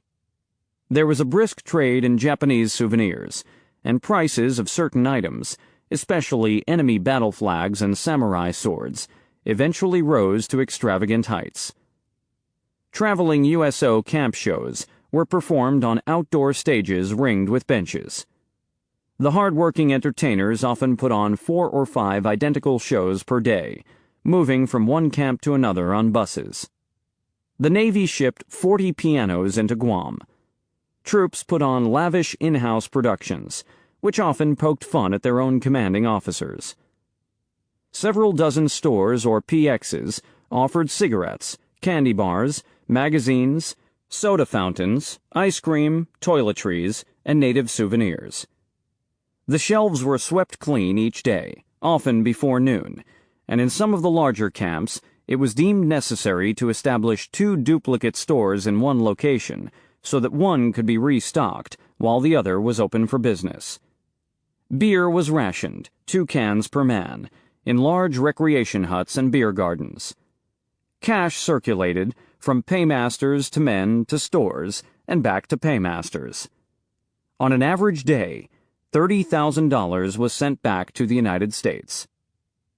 In the densely vegetated hills overlooking these trappings of an ultramodern, omnipotent, and prosperous military civilization, Japanese stragglers watched, starved, and considered their alternatives. Now and again, an American was ambushed or felled by sniper fire, but most surviving Japanese seemed preoccupied with food and survival. Recognizing that malnutrition and disease would gradually reduce the threat posed by enemy holdouts, the island commanders took a patient approach to rounding them up. Loudspeaker trucks lumbered over the dirt tracks in the northern hill country, broadcasting their rhythmic appeals for honorable surrender. Leaflets were dropped from airplanes. Japanese POWs were sent back into the jungle to persuade their comrades to give themselves up. Driven to desperation by hunger, many Japanese drew in close to the American encampments and looked for opportunities to steal food. Sentries often killed or captured these emaciated intruders around the edges of ration dumps, warehouses, or mess halls. In one often related incident, a Japanese soldier was found sitting among a company of Marines watching an outdoor movie. When discovered, he grinned broadly and raised his hands. Another surrendered to a Marine sitting on a privy, later explaining that those circumstances seemed to offer the best odds of not getting shot. When a Japanese straggler was spotted one night on Sinkpak Hill, Nimitz's Marine Guards chased the man back into the jungle, and Nimitz, dressed in pajamas, emerged from the house with a pistol in hand. Even long after the end of the war, hundreds of Japanese remained stubbornly at large in the jungles of Guam. Small groups lived in caves and survived by hunting lizards, toads, and rats, trapping fish, and stealing food from local farms and villages. Chamorros, embittered by the Japanese occupation of 1941 to 44, tended to attack them on sight. The Japanese government sent emissaries, and a steady trickle of holdouts came out of the jungle each year throughout the late 1940s and early 1950s. The last Japanese straggler on Guam was Sergeant Shoichi Yokoi, a native of Aichi Prefecture, who lived in a remote section of the Talofofo River Valley until 1972. This latter-day Robinson Crusoe survived in the jungle for almost 28 years by eating fruit, nuts, snails, rats, pigeons, shrimp, eels, and native plants. His story remains an extraordinary example of what can be achieved with advanced wilderness survival skills. Yokoi built traps of wild reeds and wove clothing of pago fibers. He avoided disease by bathing frequently and boiling water before drinking it. He dug an underground shelter and installed bamboo walls and floors. Until 1964, he had remained in occasional contact with other Japanese holdouts, but for the last 8 years of his ordeal, he was alone. When captured by 2 Chamorro natives in January 1972, Yokoi accurately identified the month and year. Doctors judged the 56-year-old man to be in excellent health and in full possession of his mental faculties. His return to Japan caused a national sensation. Yokoi said that he had known the war was over since 1952, but had dreaded the disgrace of surrender. "I am ashamed that I have returned alive," he told reporters. In a visit to the grounds of the Imperial Palace, he addressed himself to the Emperor and Empress. "Your Majesties, I have returned home. I deeply regret that I could not serve you well.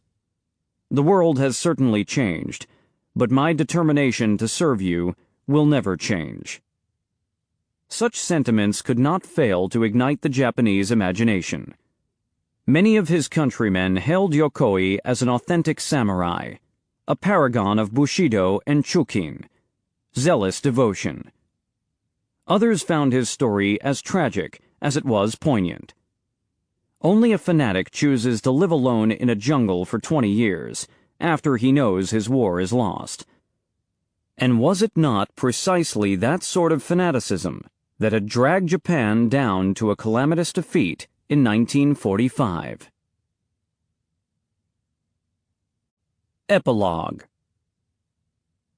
During the war, whenever possible, the Japanese army arranged to repatriate the cremated remains of fallen soldiers. Burial details dug a pit, filled it with brushwood, piled the bodies on top of the wood, poured gasoline onto the bodies, and set them on fire.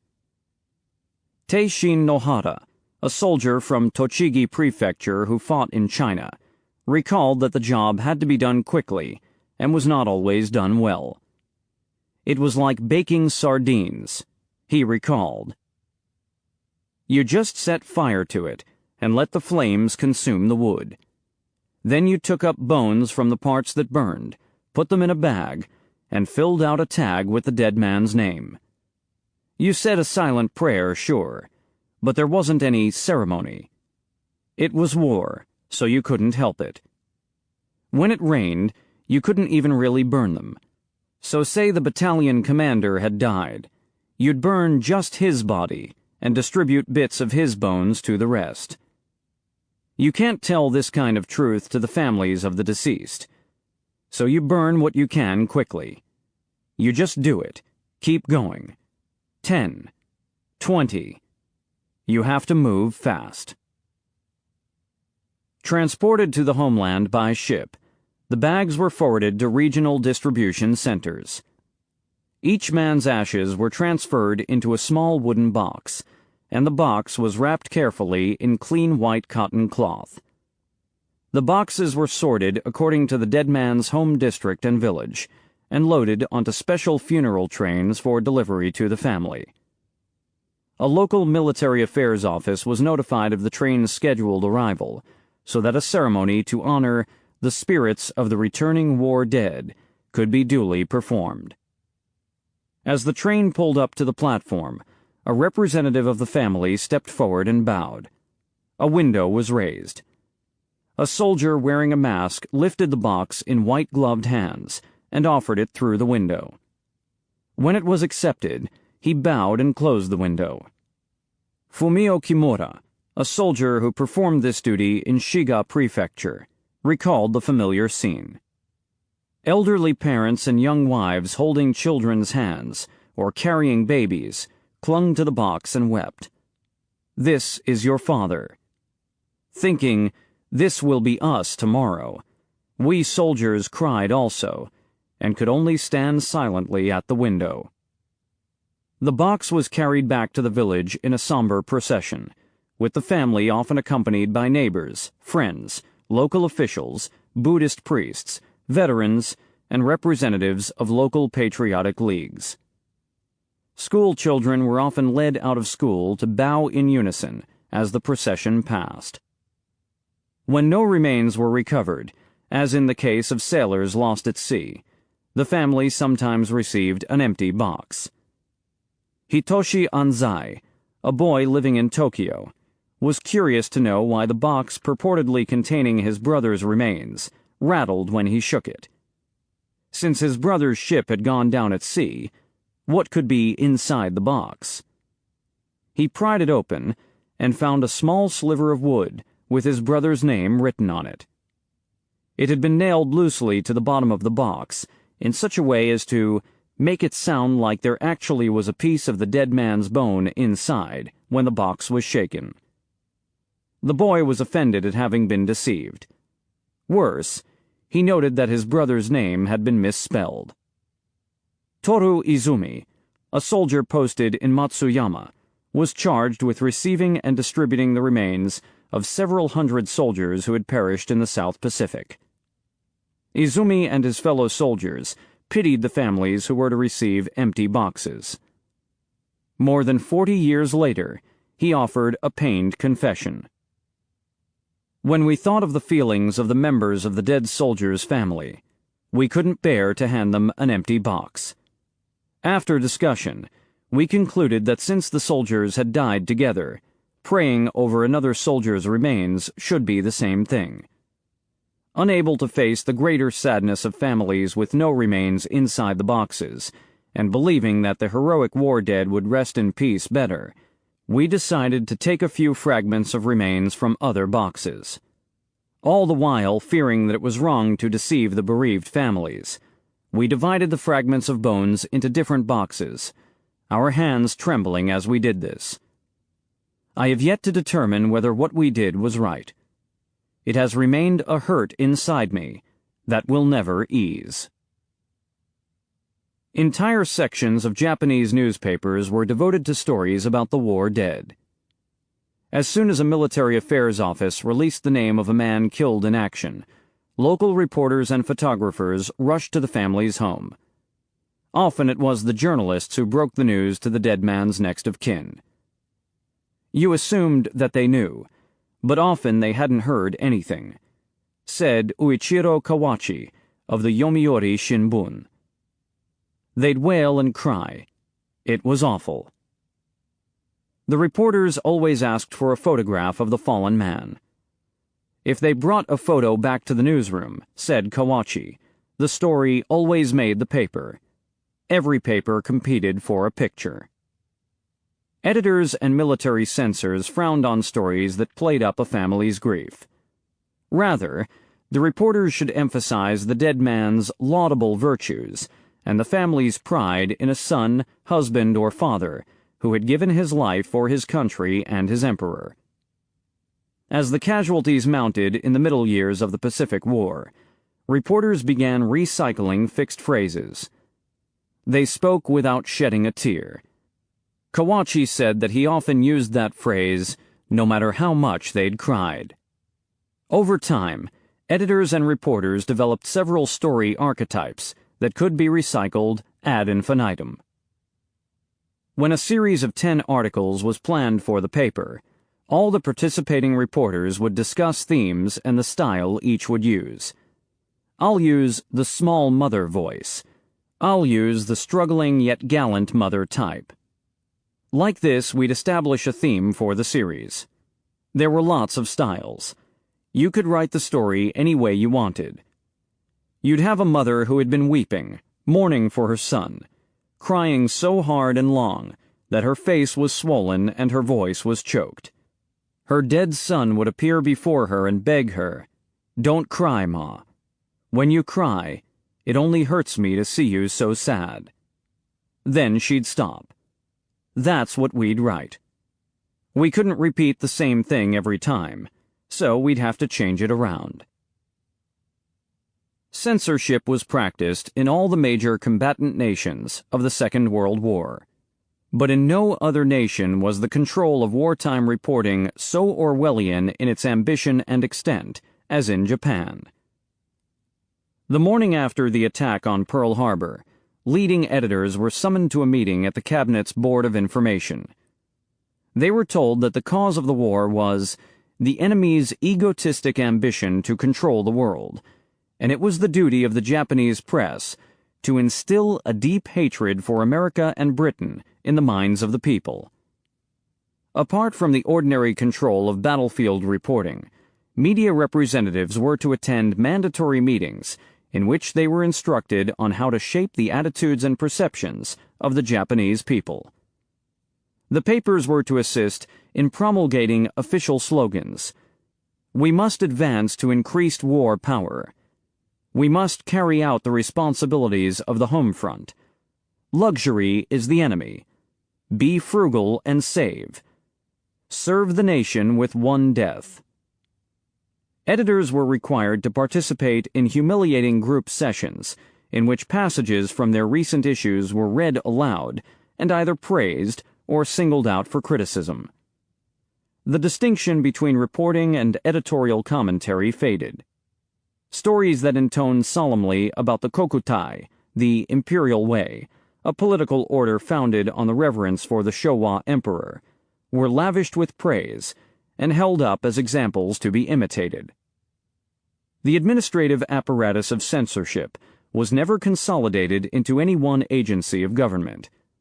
An article that did not offend the Army might raise hackles in the Navy Ministry, and editors sometimes found themselves wedged helplessly between the opposing requirements of the two services. A ranking officer in a local police station might summon an offending editor or reporter to be upbraided and threatened with imprisonment. The Army press section began holding regular monthly meetings at a Tokyo restaurant, to which all leading editors were invited. Attendance was recorded. Officers commented on each publication's recent stories and made requests, issued orders, concerning the content and themes of upcoming editions. Guidelines were often arbitrary and seemingly meaningless. A word or phrase might be declared out of bounds, with no coherent justification provided. An independent writer who fell out of favor found that editors no longer took his calls or acknowledged his submissions. Recidivist offenders were hauled away to prison to be beaten, tortured, starved, and incarcerated indefinitely. A reporter whose byline appeared above an impertinent article might find himself drafted into the Army and shipped to the front lines without military training the following day. A paper might be ordered to suspend publication for several days or weeks, long enough to drive it into bankruptcy. On occasion, an article would be recalled, requiring that drivers be sent out to tear the objectionable pages from copies still on the newsstands, and to affix a seal to the cover, identifying it as a revised edition. As commodities of every kind grew scarce, the junta discovered another useful lever to reward compliance and punish insubordination: raw newsprint. In December 1942, the vice chief of the Board of Information told editors-in-chief that the supply of newsprint would be negligible in the following year, and that allocations would be decided according to how closely their publications adhered to government direction. The editors were pressured to make their leading reporters available to tour the provinces, making speeches on the realization of the Holy War for the Information Board. In Japan, where the literacy rate was among the highest in the world, newspapers were a large and lucrative business. Enterprising owners quickly grasped that the war and its pressures offered an opportunity to expand circulation at the expense of less jingoistic competitors. The prime beneficiary of the new regime was the ultranationalist Asahi Shimbun, the largest daily newspaper in Japan, with a circulation exceeding 2 million. Asahi had the scale to build a sophisticated internal inspection division, an in-house layer of censorship that minimized the danger that any article would run afoul of the regime. The leading papers competed fiercely for readers, but not, as Asahi correspondent Shoryu Hata later admitted, over the quality and accuracy of the reports that would be left to history, but rather over how most effectively to rouse the public. Because of this pressure and competition, there were reporters who wrote total lies. Star reporters were assigned to cover the Imperial General Headquarters, IGHQ, in Tokyo. Being headquarters correspondent was one of the most prestigious postings in Japanese journalism, but the job, Uichiro Kawachi recalled, was little more than that of a glorified stenographer. All headquarters correspondents labored under the tyrannical eye of the Kempeitai, the domestic state security service. They were required to wear a plain army uniform without insignia. Correspondents regularly and falsely published under bylines, placing them at the front, even though they had never left the Tokyo headquarters building. When an official announcement was released, the correspondents were required to copy down each word verbatim, taking care to avoid errors or typos. Any deviation from the exact wording of the announcement, however trivial, was grounds for revocation of press credentials. To guard against such errors, Each correspondent first called his newsroom to read the statement over the phone, then delivered by hand a printed copy to a courier waiting outside on a motorbike. The courier sped to the newsroom and rushed the document into the hands of the editors, so that the text could be double and triple checked before it was published in the late edition.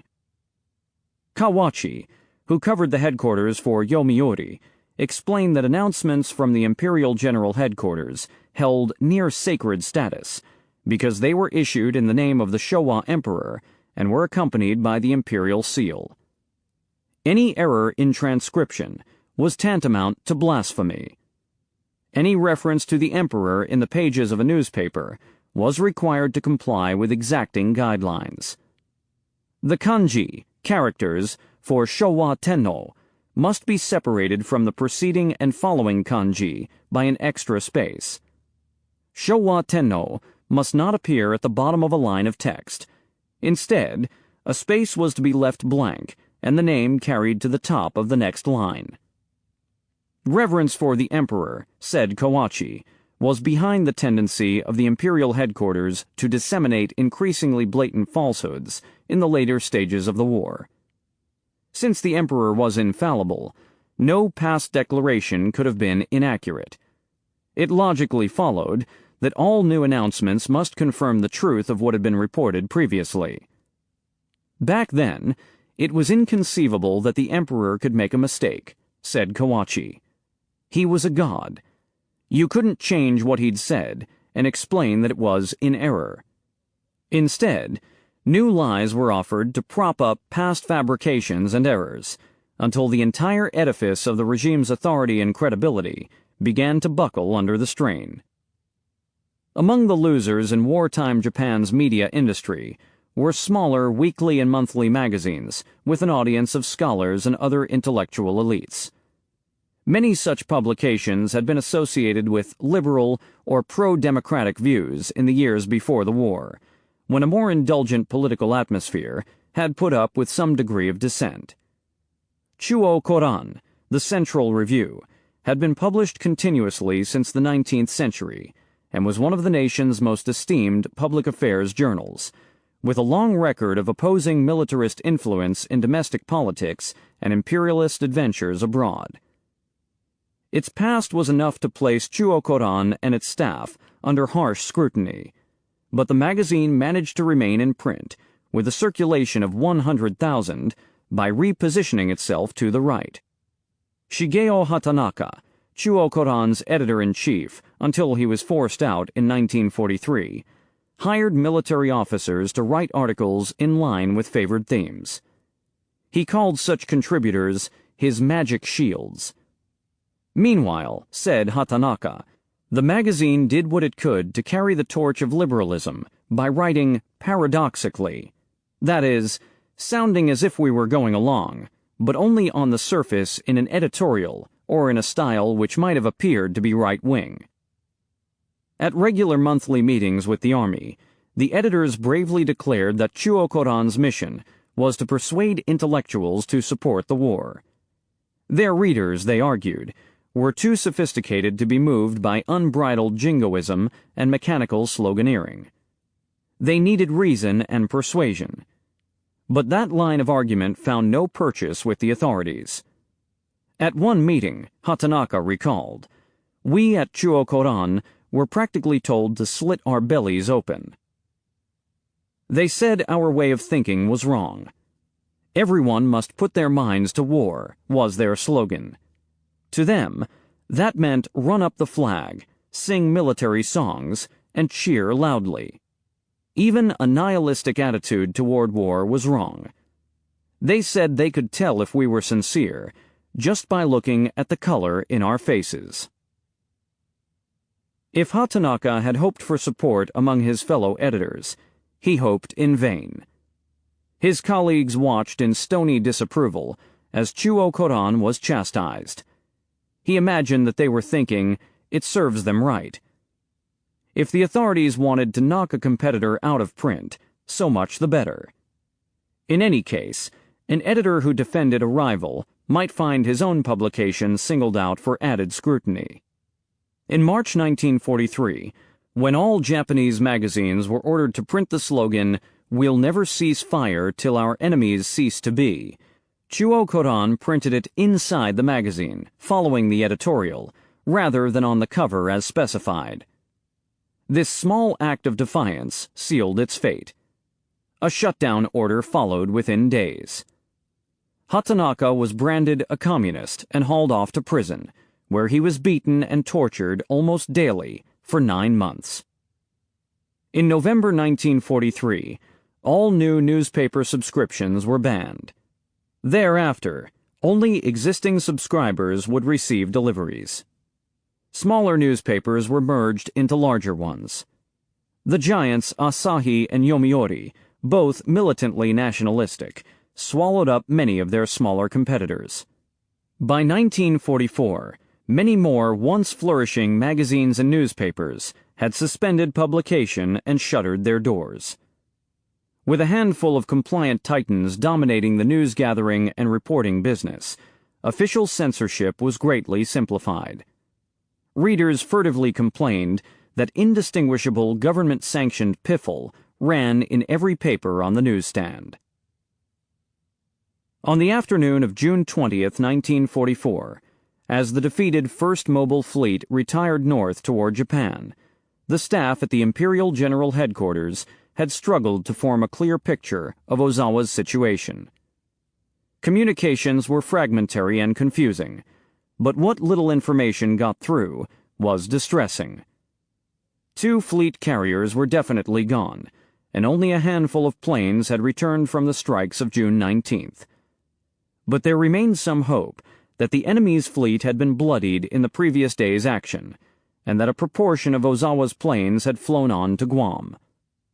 An intercepted American radio transmission mentioned survivors of the Bunker Hill, raising hopes that the carrier had been sunk, but subsequent intercepts referred to downed aviators, not to the ship's crew. When the American carrier planes attacked Ozawa on the evening of June 20th, sinking a 3rd Japanese carrier, the Hiyo, the staff at the Imperial General Headquarters could read the writing on the wall. If Spruance had chased Ozawa halfway across the Philippine Sea, his fleet must be intact. The scale of the naval defeat thus presented itself in unambiguous terms. On the same evening, messages from General Saito's headquarters on Saipan indicated that the Americans had secured the southern half of the island. Without naval or air support, Saito's position was tactically hopeless. It was only a matter of time before Saipan would fall to the Americans. Senior military officers privately admitted, "We can no longer direct the war with any hope of success." In Europe, the Allies were driving east from their Normandy beachhead, while the Russians were advancing west into Poland. Hirohito's military advisers privately told the Emperor that the loss of Saipan was inevitable. But the Emperor was in no mood to accept that verdict, and he pushed his chiefs to renew the fight by any means possible. "If we ever lose Saipan, repeated air attacks on Tokyo will follow," Hirohito told Tojo. "No matter what it takes, we have to hold there." In a late afternoon meeting at the Imperial Palace on June 20th, he directed Tojo and Shimada to muster all available naval and air forces for another desperate attack on the American fleet, to be followed by troop landings on the contested island. Knowing full well that the sovereign's proposal was tactically daft, the Naval General Staff worked through the night and circulated a draft plan on June 21st. The Fifth Fleet, under Vice Admiral Kiyohide Shima, would be summoned from Ominato Naval Base in northern Honshu. Admiral Shima would rendezvous with 2 fleet oilers and a troopship carrying 1 regiment, then sortie from Yokosuka for the Marianas on July 2nd. Another Army division would embark on transports totaling 80,000 tons and put to sea in the first week of July. The surviving elements of Ozawa's fleet would be reinforced with the escort carriers Kaiyo, Taiyo, and Shinyo. Having lost nearly all of his aircraft in the recent battle, Ozawa would embark new air groups consisting of naval air training squadrons and Army fighters. Admiral Kurita's Second Fleet, having previously been ordered to sail for the Singapore area, would refuel and rearm in the western part of the Inland Sea and then return directly to the Marianas. All available land-based aircraft would stage through Iwo Jima and renew the air battle against the American carrier force. The American fleet would be destroyed in time for the troop reinforcements to put ashore on Saipan. Conceived at the man-god's command and in the depths of despair, the plan to recapture Saipan was preposterous on its face. It was not even clear that enough fuel could be provided to put the various fleet elements into position to renew the battle. The American submarines would likely claim many more victims. American seaplanes would discover the incoming forces early. The Army leadership was implacably opposed to putting their fighter squadrons aboard aircraft carriers, and it was not clear that the Army airmen could even take off from the flight decks. The troopships would need a stroke of good fortune to get anywhere close to Saipan, and even if the troops could be landed, they would likely be wiped out on the beaches. But the Showa Emperor had lost faith in his military leaders and did not want to hear their objections. For 3 days, the services scrambled to launch an operation they knew to be suicidal.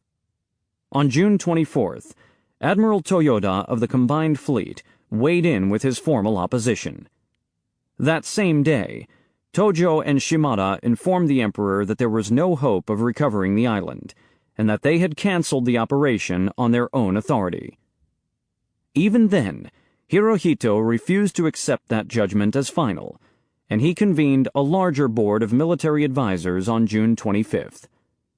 When they confirmed that Saipan was a lost cause, Hirohito told them to put their conclusions in writing and left the room. As usual, the Japanese people could only guess at the full truth. For several weeks in June and July, news reporting on the battle for Saipan was perplexing and contradictory. The Board of Information was evidently undecided. When and how should the public be informed that the island was to be yielded to the enemy?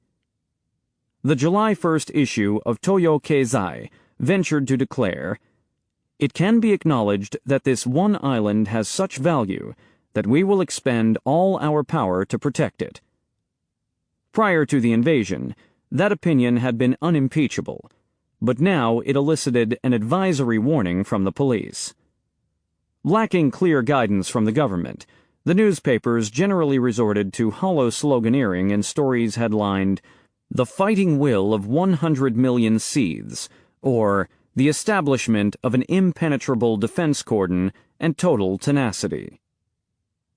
Wartime propaganda often referred to the Japanese people as the 100 million. The figure was overstated by about 30 million. Even without reliable news reports, ordinary Japanese could deduce that the loss of Saipan would open a desperate new phase of the war. Maps were unrolled and studied. Saipan was not far south. It had been Japanese territory for more than 20 years. It was home to a large population of Japanese civilians. If the Americans could land an invasion force on Saipan, within bombing range of the homeland, then the regime's past claims of fantastic and annihilating victories must have been fabrications. Aiko Takahashi told her diary on July 18, 1944, that Japan had obviously suffered another crushing defeat, but reports in newspapers and magazines boast that giving up these islands is a tactic for drawing in the enemy, and the enemy is doing what we want. She did not believe it, nor did many other ordinary Japanese. But it was not safe to air such opinions within earshot of others. Sachi Ariyama, a boy in Kawagoe, recalled that his father was arrested after expressing a casual opinion that the fall of Saipan meant things were serious. After many hours of interrogation, he was released, but the entire family remained under surveillance until the end of the war. Disaster in the Marianas inevitably loosened Tojo's grip on power. In February, The general had fortified his control of the cabinet by adding the job of Army Chief of Staff to his concurrent offices of Prime Minister and Army Minister, and by arranging for the malleable Admiral Shimada to serve simultaneously as Navy Minister and Navy Chief of Staff. Controlling such an all-encompassing portfolio of political and military offices, Tojo could scarcely duck responsibility for the Saipan debacle. In late June, he issued a public statement referring to his great shame before the emperor. He had never used such language in the past. Since the fall of Guadalcanal in early 1943, an anti-Tojo coalition had been maneuvering behind the scenes to oust the general from power. The group included several former prime ministers, military leaders, diplomats, elected members of the Diet, Parliament, and various members of the imperial family.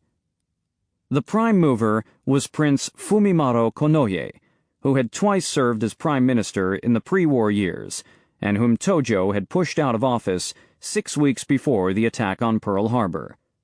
Konoye worked with a Navy group around Admiral Mitsumasa Yonai, another former prime minister, who had been Yamamoto's chief ally in opposition to the tripartite pact.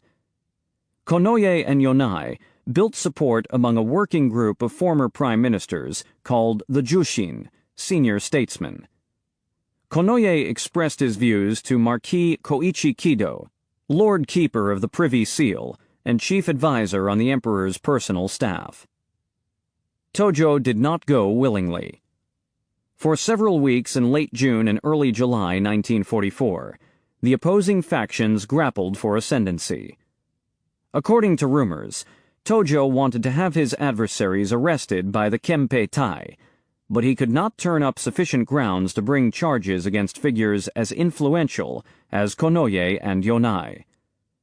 He proposed another cabinet reshuffling, in which he would retain at least one of his accumulated jobs, perhaps that of Army Minister. The combined fleet chief, Admiral Toyoda, threatened to resign if Shimada was permitted to remain simultaneously as the head of the Navy Ministry and the Navy General Staff.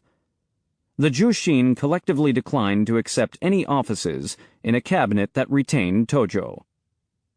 Konoye feared that the war and its disruptions would prompt a socialist upheaval, as in Russia during the Great War.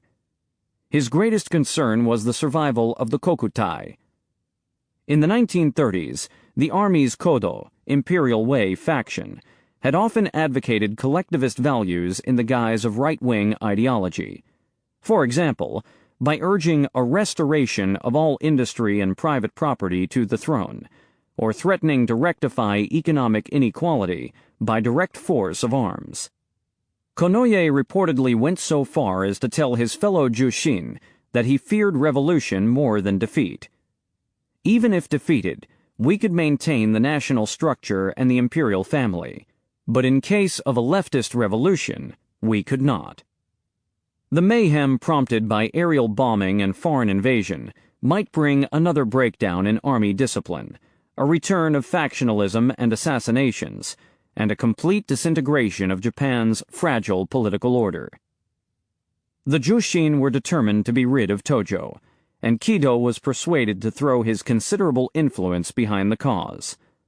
But who would take Tojo's place? Existing power-sharing arrangements could not be easily unscrambled. For all his manifest flaws, Tojo had managed to unify the army. He had brought the Kodo faction to heel, and neutralized many of its leading figures by sending them to forward posts. During his premiership, the rebellious young officers had not broken out in open defiance, as they so often had in the past.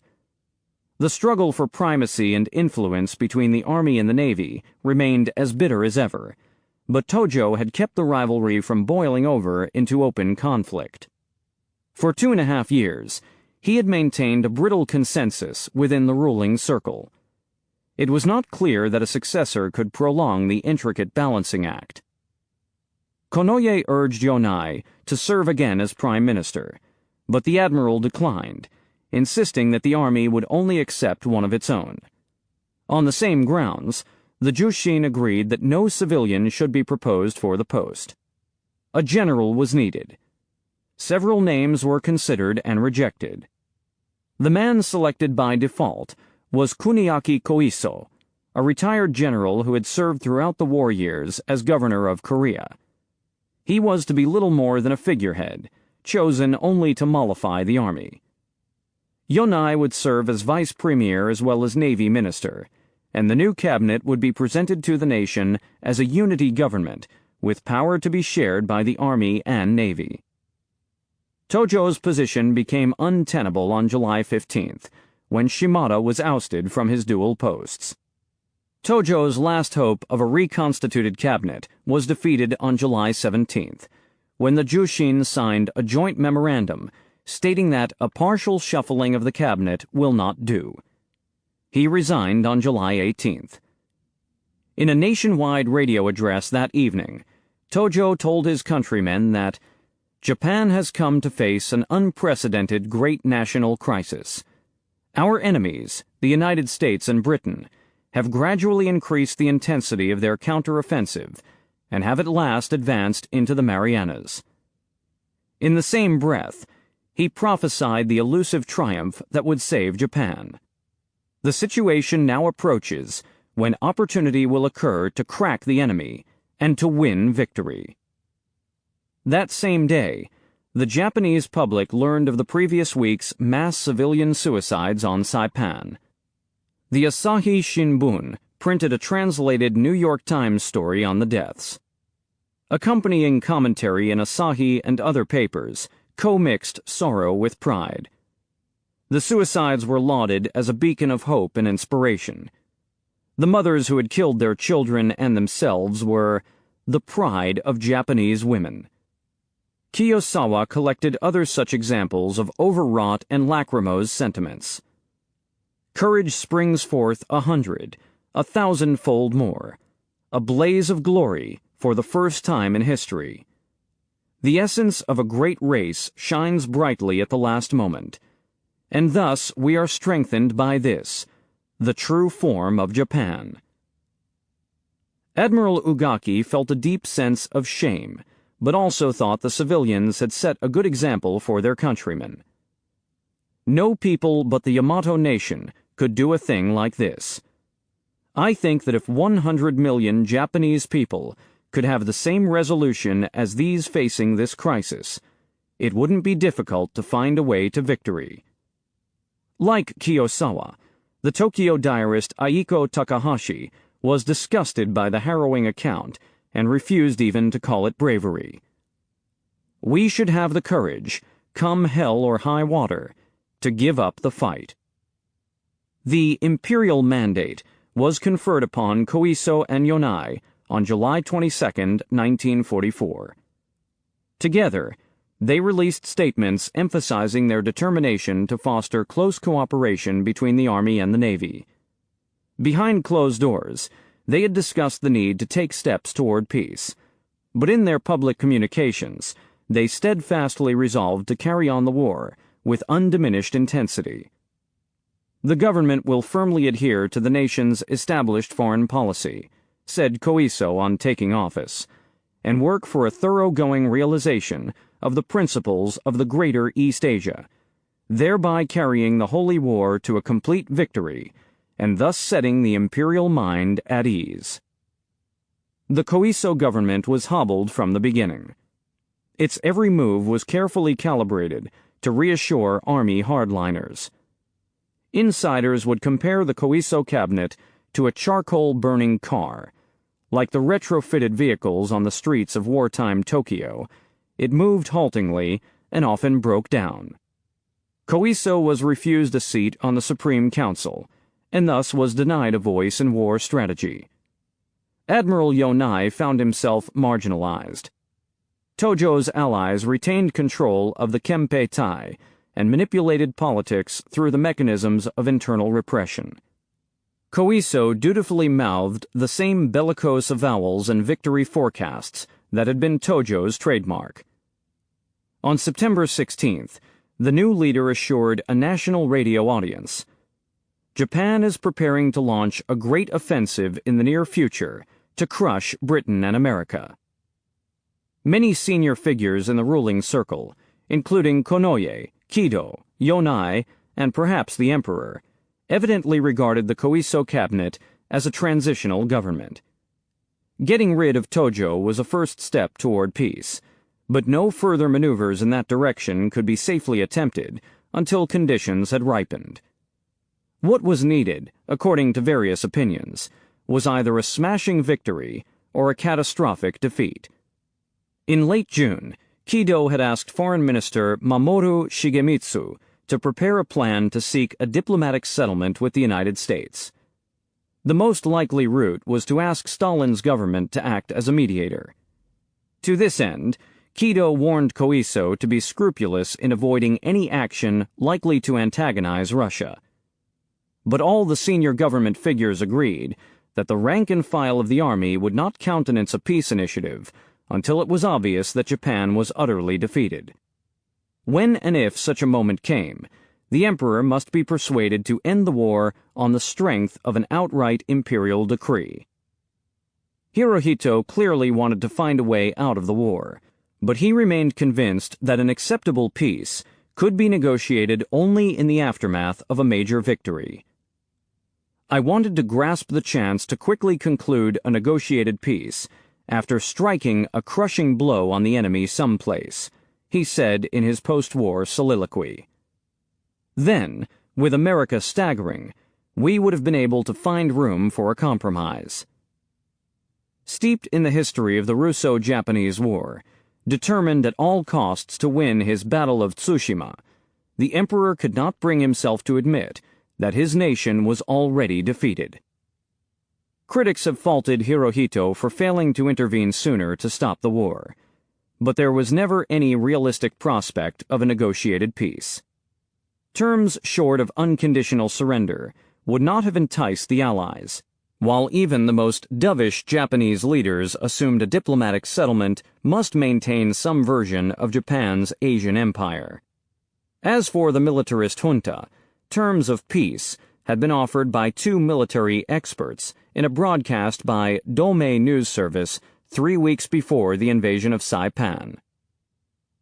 Complete destruction of American naval power and maritime trade, abolition of private banking institutions and trade unions, restriction of American steel and oil production, destruction of all shipyards except those building river and coastal vessels, creation of a political authority free from influences wielded by economic interests and modeled after the pure sovereignty of Japan, to maintain strict surveillance over the United States for 10 or more years, or perhaps indefinitely. That offer was evidently tongue-in-cheek. It had not been presented by the Foreign Ministry or any other qualified representative of the Japanese government. But Kido's more earnest diary musings on the subject suggest that he had yet to face up to his country's dire predicament. He imagined that Japan might cling to some portion of its Asian empire by pitting the Allies against one another. In a March 31st entry, he surmised that Japan might approach the government of Great Britain and offer to mediate a truce with the Nazis. With peace restored in Europe, London might then be willing to assist Japan in negotiating a settlement with the United States. The British leadership, Kido presumed, would maneuver to prevent the Americans from becoming the supreme power in the Pacific. In the same vein, the Russians might choose to bolster Japan's regional standing as a bulwark against the Anglo-American nations. In early 1944, with the defeat of Germany and Japan already foreseeable, Kido sketched out terms of peace that would involve considerable concessions. He envisioned a 5-nation commission involving the United States, Britain, the Soviet Union, China, and Japan. All other independent nations in the region would be made permanent neutral powers, similar to Switzerland. Japan would undertake not to fortify its occupied territories and islands. The 5 powers would agree to guarantee freedom of trade throughout the region. Japan would remain sovereign in Manchuria and Korea. Such a proposal would have been rejected by the Allies at any time after December 7, 1941. By 1944, the United States and Britain were implacably committed to forcing Japan's unconditional surrender. Even so, Kido worried that his plan may, at a glance, be considered too conciliatory and weak-kneed by Japanese hardliners. Insofar as the Japanese people were permitted to know, a truce was unthinkable. Right-wing scholars took to the airwaves to extol the virtues of an ancient suicide cult, embodied in the legend of the 47 Ronin, who resolved to take their lives in obeisance to a slain master. For the first time, the public heard talk of body crashing and sure-hit weapons, the early euphemisms for suicide tactics to be employed by aircraft, submarines, and speedboats. A new slogan, 100 million smashed jewels, carried the implication that the entire nation was to share the fate of Saipan's civilians. In the July issue of Daijo Zen, a Buddhist priest authored an article entitled, "Be Prepared, 100 million, for death with honor." Historians lectured on the quasi-religious kamikaze, divine wind, that had defeated a Mongol invasion fleet 7.5 centuries earlier. One of the Koiso government's early initiatives was to arm and train civilians, including women, in the use of bamboo spears against enemy invaders. In the mass media, Americans were increasingly depicted as beasts, devils, or butchers. It was categorically reported that they intended to slaughter every last Japanese man, woman, and child. The authorities warned that the enemy had already amassed thousands of canisters of poison gas to be released over the homeland. The newspapers were filled with descriptions of American battlefield atrocities and the mutilation or desecration of Japanese corpses. Not all such reports were fabrications. A Life magazine photograph depicting an American woman admiring a Japanese skull was seen by millions of Japanese that summer. When the Diet convened in September, Hirohito issued a rescript.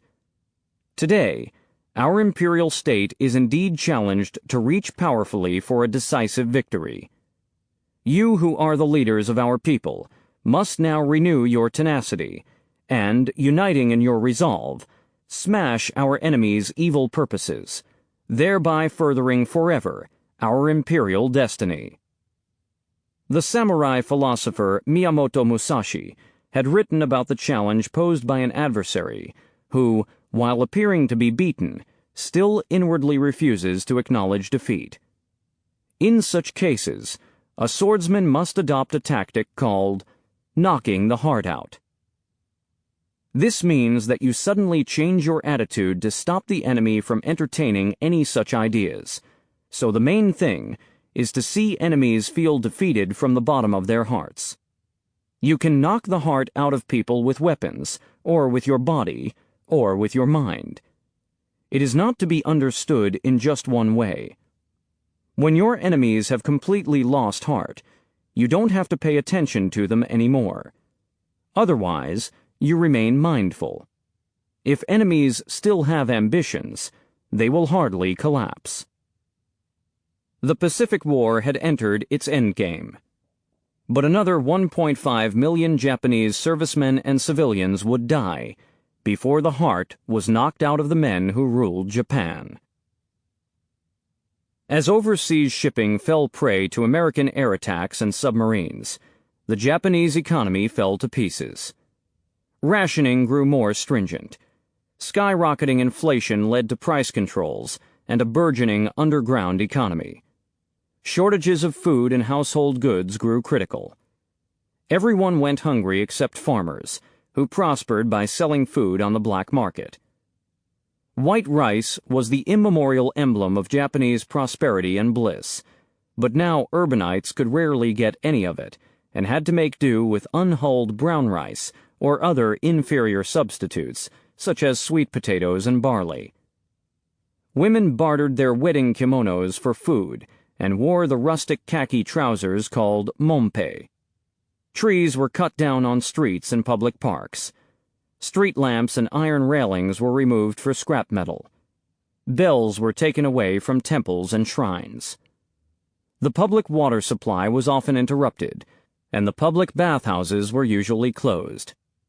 Ordinary Japanese, who had always valued their personal cleanliness, now bathed just 2 or 3 times per month. People despaired of getting rid of lice and tried to ignore it. Outbreaks of tuberculosis claimed hundreds of thousands of lives. People were expected to work harder while eating less. Malnourishment and exhaustion comprised a nationwide syndrome, but the regime's answer, always the same answer, was that the people must arouse themselves to greater efforts and sacrifices. If tired, people should practice group calisthenics. The exercise would help lift their spirits, and never mind if it burns scarce calories. Military authority insinuated itself into commonplace domestic routines, as when an Army colonel delivered a 5-part radio lecture entitled "While You Are Eating Breakfast." Every problem, deficiency, or impasse was put down to an inadequacy of regulations. But as new regulations proliferated, they took on an inflexible logic of their own.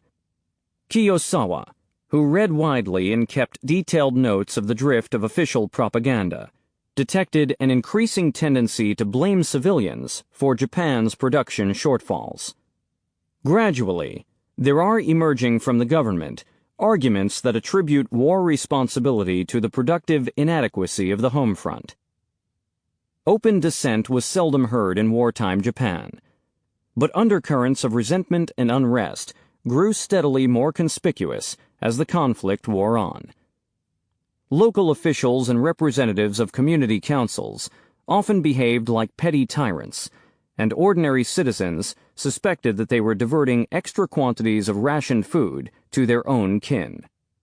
Aiko Takahashi told her diary that she was fed up with the endless mandatory civil defense meetings.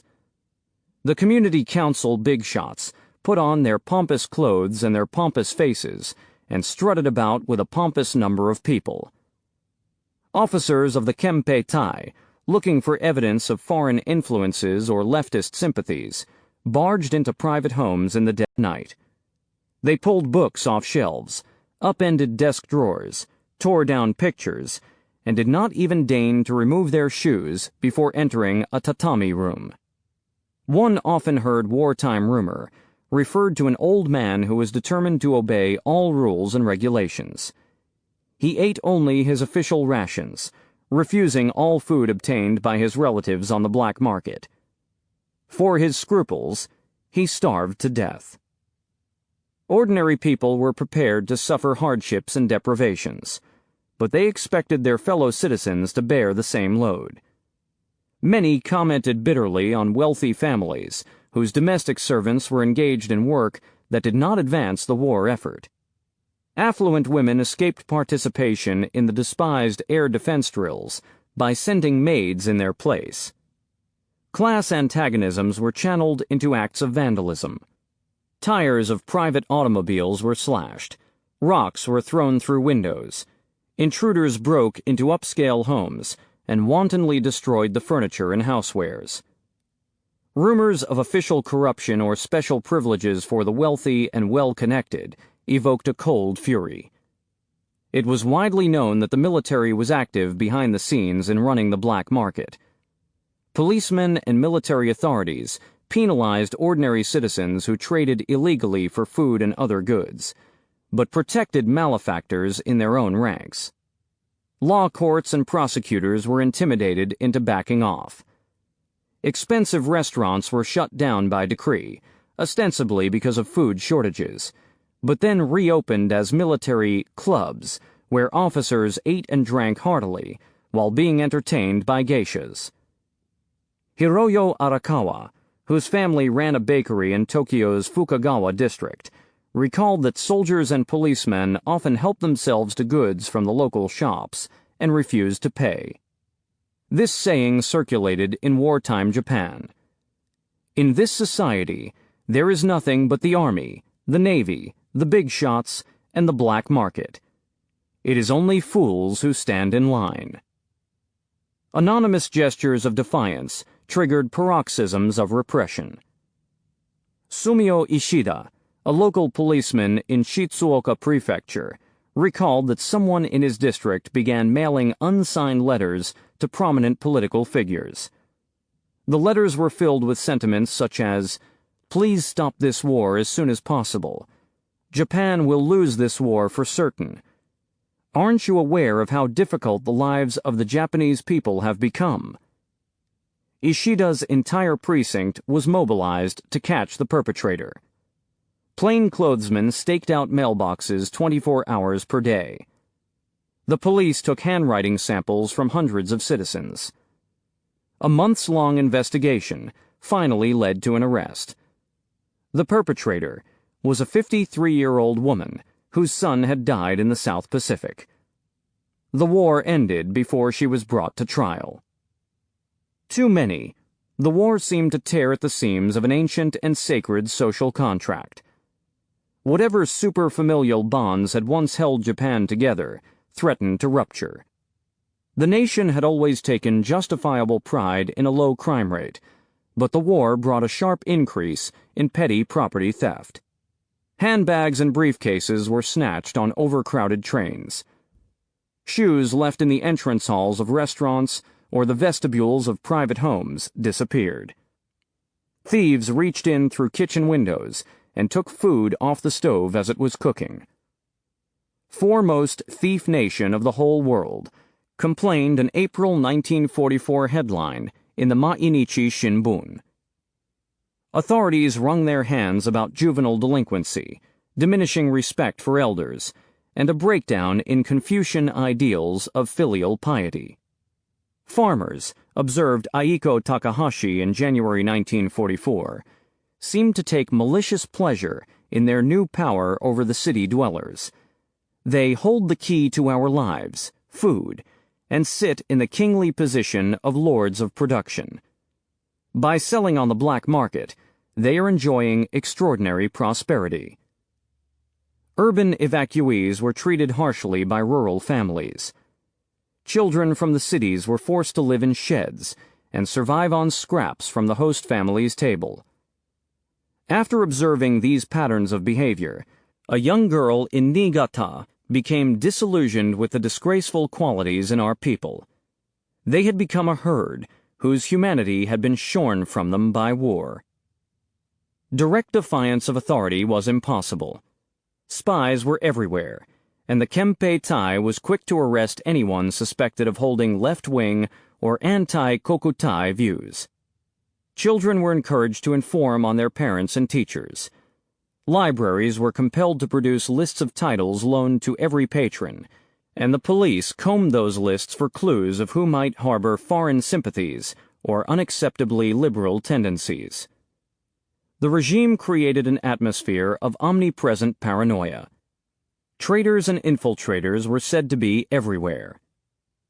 During those years, everything happened behind heavy doors, out of our sight, wrote the novelist Michio Takeyama, author of Harp of Burma, after the war. What's become clear now was wholly unclear then. Day after day, we simply trembled in fear, struck dumb with astonishment at incomprehensible developments. Malnourished and overworked, driven like a herd of beasts, instructed how to act and what to think, deprived of any sound basis for rational judgment, threatened with torture and prison at the first divergence from enforced norms, the Japanese people were powerless to alter the doomed course chosen by their leaders. Having long since surrendered whatever rights and freedoms they had once possessed, they were fated to share in the coming Götterdämmerung of 1945.